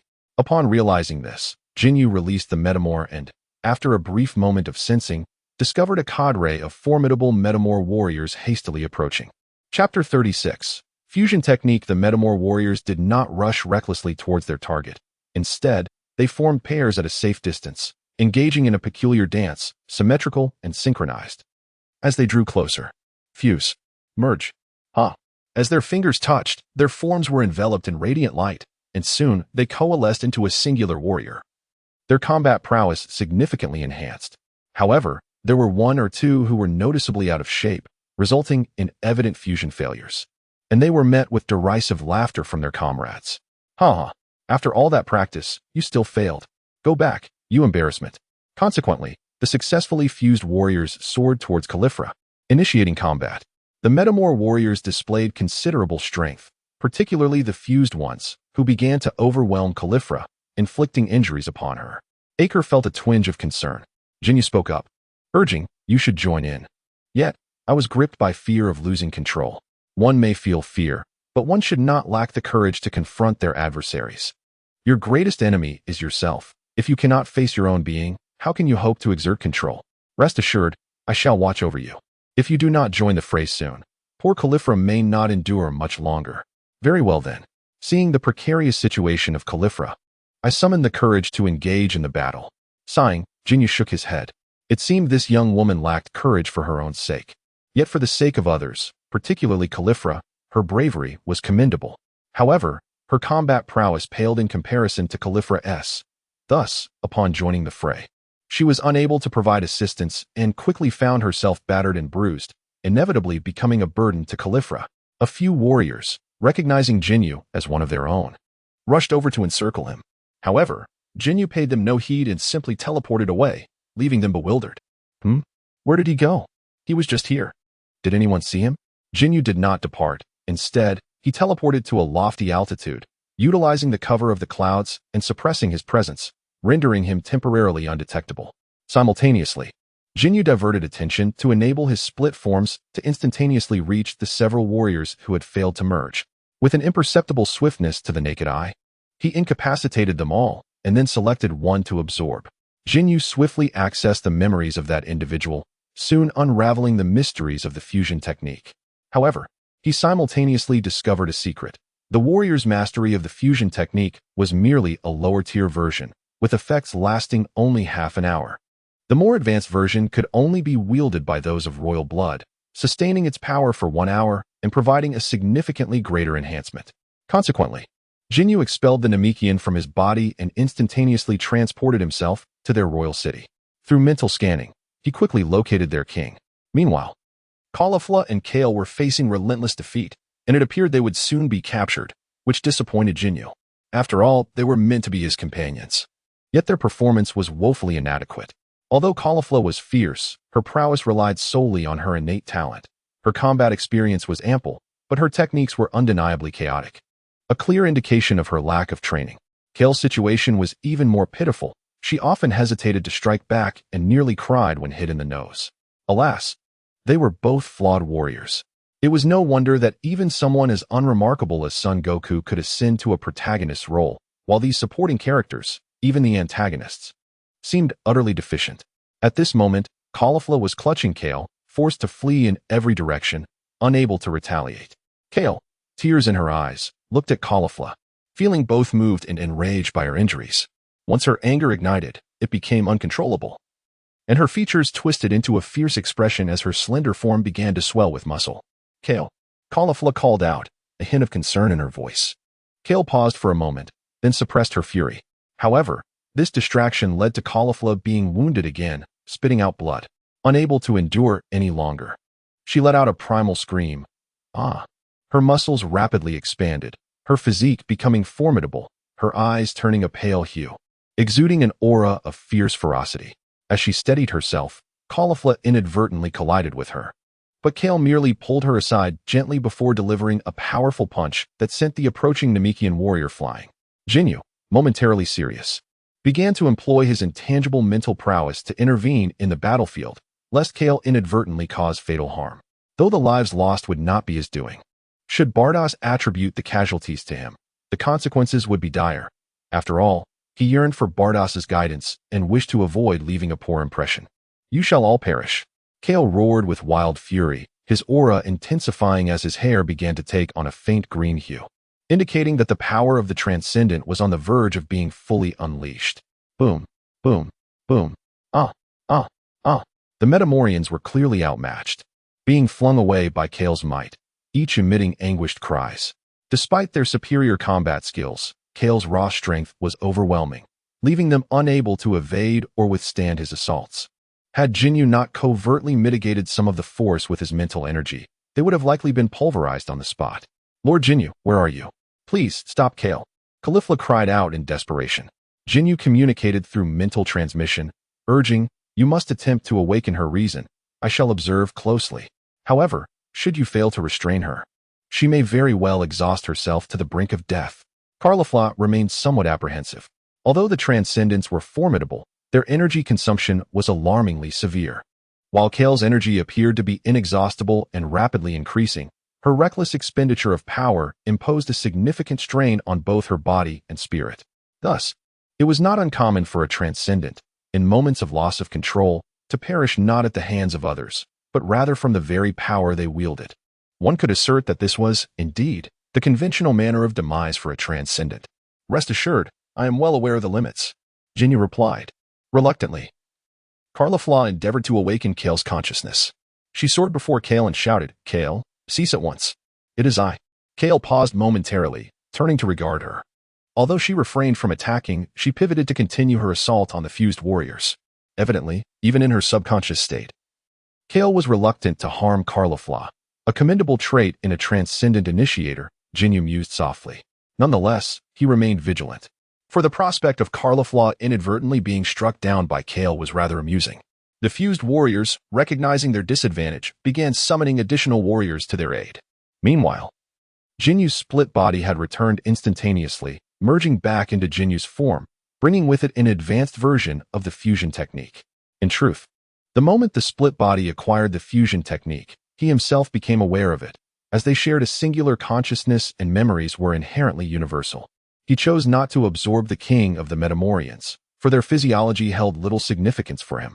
Furthermore, upon examining the Metamorians' unique skills, he discerned that only their fusion technique was truly remarkable. Thus he opted to learn solely that technique, dismissing the rest. At that moment, the split body, already training on a planet with over 1,000 times the normal gravity, began to split once more, transforming into two Ginyus. They attempted to practice this advanced fusion technique. Though he was merely rehearsing the movements, not rushing to fuse, as a failed fusion would be a considerable waste of time. However, he did create two smaller Ginyus to experiment with fusion, ultimately discovering that, despite the failure resulting in a chubby figure, they had indeed merged. Moreover, this plump figure bore the distinctive attire of the Metamorians, clearly indicative of fusion. This sparked a sense of wonder. Could he truly merge with himself? If so, acquiring such a divine ability would be extraordinary. After all, that would mean 1-1 was far greater than 2. And should he pursue further division, his power would indeed fragment. One split, then another merge. Was invincibility within reach? Yet, as success had not yet been fully realized, he refrained from becoming overly excited and continued his endeavors. A single fusion failure is inconsequential. He lacked the patience to bide his time and thus spawned a multitude of small Ginyus. Drawing upon previous experiences, he proceeded to fuse another two. As anticipated, failure struck once more. This time, they amalgamated into an elderly figure, seemingly on the brink of death, a true embodiment of waning vitality. Undeterred, he attempted the next pair, reflecting on past lessons, and continued. Yet again, failure ensued. He persisted, only to face repeated failures. Exasperated, Ginyu momentarily lost interest, allowing the split bodies to generate more small Ginyus for experimentation while he redirected his focus towards Kale, for a greater number of adversaries had arrived. This new wave of foes was evidently far more formidable than the last, as they quickly stabilized the situation, engaging Kale in a back-and-forth battle rather than a one-sided affair. If this state of combat were to persist, they might have a chance, for Kale was but one individual. Even as her strength surged, they could continuously summon reinforcements. With Ginyu covertly safeguarding them, their ranks would remain intact. However, fate had a cruel twist in store. Someone had targeted Kale. Kale, already struggling under the pressure of the battlefield, was unexpectedly ambushed by an amalgamated warrior, sending her crashing back, blood spewing forth. Kale glanced back, her fury igniting further as she clenched her fists and let out a thunderous roar. The sheer ferocity of her aura sent those around her reeling, her hair standing on end, transformed into a vivid green, while emerald flames enveloped her form. Her physique becoming more imposing. Were it not for her slender waist, Ginyu might have mistaken her for Broly. Alas, such a physique was ill-fated. Ginyu lamented, covering his head in disbelief. If this were the physique of a man, envy would abound. However, as a woman, Ginyu found himself questioning her very identity. Had he not been forewarned, he would have been utterly confounded. This was a demon scion. Who had brought a demon scion to this place? Was this a sinister plot by the scions? At last, one of the Metamorans recognized Kale's true nature. Meanwhile, Ginyu felt a surge of joy, for his fusion technique had at long last succeeded. Chapter 37. The emergence of two small genius fused into one, causing an immediate surge in power, now subtly rivaling that of the split bodies. This ability was simply outrageous. No wonder it served as a climactic skill in the original narrative, whenever Goku and Vegeta fused. They had rarely tasted defeat. Of course, they had also seldom emerged victorious. Though the technique was challenging to master and fraught with a high failure rate, it undeniably represented a remarkable method of enhancement. However, Ginyu could not yet revel in joy, for this was merely the amalgamation of the lesser genius and lacked significant reference value. The true test lay in whether the split entities could indeed merge, as they shared a singular consciousness, which distinguished them from the lesser genius. Thus, the potential for success remained uncertain. He first absorbed the successfully fused lesser genius into his being, resulting in an immediate surge of energy, and his exterior was adorned with the distinctive attire of the Metamorans. Utilizing an advanced fusion technique, this attire was evidently more exquisite and resplendent than that of the lower tier, exuding an aura befitting royalty. Inspired by the lesser genius, he proceeded to divide one of the split entities into smaller segments, thereby eliminating the need for a gradual approach and allowing for rapid results. The entity that had absorbed the fused lesser Ginyu refrained from further division. Instead, it consumed the remaining lesser genius to become the strongest singular form, preventing any unforeseen mishaps. The other split entities continued their gradual pairing, as Ginyu was still unaccustomed to multitasking. Meanwhile, Kale had transformed into the legendary Super Saiyan, claiming much of Jinyu's focus. Fortunately, he merely sought to ascertain whether he could merge with himself, and even a fusion resulting in an elderly man, a stout figure, or a slender form would signify success. Thus, Jinyu's two split entities immediately began to dance, drawing closer to one another. Merge. Body. As their fingers touched, a burst of light illuminated the space. A raspy voice emerged from the brilliance. Is this the sensation of fusion? How peculiar. Could this be what consciousness fragmentation feels like? The aged Ginyu, frail and trembling, stepped forth from the radiance, only to inadvertently fracture a bone with a sharp crack. Oh dear, I forgot about the gravity here, he lamented, collapsing to the ground in pain. The remaining genius broke into a sweat, while the Ginyu far away on planet Metamor could not help but clutch his head. His current experience was utterly extraordinary. Previously, when controlling the split entities, it felt as though one consciousness governed multiple bodies. Although somewhat disconcerting, it was manageable, akin to simultaneously controlling both hands. If the movements were identical or symmetrical, it proved rather simple. However, executing disparate actions posed a challenge. Yet now, it felt as if his consciousness had bifurcated. To illustrate figuratively, his consciousness had transformed from a straight line into a Y shape. Notably, the two branches of this Y remained closely aligned, akin to legs held together, performing identical movements. It was perplexing, wondrous, and utterly novel. Though still one consciousness, it had paradoxically evolved into two, each linked to other facets of the consciousness, yet they merely grazed one another without complete fusion. It was as if the consciousness had splintered, yet not entirely so. In that moment, Ginyu felt a twinge of madness and refrained from further multitasking. he swiftly transported himself, along with Caulifla and Kale, into the void of space. Die, die, die.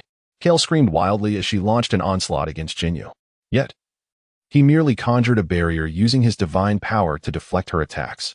Within the confines of this shield, he summoned fresh air for Caulifla to breathe. After a while of relentless assault, Kale's face grew flushed, and she began to gasp for breath. However, in the vastness of space, there was no air, and she instinctively clutched her throat, desperately reaching out for something to grasp.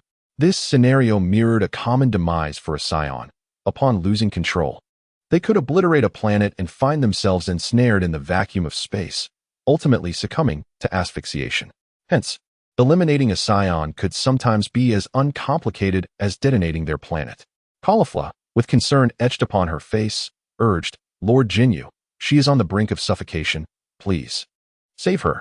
"Just a moment," Ginyu replied calmly, unperturbed. "Yet, if they delayed any longer, she would faint. So you are aware." Indeed, after a short while, Kale could no longer endure, reverting to her normal state and losing consciousness. Ginyu enlarged the shield, enveloping her within its protective embrace. Only then did Calivra hasten over to check her breath, subsequently administering artificial respiration. "Ginyu, this scene appears quite beautiful. However, these two little girls are still quite young. It would be intriguing to see them grow a bit older." Ginyu escorted the two of them to Wampa Star, allowing them to engage in battles and level up, while he himself remained preoccupied with his doppelganger, persistently striving for fusion. Fusion. Huh. Fusion. Huh. Fusion. Huh. Ginyu has attempted to create fusion after fusion, yet each endeavor has resulted in utter failure. A myriad of figures, overweight, slender, elderly, and even grotesque, have emerged, but not a single success has materialized. This incessant string of failures has left Jinyu's psyche somewhat fragmented, akin to a tangle of twine, all chaotic and disordered. Desperation washed over him as he slapped his forehead. His condition was deteriorating rapidly, and if this continued, success would undoubtedly elude him. It seemed prudent to tackle the task 1 hour at a time, otherwise, his mind would only grow more muddled. The process of having the fragmented bodies attempt fusion was markedly different from that of the original Ginyu. Each attempt induced a degree of disarray at the level of consciousness, distinct from mere mental strain, preventing his formidable mental prowess from manifesting. It was akin to suddenly sprouting an array of legs. If one were accustomed to such a mode of movement, it could be manageable, allowing for instinctive walking. However, if asked which leg to move first or whether each leg could perform distinct actions, confusion would reign, potentially leading to an inability to walk altogether. Ginyu found himself in a similar predicament, with excessive branches of consciousness causing a cognitive overload. Thus, he resolved to wait an hour, allowing the fused genius to separate, thereby restoring his fragmented state. While managing multiple fragmented selves posed its own challenges, it was infinitely preferable to handling a fused being, as at least he could focus his attention. A fused entity could not even manage that. Sighing in exasperation, he reassured himself that he had already discerned a method. Mastering fusion was merely a matter of time. He felt no urgency, allowing himself the luxury of a gradual approach. First, he decided to train Kale, whose combat experience was woefully inadequate and who hesitated to engage.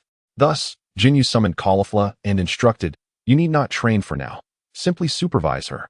As long as her life is not in danger, you need not intervene." "Understood, Lord Ginyu," Caulifla replied respectfully. "Ensure she takes action, otherwise, I shall lose my motivation to mentor you." "Yes." With that, Ginyu fashioned a cave and retreated within, beginning to organize his thoughts and adapt to this multi-threaded operation. An hour was a lengthy span, and he deemed it an opportune moment to train himself, preparing for potential future scenarios. While these failed fused genius lacked combat prowess, they could still perform simple movements under the immense gravity, and Jinyu's focus was not on physicality, but rather on consciousness. Thus, any movement sufficed. Simultaneously, on Universe SIX's planet Vegeta, though it does not bear this name, a man resembling a member of the frozen demon race approached the vicinity. He was draped in purple, with a strikingly handsome visage and a well-proportioned, muscular physique. His attire was ambiguous, whether innate or worn, but he exuded an undeniable aura of coolness. "This is the renowned assassin Hit from Universe 6. At this moment, Hit's expression is grave as he cautiously surveys his surroundings, keen to discern if any formidable beings are lurking nearby. Just days prior, an extraordinarily potent aura erupted in this vicinity, And even now, traces of that energy still linger. Who could possess such strength? When did such a figure emerge in the universe? Hit pondered these thoughts, though he would not rashly provoke such a powerful entity. As an assassin, acquiring knowledge about the strong is an essential aspect of life. This appears to be the planet of the Zephyrians, who possess a commendable level of technology. Perhaps inquiries could yield insights. Indeed, this planet is originally named Zephyr, inhabited by the Zephyrians. In Universe 7, the Zephyrians were vanquished by the Psiots, leading to the planet's renaming as Planet Vegeta, which ultimately met its demise at the hands of Frisia. After Hit descended upon the Zephyrians' planet, it was not long before he received a video recording captured by their satellites, featuring none other than the ever-transforming Ginyu. The initial segments of the footage were relatively clear, showcasing Ginyu transforming into the form of Blue Goku in Super Saiyan 4. However, as he transitioned into his Super Saiyan God form, the intense energy fluctuations and crimson aura obscured his visage. When Ginyu activated the Kaioken technique, violent spatial distortions ensued, causing the visuals to become increasingly muddled. At this juncture, Hit had returned to his spacecraft, replaying the video repeatedly to analyze its contents. This appears to be a transformation technique, and not merely a single stage. His appearance bears a resemblance to that of the Psiots. Currently, many Psiots are employed by the Galactic Patrol. Perhaps inquiries among them could yield fruitful information. With this contemplation, Hit dispatched the video, subsequently contacting an unknown individual. Approximately half an hour later, he received the information he sought. Ginyu? He was last seen on Planet Salad, engaged in a fierce battle with Queen Salad, and was subsequently regarded as a distinguished guest. His origins and precise strength remain unclear, as critical information has been classified by Queen Salad. Recently, Planet Metamor fell victim to an assault by demonic Psiots, one of whom is highly likely to be Ginyu. Metamor, you say? I shall investigate. With this resolve, Hit activated his spacecraft, setting course for Planet Metamor. Chapter 38. A successful low-powered fusion Kale. Caulifla, come here. Ginyu called out to the two women using his telepathic abilities from within the cave. Shortly thereafter, Kale and Caulifla returned together. Lord Ginyu, you summoned us. What is it that you require? Caulifla inquired. Ginyu rose and remarked, Kale has finally summoned the courage to engage in battle, which is indeed a positive development. However, relying solely on this newfound boldness is insufficient to harness the powers of the Transcendence. Thus, I have resolved to impart to you the fusion technique of the Metamorians. Caulifla exclaimed in astonishment. When did you acquire the fusion technique of the Metamorians? Did you not assert that it would never be shared with outsiders? Ginyu remarked, indeed. They will not share it, but after watching it a few more times, I have mastered it. Is that so impressive? Of course, I am a genius. Ginyu chuckled as he playfully ruffled her explosive hedgehog-like hair, momentarily flattening her towering hairstyle. Kale huffed and pushed his hand away, saying, do not touch my head.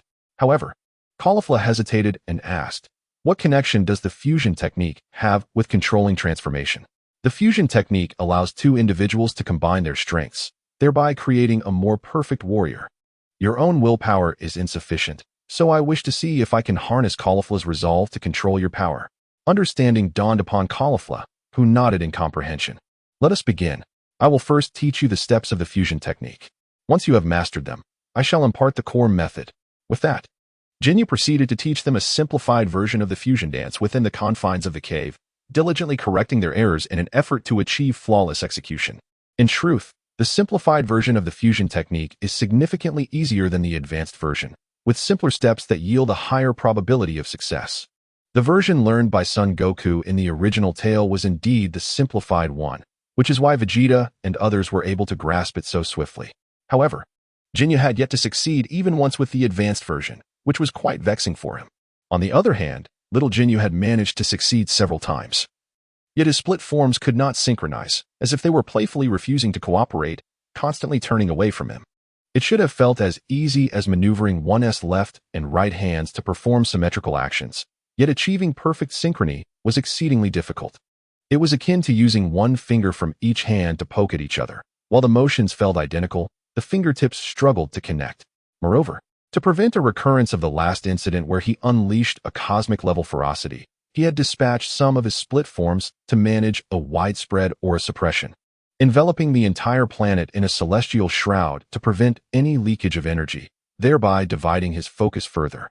Hence, He resolved to first teach Kale and Caulifla the simplified fusion technique, allowing himself to learn it as well, and then to experiment with whether the simplified version could indeed succeed. Perhaps after experiencing the simplified fusion technique, the advanced version would become less daunting. Fusion. Huh. Fusion. Huh. Fusion. Huh. He mused, it all feels rather foolish. With an irritable glance, Ginyu caused Caulifla to promptly close her mouth, and she dared not speak further. Returning to her dance training. After more than half an hour of practice, Ginyu directed them to attempt their first fusion. First, adjust your energies to a similar level. Yes. Caulifla, raise yours a bit higher. And Kale, lower yours a tad. Excellent, just like that. In the future, you can sense each other's energy to adjust your intensity. It need not be strictly as it is now. Just ensure your energies are relatively close.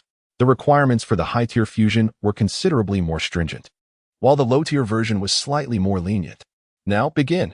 At Jinyu's command, Kale and Caulifla simultaneously executed their dance steps, and then fusion. As their fingers touched, a brilliant light erupted between them, and soon the radiance faded, revealing a well-proportioned young girl within the cave. Her appearance leaned more towards Caulifla, maintaining the spiky hair reminiscent of an explosive hedgehog, though some features of Kale were still discernible, making it difficult to identify Kale distinctly. Is this truly my power? A voice, a blend of Kale and Caulifla, resonated. At that moment, she clenched her fists tightly, her face brimming with excitement, and bellowed, "Huh!" Instantly, her hair transformed to a vibrant green, and an emerald aura surged forth. Her muscles began to swell, yet not to an exaggerated extent like Kale. Instead, they enhanced her strength while still preserving her appealing physique, embodying the essence of a fit woman. To Jinyu's surprise, they succeeded on their first attempt. "Ha! How formidable!" she exclaimed, gazing at her hands with exhilaration before turning to Ginyu, her eyes aflame with combativeness. "What is your name?" Ginyu inquired. With uncontainable enthusiasm, she replied, "Since I am the fusion of Kale and Caulifla, I shall be called Caulifla, just as I suspected." Ginyu nodded, then continued, "Who takes the lead in this fusion?" Caulifla answered, "Naturally, it is Caulifla." "Well then, that is commendable. It seems your control over your power is quite stable." Ginyu remarked with a nod. "Of course, I feel invincible. My strength is continuously surging and will only grow stronger." "Ginyu, I challenge you," Caulifla declared, her excitement palpable as she pointed at Ginyu, her combat spirit soaring. "Has she grown so boastful so quickly?" Ginyu chuckled.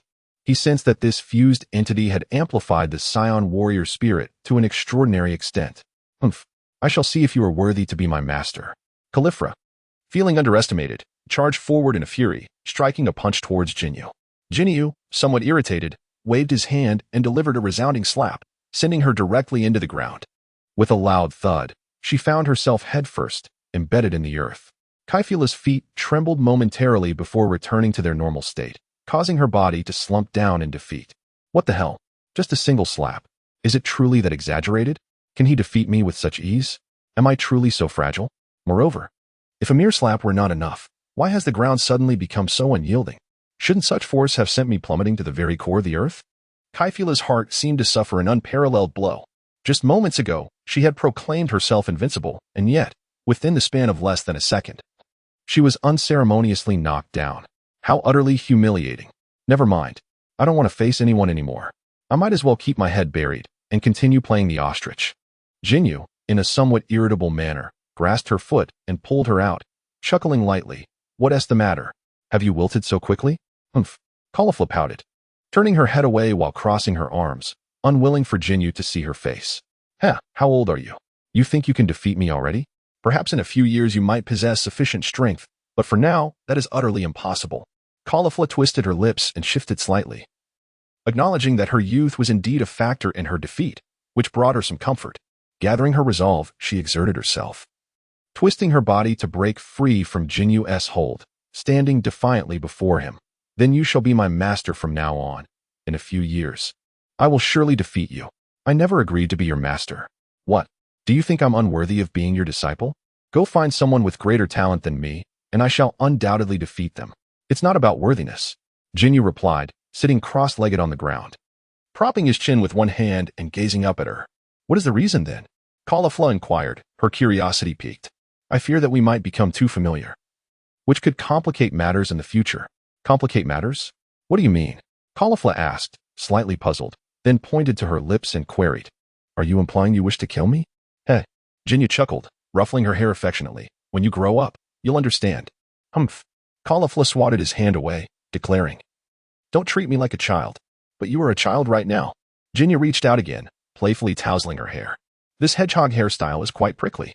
Yet, it tickles my palm, making it rather amusing." Caulifla puffed up her cheeks in irritation, yet she felt somewhat helpless, as she was unable to retaliate.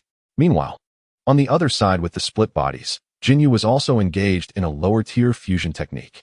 With a dazzling flash of light, the fused Ginyu finally made his grand entrance. "Ha ha ha. So this is the sensation of a successful fusion. Ha ha ha ha. I am so powerful. I am immensely powerful. Wait, why am I feeling so inflated?" The fused Ginyu appeared somewhat embarrassed after the initial excitement. It seemed that this fusion technique indeed had some drawbacks, such as this inflated personality, which was quite a significant flaw. This defect was most apparent in the original story, where neither the fused Vegito nor the fused Gogeta ever achieved victory. I wonder if the higher-tier fusion technique will exhibit such flaws. While this shortcoming does not seem to negatively impact combat power and might even enhance it, for someone like Ginyu, who values reason, it is somewhat intolerable. Since Ginyu utilized the Blue Glow Super Saiyan 4 form for the fusion, his aura significantly affected the planet. The surface beneath him had cracked, and the gravity had become chaotic, causing numerous stones to levitate, creating a rather spectacular sight. However, Ginyu was not fond of such ostentatious displays, so he promptly erected a vast canopy to conceal his aura. After all, he had foreseen that, upon merging, he might struggle to adapt to the overwhelming ferocity of his newfound power, and some leakage of his energy was inevitably unavoidable. Thus, his subsequent training focused on the art of restraining his aura. This was relatively straightforward, as he had previously engaged in deliberate training in this regard, allowing him to easily suppress a significant portion of his energy. Although he did not achieve complete containment, at the very least, his aura was no longer as tumultuous. After making an effort to restrain his energy, he began to experiment with activating his Super Saiyan God form. Surprisingly, he encountered little resistance and was able to activate it with ease. However, this also resulted in an even more ferocious aura, which proved increasingly difficult to contain, leading to a substantial leakage of energy and considerable wastage. Simply remaining still consumed a great deal of energy, and he feared that if a real battle ensued, he might deplete his energy reserves in less than half an hour. Building on this foundation, he once again activated the Kaioken technique. As expected, a significant amount of energy began to leak out. Although his aura intensified, the energy within him was being consumed at an alarming rate, quickly surpassing Jinyu's ability to replenish it, resulting in a rapid decline of his aura. Sighing in exasperation, Ginyu exited the Kaioken state, maintaining only the Super Saiyan God form and the Super Saiyan Blue form, which was the God-level Super Saiyan Blue, and commenced training to enhance his ability to restrain his aura. Chapter 39. The Contest of Time. Ginyu continued to train Kaifila for 2 days, primarily to allow her to genuinely experience the sensation of self-mastery, enabling her to exert control over the transcendence. During this time, Ginyu also experimented with both the low-tier and high-tier fusion techniques. The low-tier fusion was easily accomplished, while he only managed to identify some reasons for the failures associated with the high-tier fusion. The high-tier technique demands a more meticulous execution of movements and a more precise regulation of breath, with steps that are considerably more intricate than those of the low-tier version. Furthermore, Ginyu, having maintained the form of Blue Glow Transcendence 4 for an extended period, found his own power overwhelming, making it challenging to achieve the necessary precision in breath control. Yet, he was reluctant to resort to his normal state for fusion, stubbornly persisting in his pursuit, which has thus far yielded no success. Nevertheless, this endeavor has honed his breath regulation abilities significantly, greatly assisting him in his breath-concealing training. And he continues to pursue this stubborn path with enthusiasm. After all, the sensation of distorted consciousness, once acclimatized, can be quite enjoyable. For the time being, the low-tier fusion technique suffices, so Ginyu decided not to push himself further, opting for gradual training, confident that success would eventually come. "Kaifila, come here." Ginyu called out to her. "Yes, master." Kaifila immediately soared to Jinyu's side. "Do not refer to me as master." Ginyu ruffled her spiky hair and continued. "Let us go have some fun on Metamore." "Are we going to fight again?" Kaifila asked, her excitement palpable. "Indeed. However, no killing is allowed, and no serious injuries." If you strike too harshly, you shall return to Shalata planet. Ah, what is the point of that? They are hardly my match. It offers me no improvement. Ginyu elaborated slightly. What you lack is not power, but control. Only by mastering your own strength can you be deemed competent. To kill someone merely proves your inadequacy. Oh, is that so? If you refuse to listen, then you may take your leave. No, I shall listen. Kafra had no choice but to comply. Thus, Ginyu activated instant transmission, transporting her to the planet Metamor. There, he resumed his assault on the Metamorans. The Metamoran warriors cried out in agony, easily overwhelmed by Kafra alone. Scions, you have gone too far. What do you mean by unleashing the demon scion upon us? Are you seeking war? Indeed. Do you think we Metamorans will cower? Let me assure you, we will not. We shall lodge a complaint against you. Yes. We shall take our grievances to the Galactic King. You are truly overstepping your bounds. We demand an explanation from the Galactic King. You Scions must provide us with answers. Oh, it hurts so much. Please, stop. What is it that you want? Can we not provide it? Yes, do tell us what you desire. We shall comply. Whatever you wish, we will give. Listening to the voices of the Metamorans, Ginyu found it both amusing and somewhat pitiable. However, finding a suitable sparring partner for Caulifla proved to be quite a challenge, as the monsters of planet Wampa possessed rather low intelligence. Thus, he reluctantly settled for the Metamorans, whose combat prowess was commendable and likely on par with that of the Scions from Salad. Of course, this excluded Queen Salad, as that would be exceedingly unfair. Just then, while perched among the clouds, Ginyu let out a soft gasp and turned his gaze to a specific spot on the ground. There, a cold, purple-clad man was also surveying the battlefield. When Ginyu glanced his way, the man lifted his head to meet Jinyu's gaze. Ginyu felt a flicker of curiosity. What was he doing here? Although Ginyu had prepared strategies to confront Hit, he had temporarily set aside those plans to nurture Kale and Caulifla. Yet, to his surprise, Hit had come to him. Ginyu? Hit too felt a surge of curiosity. Suddenly, Ginyu appeared behind Hit. In an instant, Hit turned around with a speed so swift that Ginyu could scarcely perceive it, as if he had been facing Ginyu all along. Hit, Ginyu inquired. You know me? Hit responded with a hint of confusion. It is hardly surprising that I recognize the most renowned assassin, Ginyu replied. Indeed, you are Ginyu, correct? It seems you have conducted some investigation into me. Ginyu raised an eyebrow slightly. It is merely a fundamental quality of an assassin. Huh. Ginyu chuckled lightly and continued. So, have you come specifically to find me? I merely wish to witness the emergence of such a formidable expert in this world. Ginyu smiled faintly and then spoke. Since you are an assassin, how about accepting a commission from me? I do not accept just any task, and the targets I eliminate must be deserving of death. First, tell me what you wish to hire me for. Naturally, to kill. Whom? Do you see that demon scion over there? Soon, she will split into two individuals. Simply eliminate the one who is not the demon scion. Hit appeared taken aback and asked, why? Are they not under your guidance? Is it customary for assassins to inquire about the reasons for their targets? As I stated, I do not accept every assignment, nor do I kill indiscriminately. Well then, Ginyu smiled and remarked, I do not wish for you to kill her. Rather, I want you to make it appear as though you have. As long as she does not die on the spot, I will be able to save her. This should not be a difficult task for you, correct? Hit glanced at the distant Caulifla and then turned back, saying, it may not be difficult, but what is the reward? The reward is that I can engage in a duel with you. Hit furrowed his brow and retorted, are you jesting? No, I am quite serious. Ginyu clasped his hands behind his back and stated, as the most powerful assassin, you likely find it challenging to find a worthy opponent, do you not? This undoubtedly hinders your growth. Therefore, you must be in dire need of a battle. Hesitation crossed Hit's face. Indeed, he had struggled to find a worthy adversary, and the notion of venturing beyond Universe 6 had long crossed his mind. Yet, leaving Universe 6 was not feasible, making such thoughts futile. Without a worthy opponent, one's progress inevitably slows, stagnates, or even regresses. And, indeed, Hit had not experienced significant advancement in quite some time. Suddenly, without warning, Hit launched an attack on Ginyu, delivering a swift knife hand strike that pierced directly into Jinyu's chest. Is this your strength? Hit scoffed derisively. With a tranquil smile, Ginyu remarked, shouldn't it be my turn to say, is this all the strength you possess? Hit furrowed his brow, and soon he felt Jinyu's flesh contracting and writhing, ensnaring his hand. While the shifting flesh began to creep up his own body, startled, Hit immediately activated his time-freezing technique, halting Ginyu in time for 0. 1 second, hoping to seize the opportunity to withdraw his hand. Yet, even with time suspended, he found himself unable to extricate his hand. Thus, he resorted to fiercely assaulting Ginyu's body with his other hand. Whoosh! Time resumed its normal flow.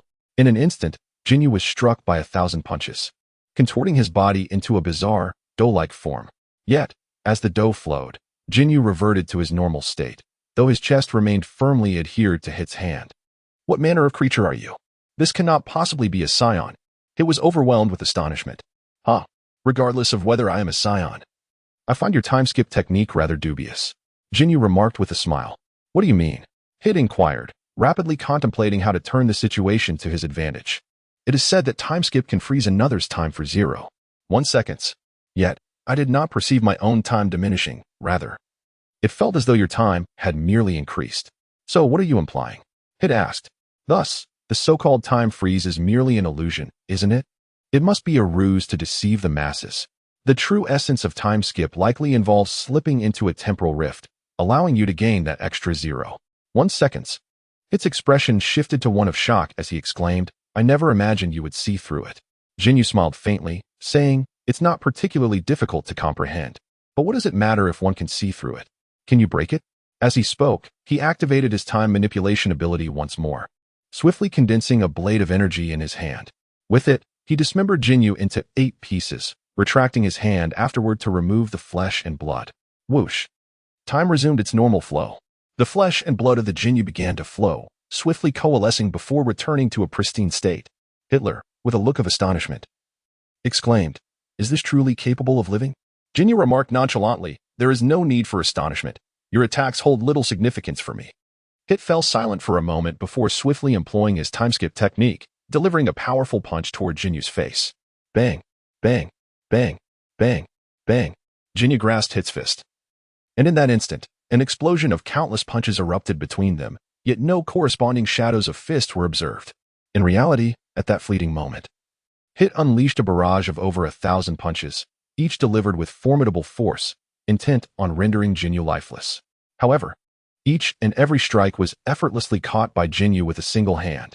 How is this possible? How did you intercept my punches? Hit exclaimed in astonishment.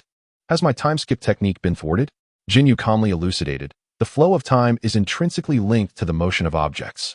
When an object ceases to move, time itself loses its significance. This embodies the reverse principle of time standing still. If you have ensconced yourself within the rift of time, then I shall render the surrounding time immobile. When time becomes devoid of meaning, the rift, too, ceases to exist. Hit, rendered speechless, felt a tempest brewing within. Thus, it seemed that his simulated time stasis had encountered a genuine stillness of time. He had retreated into the rift of time, yet there was no rift surrounding Ginyu, leaving all his actions laid bare before him. Your time flash technique is quite intriguing. I shall claim it, Ginyu declared, as the flesh and blood from his hand began to envelop Hit's arm. Startled, Hit immediately unleashed a frenzied assault against Ginyu, relentlessly employing his time flash technique, even resorting to his hidden ultimate moves, the time flash space and time flash prison. Yet, all was in vain. He could not unravel the time stasis encasing Ginyu. Ultimately, he was entirely engulfed by Jinyu's flesh, struggling futilely as he was drawn into Jinyu's being. Ginyu, cease this at once. At that moment, the voice of Bardos resonated unexpectedly. Is that Bardos? Ginyu queried, casting a puzzled glance around. I am speaking to you through the angel's staff. Ginyu, release Hit at once. Did you not promise us that you would not kill the masters of our universe? Are you truly going to go back on your word? Bardos exclaimed with evident ire. Calmly, Ginyu replied, I have no intention of harming him. I am merely intrigued by his instantaneous technique. I shall release him shortly. Do you mean what you say? Of course. His physique holds no remarkable attributes. He simply possesses a significant potential for growth. There is no need for me to eliminate him. Humph. It is best that way. Otherwise, should Lord Pata become enraged, even your ability to clone and teleport would not guarantee your escape. So you have been monitoring my actions all along? Naturally. Would I allow you to act recklessly? Ginyu smirked slightly before activating his teleportation, and with a whoosh, he arrived in the realm of the god of destruction, appearing behind Bardos. At that moment, Bardos was seated at a table, wielding the angelic staff. Sensing Jinyu's presence, she retracted her staff and, without turning, inquired, What brings you here? I came to see you. Ginyu replied with a smile, taking a seat beside her, propping his chin on his hand as he gazed at her. It has been quite a while since our last meeting. Oomph. At the mention of their previous encounter, Bardas's face flushed with anger. This individual had kissed her and then fled, leaving no contact for an extended period, yet he now dared to speak of it? I mentioned I would come to you as a disciple next time. What do you say? Are you willing to accept me as your student? Ginyu inquired. I am not willing. Bardas responded without hesitation. Did you not agree last time? Ginyu asked, perplexed. That was then. Who told you to run away? This time, I am simply unwilling. What can you do about it? Bardas appeared quite upset, her gaze averted from him. Ginyu, taken aback, wondered. Is it really necessary to be so angry? It was merely a kiss. Very well, I shall release Hit immediately. No need. This has nothing to do with Hit. Ginyu was confused. You know full well the consequences of your actions. Bardas refused to elaborate. What on earth have I done wrong? A hint, perhaps? Ginyu asked gently. Bardas turned her back to him, concealing her expression. Ginyu fell into contemplation. Had he truly upset her merely by kissing her and departing? Or was there something else he had done to cause her displeasure? Ginyu observed her silhouette and subsequently noticed the angelic staff resting across her legs. He adjusted his position on the chair, positioning himself behind her, and wrapped one arm around her waist. At that moment, Babidi stiffened, pressing his hand against Jinyu's and exclaimed, "Let go." However, Ginyu did not relent. Instead, he drew her closer into his embrace and, with his other hand, grasped her angelic staff, inquiring, "Does this object allow one to see everything?" Babidi felt a flutter of anxiety as her heart raced, initially intending to resist, yet Jinyu's question diverted her thoughts, prompting her to respond, "Of course. As long as it pertains to events occurring within the sixth universe, nothing escapes the gaze of my angelic staff." Understanding dawned upon Ginyu as he gazed at the staff with curiosity, then leaned closer to her ear and asked, "So, are you aware of my affair with Queen Sharada?" Babidi bowed her head, appearing quite displeased, and replied, "What do you think? So, it was indeed the reason for your anger. Shouldn't I be upset as well?" Babidi retorted. Ginyu chuckled and remarked, "It's not that it can't be done, but rather that it's not particularly necessary." "What do you mean by not particularly necessary?" Bados expressed his displeasure. Ginyu gently replied, "Our relationship is still in its infancy. If you are unwilling, we need not pursue this further." "Is this your answer?" Bados expressed her dissatisfaction. "Indeed," Ginyu nodded. "Then release me." Bados's tone abruptly turned frigid. Ginyu whispered softly in her ear, "You are indeed an angel. Even the destroyer cannot rival your prowess. If you wish for me to relinquish my hold, is it not a simple matter?" Upon hearing this, Bados immediately tore his hand away, rising to her feet and turning to depart. Yet, as she ascended the steps, Ginyu had already teleported in front of her, blocking her path and gazing down upon her from his elevated position. "Step aside," Bados exclaimed in fury. Ginyu held the angel's staff before her and said, "You no longer desire the angel's staff? Very well. In any case, it is of no use to you. Anything touched by your hands, I find repugnant."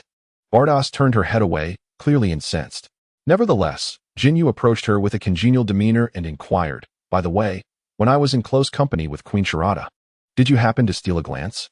Bardas instantly flushed, her composure faltering as she stammered, "What nonsense are you speaking? Who would dare to spy?" Ginyu smiled and inquired, "Why do you blush?" "Who is blushing?" Bardas retorted. "Then gaze into my eyes and repeat that." Ginyu pressed closer to her, utilizing the elevation of the steps to meet her gaze at eye level. At that moment, Ginyu couldn't help but marvel at Bardas's height, despite him standing on the steps. Bardas's eyes were still aligned with his. Surely, her stature must be around 2 meters. Bardas was momentarily rendered speechless, unable to meet Jinyu's eyes. Ginyu embraced her once more, holding her tightly in his arms. "Let go of me." Bajuos pressed her hands against his chest, struggling slightly. With a smile, Ginyu remarked, "Have you forgotten that you are an angel?" Bados, slightly irritated, turned her head and questioned, "How can you face Queen Salad?" "Huh," Ginyu chuckled. "She is not the only woman in my life." "Oh," Bados exclaimed in surprise, "is she aware of this?" "Of course, I told her directly." "You are so candid?" "Absolutely. Being a philanderer already labels one as a scoundrel. If coupled with deceit, one becomes a complete villain." Bados pressed her lips together and asked, "Can she accept your infidelity?" "It is simply a matter of ensuring her acceptance. What if she were unfaithful? Would you be able to accept that?" "Certainly not. To a man. Women are akin to delectable dishes. If one were to see someone spitting into them, it would evoke nothing but disdain. Yet you men are like chopsticks. If you were tainted by someone else's saliva, I would feel repulsed as well. But chopsticks are not typically single-use, are they? Vados was momentarily rendered speechless. Desire is inherent to human nature, an inevitable choice for genes seeking to propagate. In this world, the number of individuals capable of pure devotion is exceedingly rare. After all, which young man does not enjoy the company of numerous women? And which young woman does not appreciate the attention of multiple men? The reality of lasting relationships often hinges on mutual restraint or the tolerance of one party towards the other.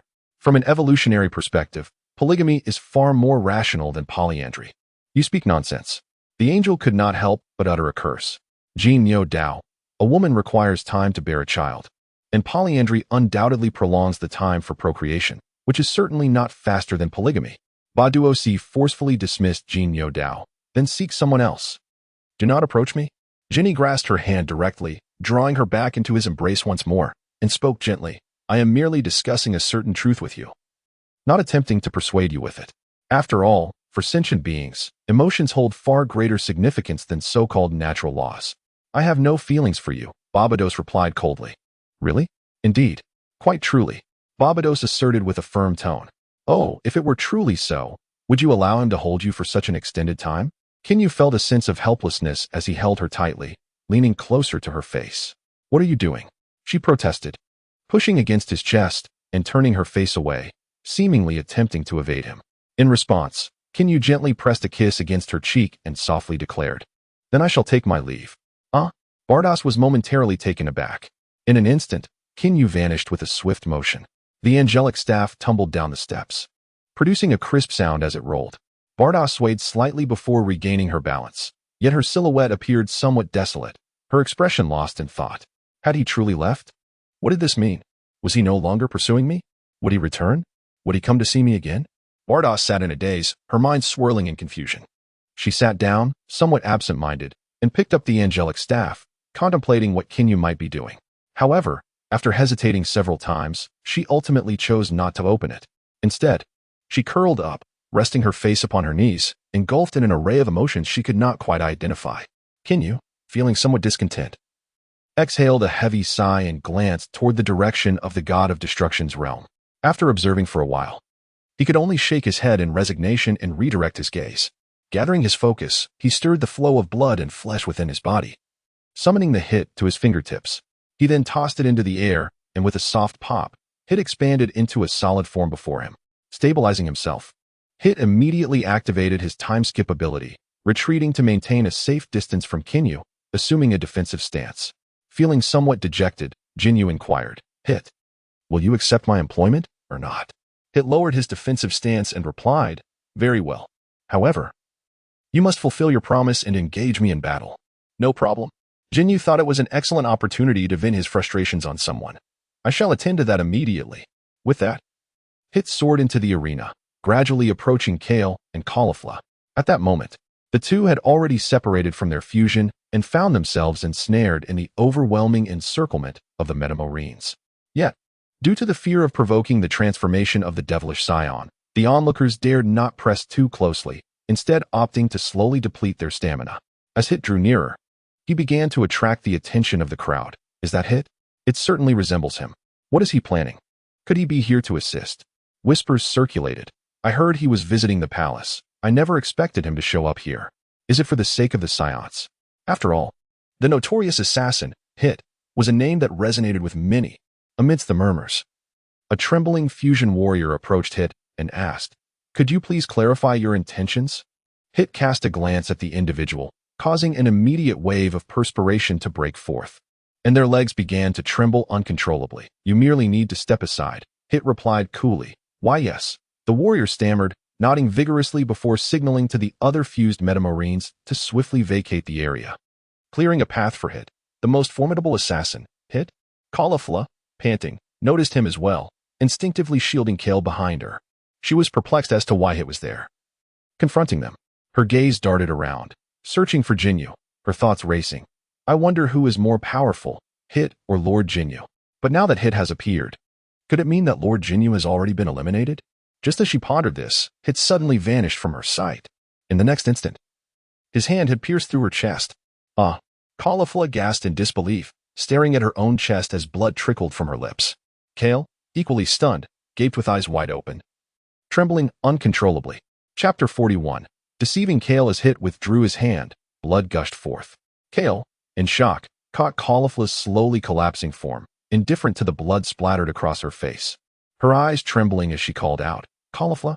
Caulifla!" Gazing at Kale's bewildered expression, reached out to touch her, about to speak, when Ginyu's voice echoed in her ear. "Say something sentimental. Then play dead." "What?" Caulifla was taken aback. "Don't ask questions, just do as I say. Hit did not strike at your vital points. You shall not perish just yet. However, if you prolong this, I shall be unable to rescue you." "Oh." Caulifla emitted a faint sound. "Caulifla, what do you wish to convey?" "Here." Mistaking her silence for a struggle to articulate her thoughts, inquired with tears streaming down her face. "Ah." Caulifla swiftly composed herself, then, with a weary countenance, addressed Kier, "I am sorry, Kier. I can no longer protect you. You must take care of yourself." "No." Kier cried out, tears cascading down her cheeks in a torrent of despair. "I do not want you to leave. Caulifla, please do not abandon me. I cannot bear it. Listen, one day, you will mature, you will surpass me, and no longer require my protection. I have foreseen this. After all, you are the legendary Super Saiyan." "No, Caulifla. I do not wish for you to go. I cannot accept it."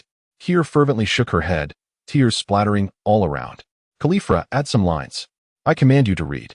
Ginyu communicated telepathically. Following Jinyu's directive, Caulifla continued, "Kier, you must master the power of transformation. Do not let anger cloud your reason. Should you become a beast solely driven by destruction, I shall rest in unrest." I will master the power," Kier hastily affirmed. "Good, now die." Ginyu continued to direct. Consequently, Caulifla's cheeks sagged, and she closed her eyes in exhaustion. "Caulifla! Caulifla!" Kier cried out to the heavens, weeping profusely. She then lowered her head, tears dripping onto Caulifla's body as she sobbed, shoulders trembling. "You must not die. You promised to protect me forever, did you not? You vowed to always be by my side. Please wake up. Please wake up. Do not leave me. You cannot die. Wake up now." Kier shook Caulifla with all her might. At that moment, Caulifla could not suppress the twitch of her lips. Though she held still, internally she screamed, "Stop shaking me, Kier. If you continue, I shall be in agony. And your tears, do not let them fall upon my wounds. It feels like salt." "Caulifla." Kier's anguished voice resonated, affecting everyone present. Even the Mitamorians fell into silence. Though these two children were troublesome and destructive, they had not killed anyone during their prolonged skirmish, nor had they even maimed anyone, demonstrating considerable restraint. Yet, Hit's initial act was fatal. Was that not rather excessive? Furthermore, had Hit not misidentified his target? If he sought to eliminate someone, it should have been the demon Scion. By slaying another, what had he accomplished? "Hit, what precisely are you doing? Are you not aware that this will incite the wrath of the demon Scion?" A merged individual could not restrain themselves and voiced a reprimand. Hit cast a fleeting glance at the person. Though he uttered no words, the individual trembled uncontrollably, fearing that Hit might suddenly strike him down. Hit retracted his gaze, offering no further attention.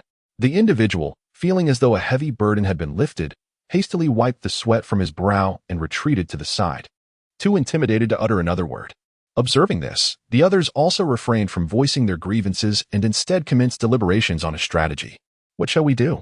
Should we not abandon this planet? Must it truly come to that? This is our homeland. Yet, should the Scions unleash their full power, our planet may not withstand it. Moreover, the deceased seems to be Captain Lasso's sister. We might have quite a difficult explanation to provide. What? How is this our concern? Clearly it is, Shu.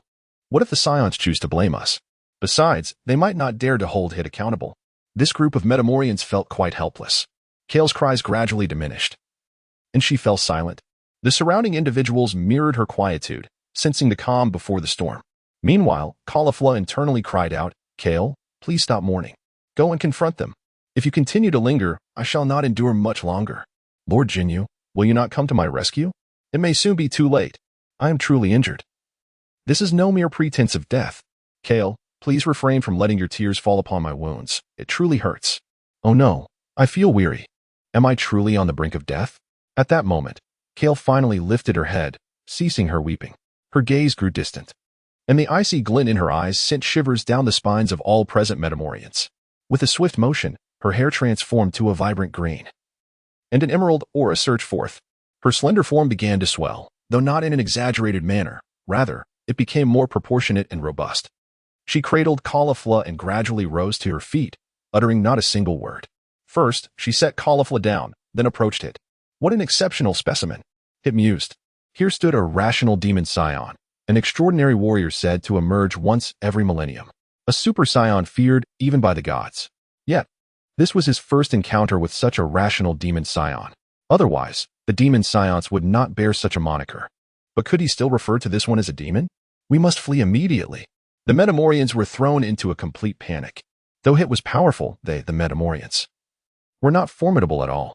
The aura of these two individuals was so terrifying at that moment that it seemed any slight movement could annihilate the planet.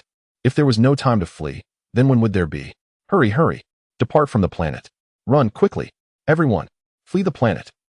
The Metamorians were suddenly thrown into chaos, rushing to spread the word and hastily escaping. In an instant, pandemonium ensued, with those laden with luggage and those unburdened alike streaming out of their homes, all heading toward the vicinity of the spacecraft. Remarkably, everyone instinctively kept their distance from Hit and Kale. After all, to approach them might hasten one's demise. Boom! Kale swung a punch at Hit. Yet Hit effortlessly blocked it with a mere lift of his hand. While Hit remained unscathed, the surrounding terrain was instantly rent asunder. Countless fragments of rock suspended in midair as if gravity had ceased to exist, failing to fall back down. You damned one.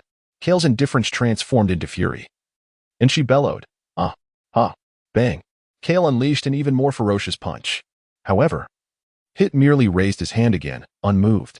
The force of the punch radiated outward, wreaking havoc on everything around them, obliterating all but the ground beneath Hit's feet. The violent shockwave rapidly expanded, sending everything flying, including Caulifla. Kale, pay attention to me. I may not be dead yet, but your recklessness will surely lead to my demise. Caulifla internally lamented, enduring considerable distress. Fortunately, amid the chaos, Ginyu teleported in and caught Caulifla, whisking her away and promptly healing her wounds. Meanwhile, Kale was in a frenzy, relentlessly attacking Hit with punches and kicks, shattering the surrounding landscape into mere fragments, even causing the ground beneath Hit to buckle, compelling him to levitate. Yet Hit refrained from retaliating, for he understood the nature of the demonic scions. The more they fought, the stronger they became. It was said that the angrier a demonic scion grew, the more rapidly their power surged. The more they were suppressed, the more absurdly their strength escalated. Thus, Hit was merely buying time to delay Kale's ascent in power. Hit, do something. Ginyu communicated telepathically. Hit, understanding the method of communication, responded, if I engage her, this planet will not survive. So that is your concern. Very well, I shall assist in your departure. Ginyu replied while simultaneously conjuring two small clones, teleporting them to the rear of Hit and Caulifla. Hit noticed the clones behind him but did not resist, allowing Ginyu to facilitate their escape. However, Kair also sensed something behind her, but before she could react, she was instantaneously whisked away. The scene before the two shifted abruptly, and they found themselves on the planet Wampa. Hit surveyed the surroundings and noted the absence of any signs of civilization. Yet he felt a sense of liberation as he began to suppress Kair, effortlessly sending her flying, where she collided with the mountainside and was buried beneath the rubble. Kair, disregarding the reason for her arrival in this place, burst forth from the mountain and charged once more at Hit. Hit assumed a stance, exuding no discernible aura, nor did he display any signs of aggression. Yet, each of his movements reflected a perfect balance of offense and defense, leaving Kair with not a shred of opportunity. Frustrated by her inability to breach Hit's defenses, Kair's anger intensified. Despite her relentless efforts, she could not compel Hit to budge an inch. Instead, she found herself repeatedly sent flying, appearing quite disheveled. Is Hit truly this formidable? Caulifla, enveloped within the Ginyu shield amidst the clouds, mused. Of course, Ginyu replied, for he is a renowned master with a long-standing reputation. To you, he is an esteemed senior, undeniably powerful beyond measure. So, who is stronger, you or him? Caulifla inquired. Guess? Ginyu chuckled. Carlyle, slightly irked, retorted, if you want to say, then forget it. At that moment, Hit inquired telepathically. How long do you wish for me to assist in her training? Let us begin with some initial exercises. The results seem quite promising, Ginyu replied. However, I lack the patience, and such matters do not fall within the scope of your employment. Consider it as if I am hiring you once more, then, shall we? I do not wish to spar with her. If I exhaust too much energy, I will be unable to contend with you. Train her a little. Perhaps she could provide you with some pressure, thus creating yet another rival. Yet, I would rather engage with you. Ginyu sighed in mild exasperation, conceding. Just do me a favor. Hit responded. At her current level, she genuinely fails to pique my interest. If you seek a sparring partner for her, I happen to have an excellent candidate. Who might that be? A cunning little fellow named Frost. Chapter 42. Unfortunate Frost? So it is him. Ginyu revealed a knowing smile. Do you know him? Hit inquired. I would say I am somewhat familiar, Ginyu replied. Then I shall refrain from further explanation. With Frost's abilities, he should be more than capable of serving as her sparring partner. Ginyu nodded and said, All right. Prepare yourself. We shall bring Frost over. Hitler replied, affirmatively. With that, Ginyu teleported a miniature clone to stand behind Hitler and whisked him away. He then created another clone, transforming it to resemble Hitler, utilizing his divine abilities to mimic Hitler's aura before appearing before Kale. To Kale, it seemed as though Hitler merely vanished for an instant and reappeared without any significant anomaly. Hitler gazed at the doppelganger in the arena, somewhat astonished. You possess such remarkable tactics. Mere trifles. Now, disclose Frost's location. I must return to the ship to consult the star map. I have it. Ginyu promptly produced a star map of his own. Meanwhile, on a war-torn planet unworthy of a name, a being resembling Frisia's first form, a frost demon named Frost, was delivering an impassioned speech. Though justice may be delayed, it shall never be absent. I, Frost, shall sweep away all evil in the name of justice, illuminating every corner of the universe, ensuring that all can lead happy lives. Warriors. This planet has been besieged by malevolent forces, and its indigenous people have suffered grievously, largely displaced. Do you hear the lamentations of those lost souls? That is the sin committed by the invaders. Therefore, warriors, we must not only reclaim this planet but also rebuild it, restoring its former glory, perhaps even surpassing it. Our arrival here is to enact our justice, to bring forth light and banish darkness. Warriors, what is our battle cry? Frost's words ignited fervor among the crowd, their spirits soaring as they raised their weapons and shouted in unison. Justice! Justice! Justice! Justice! Justice! Justice! Justice! Justice! Justice! Very well. Forward, my army of justice. Let the enemies be reduced to ashes. Frost commanded with a powerful wave of his hand. Charge! His legions surged forth towards the adversaries, unleashing a barrage that obliterated all foes in their path. Witnessing the favorable turn of events, Frost confidently returned to the ship, where one of his subordinates handed him a communicator. As Frost activated the device, an irate voice erupted from the other end. Frost, what are you doing? How could your men engage in battle? Frost retorted with irritation. What nonsense. If we aren't truly engaging, then what is the point? Surely, you haven't been foolish enough to leave key members on this planet? Shouldn't you be sending those rookies to serve as cannon fodder instead? Do I need to teach you this? Truly a fool. Let us retreat now, but you must not pursue. The voice softened instantly. Hurry and leave. Frost hung up the communication in annoyance. Handing the communicator to his subordinate, Frost stretched his arms in relief, gazing through the spaceship's viewport at the tumultuous scene below. Ha ha ha. Who in this world understands the art of profit better than I, Frost?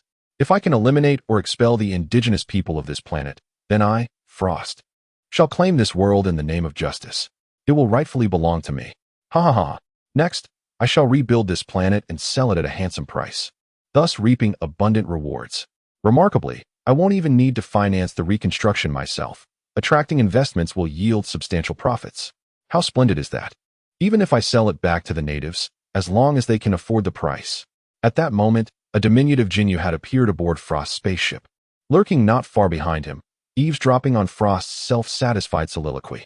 Meanwhile, on the battlefield of Wampa Star, the Ginyu, having transformed into Hitler, paused and exclaimed with laughter, I am not Hitler, I am Frost. With that, the Ginyu mimicked Frost's appearance flawlessly in less than a second, even replicating his aura.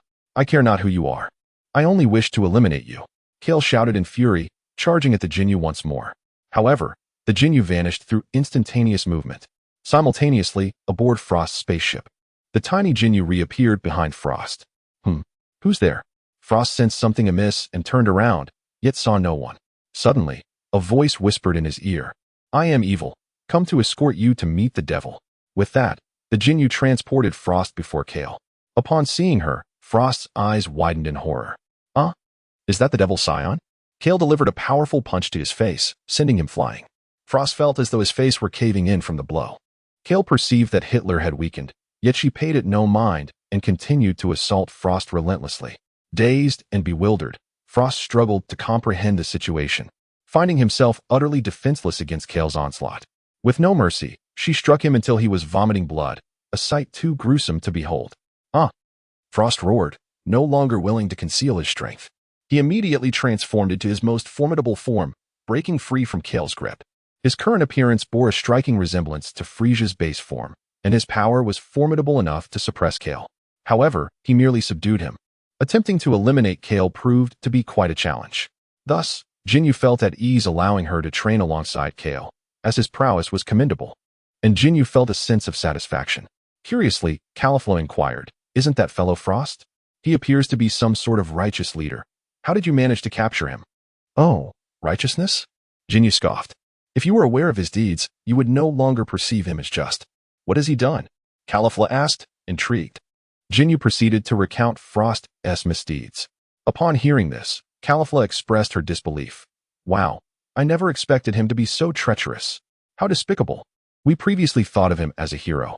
At that moment, Hit interjected, "I have long been aware of his actions, but as a killer, I was never hired to eliminate him, so I found it unnecessary.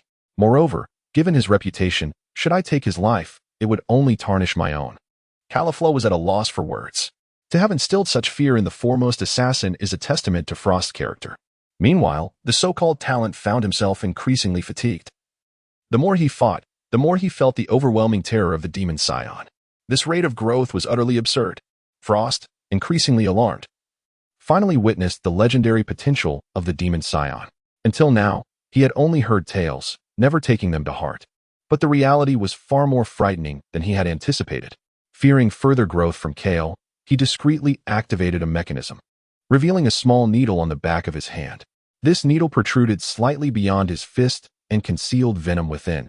He intentionally engaged Kale in a direct confrontation, allowing the minuscule needle to pierce Kale's hand.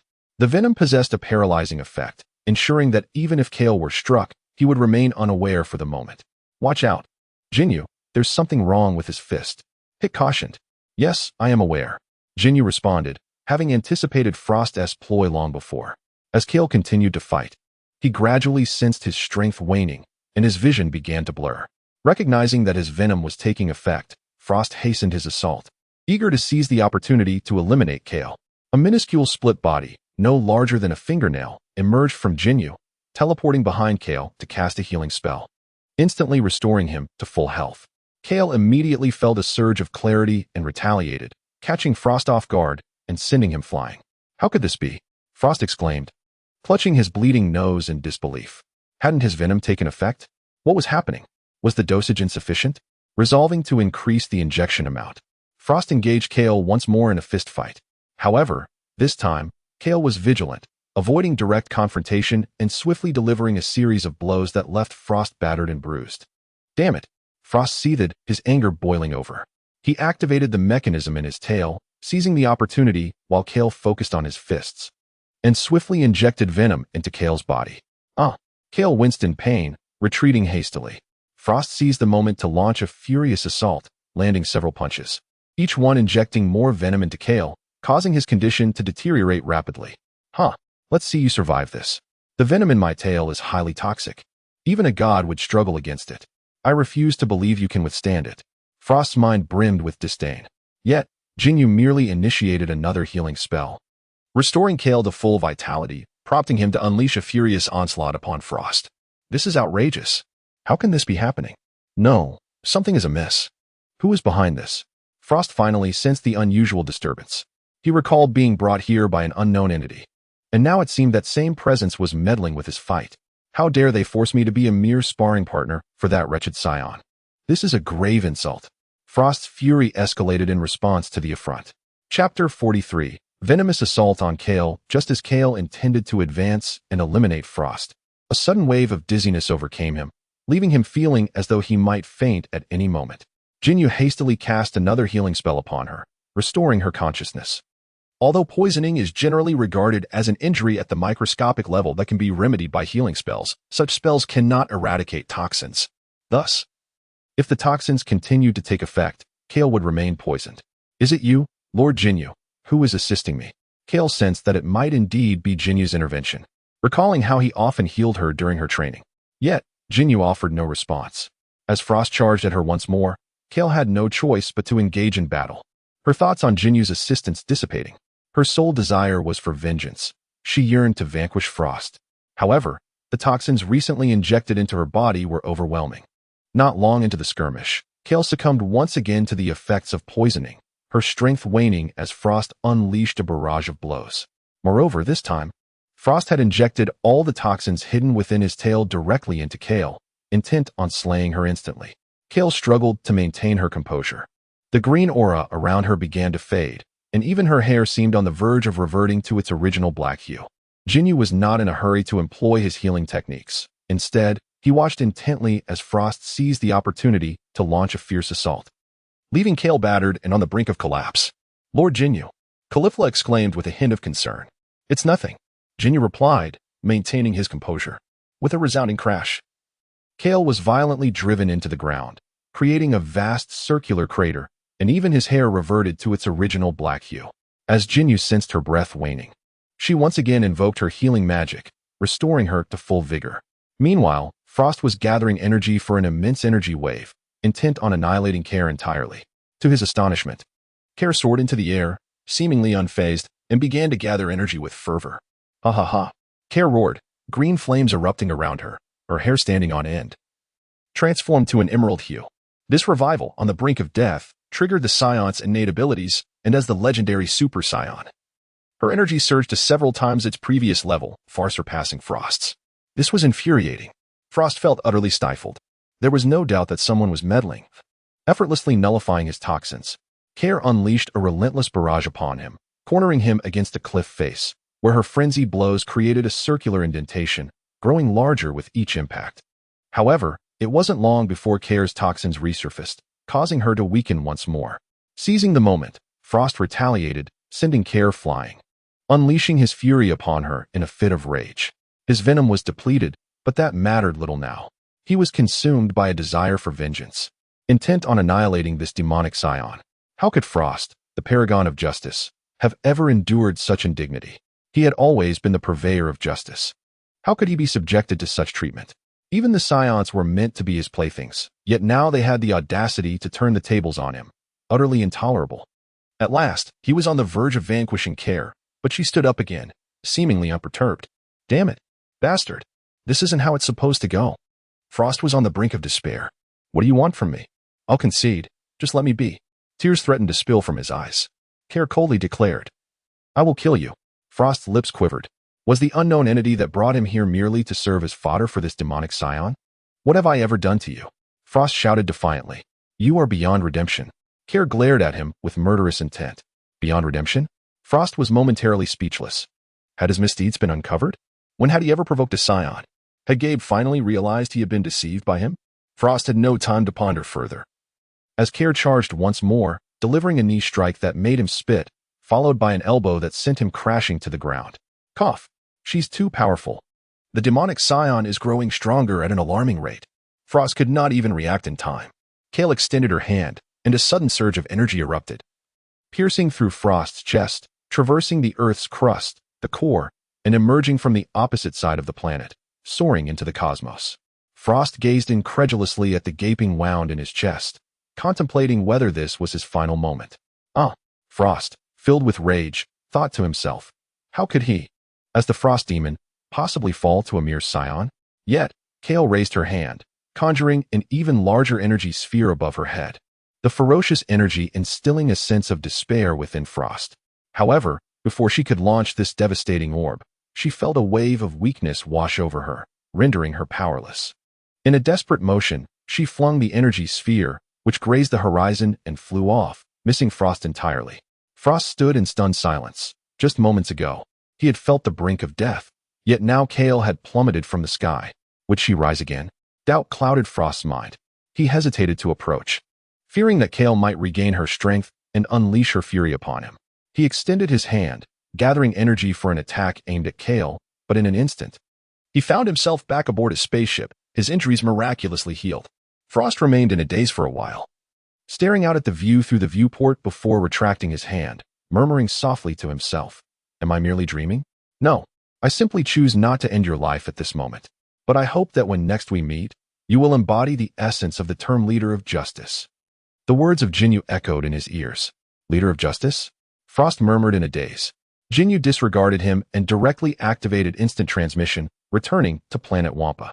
It wasn't that he lacked the desire to eliminate Frost, but rather he wished to avoid giving Bardoss the impression that he was employing underhanded methods to eliminate a formidable warrior from Universe 6. Upon returning, he assessed Kale's injuries and discovered that the toxins within her were no longer lethal. Thus, he refrained from using any healing techniques, opting instead to bring her and Caulifla back to the cave, allowing her to awaken naturally. Perhaps this would even enhance her resistance to toxins. "Come, let us engage in battle," Ginyu declared to Hit. Hit glanced at Ginyu in the cave and then at the Ginyu before him, expressing his dissatisfaction. "Are you truly going to fight me with but a mere clone? What does that matter? If I can defeat you, that is all that counts," Ginyu retorted, slightly irked. "Such arrogance," Hit remarked, somewhat displeased. However, Ginyu paid no heed and continued, "You should be capable of surviving in space, correct?" "I can," Hit affirmed. "Very well. Let us ascend to space for our duel." With that, Ginyu soared into the cosmos without waiting for Hit's response. Hesitating for a moment, Hit glanced back at the Ginyu in the cave before reluctantly looking up and following suit into the heavens. In no time, a fierce battle erupted in space, stirring the entire planet into chaos. Thunder and lightning clashed across the surface, volcanoes erupted, and earthquakes rattled the ground, as though the world was approaching its end. As the two fighters ventured farther away, the anomalies on the planet's surface gradually stabilized and returned to normalcy. Back in the cave, Ginyu turned to Caulifla and stated, "When Kale awakens, the task of explaining will fall to you." "Huh?" Caulifla replied, somewhat taken aback. Yet, Ginyu said no more, casually leaving a small Ginyu behind before instantaneously vanishing. After all, he had deceived Kale, and it was prudent to avoid her for the time being. If she were to become enraged and direct her fury at him, it would pose a considerable challenge. The small Ginyu scampered to the cave's edge, swiftly digging a small burrow before hiding within, evading Caulifla's gaze. Curiously, Caulifla approached, her face alight with excitement as she exclaimed, "Wow, how adorable." Scram. Caulifla's smile instantly faded, and she resignedly moved away. In Universe 6, the realm of the gods of destruction. Upon his instantaneous arrival, Ginyu beheld Bardoss seated on the steps, her arms wrapped around her knees, her face nestled within them. Ginyu approached her step by step, drawing near and positioning himself by her side. As an angel, Bardoss should have been aware of Jinyu's arrival. However, she remained motionless, showing no inclination to speak. With a sigh, Ginyu bent down and slipped his arms beneath her knees and around her back, lifting her effortlessly into his embrace. Bardoss did not resist, nor did she utter a word. In this position, she could not naturally conceal her face, and her tear-filled eyes were unmistakably visible to Ginyu. She turned her head away, pressed her lips together, and her nose twitched slightly, presenting an utterly pitiable visage that stirred a pang of compassion within Ginyu. Ginyu did not utter much. He merely utilized his mental prowess to scan the room of the god of destruction, discovering that Xiangpa was slumbering in one chamber, while the other, adorned in a distinctly feminine decor, could undoubtedly be identified as Bardoss's room. Consequently, Ginyu embraced Bardoss and instantaneously teleported to that location. However, to his astonishment, he was unexpectedly repelled midway, landing merely outside the door. Puzzled, Ginyu pushed against the door with his foot, yet it remained immovable, accompanied by a force of recoil that sent him staggering back several steps. Ginyu, momentarily at a loss for words, then turned his gaze towards Bardoss, who remained utterly unresponsive. Silent and still, Ginyu felt a sense of helplessness, then turned his gaze towards the door, contemplating whether he could find a way to break through. However, this momentary distraction caused Ginyu, who was engaged in combat with Hit, to falter, and he suddenly found himself at a disadvantage, receiving a barrage of blows from Hit. Sighing in resignation, Ginyu pondered whether to give up, but then a sudden inspiration struck him. What if? Ginyu embraced Bardoss and attempted to nudge the door open with her shoulder. To her surprise, it swung ajar. Chapter 44. Awaiting your mood to improve, Bardoss was momentarily taken aback. She had not anticipated Ginyu would so swiftly discover the means to unlock the door. Ginyu, too, was astonished, for the interior of the room was far from the orderly sanctuary he had envisioned. Instead, It was a chaotic jumble of scattered belongings, with garments strewn haphazardly about, and even peculiar little fabric scraps were conspicuously visible. Ginyu hesitated, questioning whether he had mistakenly entered the wrong room. Meanwhile, Bardos felt her cheeks flush with embarrassment. She promptly waved her staff, causing the items within the room to whirl about with astonishing speed, hastening to their rightful places. Ginyu was even struck by a small white cloth strip across his face. Before he could react and discern the nature of the object, it had vanished in an instant. Within mere seconds, the room was impeccably tidy, with even the dust and smoke having been swept away, leaving behind an aromatic fragrance that lingered in the air, as if a perfume had just been spritzed. Ahem, Badass cleared his throat, attempting to alleviate his embarrassment. Ginyu gradually regained his composure and replied, "It's nothing. I saw nothing at all." Bados's face flushed slightly, and after much effort to regain her demeanor, she coldly inquired, "What is the purpose of bringing me to this room?" As Ginyu walked, he remarked, "When I am in a foul mood, I either indulge in sleep or seek some diversion to distract myself. I surmise you have nothing to occupy your time, hence you might wish for a respite." The skepticism and disdain in Bardos's gaze was palpable. Ginyu offered a gentle smile and replied, "I generally find little inclination to deceive. However, if you choose not to believe me, that is entirely your prerogative." Bardos felt as though her words had landed upon cotton, yielding no impact. Ginyu had already placed her upon the bed, propping her with pillows and blankets for comfort. "I am an angel and require no rest," Bardos retorted coldly. "Then do not remain there, for others may witness you, tarnishing your image. That is of no concern to you." She shot back, "Well, consider it my meddlesome nature." Ginyu responded with a calm nonchalance. Bardos felt as if she had struck a soft surface, a sensation that ignited her irritation. "There's no need to feel sorrow, distress, or anger over someone like me. It is not worth it. Though I acknowledge my faults and the discomfort I have caused you, I shall neither repent nor waver. Nor will I transform into the man of your ideal. You are an angel. Why shed tears for a mere mortal? Promise me, ease your mindset. Once your spirits are lifted, I shall vanish from your sight. I demand you leave my sight now," Bardos declared icily. "Very well." Ginyu acquiesced gently, then pointed at his forehead and instantly vanished. Bardos was momentarily taken aback, instinctively reaching out her hand, yet Ginyu had already departed. That scoundrel. Always claiming he will leave without a thought for others' feelings. She mused, her nose tingling, tears cascading down her cheeks. She curled her legs, embracing her knees, and buried her face within them, sobbing softly once more. At this moment, Ginyu had already materialized at the edge of the sixth universe, and then, with a swift teleportation, he traversed the boundaries of the cosmos, returning to the seventh universe and subsequently to Earth. He commanded his subordinates to summon a number of esteemed chefs, and then inquired of them, what culinary delights exist that can elevate one's spirits. The chefs exchanged glances and hesitated, until an elder chef, whose dignified demeanor commanded respect, stepped forward and asked, "Will this be for your enjoyment, or for others? Does it make a difference?" Ginyu queried. "Well," the elder chef replied, "if it is for your needs, we shall ensure you dine exquisitely and to your heart's content. But if it is for others, and others, what of them?"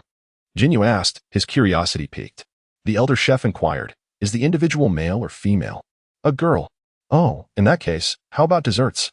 Although girls might restrict their intake of sweets for the sake of their figures, desserts are undeniably among their most cherished treats and are sure to bring them joy. Furthermore, with our culinary expertise, crafting delectable yet figure-friendly desserts is a task we can easily accomplish. As Ginyu revealed a smile and nodded, he proclaimed, "Very well. Then you shall prepare an abundance of desserts. Should the results be satisfactory, I can assure you that the rewards will be multiplied tenfold." "Thank you, Lord Ginyu," the chefs exclaimed, immediately springing into action, each eager to showcase their culinary prowess in hopes of leaving a lasting impression on Ginyu. Since his previous experience with preparing an omelet for Kampa, Ginyu had come to appreciate the significance of fine cuisine. Thus, within his domain, he ensured an ample supply of chefs and ingredients, eliminating any concerns of scarcity. Once the chefs had completed their desserts, Ginyu retrieved several specially designed capsules, packed them all away, and promptly teleported back to Universe 6, returning to the realm of the god of destruction. Unsurprisingly, Ginyu found himself unable to teleport directly into Beerus's chamber, instead being ejected outside the door. Fortunately, the door remained ajar, allowing him to enter without hindrance. "What is this scoundrel doing back here?" Beerus thought with annoyance. "He always appears when I'm in a moment of despair. How am I to maintain my angelic image? With a graceful wave, Ginyu arranged a long table before the bed and then extracted a capsule, unveiling an array of delectable confections upon the surface. Bardos could not suppress a slight twitch of her nose, as if she had caught a whiff of an enchanting aroma. Yet, she refrained from lifting her gaze, choosing to endure the temptation in silence despite the tantalizing allure of the culinary delights. I made a special trip back to Universe 7 to have some of the finest chefs prepare an exquisite selection of treats, primarily an assortment of desserts. It is said that sweets can elevate one's spirits, so I brought them for you. Leave me be. I have no need for such indulgences, Bardos replied, her tone imbued with a hint of stubbornness. Ginyu gently declared, I have said that once your mood improves, I shall depart. I may never appear before you again, and I assure you, I shall keep my word. As he spoke, he reached out and lifted her into his embrace. Upon witnessing her tear-streaked visage once more, he gently placed her on the stool beside the table, while he settled in the chair behind her. Now, dear, take a bite. Ginyu scooped a spoonful of soft, delectable dessert and presented it to her. It resembled ice cream, adorned with an array of fruits that made it all the more tempting. However, Bardos turned her head away, refusing to eat. Ginyu smiled and promptly brought the spoon to his lips, exclaiming, delicious. These chefs possess remarkable culinary skills. It appears I must reward them generously upon my return. Badass pouted, unable to suppress a swallow, feeling an even greater sense of grievance within. Ginyu once again scooped a spoonful of another dessert and presented it before her. Come, give it a try. It is truly delectable, Ginyu exclaimed. Yet, Bardos merely shook her head, refusing to take a bite. Consequently, Ginyu brought the spoon to her own mouth once more and exclaimed, Wow! I never expected this to be even more delightful. It is said that these desserts are specially crafted to be guilt-free, allowing one to indulge as much as they desire, provided they have a good appetite. Bardos couldn't help but swallow hard, yet she remained silent. Ginyu scooped another spoonful of a different dessert and presented it to her, saying, Here, give it a try. As Bardos cast a glance at it, before she could respond, Ginyu had already brought the spoon to his own lips. Delightful, he exclaimed, savoring the distinct flavors that harmoniously complemented one another, creating a truly exquisite experience. In that moment, Bardos displayed an expression of both anger and indignation. Ginyu once again scooped a spoonful of dessert and presented it before Bardos, but this time he refrained from uttering a word, instead diverting it directly to his own mouth. Ah, delightful, he thought, astonished by the sheer pleasure derived from indulging in sweets. Given his scion heritage, he felt liberated to feast as he pleased, confident that consuming it all posed no threat. Thus, Ginyu scooped another spoonful of dessert, this time entirely disregarding pretense, directly delivering it to his mouth.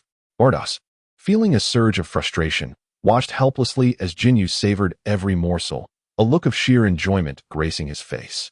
This time, she offered no words of praise and simply scooped her own portion.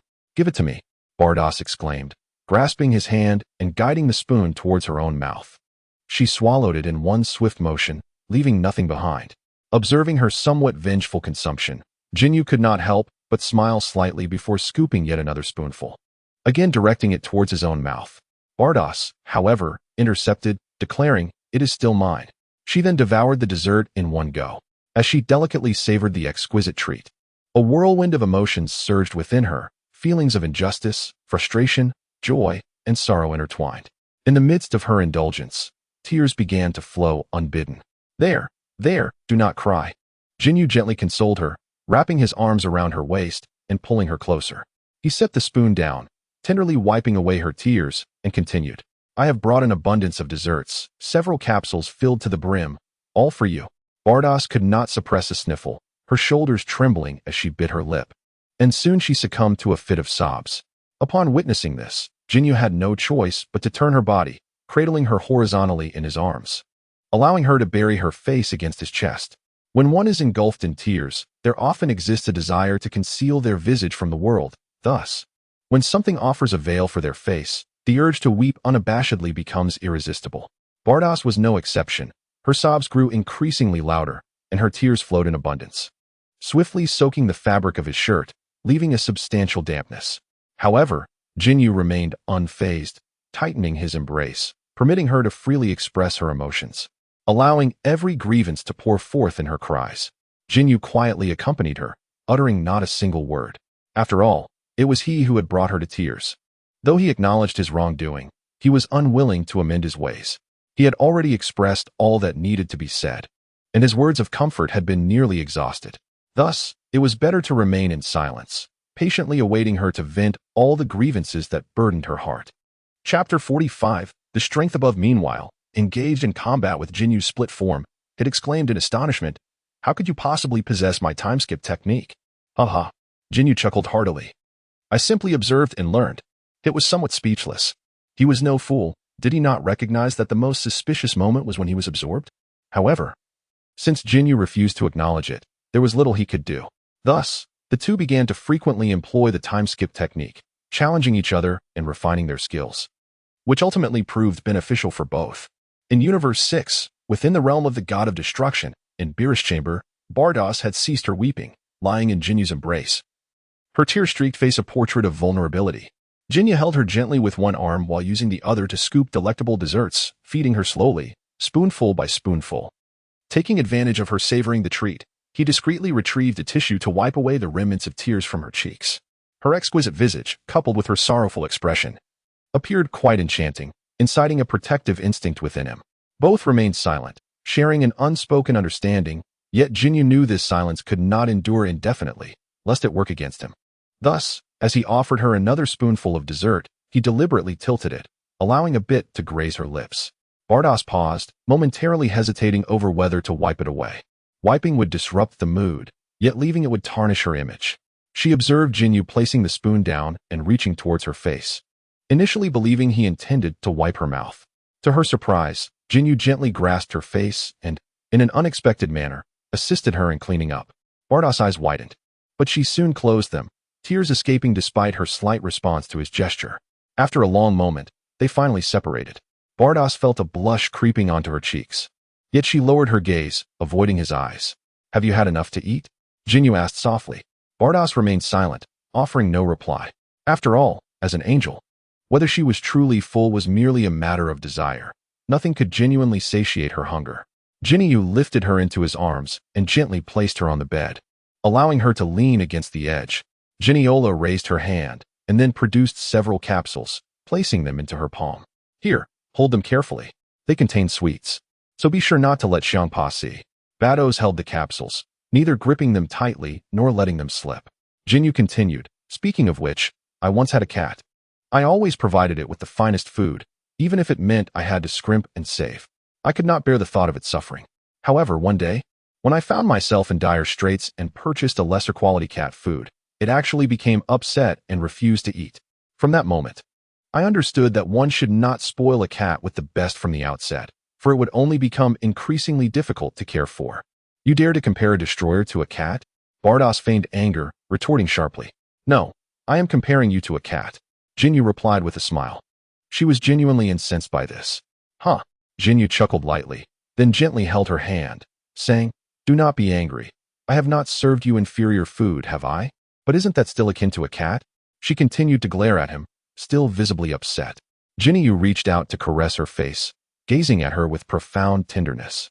After all, there will no longer be an opportunity to feed her, and it would be somewhat unreasonable not to stock up on a few more delicacies for her. He remarked.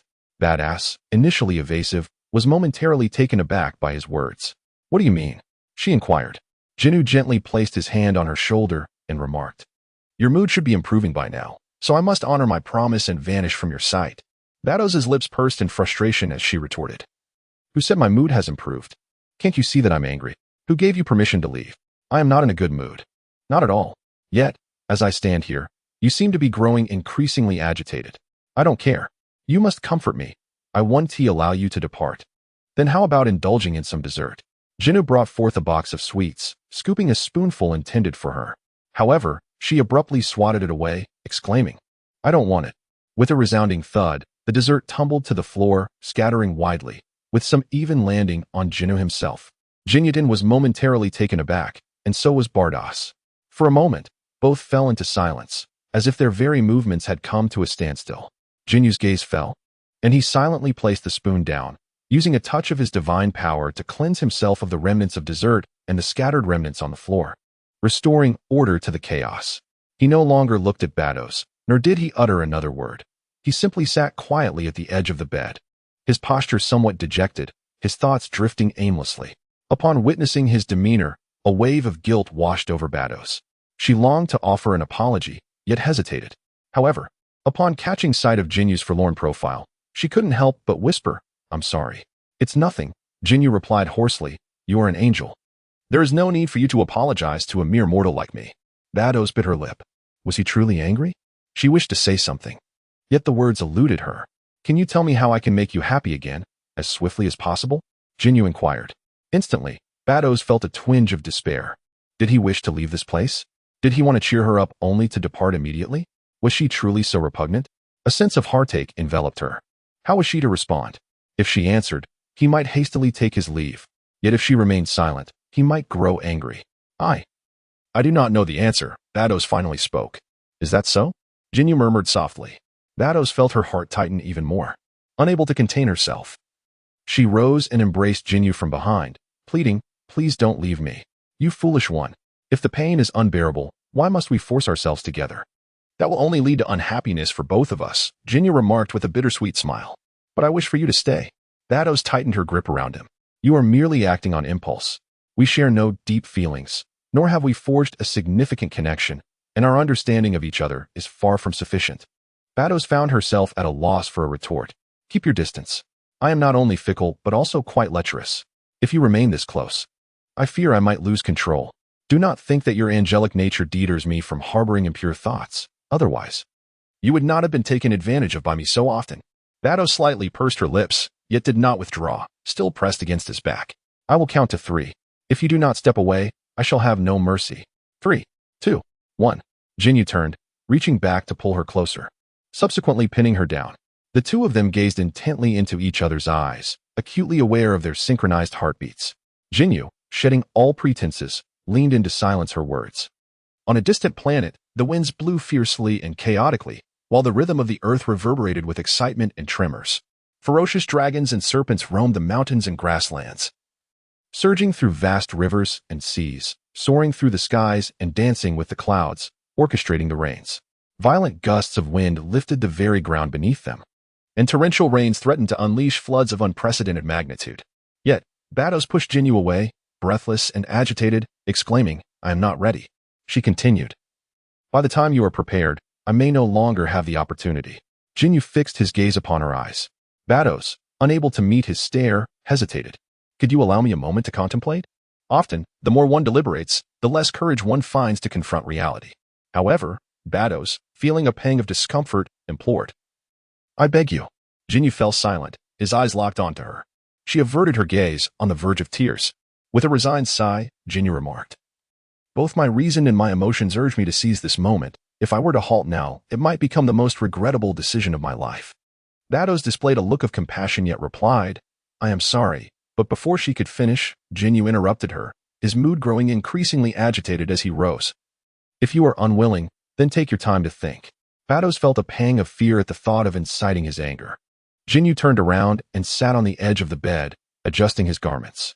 Bardos suddenly rose and embraced him, pressing against his back, pleading, "Please don't leave me." Ginyu inhaled deeply and replied, "Do not come near me. I beg you." Ginyu fell into a contemplative silence, forcing himself to regain his composure, and then spoke. "I will inevitably have to depart." "Why?" Bardos inquired, her voice tinged with urgency. "Could you grant me a little time? I am truly in disarray right now. I apologize. But I cannot halt my pursuit of strength. I must venture to other universes to challenge mightier adversaries. You are already strong enough. Why pursue more?" "Not nearly enough. I am not strong enough," Ginyu responded, his voice laced with frustration, but then softened as he added, "I am sorry, but I have compelling reasons to become stronger."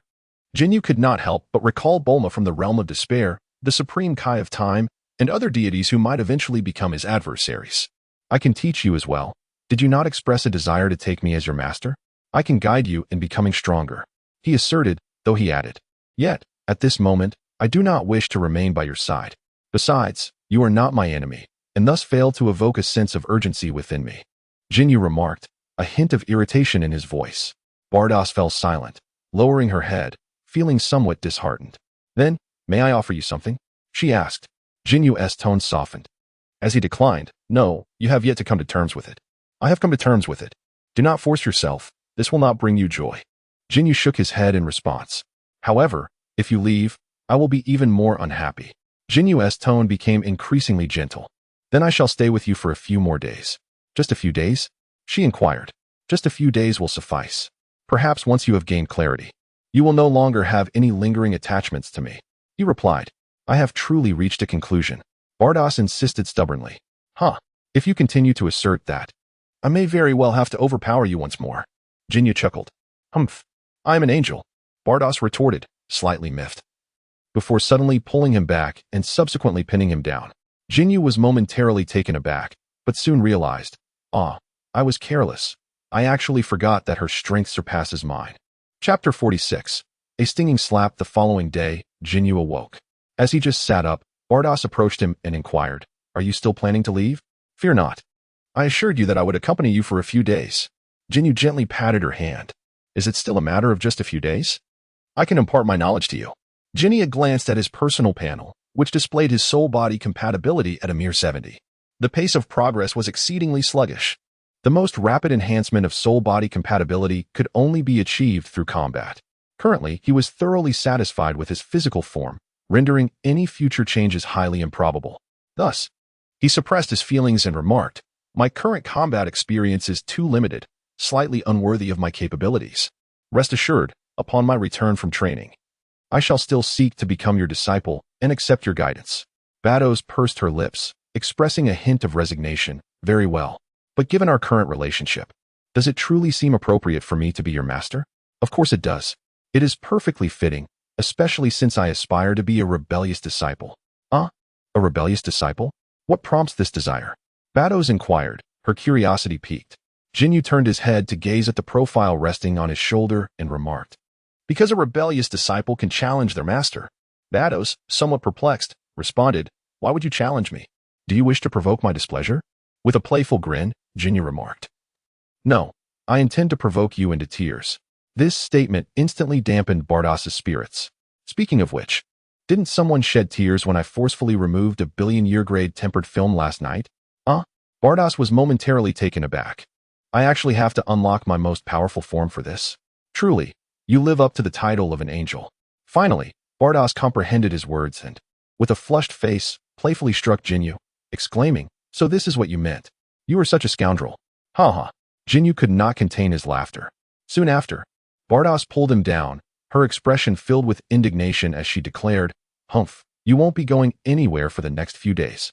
Half a day later, a split-off version of Ginyu departed from the God of Destruction's realm, heading towards planet Wampa, carrying with him a sample of angelic blood. He had no intention of handing this over to little Ginyu for research, as little Ginyu possessed a relatively independent consciousness. Despite his high loyalty, it was wise to exercise caution. After all, Ginyu himself had research capabilities. Keeping it for the split-off to study posed no significant issue. With a swift motion, as Ginyu returned to the cave where Kale and Caulifla resided, both women turned their gazes towards him simultaneously. Ginyu casually stowed away the small Ginyu in the cave. Turning to ask Caulifla, Have all the explanations been made clear? Yes, everything is clear. Caulifla nodded in affirmation. However, when Ginyu glanced at Kale, he noticed that Kale appeared quite displeased. Concerned, he approached and inquired, What's wrong? Are you upset? Kale shot him an angry look and then soared to his eye level, delivering a sharp slap across his face. Kale, Caulifla exclaimed. Worry etched on her face as she grasped her. You should never joke about Caulifla with me. Kale pouted, on the verge of tears. Ginyu could have evaded her strike. Yet he chose not to. He reached out and gently touched Kale's head, speaking softly. You should consider yourself fortunate. This time, it was merely a jest. If you fail to master the transcendent power, it may very well be you who brings about Kale's demise one day. Kale's lips trembled, and tears could not be restrained from flowing down his cheeks. Ginyu gently placed his hand upon her face, wiping away her tears as he said, Enough now. Cease your weeping. In the future, you shall possess the strength to protect Caulifla. If you wish to avoid losing her, diligent training is essential. Do you understand? Yes. I understand. Thank you, Lord Ginyu. Kale responded, her voice tinged with sobs. Indeed. Ginyu replied, accepting her gratitude with grace. He then placed a reassuring hand on her shoulder and added, But you must not strike my face again. You are the very first to dare such an act, and actually succeed. I am truly sorry. Kale lowered her head in remorse. From now on, I shall entrust your guidance to Queen Salada. It is imperative that you heed her instructions. Do you comprehend? Ginyu instructed. Caulifla exclaimed in surprise. You mean you will no longer accompany us? Kale, in a state of panic, added, I apologize, Lord Ginyu. I should not have struck you. I can allow you to retaliate. Please do not be angry with me. Rest assured, I am not angry, Ginyu smiled. I simply must journey to another universe, and I lack the time to accompany you. Moreover, Kale, you have already begun to master your powers. Your subsequent training should pose little challenge. To another universe? Cannot we accompany you? Asked Caulifla. Alas, no. Ginyu shook his head. You remain too weak. After all, your training has been brief, and you are still quite young. The adversary I am set to confront is exceedingly formidable, and I cannot afford to oversee your well-being. Is that so? Caulifla lowered her gaze. There are indeed aspects of the Queen that you can learn from. I encourage you to seek her as a mentor. I have already spoken with her, so do not let me down. If, upon my return, your performance is unsatisfactory, do not expect to see me again. The two girls instinctively pressed their lips together, then spoke in unison, understood. Very well, then let us return. I still have a few days before I depart, granting me a little more time to assist you. The two girls nodded in agreement. With that, Ginyu took one of each by the hand and instantaneously transported them to Planet Salad. The Ginyu Force conducted a test.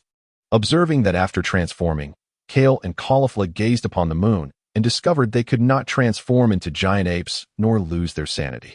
This revelation allowed them to entrust themselves to Queen Sharada, who would take them as her disciples. With this newfound bond, even if Kale and Caulifla were to surpass Queen Sharada one day, it is unlikely they would threaten her throne, especially considering Jinyu's influence. Moreover, Queen Sharada's mastery of the blue glow state was not derived from transforming into a giant ape, making her more suited to guide them in their forthcoming training than Ginyu himself. Should they learn the blue glow form, their power could potentially exceed that of the original narrative.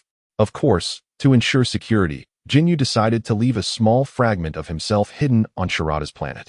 One could never be too cautious in the event that Kale might lose control, as no one else could contain her. In the vastness of space, Jinyu's split form continued battling Hit.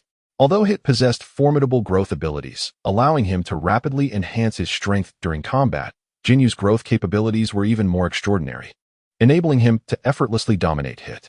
After once again sending Hit flying, Ginyu ceased his assault and declared, "That's enough."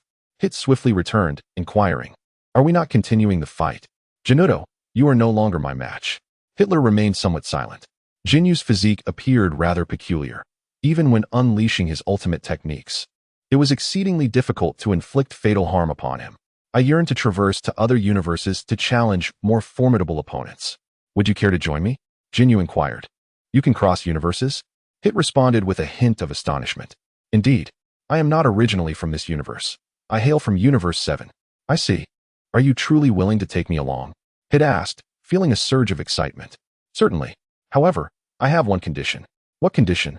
Hit queried. "Captain Ginyu, I desire for you to serve as my subordinate for the next 3 years. Hit hesitated momentarily.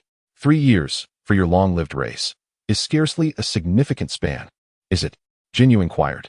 Indeed, but I have no inclination to obey commands that contradict my very essence. Hit replied. If you find my orders too excessive, you are free to disregard them. Ginyu responded nonchalantly. Really? Hit questioned. Certainly. However, should you willfully defy my reasonable commands, do not be surprised if I respond unfavorably. Hit pondered for a moment and then nodded, agreed. Excellent. Now, return to your affairs, and 3 days hence, you shall meet me on planet Beerus. Ginyu declared. With that, he gestured towards his brow, preparing to depart. Wait. Hit called out to him. What is it? Ginyu asked. To which universe shall we venture? Hit inquired. Naturally. To Universe 11. Why?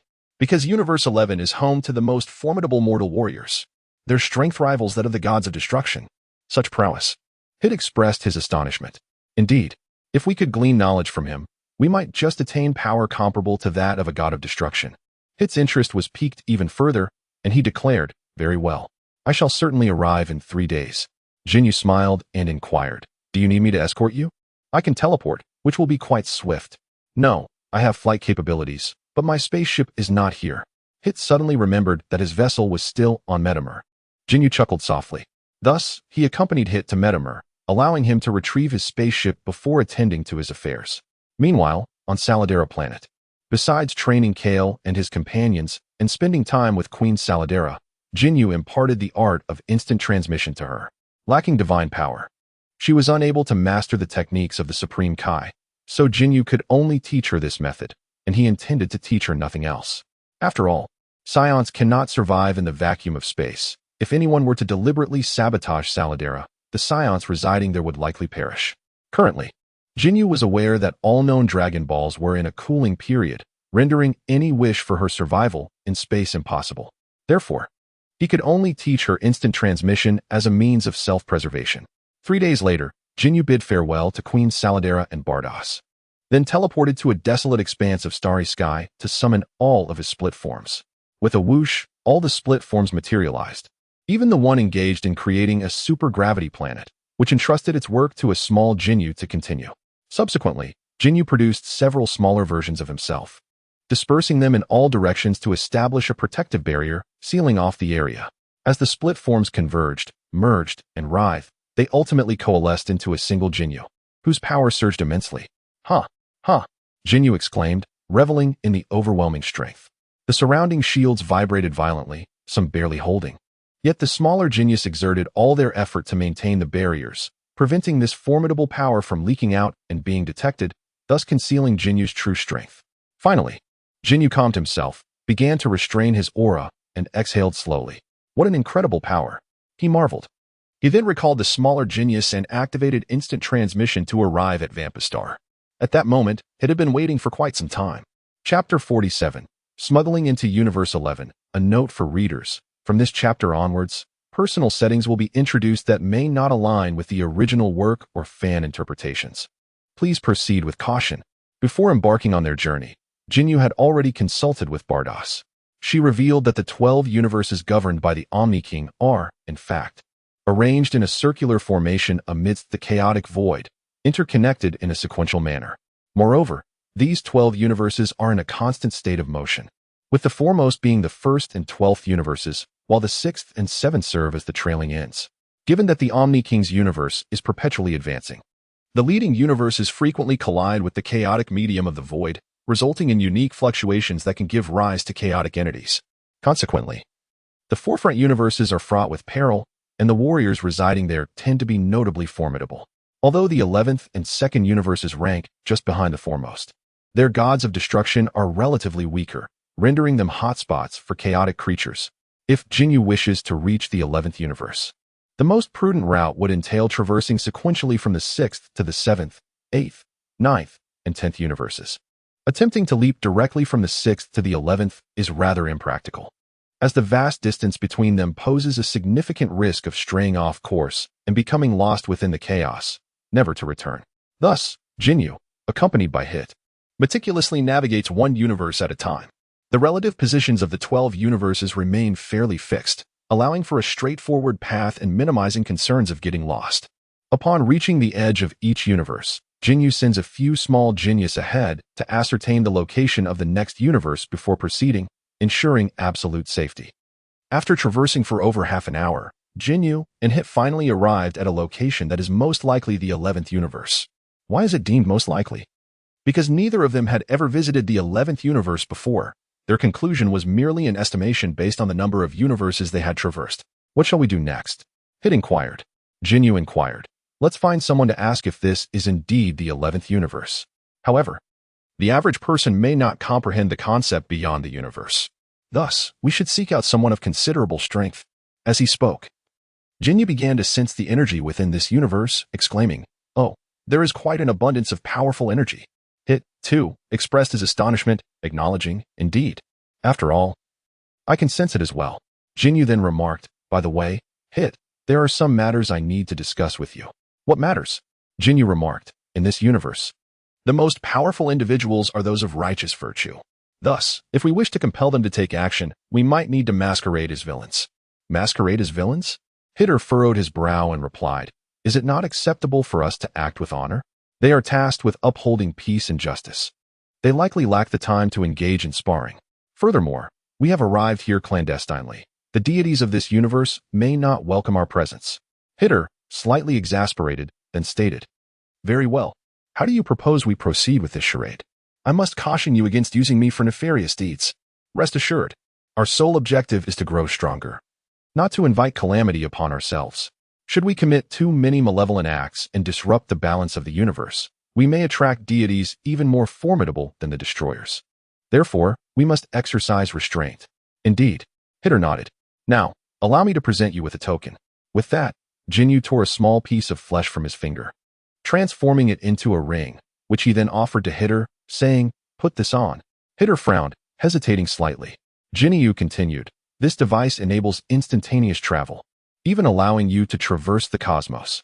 Should I find myself in a situation where I cannot take you with me during my escape, this will serve as your safeguard for survival. Naturally, it also functions as a means for me to keep watch over you, while simultaneously serving as our point of contact." Ginyu calmly explained the purpose of the ring to him. Hit hesitated momentarily, but ultimately took the ring and adorned his finger with it. He was already on this treacherous path and realized that his only means of escape lay with Ginyu, leaving him no choice but to comply. Thus, he inquired, "How does it work?" "Simply communicate with your mind," Ginyu replied. With that, Hit endeavored to practice the instantaneous movement facilitated by the ring. He harbored a strong desire to master this skill but was at a loss for words to express it. Moreover, he feared that unless he could present Ginyu with something compelling, Ginyu would likely refuse his request. Ginyu, however, chuckled and said, "You should practice here for a while. Just wait a moment, I will return shortly." With that, Ginyu pointed his finger to his forehead and vanished in an instant. A few moments later, he indeed returned as promised, but he had taken the opportunity to release 8 split forms, dispersing them into the cosmos to pave the way for his retreat and to conduct preliminary exploration. It was not that he wished to release more, but the more splits there were, the more distractions he would encounter. Including the one before Hit, there were now 9, as long as he avoided overly taxing endeavors. The pressure should remain manageable. Hit approached Ginyu and remarked, "This thing should be worn on the wrist instead. Wearing it on the finger interferes with combat." "Agreed." Ginyu nodded, then waved his hand, enlarging the ring to fit Hit's wrist. "By the way," Ginyu continued, "there may come a time when I ask you to take a life. However, how to make it appear like a murder without actually killing anyone is a task you should understand better than I." "No problem." Hit nodded confidently. He was indeed a professional in such matters. Meanwhile, the staff of the angel Makalita emitted a flicker of light. She glanced curiously and then addressed the god of destruction, Whis, who was lounging on the couch. "Dear, 2 outsiders have breached our universe." "Oh, are they extraterrestrial demons?" Whis inquired with a hint of concern. "No, dear. They are the individuals who previously sought to enter our universe, but were declined by you," Makalita responded, extending the tip of her staff toward Whis. Upon closer inspection, Whis's expression soured slightly. "Ah, so it's this fellow. I can't believe he managed to sneak in." He scoffed. "Last time in Universe 7, I refrained from taking action. But this time, it may not be so easy to eliminate him, my dear." Makalita replied, Why is that? Do you doubt my capability against him?" Whis questioned. Makalita responded, "Of course not, dear. It's just that I discovered he seems to possess the Kai's instantaneous movement ability, and he has also divided himself into 8 copies, making it difficult even for me to discern which is the true body. So he resorts to such petty tricks, does he?" Whis sneered. "No matter. Bring the Kai along. And also someone who can restrict his instantaneous movement. He won't escape." "All right. So, dear, who do you wish to bring?" Makarita inquired. "Who do you think possesses the suitable abilities?" Waimei pondered briefly before replying, "To restrict the god of destruction's instantaneous movement, one must isolate the space. Kokode's abilities seem quite fitting. What do you think, dear?" "Indeed." Waimei nodded affirmatively. "Then let us bring Kokode along. Come. We shall first venture to the realm of the gods of destruction." "Certainly, dear," Makarita responded playfully, and together they swiftly made their way to the realm of the god of destruction in Universe 11. Meanwhile, Ginyu was transporting Hit through various locations, searching for potent energy signatures. However, in Universe 11, there were numerous powerful auras, and Ginyu found himself struggling to locate any members of the Pride Troopers.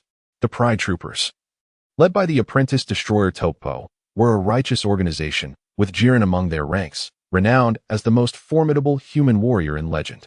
After traversing for a while, Ginyu finally spotted individuals clad in the distinctive Pride Troopers' uniforms their striking red and black V-shaped attire unmistakably identifiable. However, upon closer inspection, Ginyu realized none of these individuals were among the 10 participants from the Tournament of Power, leaving him somewhat disheartened. This revelation also indicated that the Pride Troopers consisted of more than just 10 members. Elated to have finally discovered members of the Pride Troopers, Ginyu was determined not to let this opportunity slip away. He intended to absorb one of them and delve into their memories, hoping to uncover the location of the Pride Troopers, thereby simplifying his search. Yet, just as Ginyu approached to seize one of them, the surrounding space suddenly shifted, and a pale purple shield enveloped both him and Hit. "Wei-sama, I have successfully trapped the two of them," exclaimed a purple-haired beauty donned in the Pride Trooper's uniform. "Wei-mei?" Ginyu was somewhat taken aback.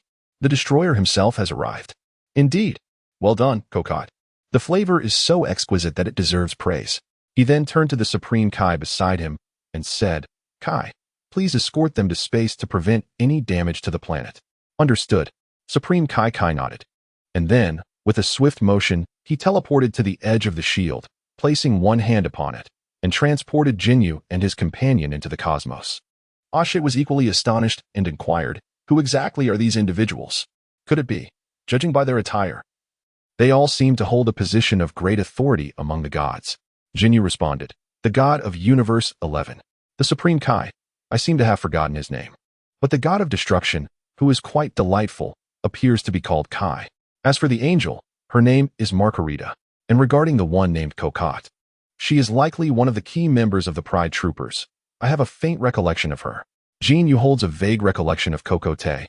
Yet among the illustrious members of the Pride team, he can only distinctly name Tuapa, Ji Lian, and Tcipa.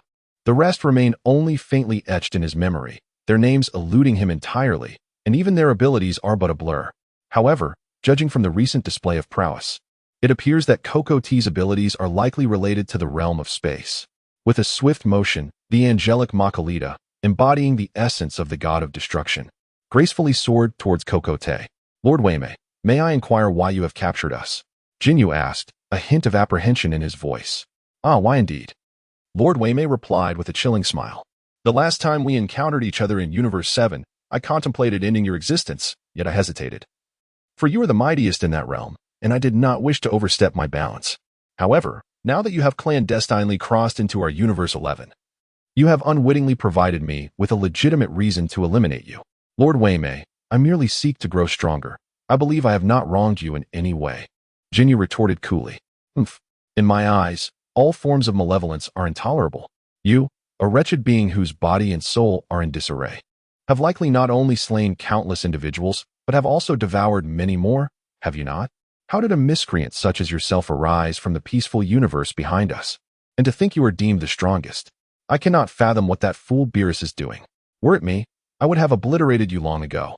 Thus, you intend to kill me? I merely came to challenge the formidable warriors of this realm. It's somewhat shameless for a god of destruction to personally engage in battle." Ginyu expressed his displeasure slightly. "Shameless?" Lord Wei-mei scoffed. "When the triumph of justice over evil is at stake, what significance does my dignity hold? Do you see this clownish garb I wear? I have long since discarded any notion of shame. Do you truly believe I am oblivious to the terrifying potential you possess? Would I foolishly wait for you to grow stronger? Preposterous." Upon hearing these words, Ginyu felt a weight settle in his heart.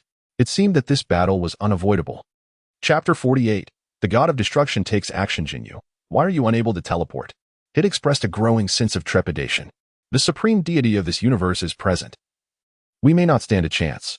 Ginyu shook his head, exclaiming, "It's futile. This shield partitions the space. We cannot teleport out." "What?" It was instantly taken aback. "Cocotte, allow me entry," commanded Weemight. "Yes, Master Weemight," Cocotte replied, promptly enlarging the shield. With his hands clasped behind his back, Weemight strolled forward, gradually traversing through the shield. "Yaha!"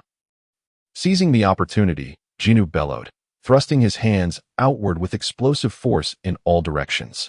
Hit too swiftly retaliated, executing a slicing motion aimed at the shield, hoping to pierce through its facade. However, Weemight let out a cold chuckle, raising his hands to conjure yet another layer of shield within the existing one, creating a formidable double barrier that thwarted the assaults of Ginyu and Hit. Their expressions darkened. Ginyu had intended to capitalize on the potential vulnerability of the expanding shield, Yet Weimai offered no such opportunity. With a sinister smile, Weimai declared, prepare to meet your demise. Destruction. As he spoke, he unleashed a bolt of violet-black destructive energy, targeting Ginyu and hit. Ginyu evaded with instantaneous movement, rendering the target nearly impossible for the formidable Weimai to lock onto. Although the space was confined, striking him proved to be a challenge. Meanwhile, Hit activated his time skip ability, creating an effect akin to teleportation, allowing him to evade with relative ease. Weimai, feeling a twinge of irritation, raised a finger skyward, summoning a colossal sphere of destructive energy above his head. Now, let us see where you can escape, he declared, hurling the destructive energy sphere directly into the center of the spherical shield, triggering a cataclysmic explosion that unleashed energy in all directions. Ginyu urgently grasped Hit's shoulder, exclaiming, "Do not resist. Enter my body." In an instant, he transformed into a fabric-like substance, enveloping Hit entirely while simultaneously drawing him into his being, all the while enduring the onslaught of destructive energy. However, due to the brevity of the moment, he had yet to cover Hit's limbs entirely when he witnessed one of Hit's extremities dissolve instantaneously, eliciting a pain scream from Hit. Fortunately, Ginyu managed to envelop his head and torso first, otherwise, Hit might have lost his life. At that moment, despite Jinyu's form being grotesquely contorted by the force of destruction, he steadfastly withstood the impact, much to the astonishment of Whis. "You possess the divine power of the Supreme Kai within you?" Whis remarked with intrigue. "Humph," Ginyu scoffed, dispersing the destructive energy clinging to his surface, rapidly restoring his form to its original state. "So you are a demon. No wonder. I have heard tales that a demon once slaughtered the Supreme Kai of Universe 7. It must have been you. Truly, it was the right choice to eliminate you," Whis declared. "Humph. If you wish to kill me, spare the excuses. Let us fight." Ginyu retorted with indignation, immediately activating his instant transmission to appear before Whis, delivering a punch to his face that sent him crashing into the protective barrier. Did you see that? Lord Whis was actually sent flying," exclaimed Cockroach, wide-eyed with astonishment. "Is that not a manipulation of time?" "Makarita, I recall that manipulating time is considered a grave offense, is it not?" Whis queried, rubbing his sore cheek, a flicker of anger in his expression. Makarita replied, "Darling, this is merely a method of slipping into a temporal rift. It does not alter the time of others. Strictly speaking, it is permissible." "What?" Whis exclaimed, taken aback. Ginyu was equally astonished. "Instant transmission is legal? Does that mean that Gudo's time halt is illegal? Or is it that as long as one does not affect another's time, it is considered lawful?" Ginyu finds himself perplexed, yet he currently dares not employ the time pause. After all, the angels are also capable of wielding time-based magic, should he be deemed guilty of a grave offense. It could provoke the angels to violate their principle of neutrality, leading to dire consequences. "Humph." Weimai lets out a disdainful snort. Her fists clench tightly as a dark purple aura surges forth, enveloping her in a shroud of destructive power. "Come, strike me." Weimai casts a scornful glance at Ginyu.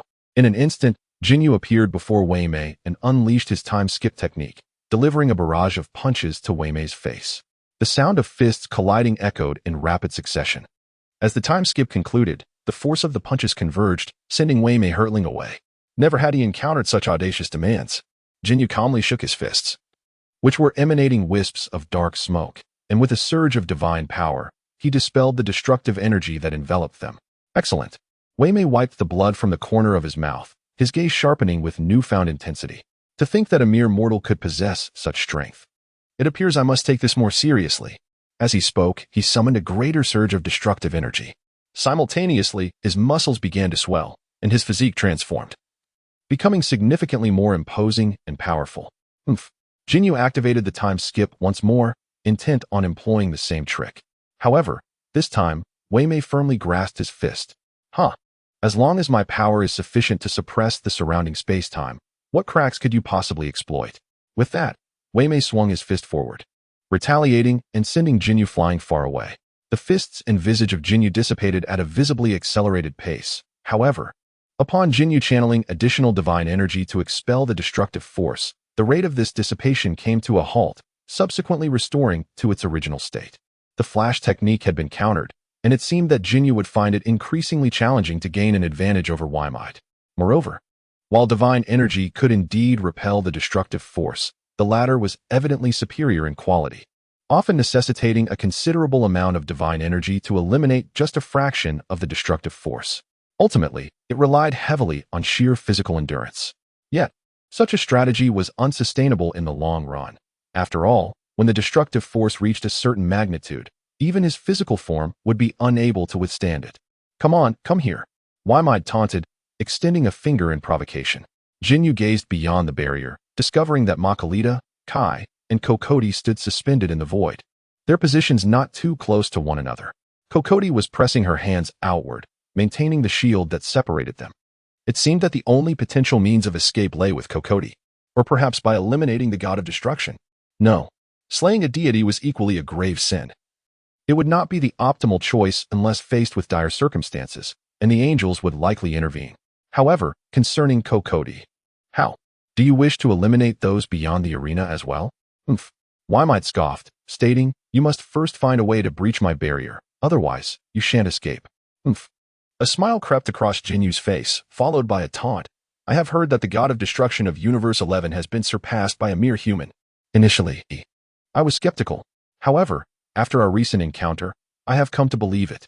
After all, how could a god of destruction be as feeble as you? You were even bested by me. What do you know? Waimai appeared somewhat agitated, responding, "You of Universe 7, sheltered in peace, cannot possibly fathom the horrors faced in the frontline universes. We are almost perpetually engulfed in war, and the fall of gods of destruction occurs far more frequently than in your tranquil realms. Do you think anyone can enjoy the luxury of leisure like Beerus, sleeping soundly and practicing in tranquility for countless years, merely relying on age to become one of the most formidable gods of destruction? He doesn't even need to contemplate training the next generation of deities, while we have already begun nurturing our apprentice gods of destruction. It seems this god of destruction harbors deep resentment. But look, the 12th and 1st universes seem to be faring quite well," Ginyu retorted. "That is because the 12th and 1st universes occupy positions of utmost importance. Thus, the most powerful deities have been dispatched to guard them." That explains why the most unfortunate are the 2nd and 11th universes. Enough with the trivial chatter. I detest those from universes 6 and 7. If you have no final words, then perish. With that, Waimai began to gather destructive energy at his fingertips, aiming it forward. The concentration of this destructive energy was extraordinarily high. He had just gauged the extent of destruction Ginyu could withstand. Thus, once this sphere of destructive energy filled the entire barrier, Ginyu would surely perish. Ginyu spread his hands, chuckling. "How dull this is. I had hoped for a more vigorous contest with you, and yet you deny me the opportunity." "No need for that," Waimai replied. "I do not know what your delay serves, but once you are dead, nothing else matters." Swish. Suddenly, Ginyu appeared beside Waimai, delivering a punch to his cheek. Unfazed, Waimai endured the blow with indifference, subsequently revealing a mocking smile as he calmly stepped into the shattered energy sphere. "If you dare, come in and strike me," he taunted, playfully making a face that, combined with his jester-like attire, was indeed a delightful provocation.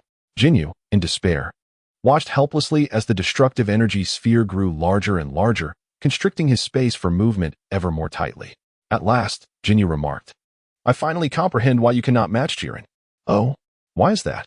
Whis, adorned with a graceful smile, expressed a desire to discern what insights this mortal on the brink of death could offer.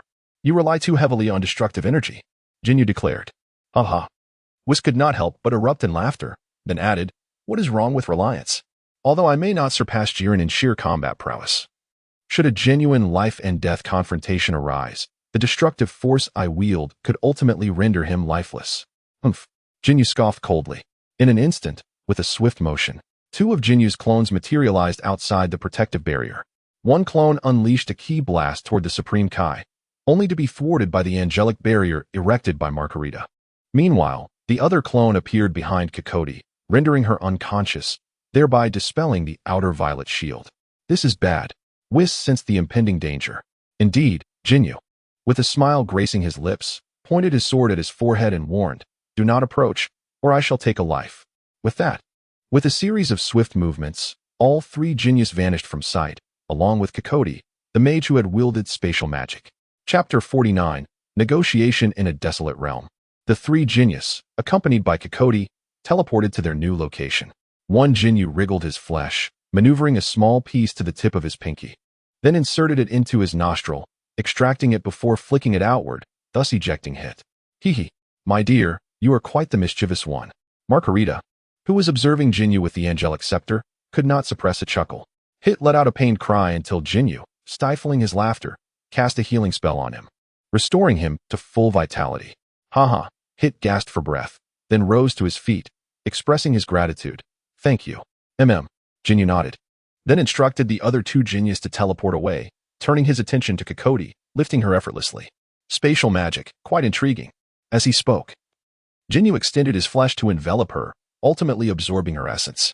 In that fleeting moment, Ginyu grasped the underlying principles, musing, so that is how it is. What a pity. He had initially presumed that this woman employed spatial power, but it turned out to be merely a form of magic. What could be termed spatial magic? This spatial magic did not utilize the power of space, referred to as the void power, in contrast to time power, but instead consumed magical energy, similar to instant transmission. It affected space without truly mastering it. And as it happened, Ginyu possessed magical energy as well. After all, Majin Buu had an array of magical abilities. Thus, Ginyu decided to assimilate her memories, hoping to master her spatial magic. He was quite envious of the ability to restrict the movements of the Supreme Kai. Moreover, that spatial magic had even diminished the consciousness connection between his split forms. If it were to strengthen further, it might sever his awareness altogether, leading to unpredictable consequences. Hence, caution was imperative. After all, traversing the cosmos was not the same. His cosmic travels merely resulted from the limitations of consciousness, causing the split forms in another universe to malfunction. However, the recent incident felt akin to a blade slicing through his awareness.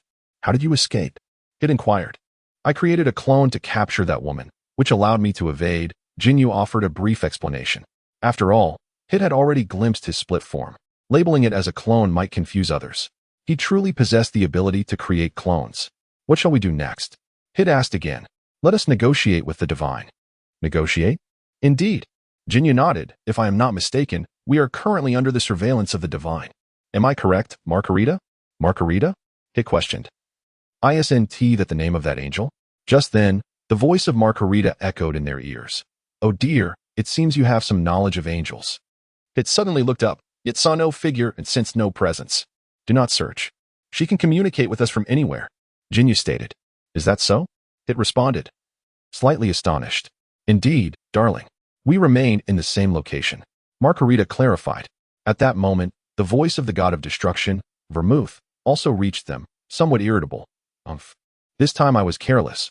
I should have anticipated your ability to break the impasse. Speak, what do you desire? Desire? We merely came here to challenge the strong. Although we arrived clandestinely, our intentions are pure. As long as the mortal champion you send defeats me, you may take us back. Ginyu replied nonchalantly. You are wasting their time. They toil every moment to maintain peace, yet you are undermining their efforts. Vermouth chastised. This is easily remedied.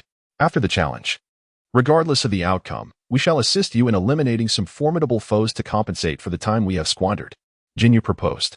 Vermouth pondered for a moment and asked, Are you serious? Absolutely, Ginyu affirmed. Vermouth contemplated again and declared, I need to confirm whether Kokot is alive.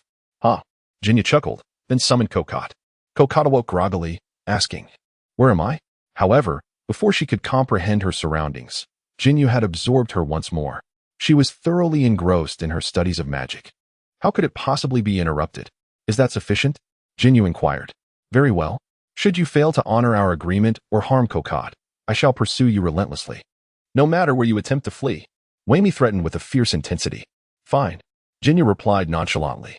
After all, as long as he committed no grave offenses, it would be nearly impossible for the angels and the god of destruction to catch him. After all, they could not utilize instant transmission. And if he were to involve the Supreme Kai, would that not present a vulnerability before Ginyu? Even with an angel safeguarding the Supreme Kai, who could guarantee their absolute invincibility? Where shall we compete? How shall the rules be established?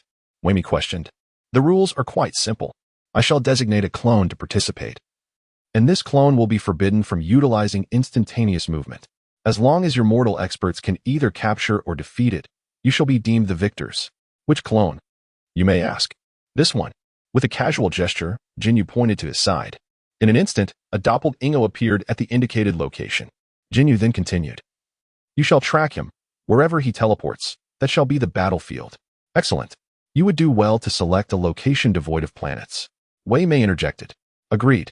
Ginyu nodded, preparing to have the clone teleport, when Hit spoke up. Wait, I wish to participate as well. Oh, there's a chance of death, you know? Ginyu regarded him. I am here seeking a breakthrough. Without the trials of life and death, the pressure is insufficient. Very well.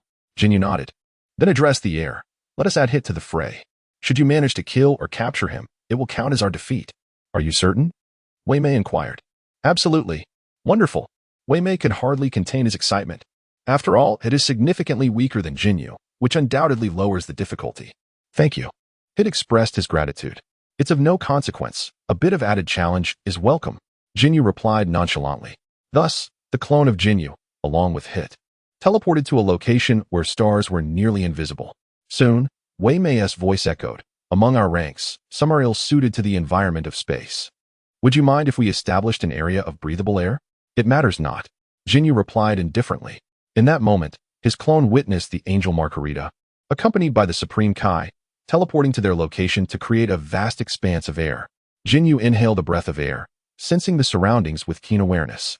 Finding no cause for concern, he refrained from voicing any opinions. On the desolate planet, Ginyu had nearly assimilated all the knowledge regarding magic imparted by Kokot.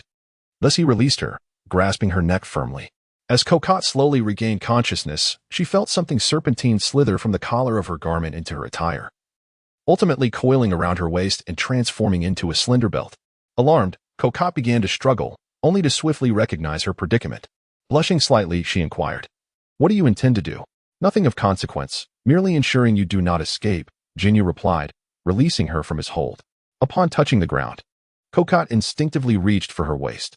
Although her uniform was quite form-fitting, the belt was so thin that it was hardly noticeable.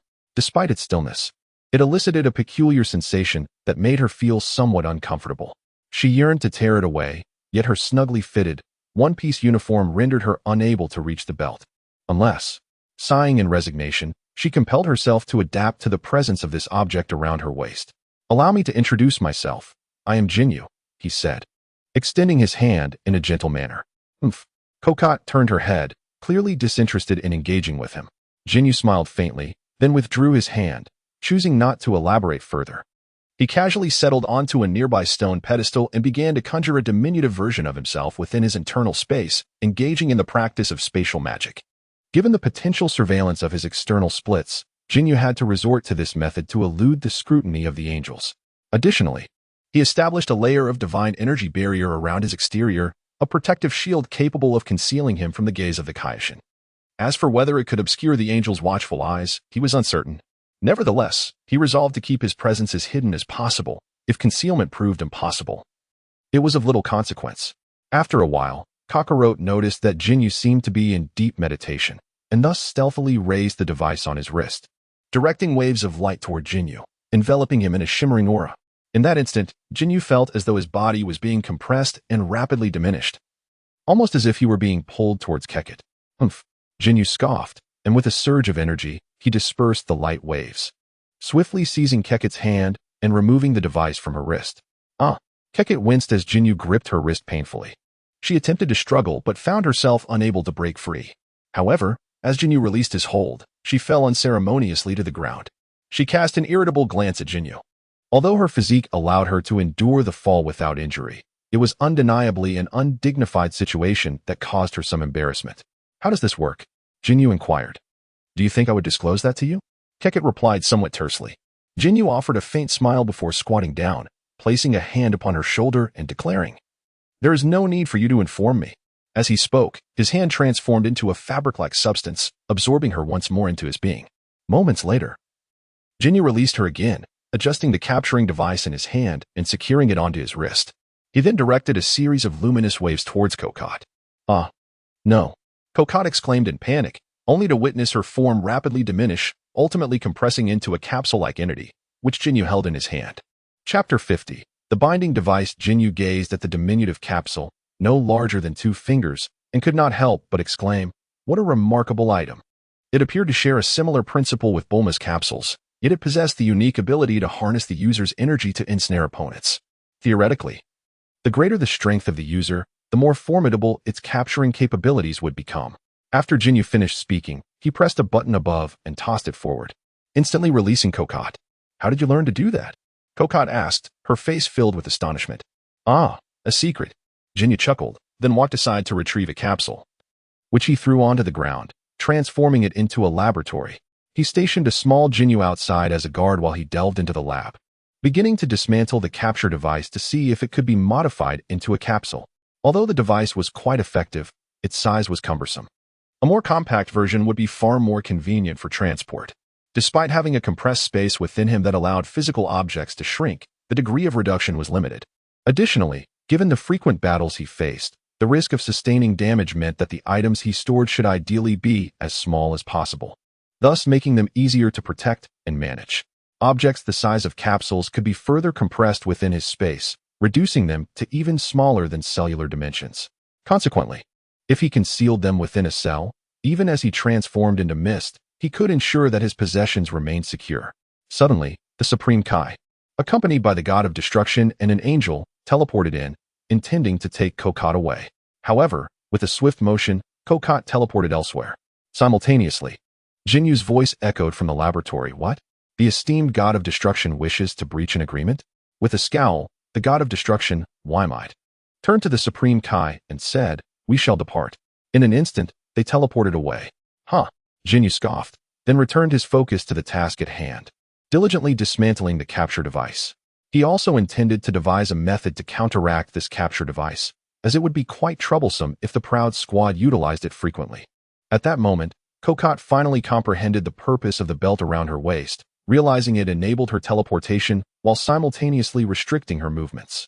Frustrated by her inability to change her position, she angrily struck the belt, exclaiming, Release me at once.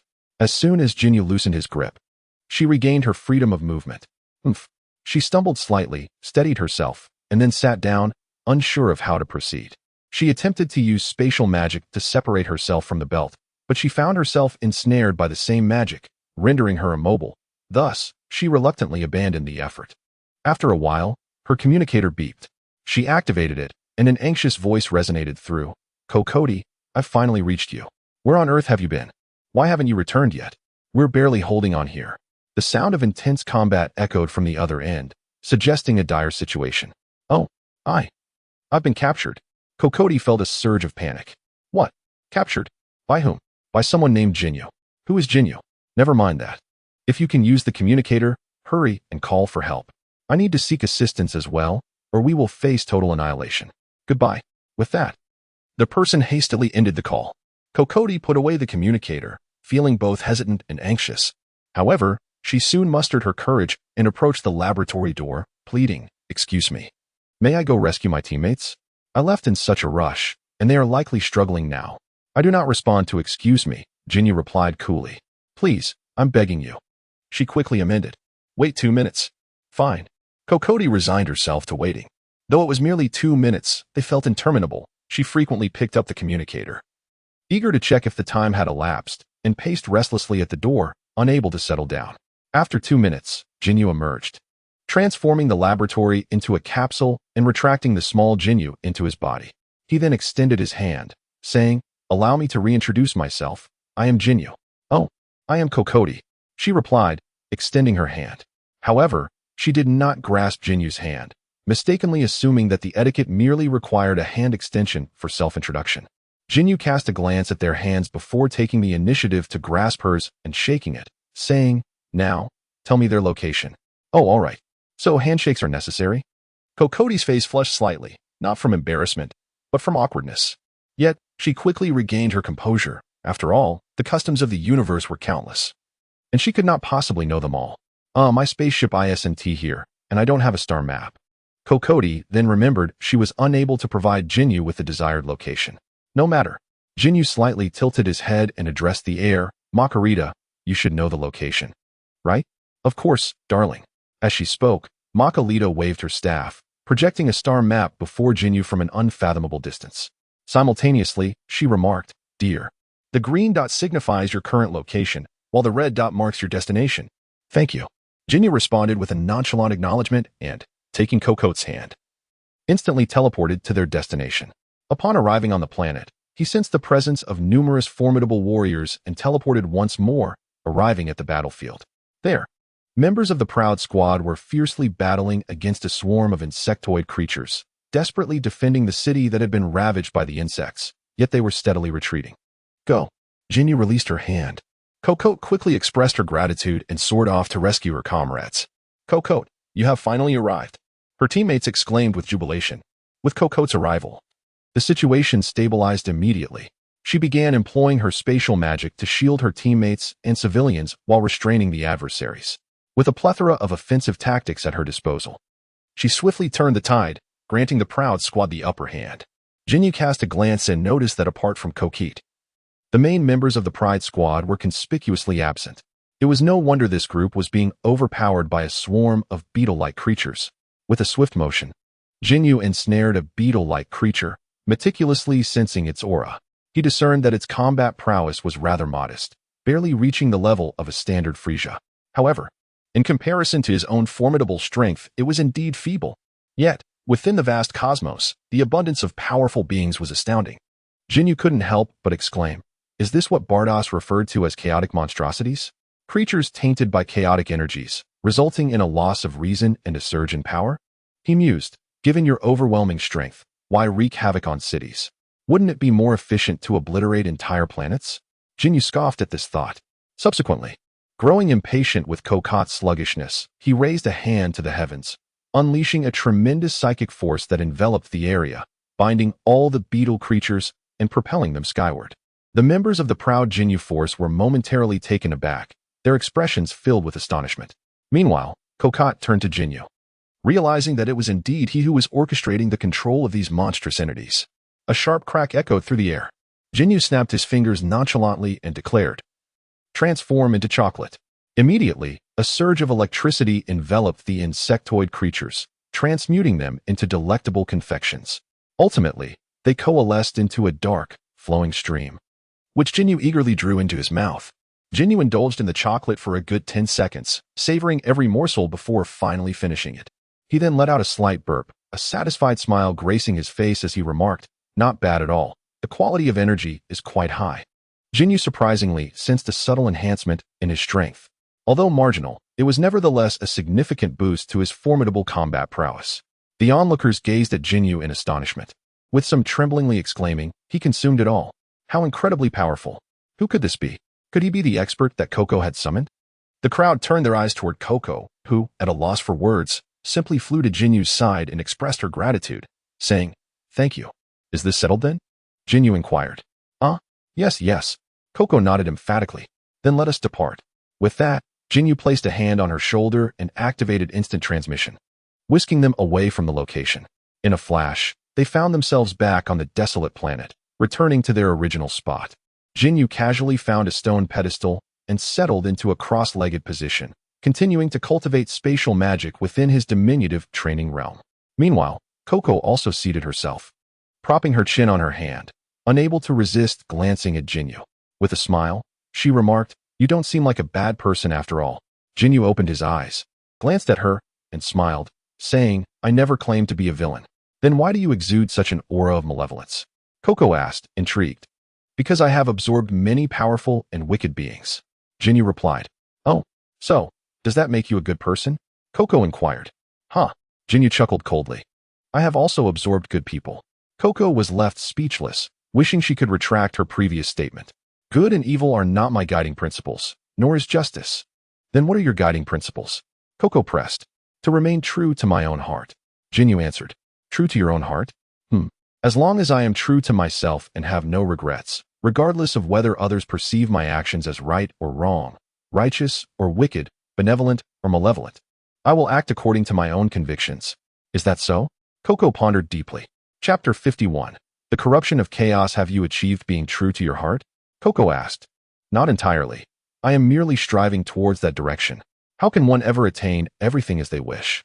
If everyone could realize their dreams, then the very word dream would cease to exist." Ginyu replied with a hint of melancholy. "Indeed."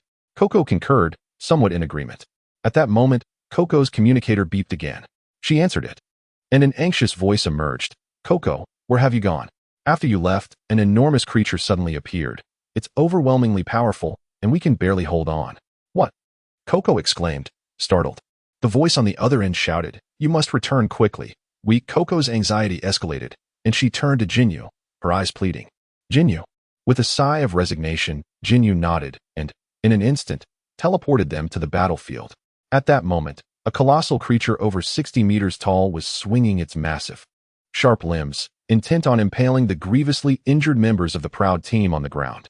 Ginyu extended a solitary finger, its nail colliding with the massive creature's forelimb, producing a sharp, resonating roar that compelled Coco to instinctively cover her ears. The enormous beast, momentarily perplexed, tilted its head downward only to discover that a minuscule being had withstood its formidable assault, inciting a surge of fury within it. With a deafening roar, it unleashed its wrath, its two forelimbs descending like scythes in a frenzied assault. Yet Ginyu remained unperturbed, calmly meeting each strike with the tip of his finger, generating a series of resounding clinks. The colossal creature, now irked, swiftly altered its approach, sweeping its razor-sharp forelimbs horizontally with lethal intent. Ginyu felt a twinge of displeasure. How could he refuse to play with me? Thus, Ginyu flicked his finger, releasing a surge of electricity, and proclaimed, "Transform into chocolate." With a crackling sound, the colossal creature instantly stiffened, and then its form swiftly diminished, transforming into a chocolate no larger than the palm of a hand. Ginyu extended his hand with a gesture, causing the object to float towards him, after which he took a bite. Delicious. With a series of crisp sounds, Ginyu devoured the entirety of it, and his aura surged slightly. However, at that moment, he also received a notification from the system. Beep, beep, beep. Warning, anomalous state detected, chaos infection. Current infection level, 1-1. Anomalous state? Ginyu was momentarily taken aback, then glanced at his panel and noticed an unusual status had indeed appeared. Could it be that this entity could not be indiscriminately consumed? However, he soon observed that his infection status had abruptly dropped to 1-0. So it is still possible to consume it, is it? Ginyu was still pondering the issue of the anomalous state, while Keket had already dashed down to rescue others. Ginyu paused for a moment and, upon noticing that the infection rate had decreased by another 0.1 percentage points, astonishingly vanished. Goodness, it turns out that figures below 1 are not displayed. No wonder it hadn't been shown before. Ginyu cast a brief glance over the scene, noting the significant number of casualties.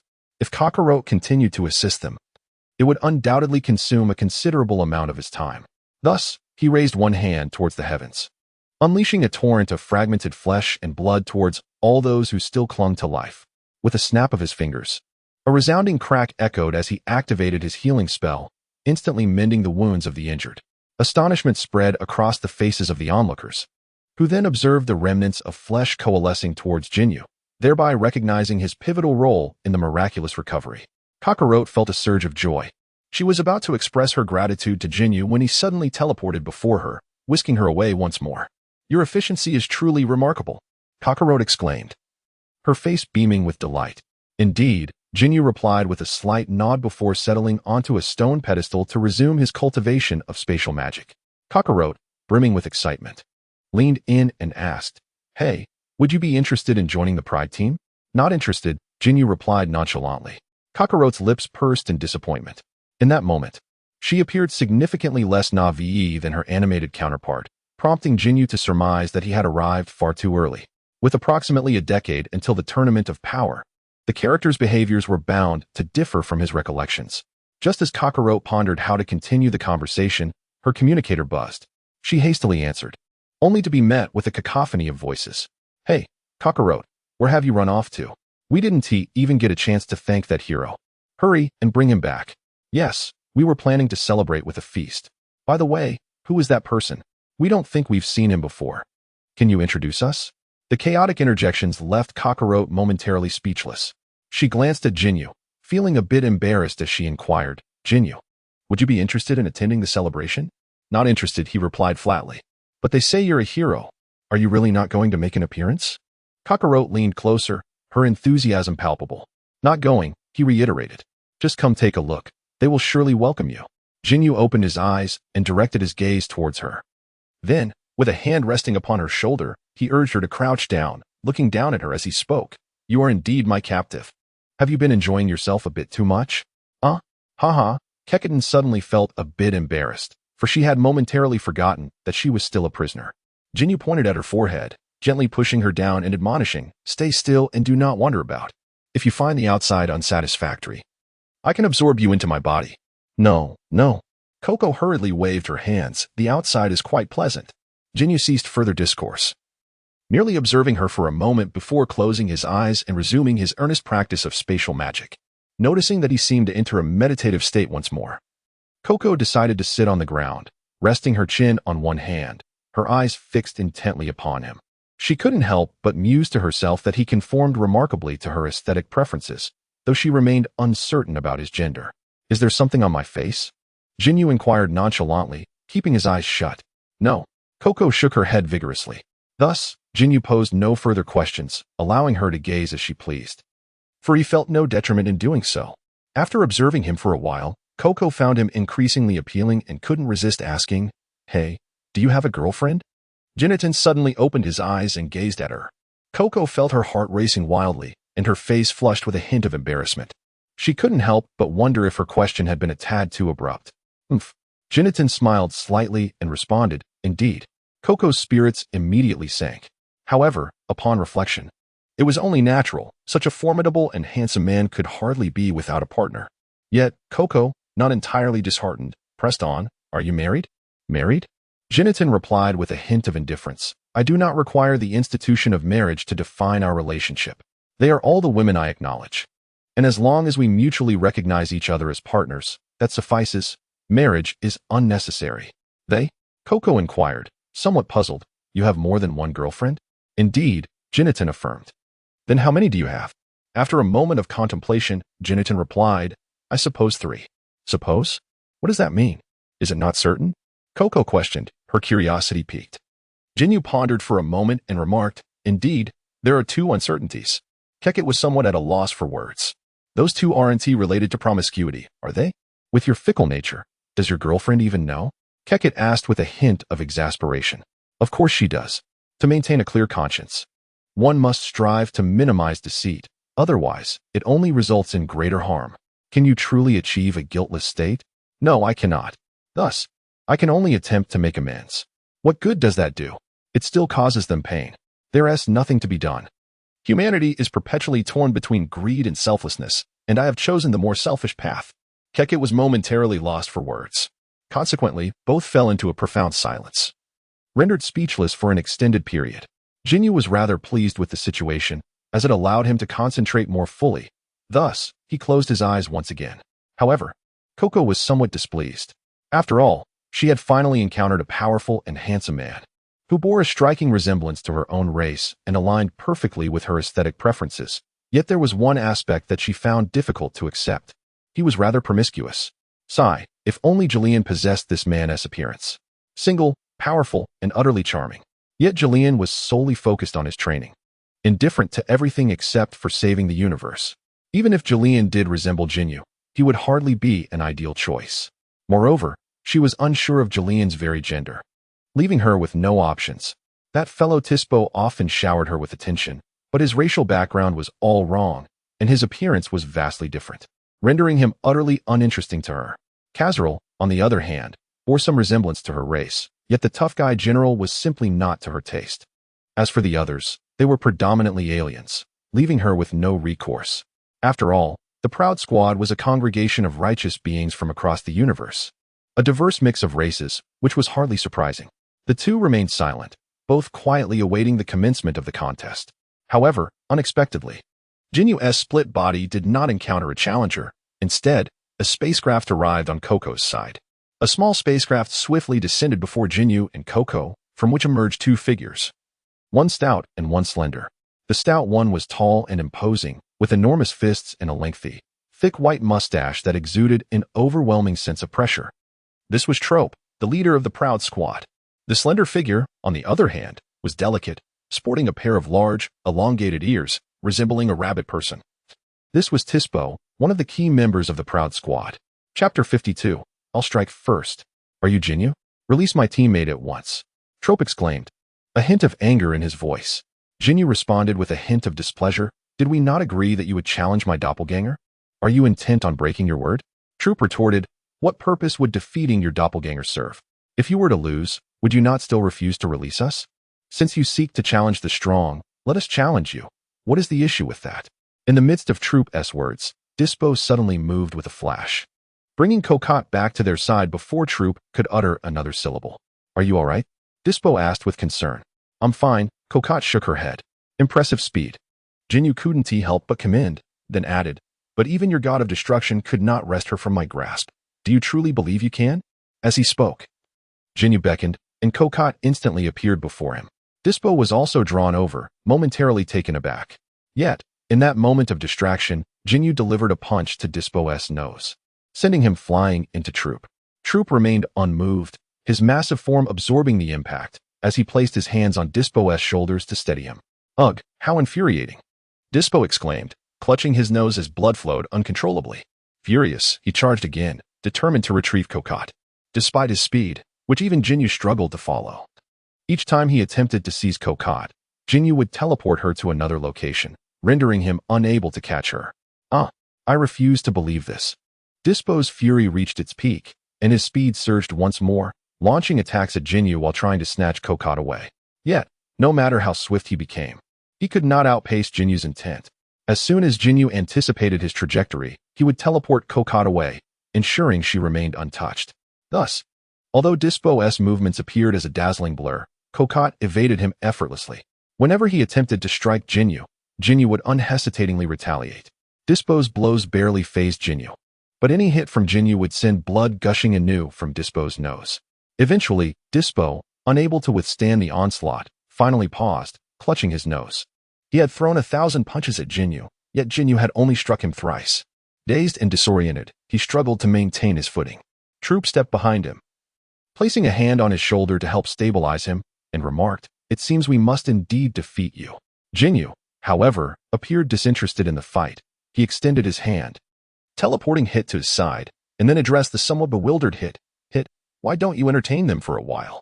Hitler surveyed the situation before him and inquired, "Have they managed to locate you here?" Indeed, Ginyu nodded in affirmation.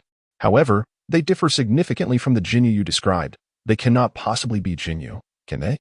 Hitler's interest appeared to wane slightly. Ginyu nodded and said, "Indeed, but they are quite formidable. They should be able to exert sufficient pressure on you." Well then. Upon hearing Jinyu's words, Hit became serious, assuming his initial stance. Meanwhile, Ginyu placed a hand on Cocotte's shoulder, retreating as he flew backward while advising, "Beware of the devices on their wrists. Do not let yourself be ensnared." Understood. Hit nodded in acknowledgement. Ginyu had previously mentioned the capture device to him, assuring that as long as he was not facing an insurmountable opponent, there was little cause for concern. Topo lowered his gaze towards Dispo and inquired, "Shall you go first?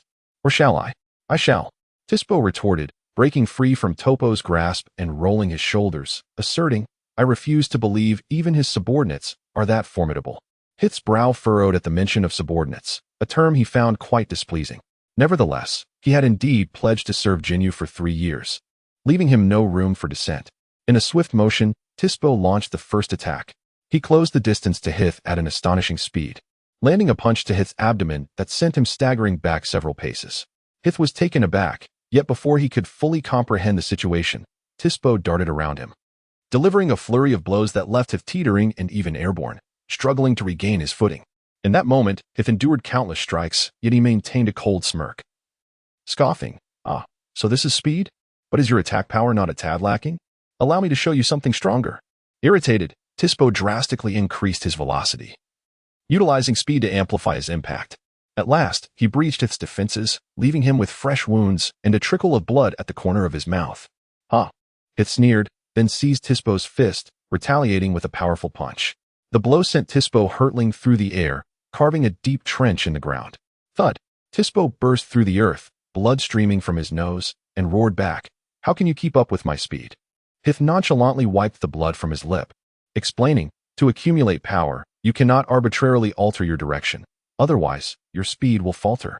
Once your path is set, your next position is predetermined." Dispo clenched his teeth, recognizing this as a valid shortcoming.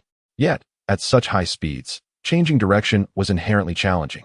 If his opponent required him to maintain an uncontrollable velocity to breach his defenses, he felt almost powerless to rectify this flaw. Nevertheless, he was merely almost powerless. With a swift motion, he wiped the blood from his nose and charged forward once more. Hith assumed a defensive stance, prepared to calculate all of Tispo's potential movements. However, just as Tispo approached Hith, he suddenly stomped one foot down, shattering the ground beneath him.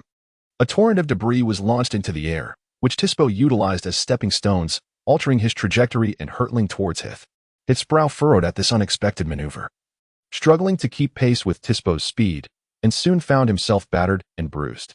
Ha ha ha, let us see how you counter this time. Tispo could not help but burst into laughter, feeling immensely pleased within. In contrast, Hitter suddenly erupted in fury, sending the surrounding soil and stones flying, causing Tispo to lose his footing. In an instant, Hitter calculated his trajectory and delivered a punch that sent Tispo soaring away. Tispo returned with a tinge of regret, wishing he had retreated at the first opportunity to avoid the blow. Yet, at that moment, he was consumed by rage, shouting, "Why do you always target my nose?" His nose had swollen considerably, making even breathing a laborious task. Hitter retorted, "Whose fault is it that your nose is so prominent? To strike your face, one must first strike your nose." Tispo clenched his teeth in fury, exclaiming, "Damn it." He then charged forward once more, stomping his feet and waving his hands to summon a multitude of soil and stones around Hitter, attempting to employ the same tactic again. Hitter unleashed his energy, dispersing the floating debris. However, Tispo relentlessly drew more dirt and stones to maintain the volume of floating objects, launching a furious assault on Hitter at a speed that left him momentarily stunned. With no alternative, Hitter activated his time flash ability, gaining an additional 0.2 seconds over his opponent. He swiftly intercepted Tispo's form, delivering a barrage of punches, each one aimed squarely at Tispo's nose. The sound of the blows echoed, and as the time flash ended, the cumulative impact sent Tispo hurtling away. Blood gushed from his nose, a pitiful sight indeed. Previously, Hitter could only sustain his time flash for 0.1 seconds, but through the pressure of battling Ginyu, he had now extended it to 0.2 seconds. This slight difference in time proved catastrophic in combat of such caliber, rendering it utterly terrifying. "Tispo, are you all right?" Torpo flew to Tispo's side and helped him up. Why is it always my nose?" Tispo nearly wept in despair. "I apologize." Hitter offered a rare apology. However, Ginyu could not contain his laughter. Kokoti was torn between amusement and concern, her expression a mix of conflicting emotions, her lips twitching. After all, Tispo had come to rescue her, and it felt wrong to laugh at his plight, so she stifled her laughter. "Can you all stop fighting, please?" Kokoti pleaded with Ginyu. But Ginyu firmly refused. "No." Left with no choice, Kokoti fell silent. Torpo reminded that last move of his seemed reminiscent of the technique mentioned by the esteemed master Wei Mei, slipping through the cracks of time. "I don't care what technique it is. I will not lose." Tispo insisted, rising once more to charge at Hitter. Yet, as soon as he approached, he was met with another 1,000 punches, sent flying back once more. "Tispo," Torpo called out anxiously. "Oomph." Tispo let out a furious snort and surged forward once more. Hit initiated his time-warping ability again, but this time, as he merely began his preliminary movement, Tispo instantaneously distanced himself from Hit. By the moment Hit reappeared, Tispo had closed the gap and successfully struck him. Yet, Hit again activated his time-warping ability, unleashing a barrage of 1,000 punches that sent Tispo flying once more. "Ha ha!" Tispo exclaimed, exhilarated as he soared back from the shattered mountainside, his fighting spirit soaring. "I have finally deciphered your cooldown period. Is that so?" Hit replied with a hint of disdain. Tispo charged forward again, baiting Hit to trigger his time-warping ability once more. Hit indeed activated it, but he emerged just 0.01 seconds later. When Tispo believed that Hit's ability had entered its cooldown phase, Hit unexpectedly activated it again, sending Tispo hurtling away. "How can this be?" Tispo rose once more, disbelief etched on his face. Though his visage was swollen beyond recognition, his astonishment remained evident. Hit explained, "While my time-warping ability does possess a cooldown, I can compress that cooldown. Thus, as long as you cannot evade the distance I traverse during the activation, I shall inevitably strike you first." Tispo was taken aback, exclaiming, "So that's what it's called, time warping." Chapter 53. Torpo. "Tispo, do you still wish to persist?" Torpo inquired. "Of course." Tispo wiped the blood from his nose and declared, "I have not yet reached my limit." With that, he rose once again, stepping toward Hit with determination, stating, "Whenever I enter a state of extreme speed, it feels as though my time accelerates while the time around me decelerates. This sensation becomes increasingly pronounced as I approach the speed of light. Therefore, today, I am eager to see if, upon transcending the speed of light, your time will come to a standstill. With that, he began to sprint at an incredible pace. This time, he did not close in on Hit but maintained a certain distance, circling around him. At this range, even if Hit utilized his time-warping ability, Tispo would be able to react in time to evade. As his speed intensified, it became increasingly difficult for onlookers to catch a glimpse of him. They could only perceive a ring of fire formed by the friction of the air around it, while the surrounding atmosphere began to swirl into a tornado. Tispo pushed himself to accelerate, going faster and faster. Ultimately, he achieved the speed of light. In that moment, he saw clearly that everyone appeared to be frozen in time. Even Hit was immobilized. He altered his trajectory and immediately struck Hit, delivering a punch that left Hit's visage unrecognizable, with blood streaming forth. However, the retaliatory force from this blow nearly shattered his own fist, causing a considerable amount of blood to flow as well. Just as he intended to strike Hit once more, Hit suddenly moved, firmly grasping his fist and unleashing a flurry of ferocious blows. Yet, after a mere 0.2 seconds, Hit abruptly ceased his assault.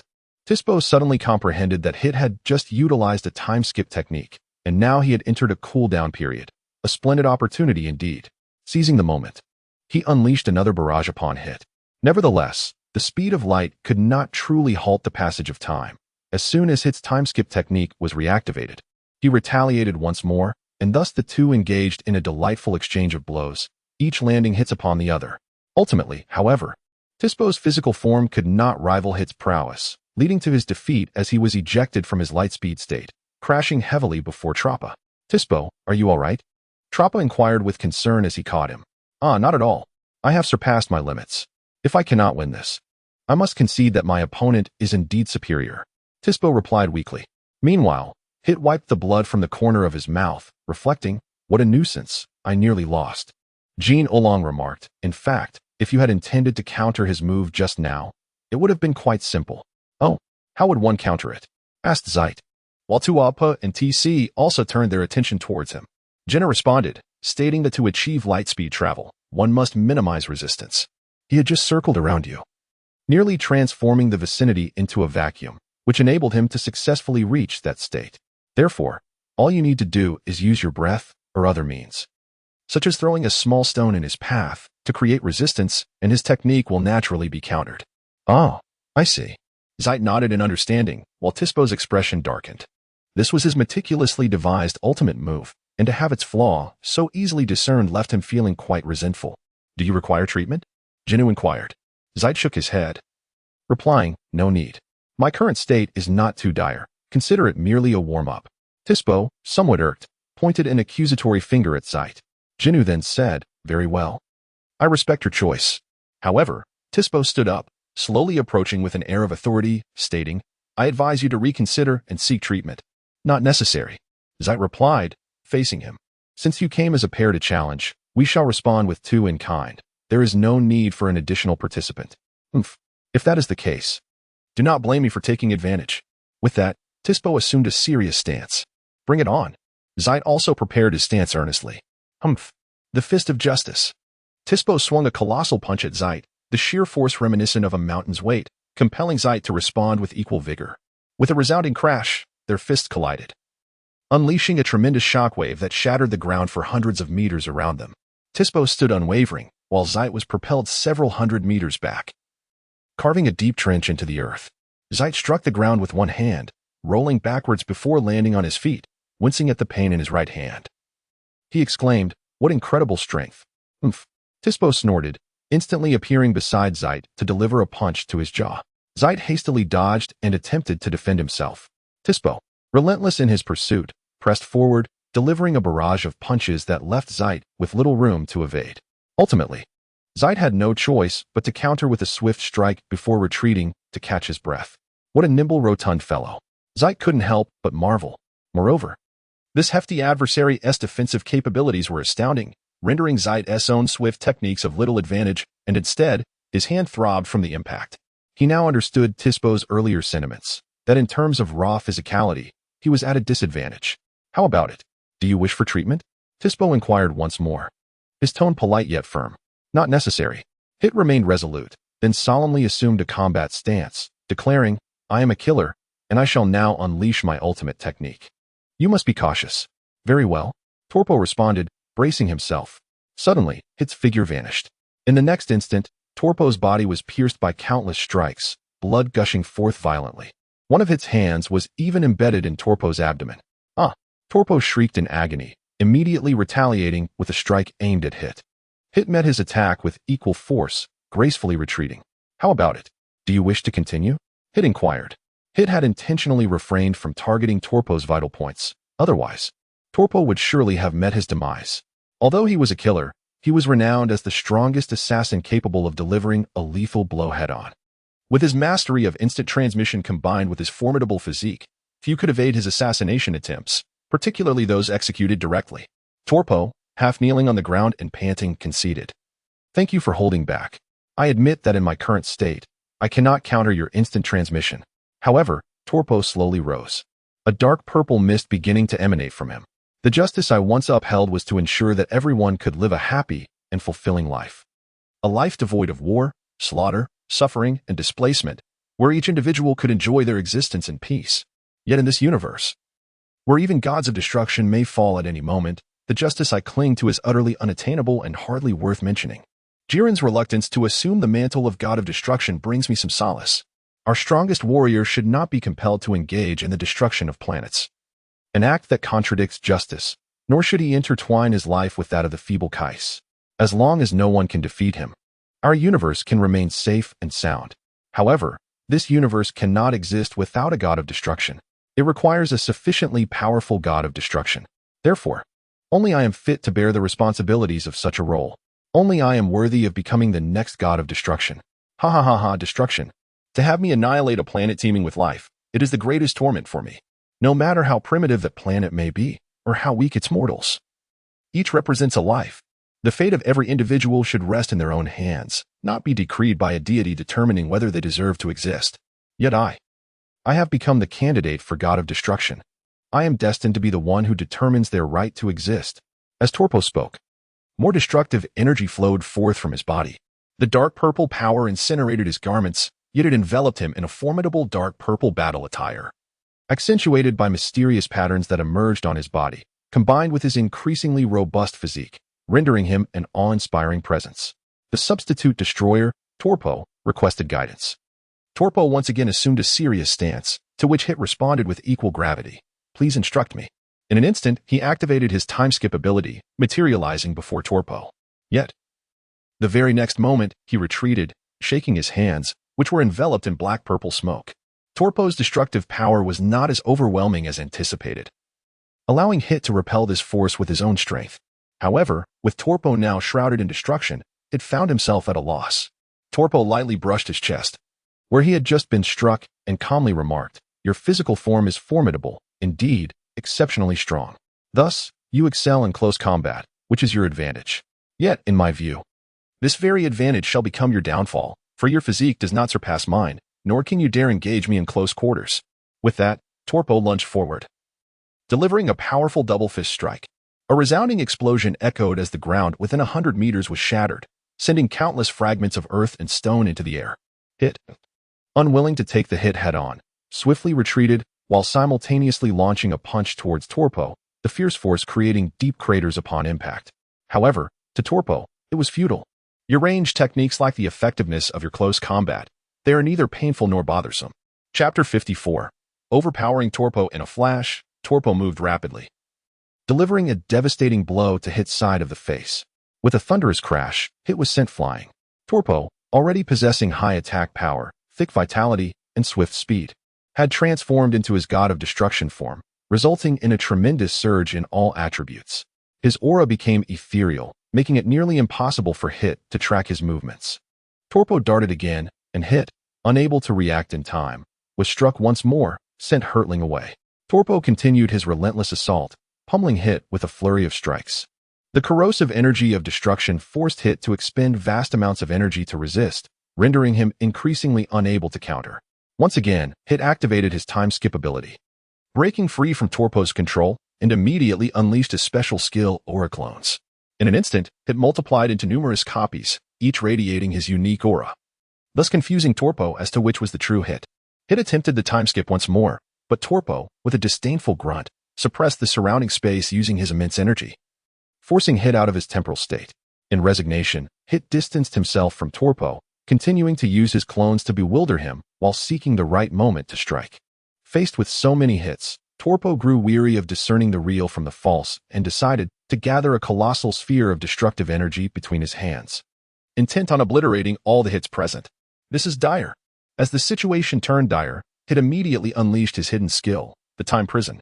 A luminous purple aura enveloped Torpo, constraining his form. However, due to Torpo's overwhelming strength, this merely delayed his movements rather than completely immobilizing him. Seizing the moment, Hit concentrated all of his energy, compressing it with utmost effort until it was reduced to the size of a fist, preparing for a final strike. At last, Torpo broke free from the time prison just as Hit had gathered his energy. The two immediately released their energies, colliding with a cataclysmic force that produced a tremendous explosion, annihilating everything in their vicinity and creating a devastation zone spanning hundreds of meters. Both combatants poured every ounce of their strength into the clash, their muscles straining against one another. Hit initially held a slight advantage, but as he exhausted his energy and his energy sphere was continuously eroded by the destructive force, he began to falter. "Yield, or you shall perish," Torpo urged. Reluctant to concede, Hit felt the pressure of the dire situation ignite a flicker of potential within him, causing a swift surge in his power, hinting at a possible reversal of fortune. Yet, Torpo pressed down harder, forcing Hit to lean back, gradually overwhelming him.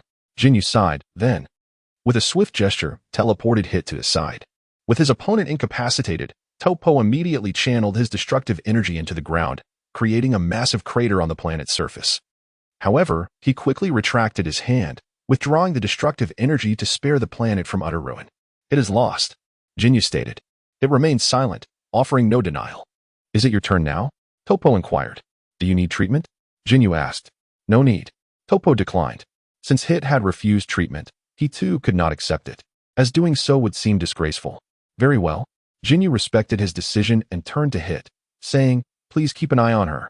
Ginyu gestured towards the nearby Coco, then placed a hand on Hit's shoulder, activating his healing magic, which instantaneously restored him to full vigor. "Thank you," Hit expressed, somewhat astonished by Jinyu's remarkable healing abilities, and promptly replied, "I shall keep a watchful eye on her." "Indeed," Ginyu nodded, then soared into the air above Torpo, gazing down upon him with an imposing presence. "Come." Torpo beckoned, his expression grave. Faced with this formidable opponent who could command Hit's obedience, he couldn't help but summon every ounce of his focus. Ginyu glanced around and then spoke. "Please retreat to outer space. This area is far too confined." With that, he waved his hand, instantly transporting Hit and Coco to the vastness of space. "Tispro, you two must depart," commanded Torpo. "Certainly." Tispro nodded in agreement, promptly boarding his spacecraft and soaring into the cosmos. Ginyu gazed at Torpo and inquired, "Are you prepared?" "Come on." Torpo assumed his initial stance. Ginyu, with a disdainful smirk, activated his instantaneous movement, swapping places with one of his split forms located light years away. In an instant, he unleashed a powerful punch directed at Torpo. The split form that had remained in his original location was laden with valuable resources and samples of angelic blood, which he could not afford to lose, hence the substitution. This seamless transition made it appear as though he had merely teleported in front of Torpo, and unless someone were to observe both of his split forms simultaneously, it would be nearly impossible to detect the switch. Just as fist, Torpo resolved to take the blow head-on, eager to gauge Jinyu's strength. With a thunderous crash, the earth beneath Torpo shattered instantly, and he was sent plummeting several hundred meters underground by the force of the punch. Torpo quickly emerged from the soil, but Ginyu delivered another strike, penetrating the crust and obliterating a vast expanse of terrain. "Ah, quite resilient," Ginyu remarked nonchalantly, shaking off the black-purple mist that enveloped his fist, allowing the destructive energy to corrode his body without a hint of concern for expulsion. With a resounding boom, a colossal sphere of destructive energy ascended from the depths, hurtling towards Ginyu. Ginyu sensed the destructive energy within and, without any resistance, spread his limbs wide, preparing to endure the force of destruction with his very flesh. Ginyu let out a painful roar, enveloped instantly by the sphere of destructive energy, completely ensnared within its grasp. The destructive force relentlessly eroded his flesh, reducing his exterior to mere remnants. Yet, his formidable regenerative ability stubbornly battled against this onslaught, continually regenerating flesh only to be obliterated once more. He refrained from utilizing any energy to resist the encroaching destruction, relying solely on his physical form to withstand the assault.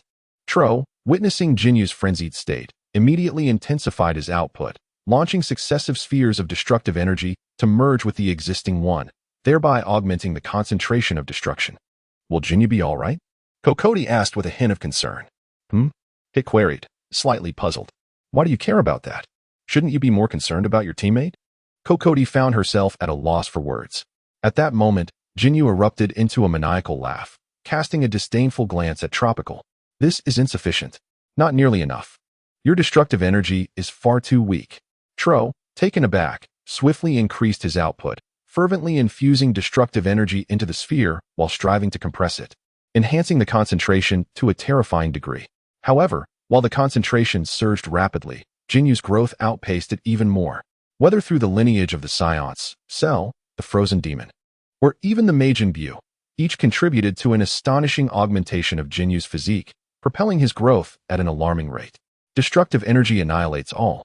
Yet as Ginyu's body became increasingly resilient to destruction, the rate of obliteration fell behind that of recovery, rendering the damage almost negligible. At that juncture, a voice resonated in Tro's ear. Tro, cease immediately. He is using you to adapt to the destructive energy. Do not be deceived. What? Tro exclaimed in shock, promptly withdrawing the destructive energy sphere. With a hint of lingering satisfaction, Ginyu restored himself fully, even mending the remnants of his tattered clothing, and approached Tro with an air of indifference. In my eyes, your strengths are also your weaknesses. Your physique pales in comparison to mine, and your destructive energy fails to evoke any sense of threat. The energy of destruction surged as Gunyo approached, step by step, until he was nearly within arm's reach. Tuapa momentarily found himself rooted to the spot, astonished that anyone could withstand such destructive energy to this extent. Surely, even Jillian could not achieve this with such ease. Ginyu pointed a finger at his forehead, instantly causing him to break out in a cold sweat. What? Has he already lost his fighting spirit? Ginyu sneered. You are the captain of the proud squad. If you cannot uphold your pride, how can you expect your teammates to feel proud? Upon hearing these words, Torpo was immediately infuriated, and with a fierce roar, he struck a punch towards Ginyu. Ginyu steadfastly held his ground with a single palm, his demeanor unruffled as he calmly remarked, Indeed, one can only cultivate unwavering growth by steadfastly adhering to one's beliefs. Encountering setbacks is entirely natural, for even deities are not omnipotent. This is not for you to teach. Torpo, in a fit of rage, once again lunged at Ginyu. Yet, Ginyu merely flicked his finger, delivering a strike to Torpo's forehead, sending him crashing into the ground and creating a massive crater. With his hands clasped behind his back, Ginyu ascended slowly into the heavens, then raised one hand skyward, conjuring a colossal crimson energy sphere. Indifferently, he proclaimed, Let me witness your pride. Upon uttering these words, he waved his hand gently, and the red energy sphere descended with a terrifying force, moving with an almost paradoxical slowness. Viewed from outer space, this red energy sphere resembled a satellite colliding with its planet. In the perspective of Torpo, the sphere had grown so immense that it obscured a significant portion of the sky, instilling an unparalleled dread.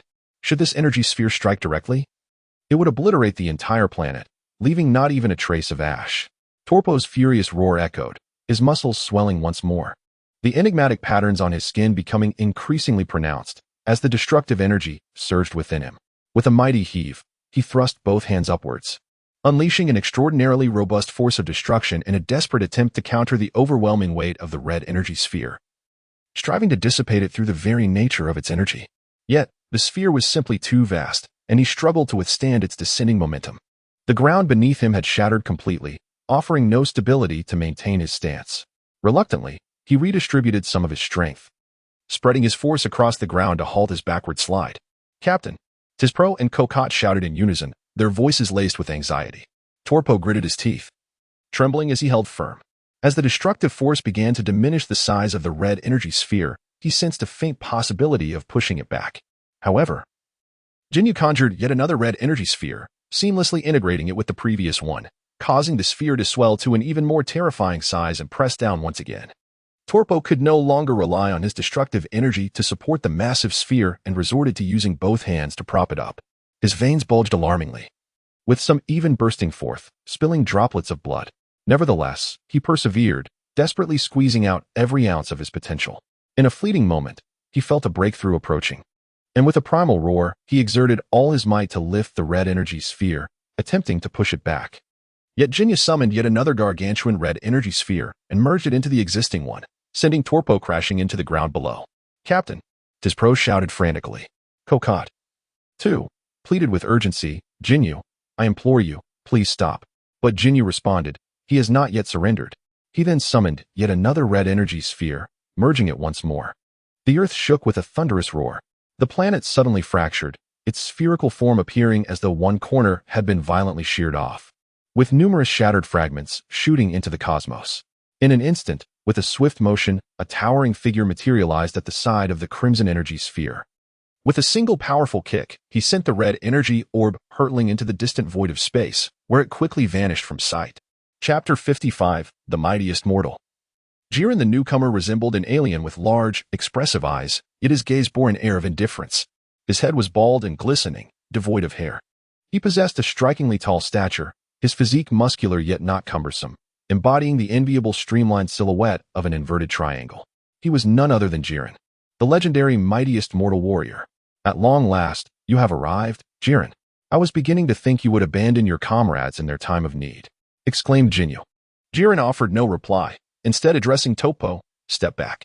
Leave the rest to me." "Understood." Topo acknowledged from the depths of the pit. Immediately, Dispo descended from the ship, intent on extricating Topo from his confinement. "Wait, Dispo," Topo called out. "What is it?" Dispo inquired. "I'm without my uniform." Dispo chuckled. "Ah, I anticipated this. I brought a set of team attire for you. Put it on quickly." "Thank you." Topo expressed his gratitude. "There's no need for thanks. This isn't our first time." Thus, Topo hastily donned the uniform, finally emerging from the pit, and together with Dispo, they ascended to the ship, preparing for a distant observation of the unfolding battle.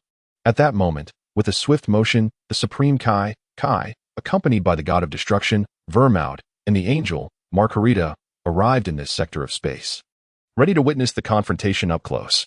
Ginyu and Jiren gazed at each other from a distance, both exhibiting a tacit understanding and refraining from hastily engaging. After a moment, Ginyu broke the silence, inquiring, "Are you prepared, Jiren?" "Let us begin." Jiren responded calmly, "Very well." Ginyu, no longer holding back, charged forward with tremendous energy, delivering a powerful punch directed at Jiren. With a resounding crash, Jiren firmly grasped Jinyu's fist, remaining utterly unmoved. This strike was even more ferocious than the one that had sent Trunks plummeting into the Earth's core, yet it posed no threat whatsoever to Jiren. He did not even summon any energy to withstand the blow, relying purely on his physical prowess to repel the attack. Such remarkable physical strength. Ginyu could not help but exclaim in awe. However, Jiren remained silent. Ginyu unleashed a series of punches and kicks, directing his assault towards Julian. Yet, Julian nonchalantly intercepted each attack with an unwavering expression, merely making slight adjustments to his posture, expending not a fragment of energy. Time and again, Ginyu appeared to land blows, only to narrowly miss by mere inches, failing to connect at all. This Julian, it seems, possesses not only astonishing attributes, but also embodies the finesse of a master martial artist, demonstrating an exquisite mastery of both energy and physicality. Although Ginyu possesses combat experience against Sun Wukong and has a commendable foundation in martial arts, his rapid growth has rendered his fundamentals somewhat unstable.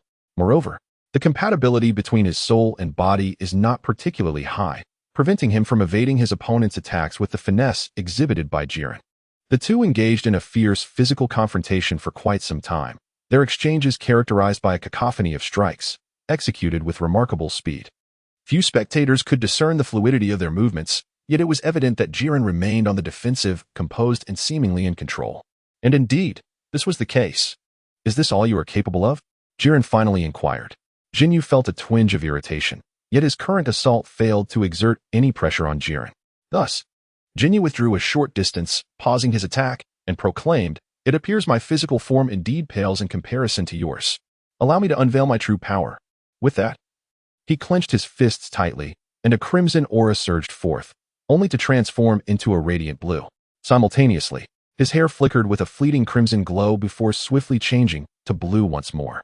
As this transpired, his presence became ethereal, elusive, seemingly vanishing from the perceptions of mere mortals.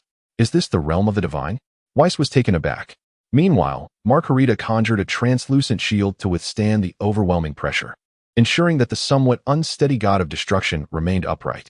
Ginyu continued to roar, his formidable aura reverberating across the entire planet, causing countless fragmented plates drifting in space to shatter further. His muscles began to swell, and his stature grew more imposing, a surge of green flames intertwining with blue, amplifying his overwhelming presence. Divine-level blue flame transformation 4. This is my multi-transformation state. I seek your guidance. A hint of madness flickered in Jinyu's eyes, as if he were insatiably eager for this battle. Come forth. Jiren, too, felt a weighty seriousness descend upon him as he earnestly assumed a battle stance. Ginyu charged forward once more, delivering a powerful punch that left Jiren no choice but to deflect the blow, as he dared not take it head-on. However, Jinyu's attributes had received an extraordinarily disproportionate enhancement. His strength was formidable, and his speed was astonishing. In a flurry of rapid strikes, he unleashed countless punches, ultimately overwhelming Jiren, who found himself unable to respond in time. A single punch struck him on the side of his face, sending him hurtling backward. Taking advantage of his momentum, Jiren no longer confined himself to mere physical prowess. He manifested an orange-red energy sphere that instantly hurtled towards Ginyu. With a resounding impact, Ginyu was momentarily caught off guard, his head thrown back. However, the energy sphere did not explode. Under Jiren's precise control, it continued to strike Ginyu repeatedly. Simultaneously, Jiren joined the fray, and the combined assault of the solitary fighter and the spheres swiftly turned the tide, overwhelming Ginyu with a flurry of blows. At this moment, Ginyu, buoyed by his formidable attributes, remains largely unscathed. However, the constraints of the battle weigh heavily upon him. Thus, he concentrates and forms a diminutive sphere of energy, executing a swift strike to cleave the energy orb in twain.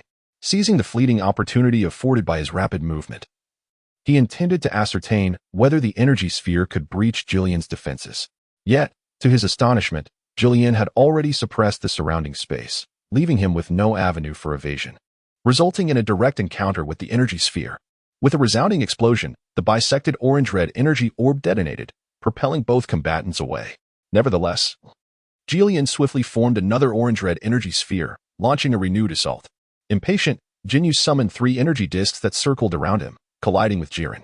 Although Jinyu's energy discs lacked the agility of Jiren's energy spheres, their formidable cutting power compelled Jiren to divert his focus, calculating the trajectories of the discs. Meanwhile, Ginyu found himself somewhat troubled by the relentless assault of the orange-red energy sphere, leading to a stalemate where Jiren maintained the upper hand. However, Ginyu relished this impasse, as it allowed his passive abilities to accumulate rapidly while accelerating the synchronization of his soul and body. Though enduring the blows felt somewhat frustrating, such minor grievances paled in comparison to the significance of his personal growth. Soon, Jiren sensed something amiss. Jinyu's rate of advancement seemed alarmingly swift, making the battle increasingly arduous for him. With no other choice, he seized Jinyu's arm and forcefully hurled him away, causing him to crash into the planet, leaving a massive crater in his wake. In an instant, Jiren surged his energy, crimson flames erupting from his being, and he unleashed an astonishing burst of speed, charging towards the planet to deliver a fierce onslaught upon Ginyu, who was attempting to escape. Ginyu found himself ill-equipped to cope with the sudden surge of power emanating from Jiren. In an instant, he was rendered powerless, his body marred by a series of indentations from the relentless blows. Ultimately, Jiren unleashed a devastating energy punch that pierced through Jinyu's abdomen, thrusting him deep into the Earth's core before propelling him back to the surface. Groaning in pain, Ginyu clutched his midsection, only to witness his flesh writhing as he miraculously restored himself to his original form. Jiren, taken aback by this unexpected recovery, was met with Jinyu's swift retaliation as he pointed a finger, launching a laser beam towards him. However, Jiren's reflexes were lightning fast. He deftly sidestepped the attack and, with a swift motion, reappeared at Jinyu's side, delivering yet another energy punch that forcefully penetrated Jinyu's flank. Ginyu was painfully struck away, quickly unleashing 6 energy discs to obstruct the path and prevent Jiren from pursuing him. He then forcefully twisted his body, effectively splitting himself into 2 Jinyus. The onlookers were immediately astonished. What kind of monstrous entity was this? It appeared to be a remarkably unique type of magical physique, as Angel Margarita elucidated. Soon, the spectators witnessed the 2 Jinyus charging forward once more, launching a relentless assault on Jiren. Although their strength had diminished considerably, the frequency of their attacks surged dramatically, leaving Jiren somewhat overwhelmed. He hastily summoned an orange-red energy sphere to alleviate some of the pressure, but Ginyu swiftly conjured a smaller Ginyu to counter the energy sphere. This smaller Ginyu possessed its own consciousness, thus not consuming Ginyu's computational capacity. While it was somewhat weaker, it opted to teleport beside the orange-red energy sphere, transforming into a fabric-like form that enveloped the sphere before detonating. The explosion shattered the energy sphere, resulting in a far more powerful blast that reduced the smaller Ginyu to a mere pile of flesh. Yet, that mound of flesh rapidly reformed, metamorphosing back into a small Ginyu, which then reintegrated into Ginyu's body. Jiren furrowed his brow, taken aback by Ginyu's unexpected method of resolving the situation. However, facing two Ginyus was not without its solutions. In a sudden burst of determination, he struck one of the Ginyus with a powerful palm while bracing against the other's assault, ensnaring one Ginyu within a massive orange-red energy sphere. That Ginyu became firmly immobilized, unable to shift its form, allowing Jiren to swiftly pivot and unleash a barrage of strikes upon the Ginyu that remained free to move. Ginyu swiftly launched a smaller version of himself to rescue the trapped Ginyu while struggling against Jiren's fierce onslaught, desperately buying time. Jiren unleashed a crimson energy sphere to disrupt the smaller Ginyu and simultaneously executed a key punch that pierced through Jinyu's form, rendering him increasingly defenseless. Suddenly, the ensnared Ginyu roared in fury, a crimson aura igniting around him, enveloped by green and blue flames. Tenfold Kaioken. With a thunderous boom, the trapped Ginyu broke free from his constraints and seized the orange-red energy sphere, forcing it into the mouth of the smaller Ginyu before propelling him towards Jiren, intending to trigger a self-detonation upon close proximity. However, Jiren, sensing the impending danger, swiftly evaded while detonating the energy sphere, causing the smaller Ginyu to self-destruct prematurely. The explosion failed to affect Jiren, yet the Ginyu who had been struggling found himself in disarray from the blast. The two Ginyus quickly fused into one, reclaiming the remnants of the smaller Ginyu to consolidate their strength. Subsequently, they charged at each other once more, engaging in a frenzied battle, utilizing every tactic at their disposal with great enthusiasm. The tenfold Kaioken once again balanced their powers, alleviating Ginyu's earlier frustrations. It wasn't that Ginyu lacked the capability to unleash a higher multiple of Kaioken. Rather, he relished the opportunity to endure blows, hastening the activation of his passive abilities and augmenting his strength. Had he not felt so constrained, he might have refrained from activating Kaioken, as the experience of taking damage would have proven more beneficial.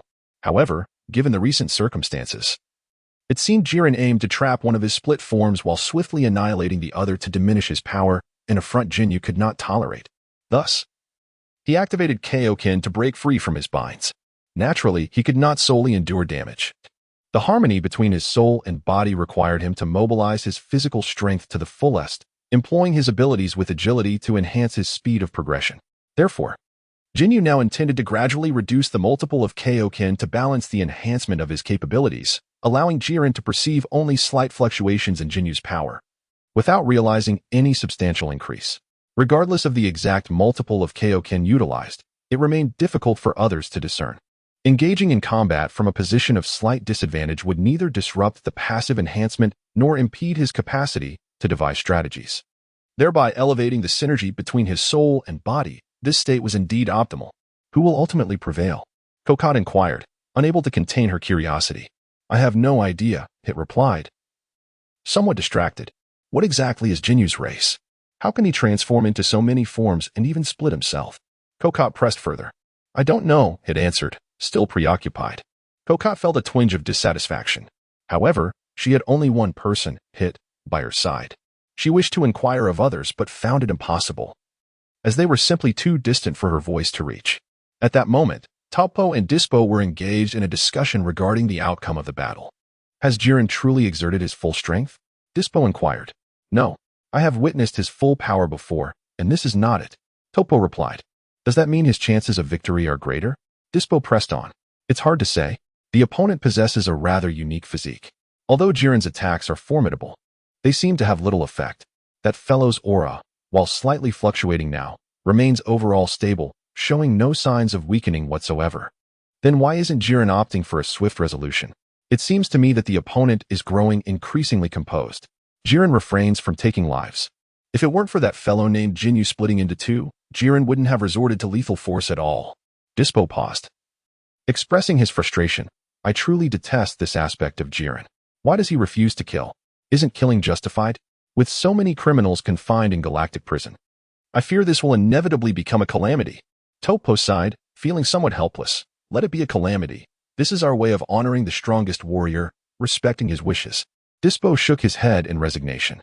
Meanwhile, Ginyu had slowly exited his Kaioken state, somewhat dissatisfied, remarking, Jiren, you still haven't gone all out. At this level, I find it rather uninteresting. Ginyu has grown increasingly composed, for his unique passive ability indeed accumulates far too rapidly, resulting in an astonishing augmentation of his strength.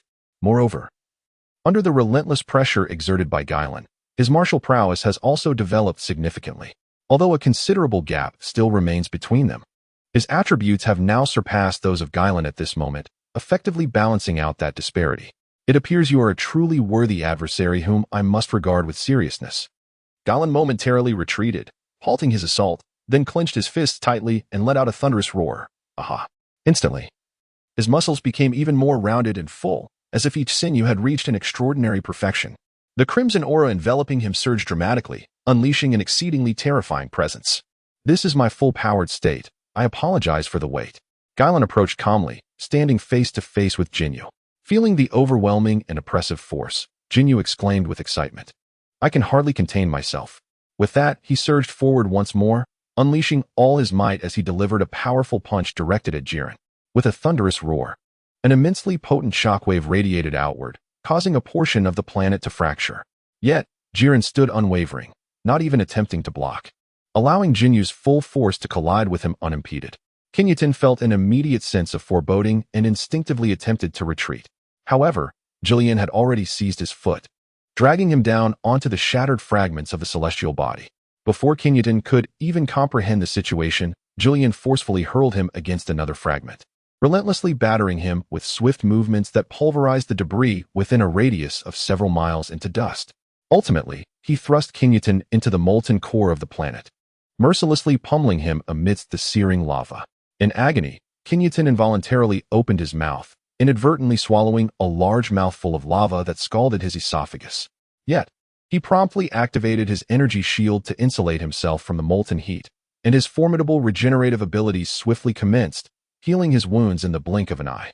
Nevertheless, the lava began to coagulate within him, causing immense discomfort. At that moment, he had no time to expel the solidifying mass, as he was preoccupied with fending off Jillian's relentless onslaught. With a resounding impact, Jillian's fist connected with his face. Ginyu hastily softened his facial features, utilizing Jiren's strikes to propel the magma away. Immediately, he began to regenerate from within his oral cavity, forcing the magma out with energy, and then bellowed, tenfold Kaioken. He once again broke free from Jiren's grasp, yet Jiren swiftly unleashed an even more ferocious onslaught, forcing him back into the molten depths. With no other choice, Ginyu engaged in combat amidst the molten lava. The environment posed slight discomfort for him, yet his formidable lineage was not to be underestimated. Adapting proved to be a manageable task. Before long, he was able to withstand the intense heat of the lava with his bare body, requiring no energy barriers. As their battle intensified, the powerful shockwaves caused the lava to boil and erupt, leading to a series of volcanic explosions that rendered the planet reminiscent of a hellscape. Since both fighters had delved deep underground, the spectators struggled to see the unfolding events clearly. Thus, Wei Mei spoke up. Makarita, please display the battle situation. Of course, dear, replied Makarita, gracefully waving her staff, which magnified the combat between Ginyu and his opponent for all to witness in the vastness of space. At that moment, both warriors had plunged into the planet's core, reaching the solid surface of the inner Earth, where a remarkable hand-to-hand confrontation commenced. The resilient core material could scarcely endure their onslaught, shattering intermittently only to be filled by lava, which was then solidified by pressure, restoring the fractured terrain. Currently, Ginyu found himself on the receiving end of a relentless beating, as the tenfold Kaioken was insufficient to bridge the gap between the two. Fortunately, Jiren harbored no intent to kill, allowing Ginyu to somewhat relish the experience of being pummeled. However, due to Jinyu's enjoyment, his Ultra Instinct passively developed at a slower pace. Given that the power of Ultra Instinct amplifies with anger, which he lacked in this moment, truth be told, it felt like a waste of his potential. Nonetheless, other passive abilities were indeed activating, such as those inherited from Frisia, which rendered him quite resilient. Regrettably, he could not uncover the secret to transforming into his golden form, which would have further enhanced his durability. Moreover, Scions naturally grow stronger amidst battle, a phenomenon unrelated to Ultra Instinct, as long as one is a scion. They would gain strength. What delighted him the most was that his soul-body compatibility had surged to an impressive 80. This indicated that he was increasingly capable of utilizing the strength of this body, and the bond between his soul and body would deepen, making it more challenging for others to seize control of him. Of course, this also implied that should anyone attempt to possess his current form, reclaiming it would be considerably easier for him. Such is the advantage of high compatibility. Jiren was truly the ideal sparring partner at this stage. He resembled an upgraded version of Sun Wukong, skilled in martial arts, immensely powerful, and possessing a kind heart that did not entertain thoughts of killing Ginyu. Furthermore, Jiren's strength surpassed Jinyu's, eliminating the need for Ginyu to elevate his own power to match that of Wukong for practice purposes. You seem to be growing stronger, Jiren remarked. Indeed, Ginyu conceded, as there was no longer any point in concealing the truth. Are you a race that grows stronger in battle? Jiren inquired. Yes, Ginyu nodded. Excellent. It has been quite some time since anyone has managed to push me to my true limits, and I am eager to see if you can achieve that. Jiren also appeared to be somewhat exhilarated. As you wish, Ginyu responded, brimming with excitement, gradually withdrawing from the Kaioken, yet his circumstances remained largely unchanged. Ginyu felt an exhilarating thrill akin to facing a worthy adversary. In his previous life, such fervor was only experienced while engaging in games, challenging formidable bosses that seemed insurmountable. Now, only by vanquishing his opponent could he attain the utmost sense of accomplishment. 10-fold Kaioken, 20-fold Kaioken, 30-fold Kaioken, 50-fold Kaioken. Boom. The entire planet shattered completely, reduced to countless particles drifting through the cosmos. Chapter 57. The Death of Ginyu. At this moment, Ginyu exuded an overwhelming aura, a torrent of energy surging forth, distorting the surrounding space into a chaotic whirlwind, rendering the onlookers somewhat unable to discern his form. Jiren, how do you perceive this power? Jinyu's voice reverberated, penetrating even the void of space through the resonance of energy. Before Jiren could respond, the astonished Videl interjected, "This power surpasses yours, my dear." The angel Margarita could not help but stifle a laugh. Videl's expression darkened momentarily, yet she quickly retorted, "Humph. It's merely a battle prowess that exceeds mine. I can still annihilate him. But dear, he possesses the ability to teleport." Margarita reminded her. Videl hesitated, then somewhat awkwardly remarked, "Ahem. Perhaps I don't need to kill him after all. Though he harbors many malevolent energies, he doesn't seem to possess a bad character. And he has promised to assist us regardless of the outcome. That is commendable." Margarita smiled in silence. Meanwhile, Jiren's expression grew serious as he spoke. "Not bad. Yet still insufficient." "Huh," Ginyu scoffed, stating, "Whether it's enough or not, let us engage first." With a thunderous roar, Ginyu launched himself forward, hurtling towards Jiren. Jiren, establishing a firm stance by drawing upon his energy, unleashed a powerful punch, executing a fierce energy strike. In an instant, the sharp force surged forth, darting toward Ginyu like a bolt. Ginyu had suffered considerable setbacks from this technique, thus he dared not confront it head-on. Instead, he swiftly sidestepped and charged towards Julian. Observing that this maneuver was proving less effective, Julian promptly altered his approach, delivering a powerful strike into the void before him, unleashing a colossal orb of orange-red energy. Ginyu hastily applied the brakes, narrowly avoiding a direct collision. Meanwhile, Jiren propelled the energy sphere forward, intending to ensnare Ginyu within its confines. However, Ginyu swiftly maneuvered away from Jiren's grasp. Observing Jinyu's retreat, Jiren promptly diminished the size of the orange-red energy sphere and hurled it towards Ginyu. Ginyu swiftly formed a frame with his hands, unleashing a net of energy that enveloped the energy sphere, causing it to detonate. In a flash, Goku appeared before Ginyu, launching a powerful punch. Ginyu unleashed a powerful strike towards the past, yet within his palm manifested a violet sphere of space. In an instant, Jiren pierced through this sphere, only for it to expand rapidly and ensnare him within its confines. At that moment, Coco, observing from afar, gasped, "Isn't that my technique?" They cast a sidelong glance at her and remarked, "It seems he has also pilfered your signature move." "What do you mean also?" Coco inquired, slightly perplexed. Hit chose not to respond. Meanwhile, Ginyu had gathered his energy for a formidable attack, his hands clawed and drawn together at his waist, emanating an extraordinarily brilliant blue radiance. "Came. Haim. Huh," Ginyu bellowed, thrusting his hands forward with great force, unleashing an exceptionally robust column of energy. Jiren, with a grave expression, gazed at the azure beam of light hurtling toward him. He then clenched his fists tightly, his muscles taut, as he concentrated the crimson aura enveloping him into a formidable barrier of energy. Boom.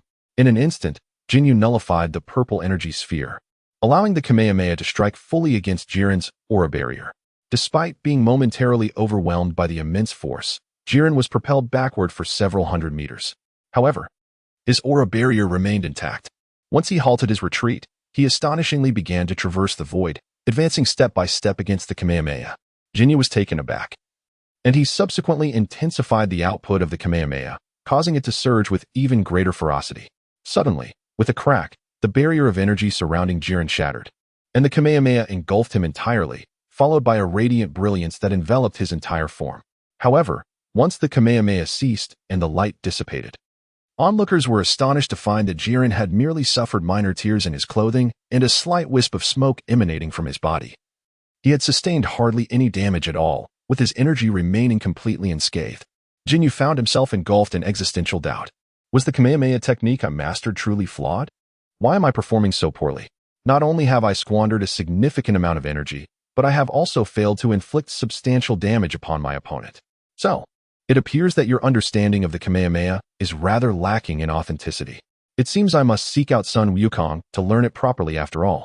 Jiren advanced step by step, emanating a formidable aura, his presence growing ever more imposing. Ginyu initially believed that his 50-fold Kaioken should at least match Jiren, but it now appeared that he would be utterly crushed. Your power is commendable, yet my physical form is far too formidable, Jiren declared. Is that so? Ginyu pondered how to turn the tide. Even if his strength surpassed Jiren's, it would be meaningless if he could not breach his defenses. If you possess no other means, then this shall be your end. As he spoke, Jiren raised a hand, conjuring a massive orange-red energy sphere. The sphere swelled larger and brighter, until its diameter reached approximately 500 meters, at which point it ceased to expand. Nonetheless, its radiance continued to intensify, indicating that the energy within was still accumulating. Gradually, Jiren clenched his fist, causing the energy sphere to shrink rapidly, eventually reducing to the size of his fist. Surrender, or you shall perish, Jiren warned. What a joke. Do you really think you can kill me? Ginyu scoffed. I have observed you closely. Even if you were shattered, you would not die. But if your cells are utterly obliterated, you would be unable to recover. This move of mine is sufficient to reduce you to ashes. Then let us see if you can indeed turn me to dust. I have no inclination to kill, but I am not human. I am a demon, a world-destroying demon. I have slain for supreme Kais, butchered countless innocents, obliterated innumerable planets, and devoured countless masters.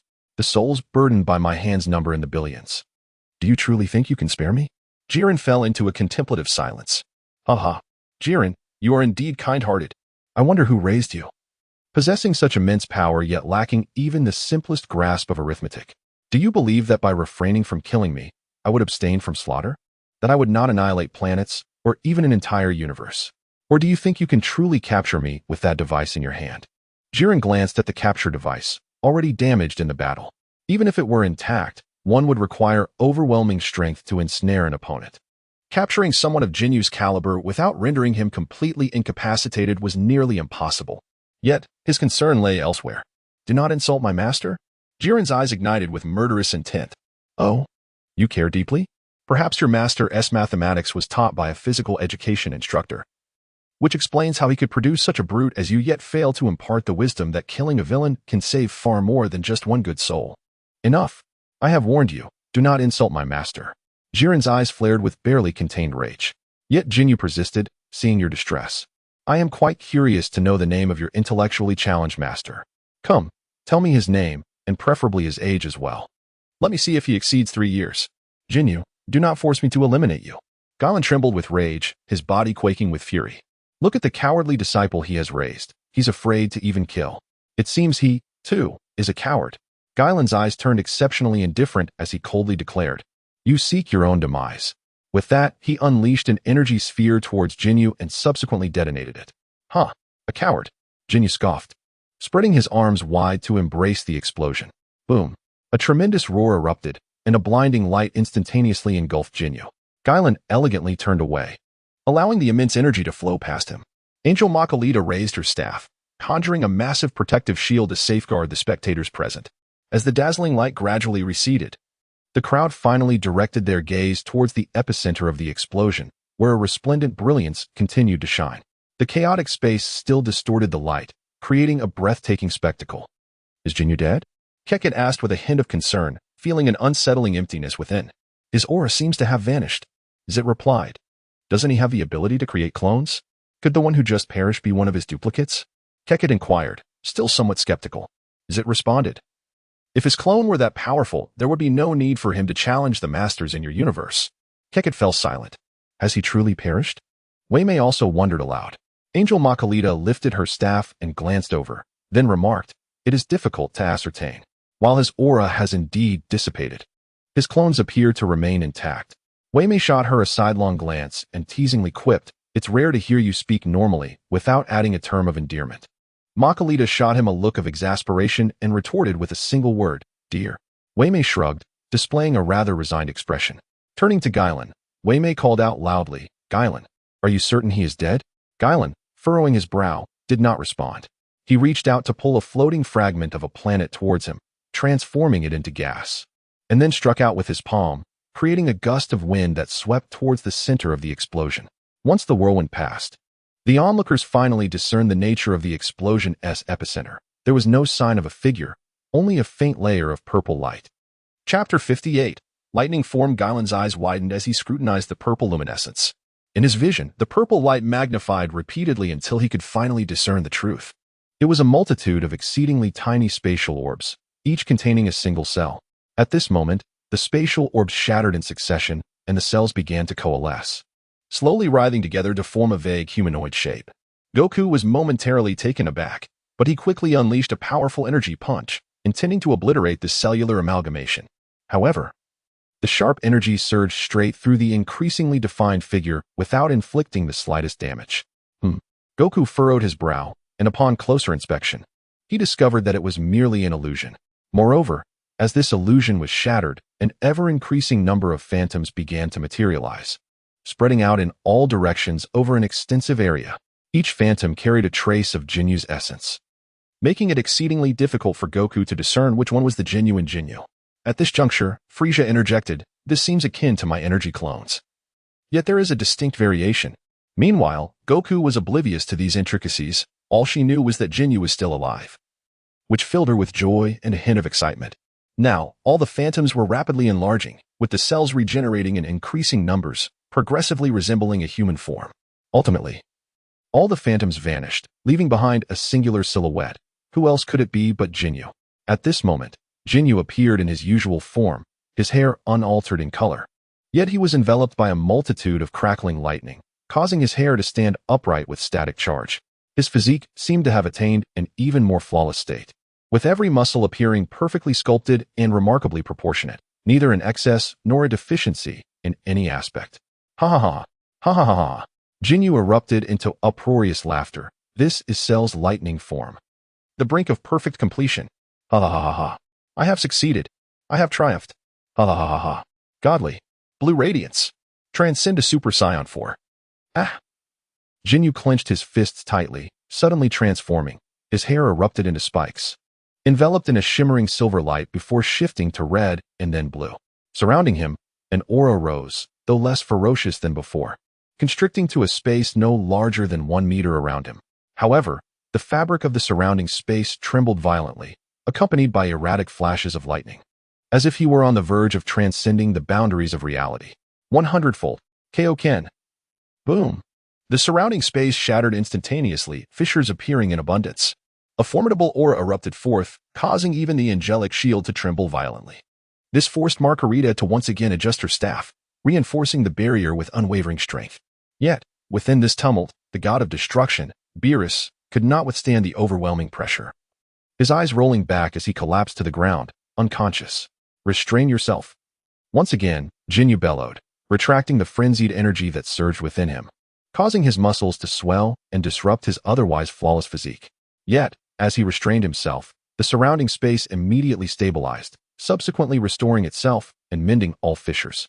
However, within a 10-centimeter radius around him, the space remained perpetually unable to heal, trapped in a cycle of repair and rupture, enveloping him in a shroud of dark energy that shimmered like shattered glass. creating a breathtaking spectacle. Your manipulation of energy is rather crude, Jillian remarked. There's little choice in the matter. My growth has been exceedingly rapid, Ginyu replied, spreading his arms in a gesture of candid acceptance. He then assumed an inviting posture, saying, "Allow me to refine my skills with your assistance. You have finally piqued my interest," Jillian declared, taking the initiative for the first time. Swiftly darting to Jinyu's side and unleashing a fierce energy punch, Ginyu nonchalantly extended his hand, his fingers snapping with a sudden force that shattered the sharp energy around him. Simultaneously, he declared, "My power now far exceeds yours, Jiren. I am aware that you possess a stronger form. If you wish to avoid a beating, you should unleash it without delay." "Well, it remains to be seen whether you can compel me to reveal my ultimate form," Jiren retorted with a cold smirk, a surge of battle spirit igniting within him. Ginyu could not help but smile, remarking, "It seems you are unaware of the extent of my current strength." With that, Ginyu delivered a powerful punch to Jiren's abdomen, causing him to arch in pain as blood spilled from his lips. "I never anticipated I would become this formidable," Ginyu whispered softly in his ear, then swiftly moved, relentlessly assaulting Jiren with a flurry of blows, rendering him unable to resist.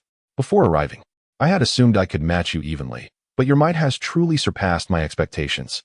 Even the god of destruction did not instill such a profound sense of pressure within me, yet you stand before me like an insurmountable mountain, one I cannot hope to scale. I have not genuinely clashed with the god of destruction, but as a mere mortal, you have allowed me to experience the true magnitude of divine power.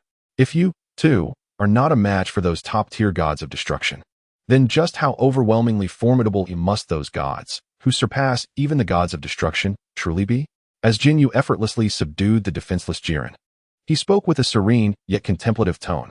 "What, I wonder, is the true essence of the most powerful deities? How vast is the chasm that separates us? Is it a distance so great that it renders our aspirations futile, even over a lifetime? After all, their lifespans are remarkably extensive. Even the slightest daily progress, accumulated over years, could lead to an unimaginable magnitude of power. I have heard that you declined the position of Destroyer God. May I ask why?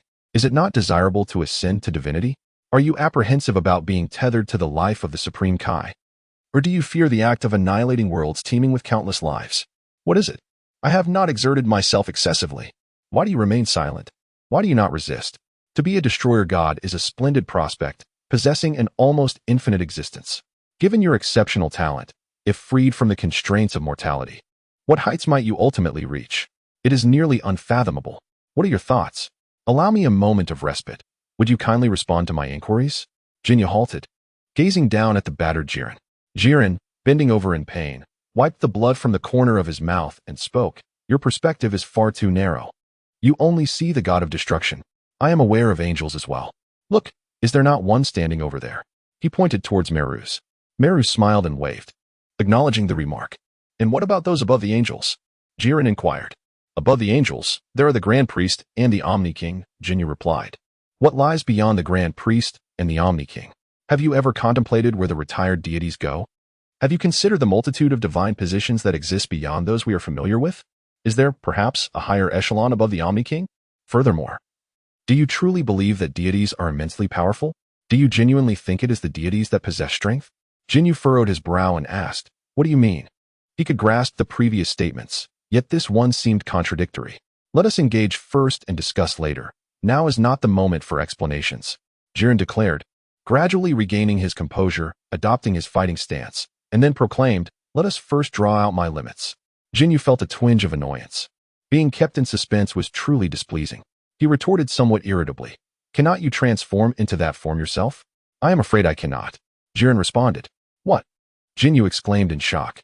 "Why not?" "Because I am not angry enough. That form of mine is not stable." Jiren continued to elucidate, "You are a remarkably rational individual. You should comprehend how difficult it is for a rational person to feel anger.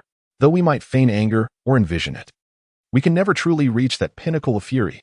After all, for a warrior, anger is the optimal means of gathering energy. Without anger, one lacks the best method to excavate their potential to the fullest." Ginyu frowned and then turned to Hit, saying, "Hit, eliminate Cockroach." "What?" Cockroach gasped, incredulous. But she soon felt a sharp pain in her abdomen, looking down to find Hit's hand piercing through her. "Stop!" The others finally reacted, trying to intervene. Yet, it was too late. "No, Dispo erupted in fury, immediately launching himself from the ship at an astonishing speed towards Kakarot. However, Hit swiftly retaliated, sending him hurtling back with his time-skip technique. Damn it! Tobro also soared into the air, and upon catching Tispro, he immediately surged forward, intent on rescuing Kokot. However, without transforming into the form of a destroyer, he lacked the means to counter Hit's time-skipping technique, which resulted in him being repelled once more, rendering him unable to approach. Fueled by rage, Weemiai swiftly maneuvered behind Hit and delivered a decisive chop. Hit, taken by surprise, attempted to evade the strike. But in the next instant, he and Kokot had teleported to another location. With a face full of fury, Weemiai glared at Ginyu and exclaimed, "Ginyu, do you intend to breach our agreement?" Ginyu disregarded him and continued to gaze at Jiren, asking, "Your comrades are perishing, yet you remain unmoved?" Jiren cast a fleeting glance at Kakarot before turning to Ginyu, shaking his head and replying, "It is futile." Chapter 59.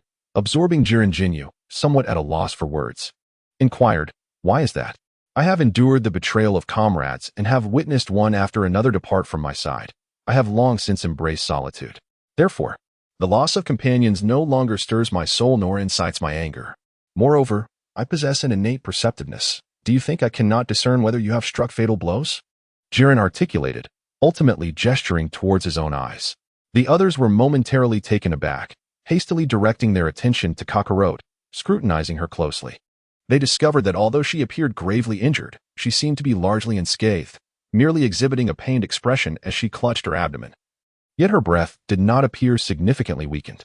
Ginyu felt a twinge of displeasure and remarked, "You have no idea how much you embarrass me, do you?" With a snap of his fingers, Keket's injuries were instantaneously healed. Were it not for the 2 gaping holes in her clothing, she might have doubted whether the preceding events had been mere illusions. Yet, despite her wounds being mended, her gaze towards Ginyu had transformed. Just moments ago, he had threatened her life over a trivial disagreement. Although it was a feigned threat, the act itself was real. And what if his actions had led to a fatal mistake? A tinge of sorrow washed over her, her emotions entangled in complexity. "Is it true that your only concern lies with your master?" Ginyu inquired. Jillian remained silent. "What is it about him that captivates your thoughts so?" Jillian continued to hold his tongue. "I fail to see any admirable qualities in your master. He lacks teamwork, disregards the lives of his comrades, and is solely focused on his own prowess.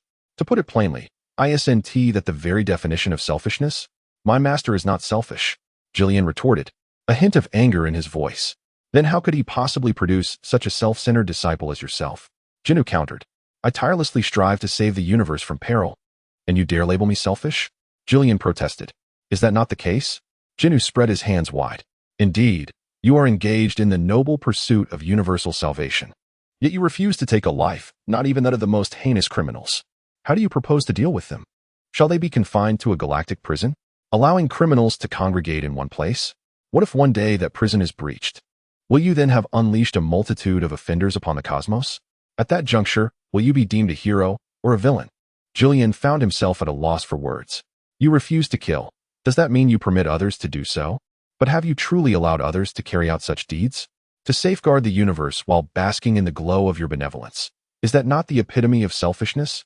Like master, like disciple, and by that logic, does it not imply that your master is equally selfish?" "No, my master is nothing like me." Jillian vehemently shook his head in denial. "If your master is indeed unlike you, then he must have failed to teach properly, resulting in a disciple as flawed as you. It is evident that your master's life must also be a failure. I will not allow you to speak of him in such a manner. Then that merely validates my assertions. What? Are you at a loss for a rebuttal? Where has he succeeded?" Jillian was rendered speechless. Ginyu continued, "Oh, by the way, could you enlighten me about his dreams?" Jillian remained unresponsive. Ginyu chuckled and remarked, "Surely, you jest about the notion of universal peace? How could you dare to regard such a lofty ideal as mere folly?" Jiren felt a surge of indignation. "Is it not true?" Ginyu shrugged his shoulders and replied, "Wherever humans gather, discord inevitably follows.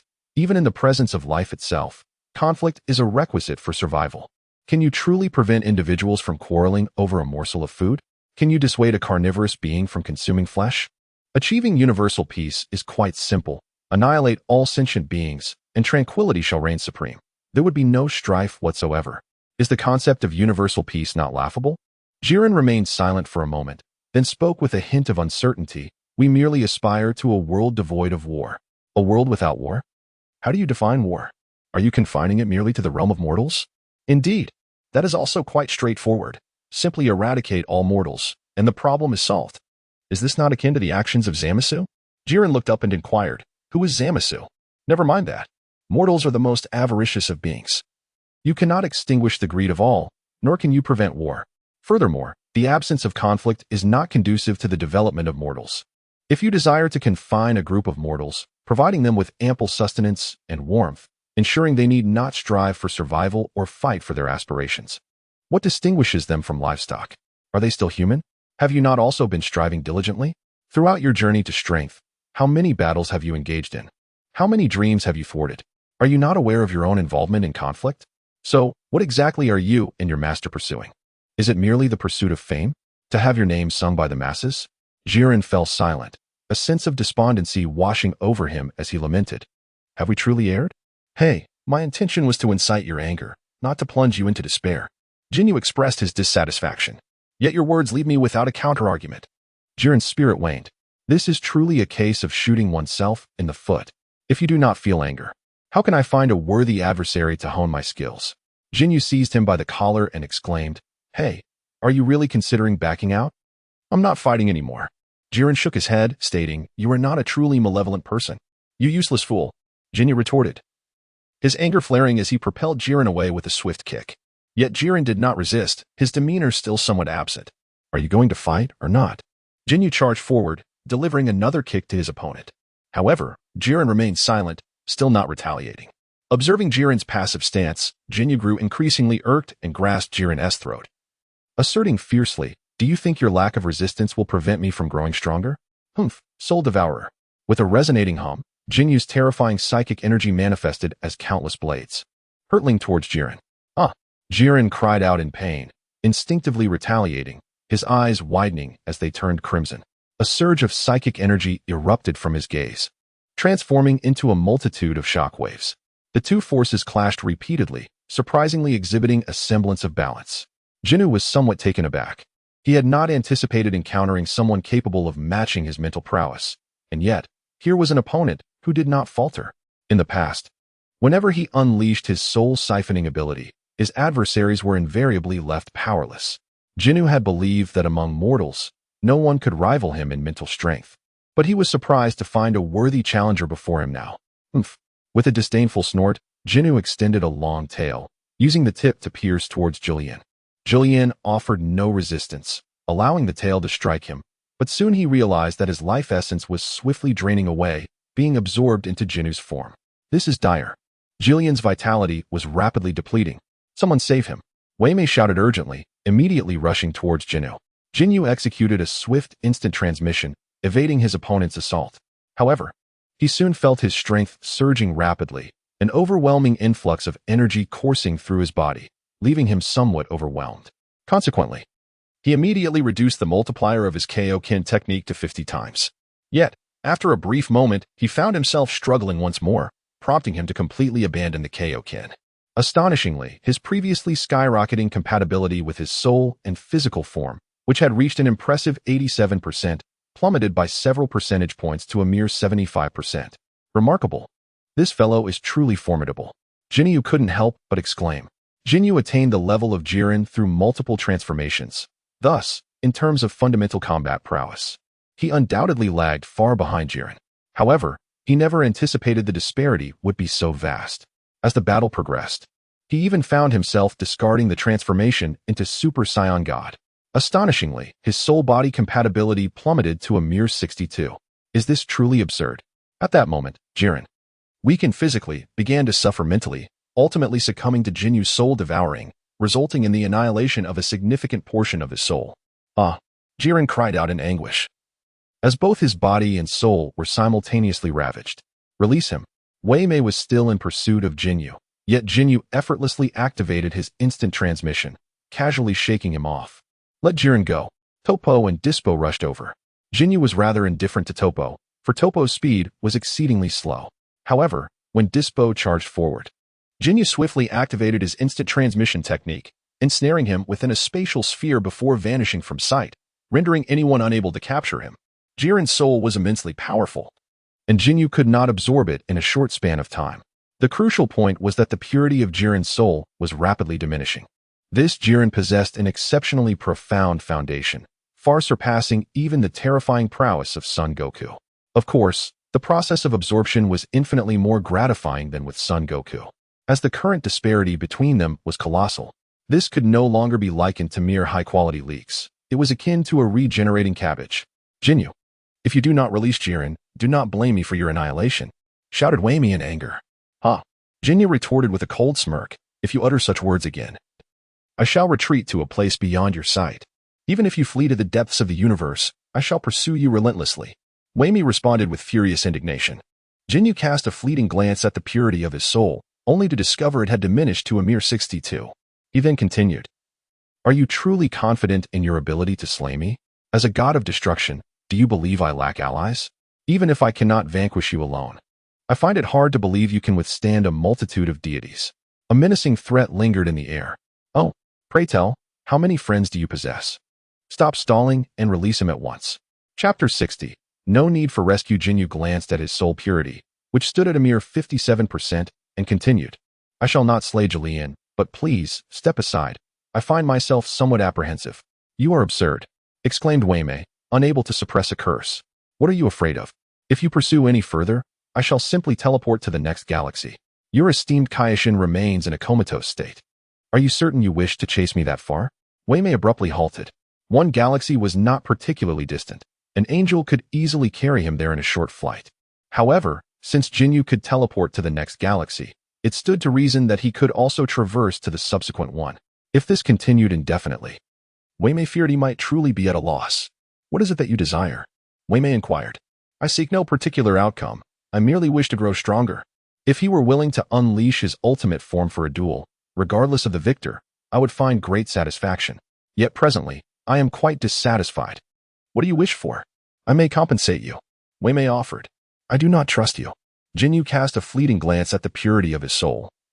Noting it had reached 52, he decided to wait a moment longer, until it dipped to 51, before carelessly tossing the emaciated figure of Jiren, resembling a desiccated corpse, towards Wei Mi. Hurry and awaken the Kaioshin to attend to him, lest he perish. Do not blame me for the consequences. With that, Ginyu instantaneously transported himself to the side of Hit and Kakarot, swiftly whisking them away. Meanwhile, upon receiving Jiren, Wei Mi wasted no time and hastened back to the angel, Margarita, exclaiming, Quickly awaken Kai. On another desolate planet, Ginyu brought Hit and Kokot over, instructing Hit to keep an eye on Kokot, while he instantaneously transported himself to the opposite side of the planet to summon the other split bodies. Once these split entities reintegrated into his being, he felt a sense of relief, alleviating the discomfort of excessive fullness. He then proceeded to generate 8 additional split bodies, dispersing them throughout the cosmos before returning to the location of Hit and Kokot. Finding a shaded spot, he sat down cross-legged, commencing the vigorous operation of his soul-devouring technique in order to enhance the purity of his soul. Hit instinctively positioned himself to the side, serving as Jinyu's protector, while Kokot approached Ginyu with a somewhat conflicted expression and inquired, Will you not release me yet? Ginyu opened his eyes and replied, They have not defeated me. Why should I release you? Kiki pressed her lips together, unsure of how to retort. However, this was not the question she truly wished to ask, so she spoke again. You just commanded Hit to strike me. Are you not afraid he might genuinely take my life? Ginyu replied, Hit is a master assassin. His precision far exceeds my own. But what if he were to fail? No matter. I possess the means to resurrect you. Resurrect? Coco's gaze fell, her eyes downcast. Do you not care about my feelings? Why should I concern myself with your feelings? What connection do we share? Ginyu inquired, locking eyes with her. Coco found herself momentarily speechless, realizing that, indeed, there seemed to be no bond between them. Ginyu rose, gazing down at her, lifting her chin, and inquired, What makes you believe we share a connection? Coco was at a loss for words. It seemed she had indeed misinterpreted the situation. Ginyu had never endeavored to charm her, nor had he exhibited the slightest interest in her. Yet, in that moment, Ginyu wrapped his arms around her waist and leaned in. Coco was momentarily taken aback, struggling to comprehend the sudden shift. However, she soon felt an overwhelming sensation surge through her mind, as if something had exploded, leaving her thoughts in disarray. In the distance, Hit turned away, resuming his observation of the scenery. He found himself puzzled by the peculiar intimacies shared among beings of different natures. Yet centuries of experience had taught him that lingering would be impolite, prompting him to avert his gaze. After what felt like an eternity, the two finally parted ways. Ginyu gazed at the young girl's flushed face, her body languid and her breath erratic, even the rhythmic beating of her heart audible. With a slight smile, he remarked, "Now." This signifies a certain connection. At once, Coco T lowered her head, unsure of how to respond. A flurry of panic enveloped her as she struggled to catch her breath. Her thoughts in disarray. Did he wish to deepen their bond? Ginyu whispered in her ear, then produced a capsule, tossing it aside, which instantly transformed into a room. Coco Te exclaimed, momentarily stunned as she looked up, only to cry out in surprise. Ginyu had already scooped her up in his arms, making his way toward the interior of the room. "Wait, no?" Coco Te protested, attempting to push Ginyu away in her struggle. Ginyu halted and inquired, "What is the matter?" I'm not ready yet," Coco stammered, a hint of panic in her voice. Ready for what? Coco herself found it difficult to articulate what she needed to prepare. "To prepare you, prepare me, and a room, surely that suffices?" Ginyu replied with a smile. "But Coco, I am your captive," she hastily offered as an excuse. "Do you wish to remain a captive?" Ginyu asked. "What do you mean by wish to remain? Isn't this how it is supposed to be?" Coco retorted. "Huh." Ginyu chuckled softly. "Very well. Since you are indeed a captive, your fate is no longer in your hands. Am I not free to act as I please?" With that, Ginyu embraced her and continued toward the room. No. I refuse to be a captive. I will not be a captive," Coco protested, struggling in a state of disarray. Ginyu came to a halt once more and inquired, "What is it that you wish to do?" It seems you are reluctant." With that, Ginyu set her down. "No, I merely..." "What do you mean by merely?" "I just feel that this is all happening too swiftly. I am not prepared. There has been no process." Ginyu leaned slightly forward, gazing into her eyes and said, "I do not believe we have the luxury of time to cultivate a gradual relationship. After all, we are adversaries. We need not remain enemies." She retorted, "Yet your destroyer holds a strong aversion towards me." At this, Keket was instantly enveloped in a whirlwind of conflict. Ginyu leaned closer to her ear and whispered, "Since you are unwilling, you may take your leave. I must seize the opportunity to grow stronger, at least to the point where your god of destruction cannot annihilate me." With that, Ginyu deftly tugged at the belt that encircled her waist, effortlessly freeing it. He then cast a glance at the tattered fabric of her attire and, with a flicker of divine energy, restored her clothing to its original state. Kiki bit her lip, at a loss for words. Ginyu turned around, intending to tidy up the house, but Coco tugged at his hand and said, "Wait, what is the matter?" Ginyu inquired. Coco hesitated for a moment, then mustered her courage to say, "I can offer you my first time. But I have yet to decide whether I wish to be your woman, considering your notorious flirtation, which I find unappealing. A mere night of passion? Please, don't phrase it so harshly." Ginyu placed a hand gently upon her shoulder and said, "Since you have not made up your mind, there is no need to offer your most precious first experience. A girl who fails to cherish herself will never be valued by a man. Even if you were to give me your first, the thought of you being with other men afterwards would diminish my regard for you, perhaps even lead to disdain. Are you truly willing to be treated as a disposable item, used once and discarded? If that is the case, I shall not show you any mercy. I would continue until you are utterly spent. After all, a disposable item is simply cast aside once it has outlived its usefulness." Coco felt a wave of distress wash over her, tears streaming down her cheeks uncontrollably. Ginyu gently wiped away her tears and said softly, "It's all right. I'm not in a hurry. Take your time to think it over." He then turned to Hit and instructed, "Hit, if she wishes to return, you shall escort her back." Hit nodded in agreement. Ginyu then attempted once more to compress the house into a capsule, but Coco intervened again. "Will you treat me well?" Coco inquired. "What does well entail?" Ginyu asked. Coco was at a loss for how to respond. Ginyu smiled, gently caressing her face as he remarked, "I am uncertain how best to treat you well. Nor can I delineate the confines of this goodness, or guarantee my adherence to such bounds. All I can promise is to endeavor to bring you joy. Is that sufficient?" Keket nodded, her spirits lifted, and replied, "It is. I hope you won't regret this, for I possess no antidote for regret." As he spoke, Ginyu lifted her into his arms. Keket, slightly blushing, nestled against him and said, "I too hope I will not harbor regrets. Then I shall strive to ensure you do not." With that, Ginyu stepped into the room and, with a swift motion of his foot, closed the door behind them. After a moment, he even cast a divine barrier around the house and inscribed a message in the language of the gods. Angels, should you dare to spy again. That would be quite excessive. Far away, light years distant, Margarita felt a faint blush creep upon her cheeks as she tucked away her staff. Glancing at Tispo with a hint of sympathy. What is with that strange look from the angel? Tispo pondered, perplexed. Is there something on my face? Meanwhile, Jiren's injuries had healed somewhat. Beside him, King Kaikei was sprawled on the ground, utterly exhausted, gasping as he lamented, I can't do it. Jiren is too powerful. I cannot heal him all at once. My divine energy is nearly depleted. Wei Mei longed to call him inept, but refrained, realizing that berating him would be akin to scolding oneself, devoid of satisfaction. At that moment, Tispo anxiously remarked, now even Jiren is no match for that individual. What shall we do about Keket? How can we rescue her? Trappa contemplated and suggested, perhaps once Jiren masters his ultimate form, he will be able to defeat him. But Jiren currently lacks the will to fight. Tispo replied, exasperated, throwing up his hands. Trappa glanced at Jiren and said, Jiren is merely experiencing a temporary lapse in clarity. I believe that once he regains his focus, he will rise to the occasion. But how long will that take? Keket is presently in his grasp. What if that person intends to harm her? Coughing lightly, Margarita interrupted Tispo, hesitating before speaking, perhaps we need not rescue Keket after all. Why not? The group turned their gazes toward her. Chapter 61. Breaking into the prison the following day, Ginyu opened the door and stepped out, stretching luxuriously. Then turned back into the room, calling out, Keket, hurry and come out. Wait, my pants are still torn. Keket hesitated, hiding behind the door, reluctant to emerge. Oh, I forgot. Ginyu smacked his forehead. He realized, in his haste yesterday, he had indeed been rather careless. Thus, Ginyu removed his jacket and, while strolling back to the room, remarked, who told you that this outfit is a form-fitting bodysuit? You cannot blame me for that. Coco, somewhat irked, retorted, clearly, the outfit possesses excellent elasticity, yet you. Is that so? It turns out the garment is indeed quite elastic.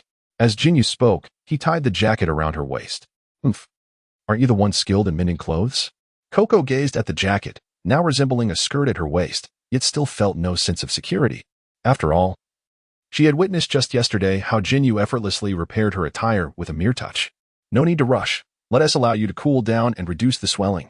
Coco, feeling a mix of embarrassment and anger, pouted, you only know how to bully me. How could that be? Ginyu replied, pulling her into his embrace gently. I only tease you when I wish for you to reach your utmost potential. Right now, I am genuinely indulging you, for even a scratch from clothing can cause pain. Coco's face flushed, and she playfully pushed him away, saying, I believe you, not at all. Ginyu laughed heartily and said, come, let us attend to our business. With that, he attempted to wrap his arm around her as they exited the door. Wait. Coco stumbled slightly, nearly losing her balance. Ginyu swiftly caught her. A hint of concern in his voice as he inquired, what is the matter? Is it still difficult for you to walk? It's all your fault for refusing to treat me. Coco shot him an annoyed glance. Such an opportunity is rare. Why bother with treatment? As he spoke, Ginyu effortlessly lifted her into his arms and exited the room.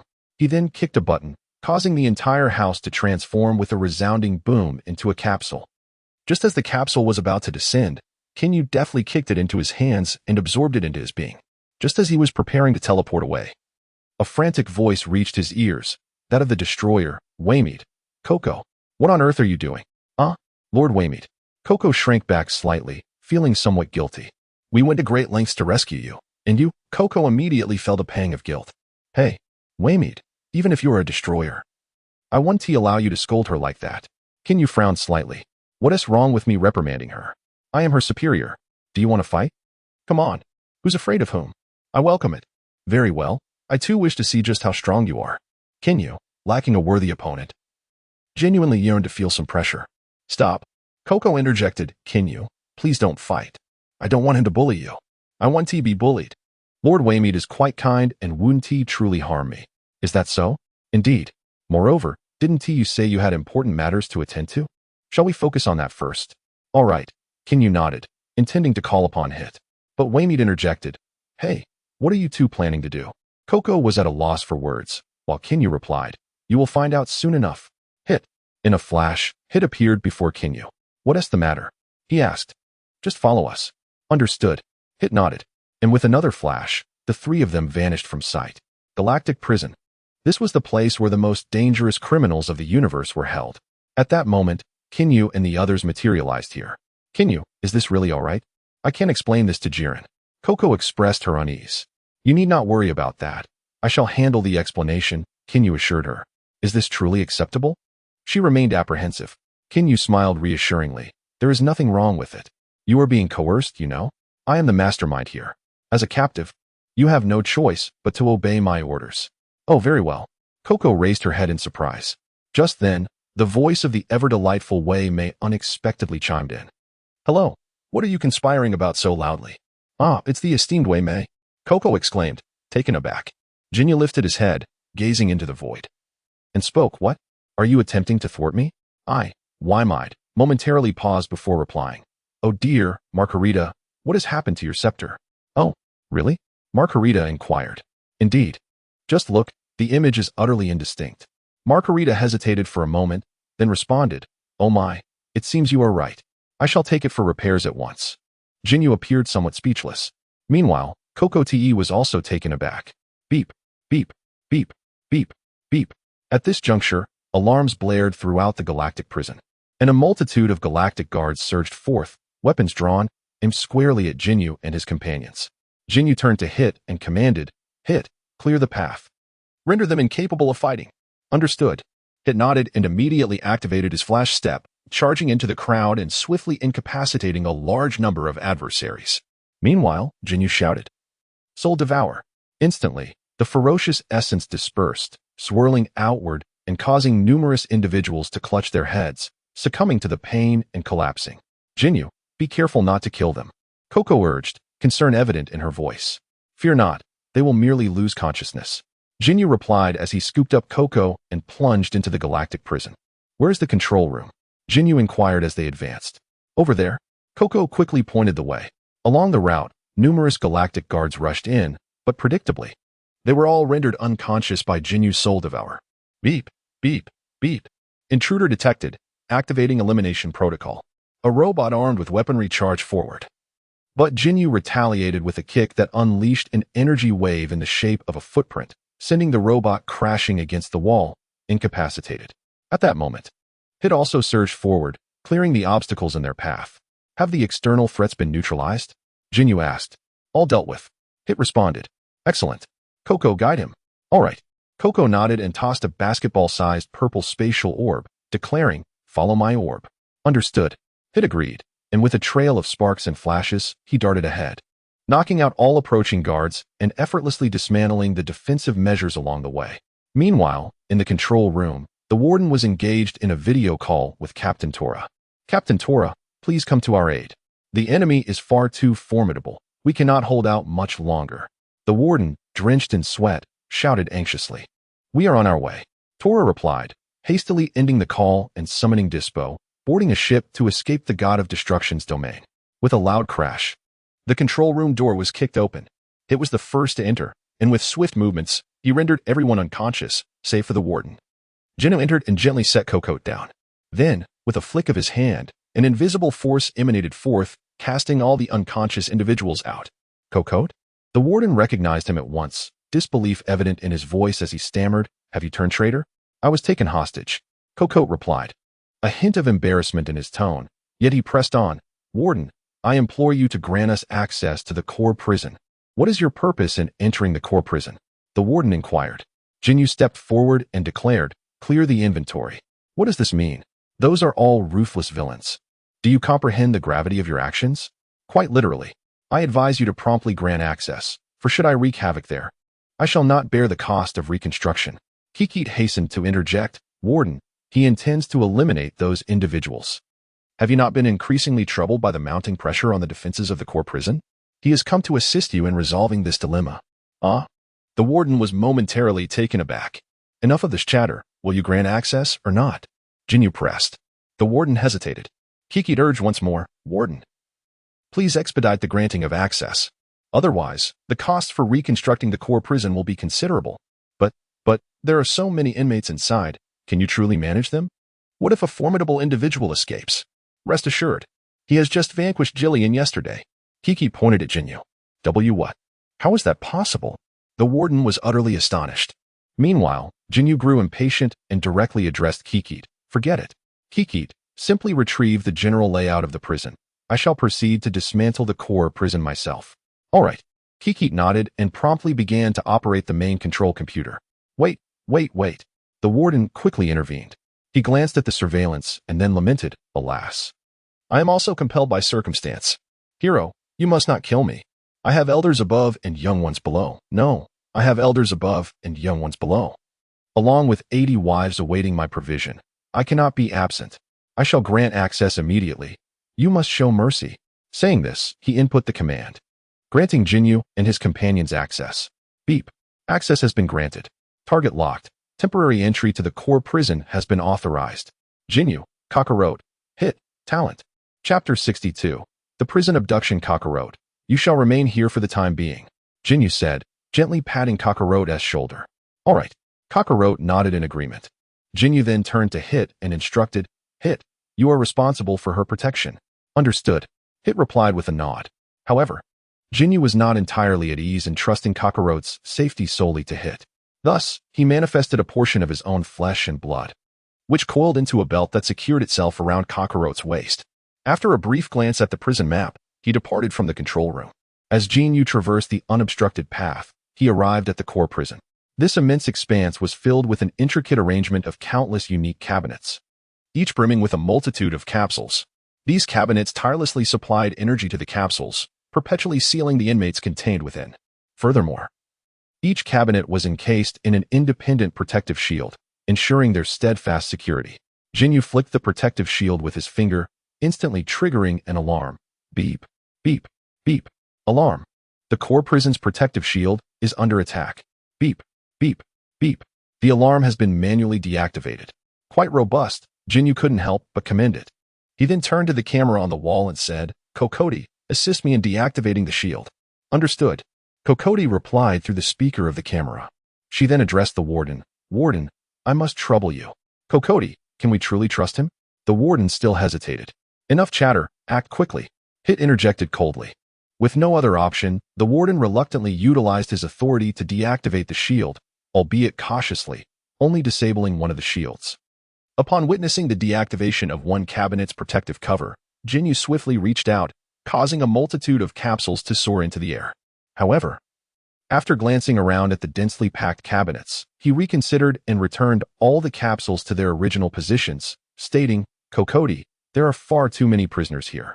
Transporting them all would be quite troublesome. I intend to dismantle this place and take it all with me. Kokoti appeared troubled. Without the continuous energy supply from the galactic prison, those prisoners might manage to escape. Fear not. I will provide energy to the core prison. Its structure isn't overly complex. I can comprehend it, Ginyu declared, beginning to envelop the entire core prison with his mental energy, initiating the dismantling of its connective structures. He also employed divine power to temporarily create certain structures to maintain the core prison's operational integrity. Kokoti, please duplicate the prisoner's records for me. I need to identify any particularly formidable individuals to prioritize their handling, lest unforeseen incidents arise. Ginyu continued with his instructions. Certainly. Kokoti nodded and promptly took a memory drive to copy the data of the core prison's inmates. Bang, bang, bang. Ginyu severed the powerful connections between the core prison and the galactic prison. He then instantaneously teleported before Kokoti, extending his hand. Hand me the data. Here. Kokoti quickly removed the memory drive and handed it to Ginyu. Let us depart. With that, Ginyu activated instant teleportation, whisking Kokoti and hid away to the core prison. He again enveloped the core prison with his mental energy, making both the prison and the two individuals vanish simultaneously. The warden found himself speechless. Had he not just dismantled the core prison? He sighed, hoping Ginyu would somehow restore the core prison. Otherwise, the reconstruction costs would be exorbitant. In a distant realm of space, Ginyu instructed Koko and Hit to maintain their distance while he diligently sustained the energy supply of the core prison, simultaneously perusing the data stored in the memory disk on his computer. Among these ruthless villains, there was indeed no shortage of talent, each possessing an array of peculiar abilities. Some particularly dangerous individuals were sequestered in specialized chambers, subjected to heightened surveillance. Those incarcerated within cabinets appeared, to Ginyu, to possess rather mediocre capabilities, which he found somewhat contemptible. Nevertheless, he meticulously sifted through the roster, selecting a few capable criminals to be relocated to an unoccupied room for safekeeping. The remainder, whom he deemed unworthy, were summarily dismissed with a wave of his hand, casting them into the void of space. With a sharp snap of his fingers, Ginyu commanded, "Transform into candy." Instantly, bolts of lightning surged toward the capsules. At the precise moment the electrifying energy was about to make contact, Ginyu harnessed his formidable psychic power to simultaneously press the buttons on all the capsules. The criminals, who had not yet had the opportunity to enlarge, emitted anguished cries as they were struck by the electric force, subsequently shrinking to the size of confectionery.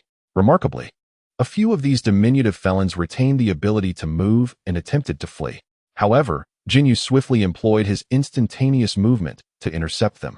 These few possess commendable strength, he mused, before consuming the captured candies not as a source of energy, but sealing them within his flesh to absorb their essence. As for the others, he opened his mouth wide, inhaling deeply, and swiftly devoured the transformed candies. At that moment, several more candies attempted to escape, one even activating instantaneous movement to evade capture. Truly clever. Yet Ginyu remained unfazed. Once he had ingested all the candies and let out a contented burp, he activated instantaneous movement to pursue the fleeing confections. Marked by his magic, these candies could not elude his relentless pursuit, soon finding themselves recaptured one by one. The one that had used instantaneous movement was also ensnared after several surprise attacks from Ginyu. These particular candies were intentionally preserved, absorbed into his flesh for gradual digestion, allowing him to assimilate their powers and prevent waste. As for the remaining dangerous individuals, Ginyu hesitated momentarily before conjuring a colossal purple sphere of energy, enveloping the entire core prison, and only then did he contemplate how to release these perilous individuals. He was in no rush, for he had just absorbed a multitude of criminals, leaving him somewhat overwhelmed. Thus, he summoned the 8 split forms to teleport back to him, merging with them to alleviate the burden, and subsequently allowed them to teleport out once more. The combined strength of these criminals surpassed even that of Ginyu himself, and by a considerable margin. Hence, he surmised that those dangerous entities would likely be even more formidable, necessitating utmost caution to avoid any missteps. Taking advantage of this digestion phase, he diligently scrutinized the profiles of these individuals, striving to overlook not a single detail.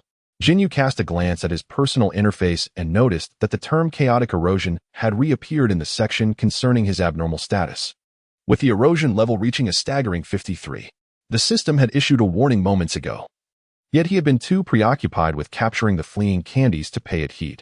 To his astonishment, he discovered that as the erosion level increased, the rate of decline had become remarkably sluggish.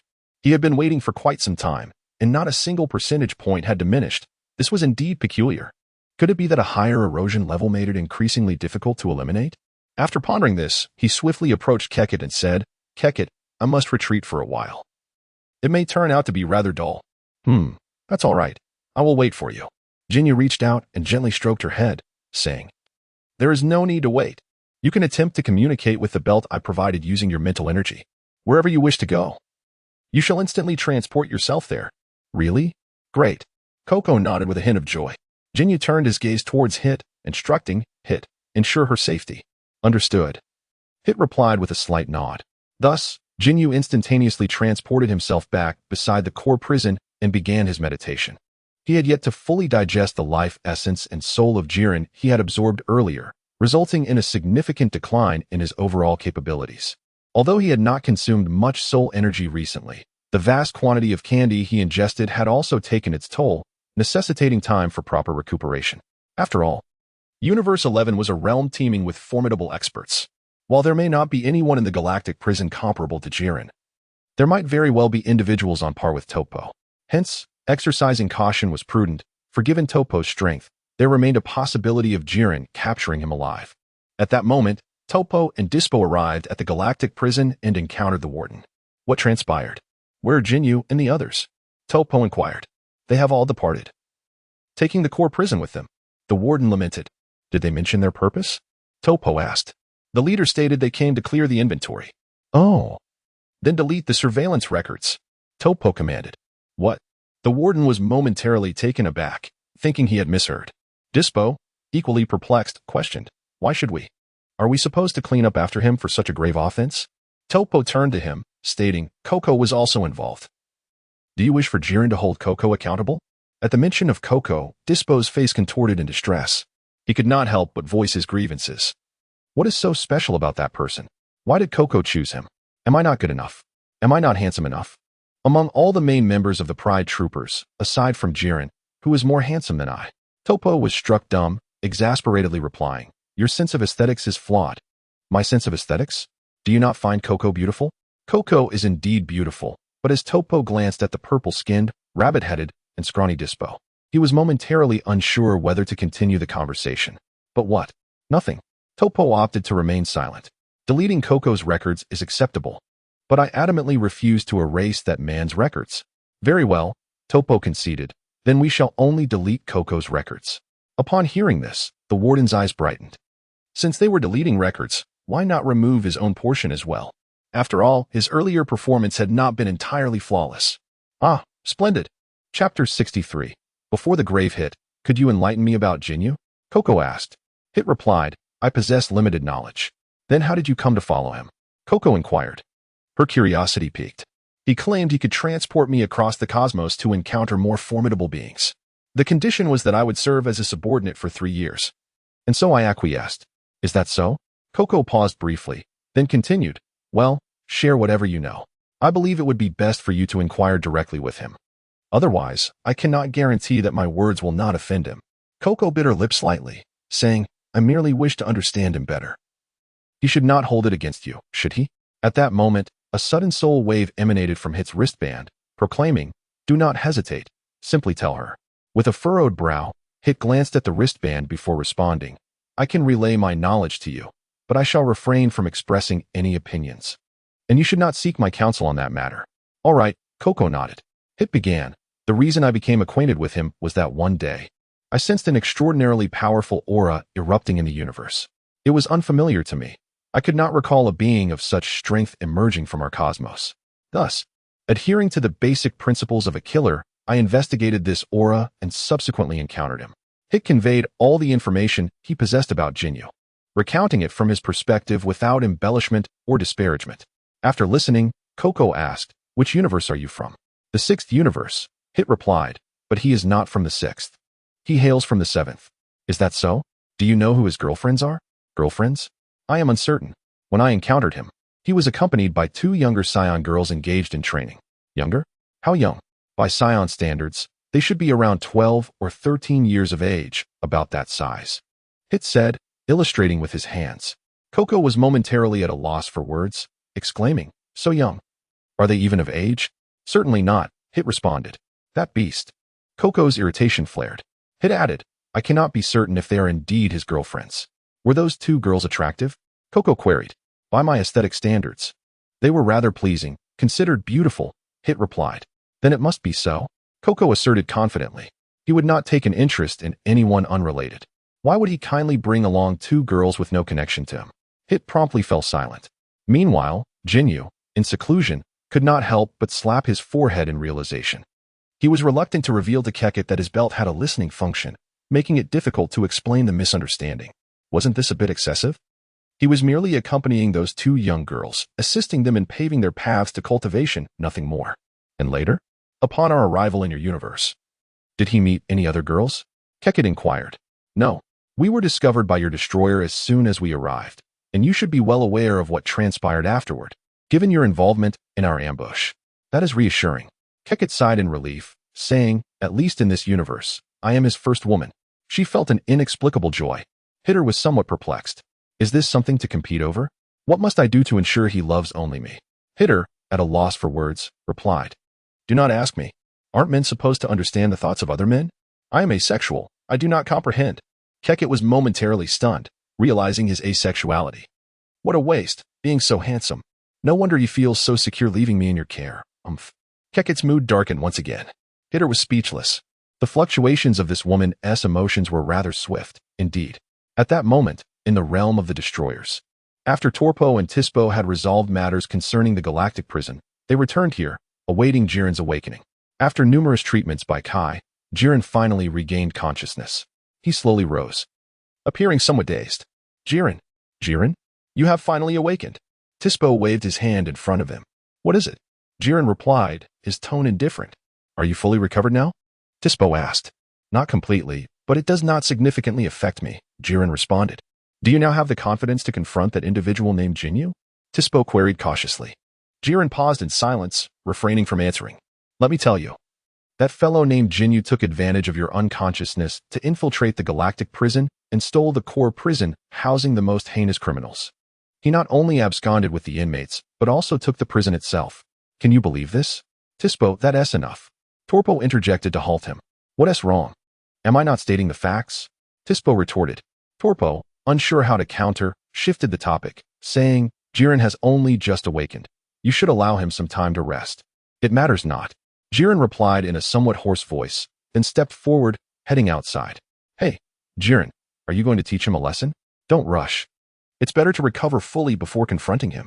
Tispo followed closely beside him, a flicker of happiness in his demeanor. Jillian halted momentarily to cast a glance at him.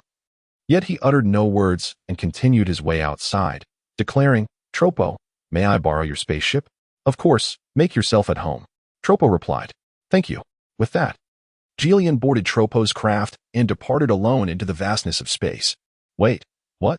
Tispo expressed his confusion, scratching his head. Isn't Jillian always disdainful of spaceships for their sluggishness? Doesn't he prefer to fly solo? Mind your own business. Can't you see Jillian is injured? Tropo shot him an irritated look. But surely he wouldn't fly off now to confront Ginyu, would he? What are you thinking? He has no fighting spirit left. Tropo admonished, playfully rapping Tispo on the head, causing him to stumble slightly. But he just said it was of no concern. It's those criminals. What? Tispo exclaimed in surprise. Several hours later, Jillian arrived on a picturesque planet. He landed his ship atop a mountain, where the most prominent sight was a grave at the peak. Slowly, he approached the tombstone, standing there in a daze for an extended period, allowing the gentle breeze to envelop him without moving an inch. Eventually, he settled beside the gravestone. His expression clouded with confusion as he spoke softly. Master, it has been far too long since my last visit. I find myself plagued with doubts and have come to seek your guidance. Master, you repeatedly cautioned me against taking lives. What was your true intent? Did you wish for me to evolve into a benevolent soul, or were you fearful that vengeance would transform me into a dark tyrant? If your desire was for me to embody compassion, is it truly achievable without resorting to violence? Over the years, I have apprehended countless criminals. The expansion of the galactic prison cannot keep pace with the influx of offenders I have incarcerated. We have had to relocate some of the more dangerous inmates to other facilities just to accommodate the sheer volume. Yet, this is not a sustainable solution. Prisons cannot expand indefinitely, and our enforcement capabilities have their limits. The inevitable consequence is that the galactic prison will one day face a crisis. And when that day comes, it may not be a trivial matter, as many of those within are formidable adversaries, rivals even to myself. I have long recognized this predicament, as I have received feedback from various sources. Yet, I find myself unable to act, reluctant to extinguish so many lives. After all, many among them have merely succumbed to the chaos that has clouded their reason. Their transgressions are not solely their fault. However, if I do not eliminate them, they may one day pose a threat to the entire universe. Should they unite, I may not stand a chance against them. What course should I pursue, Master? If they are indeed inherently malevolent, then their demise is justified. Even if I do not wield the blade myself, handing them over for judgment suffices. Yet, they are often not willingly malevolent. Many merely harbor a hint of darkness within, subsequently succumbing to chaos that overwhelms their better judgment, causing their malice to fester and escalate. I have always felt that their transgressions do not warrant the ultimate punishment, for they too are victims in their own right. Furthermore, who among us does not conceal a fragment of sin within their heart? And who can guarantee that there will remain steadfast enough to suppress their own darkness? Even I, at times, have nearly lost my way. Master, what should I do? Is my current state what you envisioned for me? Surely, it cannot be. After all, when you walked the earth, we were surrounded by kindred spirits. Yet now, I have no companions to speak of. I am solely in pursuit of power, victory, and strength. For to me, only through triumph can one attract followers, and only through might can one avoid loss. This belief has been my guiding principle for years. Yet, you would surely disagree with this notion, would you not? You must feel disappointment in the person I have become. Despite my growth to a level where even deities of destruction can be vanquished, reaching heights unattainable by mere mortals, you must still feel disillusioned. Do you know? Just yesterday, I was bested by a mortal. I had thought myself unrivaled among them, yet I was undeniably defeated. Moreover, I was chastised, labeled as a failure, and told that you would not guide me further. I was enraged, yet left speechless by the accusation. But Master, I yearn for your continued guidance. Can you still teach me? Chapter 64. The Corruption of Chaos. 3 days later, Jillian arrived at the location of Ginyu. In the distance, he beheld the core prison enveloped by a colossal purple sphere, as well as the ominous figure of Ginyu seated above it. Ginyu opened his eyes, a sinister smile gracing his lips as he inquired, Jillian, have you come to meet your demise? Jillian furrowed his brow and replied, your condition seems rather peculiar. Indeed. It was somewhat amiss. Otherwise, I would not have dispatched Cocotte and hit just a day prior. Jillian's frown deepened. Have you absorbed those criminals? Indeed. It was rather hasty of me, and I have been infected. Jinyu's voice was laced with a chilling rasp, reminiscent of a demon's whisper. He glanced at his personal panel, which displayed anomalous status, Chaos Infestation 86. Indeed, his level of infestation had risen to 86 and was gradually increasing. Just 3 days ago, it had been a mere 53. He had initially believed it would slowly dissipate, but instead, it had escalated. As he consumed more of those criminals, his level of infestation climbed higher, ultimately reaching this alarming degree. I thought you would have eliminated those offenders outright, Jillian remarked. Absorbing the powers of others is one of the vital ways for me to grow stronger. With so many formidable foes around, how could I possibly let them go? Have you absorbed all those criminals? Jillian inquired. Yes, I had intended to keep some formidable ones for a gradual absorption, but I underestimated how this would amplify my greed. And now this prison is entirely devoid of life. Jillian was left speechless. Do you possess a solution? Ginyu asked. None. Jillian shook his head. This can only be eradicated with destructive energy. Otherwise, the natural dissipation rate cannot possibly outpace the rate of infestation. After all, this universe is in constant collision with chaotic matter. Is that so? Could you summon Tober? You should know that I can withstand destructive energy. There might be a chance it could yield some effect. Jillian hesitated briefly before nodding. Very well. Until Tober arrives, you may remain in the core prison, which can isolate you from the external chaos infestation. I am aware. My spatial sphere can also provide isolation. Otherwise, I would not be here. Jillian glanced at the enormous purple sphere, recognizing it as Cocotte's handiwork, and nodded. All right, wait here while I contact Tober. With that, he retrieved his communicator and began to reach out to Tober. In no time, Tober and others appeared through instant transmission, accompanied by Midas and the rest. I had assumed that with your audacity in absorbing those criminals, you would possess a means to counteract the chaos erosion, considering you have absorbed many creatures before without incident. Who would have thought that in just a day, or two of my absence, you would transform in this manner? Midas could not help but revel in the misfortune. What? Are you pleased to see me in this state? With a cold chuckle, Ginyu asked, Ha ha ha, of course I am pleased. For this gives me an even more legitimate reason to eliminate you. Vmide could not help but burst into laughter. Huh, but my power is growing stronger. Are you certain it will be you who vanquishes me and not the other way around? Ginyu looked at Vmide with a mischievous grin. Instantly, Vmide ceased his laughter and, with a serious tone, remarked, Hey, aren't you in need of destruction energy? I possess an abundance. Allow me to assist you. I do not trust you. Summon Topo. Ginyu shook his head. He was unaware of the limits of the god of destruction and naturally hesitated to let him intervene directly. Humph, I do not trust you either. Who knows if you might suddenly unleash your fury? Vmide was unwilling to back down. Ginyu replied, I care not. Should I lose my sanity? I wonder who among you could stop me? In such a case, it would be Universe 11 that suffers. You do not even care about Cockroach. She is one of our own from Universe 11. Vmide exclaimed, somewhat angered. I can send her to another universe before I lose my sanity. Vmide was left speechless. At that moment, Jiren interjected, Allow me to send Topo inside. After a moment of contemplation, Vmide nodded, Very well, but you must exercise utmost caution. Rest assured, Jiren affirmed. And then he called for Topo as they proceeded towards the spatial sphere together. Ginyu opened a portal in the sphere of space, allowing them to enter. He then seated himself, striving to maintain an air of tranquility, and declared, Come forth, let the destructive energy envelop me. Very well, then, replied Torpo, as he extended his hand to gather a sphere of destructive energy, which he promptly hurled at Ginyu. In an instant, it expanded, engulfing Ginyu within its ominous grasp. A sound reminiscent of sulfuric acid corroding its surroundings echoed ominously. The black mist enveloping Ginyu's body was swiftly eroded by the dark purple energy of destruction, which subsequently began to corrode his flesh. The sensation of being consumed by destructive energy was indeed excruciating, yet Ginyu had long since acclimated to it.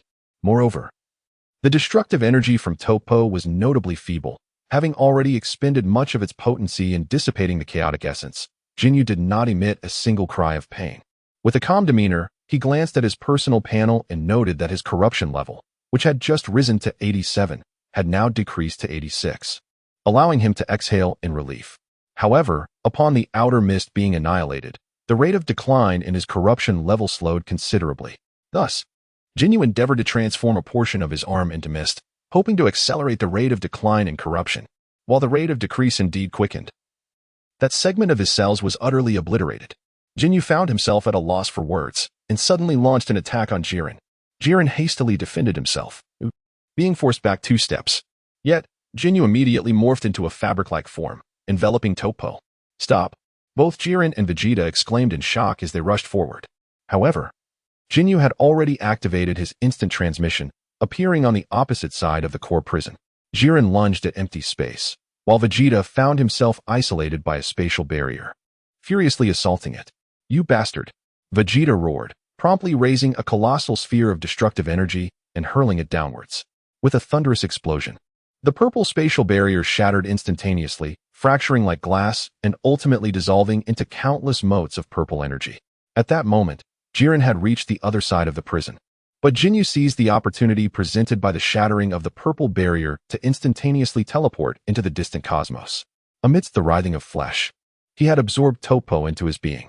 He then turned his gaze towards Jiren and Vegeta, a sinister smile creeping onto his face. Ha ha ha ha! Is this the power of a god of destruction? Ginyu spread his arms wide, a layer of black and purple mist rising around him. At this moment, his body was infused with the power of destruction. However, this energy posed no harm to him whatsoever, merely ceaselessly obliterating the chaotic essence within his cells. He was cautious not to allow this destructive energy to permeate his cells, as he had numerous items stored within, including the blood of an angel. Uncertain if the angelic blood would be compromised by the destructive energy, he refrained from experimentation. Furthermore, the angelic blood was currently sealed within a capsule, preventing him from extracting any for testing, leading him to abandon the idea altogether. Presently, his chaotic corruption level was rapidly diminishing, but he surmised that once it reached a certain threshold, the rate of decline would likely decelerate again. After all, a substantial amount of chaotic essence still resided within his cells, and expelling it would require considerable time. Ginyu, you have thoroughly enraged me, Vegeta shouted in fury. Yet, Ginyu dismissively replied, and what of it? Deliciously formidable. Do you believe you can still annihilate me? Even if you succeed, what then? The essence of Trope resides within me. Should you extinguish my existence, Trope shall perish alongside me. You, deliciously formidable, pointed at Ginyu. Momentarily at a loss for words due to your indignation, Jiren flew over and declared, Ginyu, you should not embody such a persona. Do you truly know me? Ginyu asked with a wicked smile. I do not claim to know you. However, I am aware that a rational individual like yourself should refrain from succumbing to irrationality. I have not lost my composure. Observe how swiftly I eradicate the chaotic energy now, without experiencing any agony. I will not permit you to absorb my comrades. Release him at once. Jiren retorted coldly. Oh, what is this? After a few days apart, you have come to value your allies? Ginyu sneered. Isn't this the lesson you imparted to me? Jiren responded, his anger simmering. I merely intended to provoke your ire. Who in their right mind seeks to teach you? I am not your inept master, with no desire to instruct you. Who are you calling inept? Jiren's voice turned icy. Who else could it be? Ah. So your master is named Jace. A true failure, indeed. Leading a group yet unable to defeat a single foe. Ultimately sacrificing himself to protect you. What else could he be but a failure? You seek death. The fury within Jiren erupted uncontrollably. In an instant, vibrant red flames enveloped him, exuding a fierce aura as his muscles swelled, unleashing his full power from the outset. Yet Ginyu mocked, the last time you adopted this form. You could not best me. Do you believe this time will be different? Whether it will succeed can only be determined through trial. With that, Jiren charged forth, landing a punch squarely on Jinyu's face. Ginyu, feeling the sting of pain, was propelled backwards, momentarily taken aback. After all, he was merely in the blue Ultra Instinct form and had yet to activate Ultra Instinct God, or Kinkai Fist. Despite his power surging significantly from absorbing the life essence of numerous skilled fighters and Jiren himself, the compatibility of his soul and body had drastically diminished. Furthermore, he was distracted, controlling destructive energy coursing through his body to eliminate the rampant chaotic energy, leaving him somewhat preoccupied. Chapter 65, Assassination of the God of Destruction. Indeed. That stung a bit. Ginyu clutched his face, sporting a smirk of mockery. Ginyu, do not force my hand to eliminate you. Jiren seethed, fists clenched tightly. Eliminate me? Ha. Setting aside whether you are capable of such a feat, would you truly strike me down?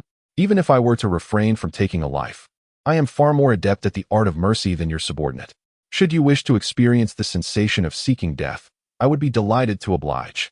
Seeking death? I shall gladly embrace that challenge. Humph, this is a consequence of your own making.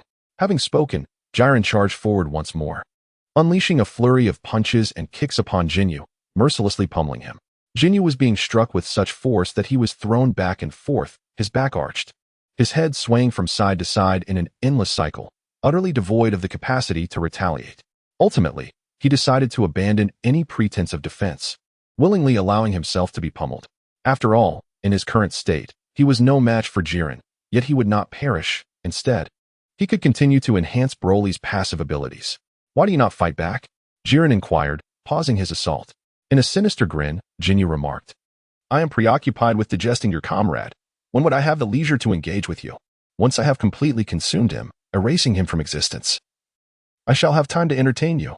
Jiren, filled with rage, suddenly unleashed a powerful punch aimed at Jinyu's abdomen, causing him to arch backward, expelling bitter fluid. Spit him out. Jiren roared furiously, relentlessly alternating his fists to strike Jinyu's midsection. Ha. Ginyu laughed maniacally, continuing his taunts. Have you not dined? Your strikes lack vigor. You will. Spit him out. Jiren summoned all his strength and delivered a decisive blow, which astonishingly pierced through Jinyu's abdomen, creating a gaping hole. Ginyu involuntarily coughed up blood. His face contorted in agony. However, wiping the blood from the corner of his mouth, he quickly resumed his smile, saying, Be cautious. Do not kill the host. Jiren clenched his teeth, unsure of how to proceed. Meanwhile, Ginyu continued, Being perpetually struck by you is rather embarrassing, so I shall retaliate. With that, Ginyu pointed his finger like a sword at his forehead, and in a flurry of movements, 8 identical Ginyus instantaneously materialized. Jiren gasped in astonishment, realizing that each of these 8 Ginyus was immensely powerful. Subsequently, all 8 Ginyus merged into a fleshly amalgam that adhered to Ginyu's body, causing his energy to surge dramatically. This is bad. Jiren immediately launched an attack, intent on disrupting Ginyu's fusion. Yet, Ginyu had already activated instant transmission, vanishing to a distant starry expanse. As the writhing flesh subsided, an extraordinarily formidable Ginyu emerged, untouched, and his dark aura intensified once more. Despite his typically cautious nature, he had previously allowed his 8 split forms to amalgamate to alleviate the burden of excessive power absorption. Now, with the power of destruction as a constraint, it was imperative to swiftly contain the condition of those split forms. With a resounding thud, Jiren delivered another punch. Ginyu stubbornly endured a blow, yet was still sent flying. He wiped the corner of his mouth, revealing a wicked smile, and immediately retaliated, engaging in combat with Jillian. At this moment, he was still no match for Jillian, who had unleashed his full power, while Ginyu was merely sustaining the blue flame transcendence level 4. Managing to exchange a few blows with Jillian was already a commendable feat. At present, Ginyu finds himself at a distinct disadvantage under the command of Jiren, whose martial prowess is unparalleled and whose techniques exhibit virtually no flaws. Without an overwhelming power that surpasses his own, it is nearly impossible for Ginyu to land a blow on him. Thus, Ginyu continues to endure punishment. However, due to his fusion of 9 bodies, the intensity of the beating has lessened, rendering it less severe than before. Yet, Ginyu remains unfazed, dedicating considerable effort to channel destructive energy in order to suppress the chaotic essence within him. Simultaneously, he is assimilating the memories of Toppo, leveraging the unique ability of Majin Buu to access the memories of others, in a quest to swiftly uncover the methods for cultivating the power of destruction, with the intention of replicating that knowledge. However, disappointment soon washes over him. It appears that the power of destruction requires divine authority for its mastery. Through Toppo's memories, Ginyu learns that the god of destruction holds an immensely significant divine authority, thus necessitating a corresponding divine position to inherit such power. Without the status of a god of destruction, one cannot hope to cultivate this formidable energy. Of course, even a trainee god of destruction would suffice, as they possess the requisite divine rank. Yet, lacking the appropriate divine status renders such aspirations utterly unattainable. It was at this moment that Ginyu comprehended why. Despite having absorbed the Kaioshin, he did not possess the corresponding divine abilities. He lacked the capacity to oversee all things, create planets, or bring forth life, powers he sorely missed. His only recourse was to utilize divine energy for rudimentary alterations and to augment his strength, unable to accomplish feats that required genuine divine authority. After all, the very essence of divinity is to endow the deity with specific powers. These are not attained through mere cultivation, but rather conferred as a gift. Jinyu's ability to wield destructive energy at this juncture was solely due to the fact that Topo had yet to perish, allowing him to borrow this power. However, had he completely absorbed Topo as he did with the Kaioshin, the corresponding divine status would vanish, consequently erasing the destructive power as well. The retention of divine energy following the absorption of the Kaioshin was merely because divine energy is a universal force among deities, independent of divine rank. What a pity! He had originally believed he could surreptitiously learn the skills of the god of destruction through Topo, but the reality of bestowed divine rank extinguished his aspirations, leaving him somewhat indifferent. It was no wonder that Jiren was reluctant to assume the role of a god of destruction, although the bestowed power was formidable. It was intricately linked to life and the Kaioshin, and the very notion of being bestowed raises a sense of caution. To be granted such power implies the potential for it to be reclaimed, which would render one beholden to another, a notion utterly unacceptable to a proud sovereign. Soul Devour. Ginyu found himself in a dire predicament and resorted to alternative tactics to catch his breath. Yet, Jiren, with remarkable swiftness, reacted instantly, his eyes gleaming red as he unleashed a soul impact. This relentless barrage of soul impacts shattered Jinyu's soul blade storm with the ferocity of an unseen fist. In terms of raw strength, Jinyu's Soul Devour was evidently superior, having taken the form of a blade. Nevertheless, Jiren applied his martial prowess to the realm of the soul, deftly targeting the vulnerabilities within Jinyu's soul blades, dismantling each one with precision. This rendered Ginyu, despite possessing a soul that surpassed Jiren's, unable to dominate him in the spiritual realm, instead finding himself somewhat overwhelmed. This foe was indeed astonishingly formidable. Ginyu had no choice but to constrict the range of his soul blade, lest he expose too many vulnerabilities. However, Jiren refrained from engaging with the densely concentrated soul blades and opted instead for ranged attacks, leaving Ginyu in a state of helplessness. Fortunately, these distant assaults indeed alleviated Jinyu's predicament somewhat, preventing him from suffering excessively. In a moment of respite, he glanced at his personal panel and noted with some relief that the degree of chaotic corruption had decreased to 50, though the rate of decline had evidently slowed. It appeared that progress would be gradual. Jiren, you are lacking. A disciple nurtured by a fool remains a fool. Ginyu taunted once more before casting a purple spatial sphere around himself, effectively severing Jiren's ranged onslaught. It seemed that Kokot's technique proved quite practical. Moreover, when employed by Ginyu, the strength of this spatial sphere far exceeded that of Kokot's, making it difficult for even Jiren to breach. Thus, he leisurely reclined within, taking pleasure in observing Jiren's futile efforts. Jiren scoffed, swiftly adopting a stance and channeling energy into his fist before unleashing a formidable energy punch.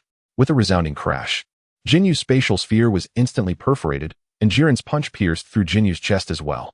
The shattered spatial sphere allowed Jiren to charge forward, unleashing a furious barrage upon Ginyu. To his astonishment, Ginyu realized that during this relentless assault, the rate of chaotic corruption's decline had increased ever so slightly.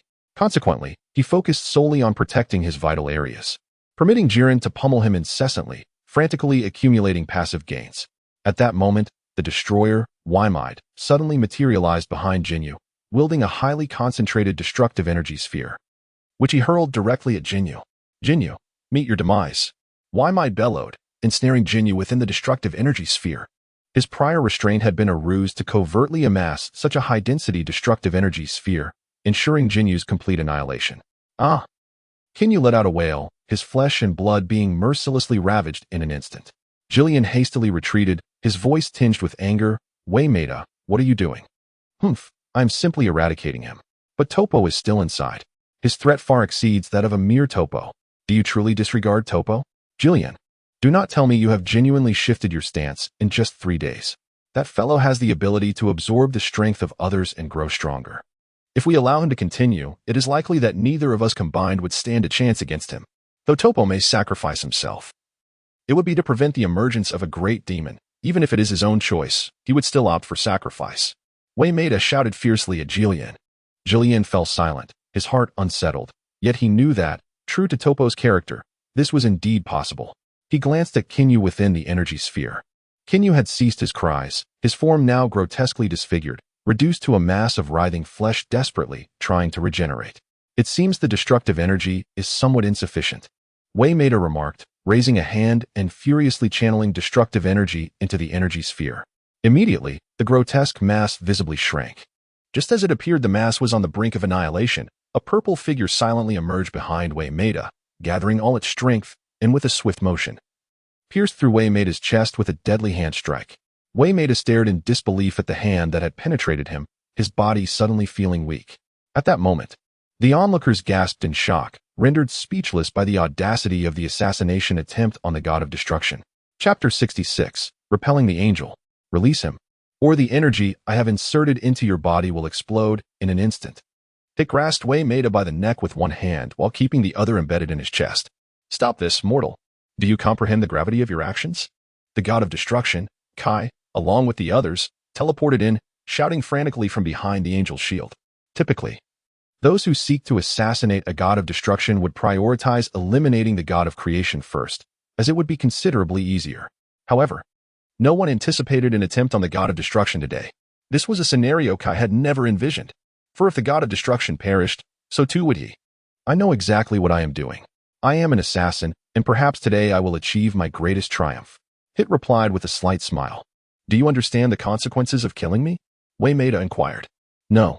Killing me would not only lead to the death of the god of creation, but it would also leave this universe devoid of its most vital protector. Without the god of destruction, no one could withstand the overwhelming invasion of the outer demons, and the entire universe could very well fall into ruin. Is that so? But what does that have to do with me? I am not a being of this universe. If this universe were to fall, do you truly believe it would not affect other universes? Affect? I refuse to believe that higher deities would merely stand by and watch. They would simply dispatch another destroyer, and your absence would make no difference. You, Vimid, are filled with exasperation as you demand. What do you truly desire? What do I desire? Did I not just articulate it? Release him. Hit sees in the direction of Ginyu. Meanwhile, Vimid urges, is he truly worthy of your allegiance? It seems your bond is not as steadfast as one might presume, is it not? Do you not perceive that now presents an opportune moment to liberate yourself from him? If he has employed some means to control you, you may confide in me, and I shall devise a way to assist you. While it is true that my relationship with him is not particularly solid, I have pledged to serve him for 3 years, and I shall honor that promise. Moreover, I trust you even less than I do him.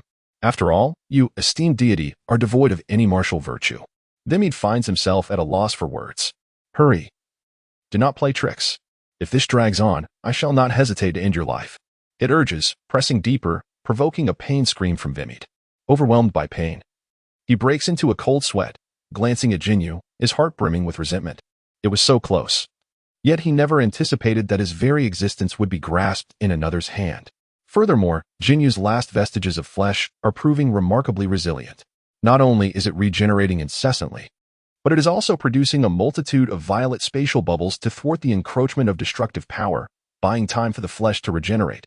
Although Ginyu yearned to activate instant transmission and escape, the destructive force had already ensnared him, tightly binding his physical form. Instant transmission could not liberate one from another's constraints. Forcing it would merely result in a transfer alongside this destructive energy, proving utterly futile. How infuriating. The delectable Miwei felt a profound sense of regret and, with no other option, reluctantly inhaled the destructive energy back within himself. Once he had absorbed a substantial amount of this energy, he quietly mobilized it within, encircling the energy that Hit had embedded within him. He dared not use the destructive energy to touch this force, lest Hit perceive his actions.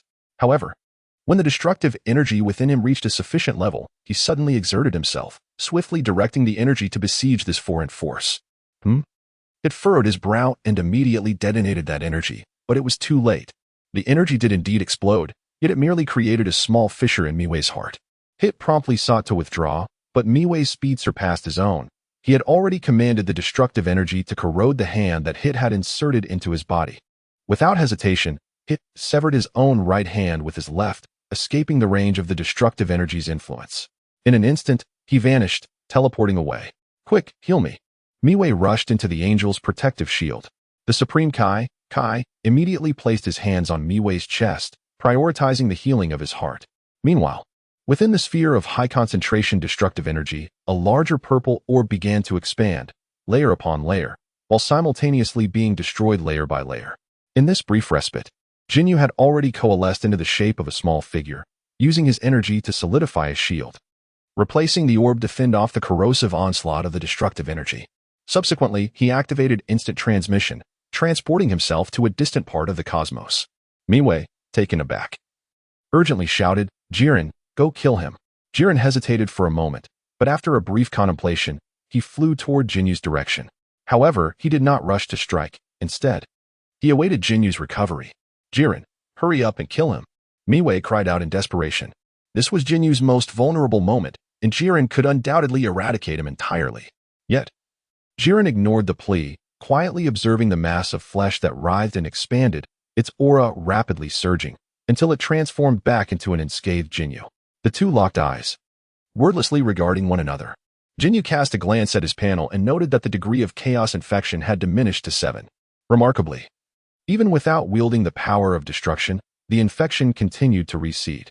Consequently, he retrieved a trope and tossed it to Jiren, stating, "In light of your restraint just now, here is a trope for you." Jiren did not catch it directly. Instead, he used energy to draw the trope towards the god of destruction. He then inquired, "Have you regained your senses?" Ginyu replied, "I told you, I have not lost my reason. That force merely influenced my greed." He nodded towards his head and continued, however, "Jiren, the animosity between me and your gods of destruction has been irrevocably established. I shall kill him." Ginyu pointed at the injured Vemmet. "No. A universe cannot exist without a god of destruction." Jiren refused. "I have already returned Topo to you. Let him handle it as well." "That is not the same. Topo is still too inexperienced to wield substantial destructive power." "I don't care.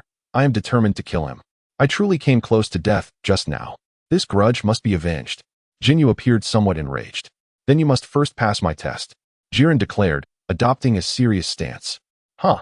Do you have any idea how strong I am now?" Ginyu scoffed, spreading his arms before clenching his fists. A terrifying aura erupted forth with overwhelming pressure. This energy was even more potent than Jiren's full power, and Ginyu was merely utilizing blue evolution, without even resorting to Ultra Instinct or the Kaioken technique. Jiren furrowed his brow, bracing himself further, and proclaimed, "No matter how strong you are, I will not let you through." "Then you had best stop me, otherwise, the one I intend to kill will not be just a god of destruction," Ginyu retorted, stepping forward toward Vemmet. Jiren swiftly launched an attack, aiming to seize the initiative. However, Ginyu merely employed instant transmission, enveloping himself in a spatial sphere, and continued advancing toward Vemmet. To an outsider, it appeared as though he had teleported a distance, suddenly trapping Jiren. Jiren immediately unleashed a flurry of attacks against Jinyu's spatial sphere, but could not break free for the moment. With a loud bang, he finally managed to open it, only for Ginyu to use instant transmission once more, sending another spatial sphere his way. Jiren felt a surge of frustration as he steadied himself once again, launching a powerful energy punch that pierced through Jinyu's spatial sphere, charging directly at him. Yet Ginyu activated instant transmission again, dodging the energy punch and sending yet another spatial sphere toward him. "Ginyu!" Jiren growled, his anger rising. This strategy was utterly infuriating. Meanwhile, Ginyu had reached the angel's barrier, coldly observing Vemmet and the terrified Supreme Kai. He then turned to the angel, asking, "Makarita, will you protect him?" Makarita fell silent, uncertain of how to respond. "Are you willing to violate the principle of neutrality?" Ginyu pressed further. Supreme Kai swiftly interjected, panic evident in his voice, "We are merely residing within her barrier. She is not participating in the battle, nor are we." Ginyu did not confront the king of the world, but continued to gaze at Makarita, pointing accusingly at Weemite. "He has harbored a profound grudge against me and has recently engaged in battle. If you continue to protect him, it will be perceived as favoritism."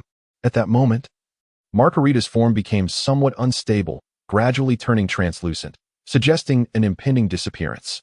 She immediately lowered her head and, with a look of remorse, addressed Weemite. "I apologize, Lord Weemite."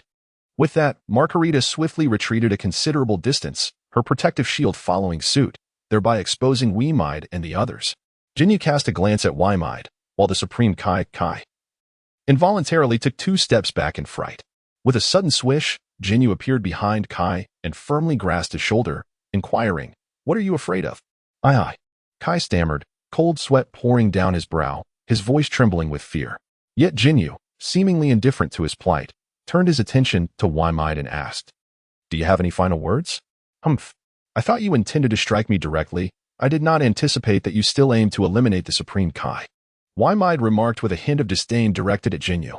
"There is no need for provocation. I truly did wish to confront you directly. My earlier actions were merely to frighten him a bit. It was rather amusing." Ginyu retorted as he carelessly tossed the Supreme Kai aside, hurling him into the protective barrier of Margarita. At that moment, Jiren also broke free from the confines of the spatial sphere, swiftly making his way to Waimai's side. Ginyu turned to Jiren and inquired, "What is it? Are you both planning to take action together?" Jiren replied, "I apologize. I reiterate, this universe cannot exist without a god of destruction." At that moment, Jiren felt the formidable and challenging nature of Ginyu, causing a flicker of doubt to arise in his heart. "Huh." Ginyu smirked, spreading his arms wide.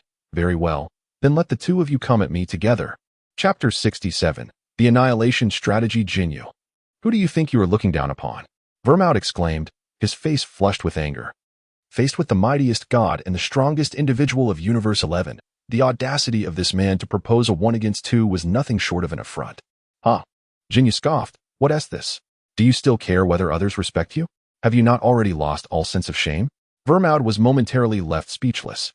"Enough with the idle chatter. Since you refuse to join forces, I shall simply defeat you both."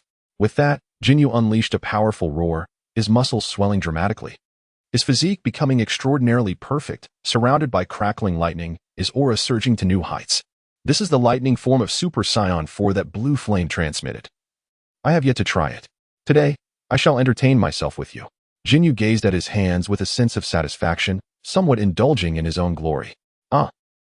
Vermoud clenched his fists, letting out a fierce roar, as an immense cloud of black and purple mist enveloped him. Mysterious patterns emerged across his body, and his divine aura surged significantly, matching Jinyu's might. "Is this the true essence of a god of destruction?" Ginyu remarked with a smile. Vermoud coldly retorted, "Ginyu, as long as I exist within this universe, my power is boundless. This is the authority of a god of destruction, possessing infinite strength. To think you can kill me is nothing but a delusion.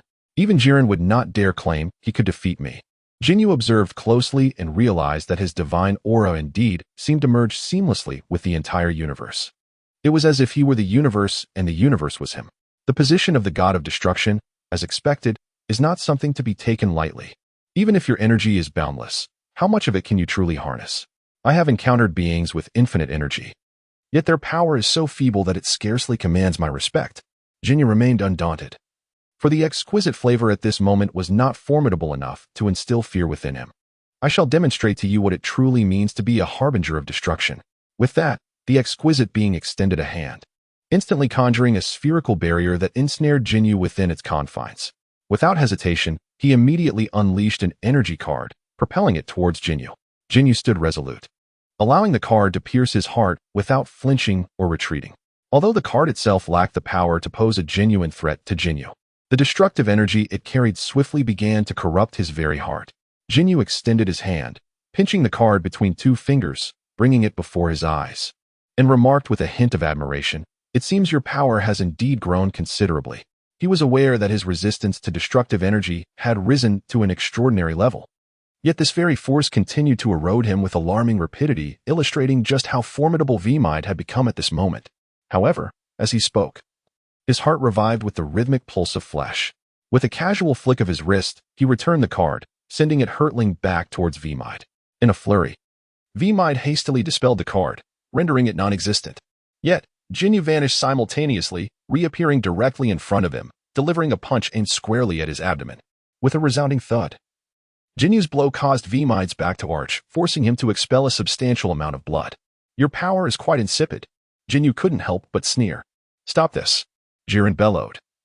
Launching an attack from the side, Ginyu delivered a swift kick, sending Waimi away while deftly evading Jillian's attack.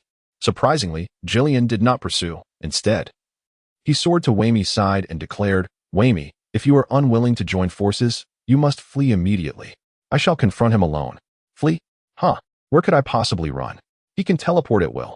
Unless I choose to remain hidden forever, escaping is futile. Am I to leave this universe entirely? Wei Mi shook his head with a bittersweet smile. Will you or will you not join forces? Jillian demanded angrily. Wei Mi regarded him with a hint of curiosity, responding, Jillian, I recall that you were always averse to collaboration. Why the change? Jillian lowered his gaze and replied, I have lost the mindset I once possessed. Oh, I see. Wei Mi was suddenly at a loss, unsure whether to feel joy or regret. The joy stemmed from Jillian finally exhibiting a touch of humanity, yet, simultaneously, he had forsaken the haughty demeanor of a solitary king. Perhaps this is the very transformation your master hoped to witness? Wei Mi felt a sense of comfort and continued. Then let us proceed. I have fought alongside your master before. Today, I shall stand shoulder to shoulder with you. Indeed. Jillian nodded, and together they faced Ginyu. Step by step, Ginyu approached with a smile, inquiring if everything had been agreed upon. Since the arrangements have been made, let us embark on our journey together. With that, Ginyu activated his instantaneous movement, executing it continuously to manifest in various directions, encircling Jillian and Wei Mi. The expressions of Jillian and Wei Mi turned grave, uncertain of when Ginyu might strike, unable to ascertain his location. In response, Wei Mi conjured two barriers to protect both himself and Jillian, seeking to prevent Ginyu from seizing the initiative. In reality, Ginyu exploited this moment to divide himself into 9, using the ensuing confusion to teleport 8 of his split forms throughout the cosmos. With his cautious nature, it was inconceivable for him to converge with an opponent for a decisive battle. The risk of failure was too great. Had he not previously transported Hit, he might have lost even the angelic blood coursing through his veins. Now he left nothing behind, save for a singular split form to engage them in combat. Suddenly, Wei Mi noticed a shift in Jinyu's aura, its intensity waning, which puzzled him. Jillian, too, felt a twinge of confusion but refrained from voicing it. At that moment, Ginyu launched an assault, creating a purple energy sphere that ensnared the two, before hurling a long-charged energy blast into the sphere and promptly retreating. Oh no! Jillian and Wei Mi gasped in alarm. Should this energy sphere detonate within the confined space, its destructive power would be exponentially greater than anticipated. Without hesitation, Wei Mi unleashed a destructive energy beam to obliterate the energy sphere. However, upon contact, a thunderous explosion erupted, engulfing their vision in blinding white light. The purple sphere, unable to withstand the overwhelming force, shattered into countless fragments, scattering in all directions. Before the shockwave could subside, Ginyu dashed into the heart of the explosion, seizing the moment while the two were still disoriented, and unleashed a flurry of blows upon Wei Mi. Wei Mi cried out in fury, attempting to retaliate. But the excruciating pain rendered him incapable of mounting any defense against Jinyu's onslaught. Jillian, having recovered, disregarded the blinding brilliance at the explosion's epicenter and charged to attack Ginyu, striving to liberate Wei Mi from his plight. This provided Wei Mi with a brief respite, allowing him to join forces with Jillian to launch a counteroffensive against Ginyu, stabilizing the situation. However, both were significantly injured, and even with Jinyu's diminished state, the battle remained evenly matched. Yet, as Wei Mi unleashed multiple cards, weaving through the fray, Jillian summoned an orange-red energy sphere, moving agilely around them. It was as if they had multiplied, immediately placing Ginyu at a disadvantage. In order to enhance his soul-body compatibility, Ginyu endured the inherent disadvantage, striving to withstand the pressure of a 2-on-1 battle. As time progressed, however, Jinyu's power continued to surge, gradually reversing the unfavorable situation. His strength was escalating at an alarming rate. The more he fought, the more anxious Wei Mi became. He possessed a trait that made him stronger with each confrontation. If this dragged on, defeat was inevitable. Jiren also sensed the dire predicament. Suddenly, Wei Mi conveyed through a psychic communication, I have a plan, perhaps we can eliminate him. What method? Jiren responded, engaging in a private dialogue with Wei Mi to ensure his defeat. They first needed to counteract his instantaneous movement and guarantee the complete annihilation of his cells. How do we counter it? Jiren inquired. Wei Mi glanced at the nearby sun and continued, lure him towards the sun.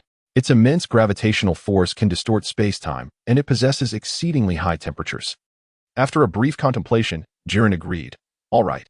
Thus, the two began to subtly redirect the battlefield towards the nearest sun. As the surrounding radiation intensified, Ginyu gradually became aware of the sun's presence. Seizing the moment of Jinyu's distraction, Jiren swiftly embraced him and forcefully propelled them both towards the sun. Ginyu scoffed. You don't intend to throw me into the sun, do you? Waymeda offered no response. Instead, he unleashed a surge of energy, warping the surrounding space-time to prevent Ginyu's escape, and followed Jiren as they soared towards the sun. Ginyu was somewhat intrigued as to why the formidable Whis merely unleashed a burst of energy without launching an attack. However, he soon sensed a distortion in the surrounding space-time, and the sensation of instantaneous movement became chaotic. So, this was the strategy you were employing? Ginyu suddenly understood, yet he remained unperturbed. His hands abruptly rotated at 180 degrees, delivering a flurry of blows to Jiren's abdomen, attempting to compel him to release his grip. Nevertheless, Jiren endured the pain, steadfastly continuing his trajectory towards the sun. As the trio drew ever closer, the oppressive heat radiating from the sun caused beads of sweat to form on their brows, compelling them to emit vast amounts of energy to shield themselves from the sweltering temperature. Oomph! Ginyu scoffed, then transformed into a liquid form, leaving Jiren grasping at nothing. In an instant, Ginyu had darted behind him, delivering a powerful kick that sent Jiren hurtling away. The god of destruction, Whis, swiftly intervened, casting a barrier to ensnare Ginyu, propelling him relentlessly towards the sun. Yet, Ginyu, with a forceful push of his hands, broke free from Whis's confinement. Jiren surged forward once more, launching an attack against Ginyu, forcing him closer to the sun, while Whis closely followed suit, joining Jiren in their combined onslaught. Chapter 68, The Battle of the Sun. At this moment, Ginyu remained undaunted by his adversaries, finding the confrontation rather manageable. However, the two opponents deliberately maneuvered Ginyu towards the sun, relentlessly striking him back time and again. Although the damage inflicted was minimal, Ginyu was compelled to retreat, as they unleashed widespread repelling techniques, showing little concern for actual harm. The barrier created by Waymei was particularly vexing, akin to Jinyu's earlier antics with Jiren, continuously ensnaring him and forcing him to be sent flying. Jinyu's spatial magic, unfortunately, faced significant impediments in this distorted environment. Even if he managed to cast it, hitting his target would be improbable. The sun's gravitational pull was formidable. Realizing that if this continued, he would be inexorably drawn towards the sun, Ginyu altered his strategy, opting to accelerate sideways. He leveraged the sun's gravity to enhance his speed, while veering off course to avoid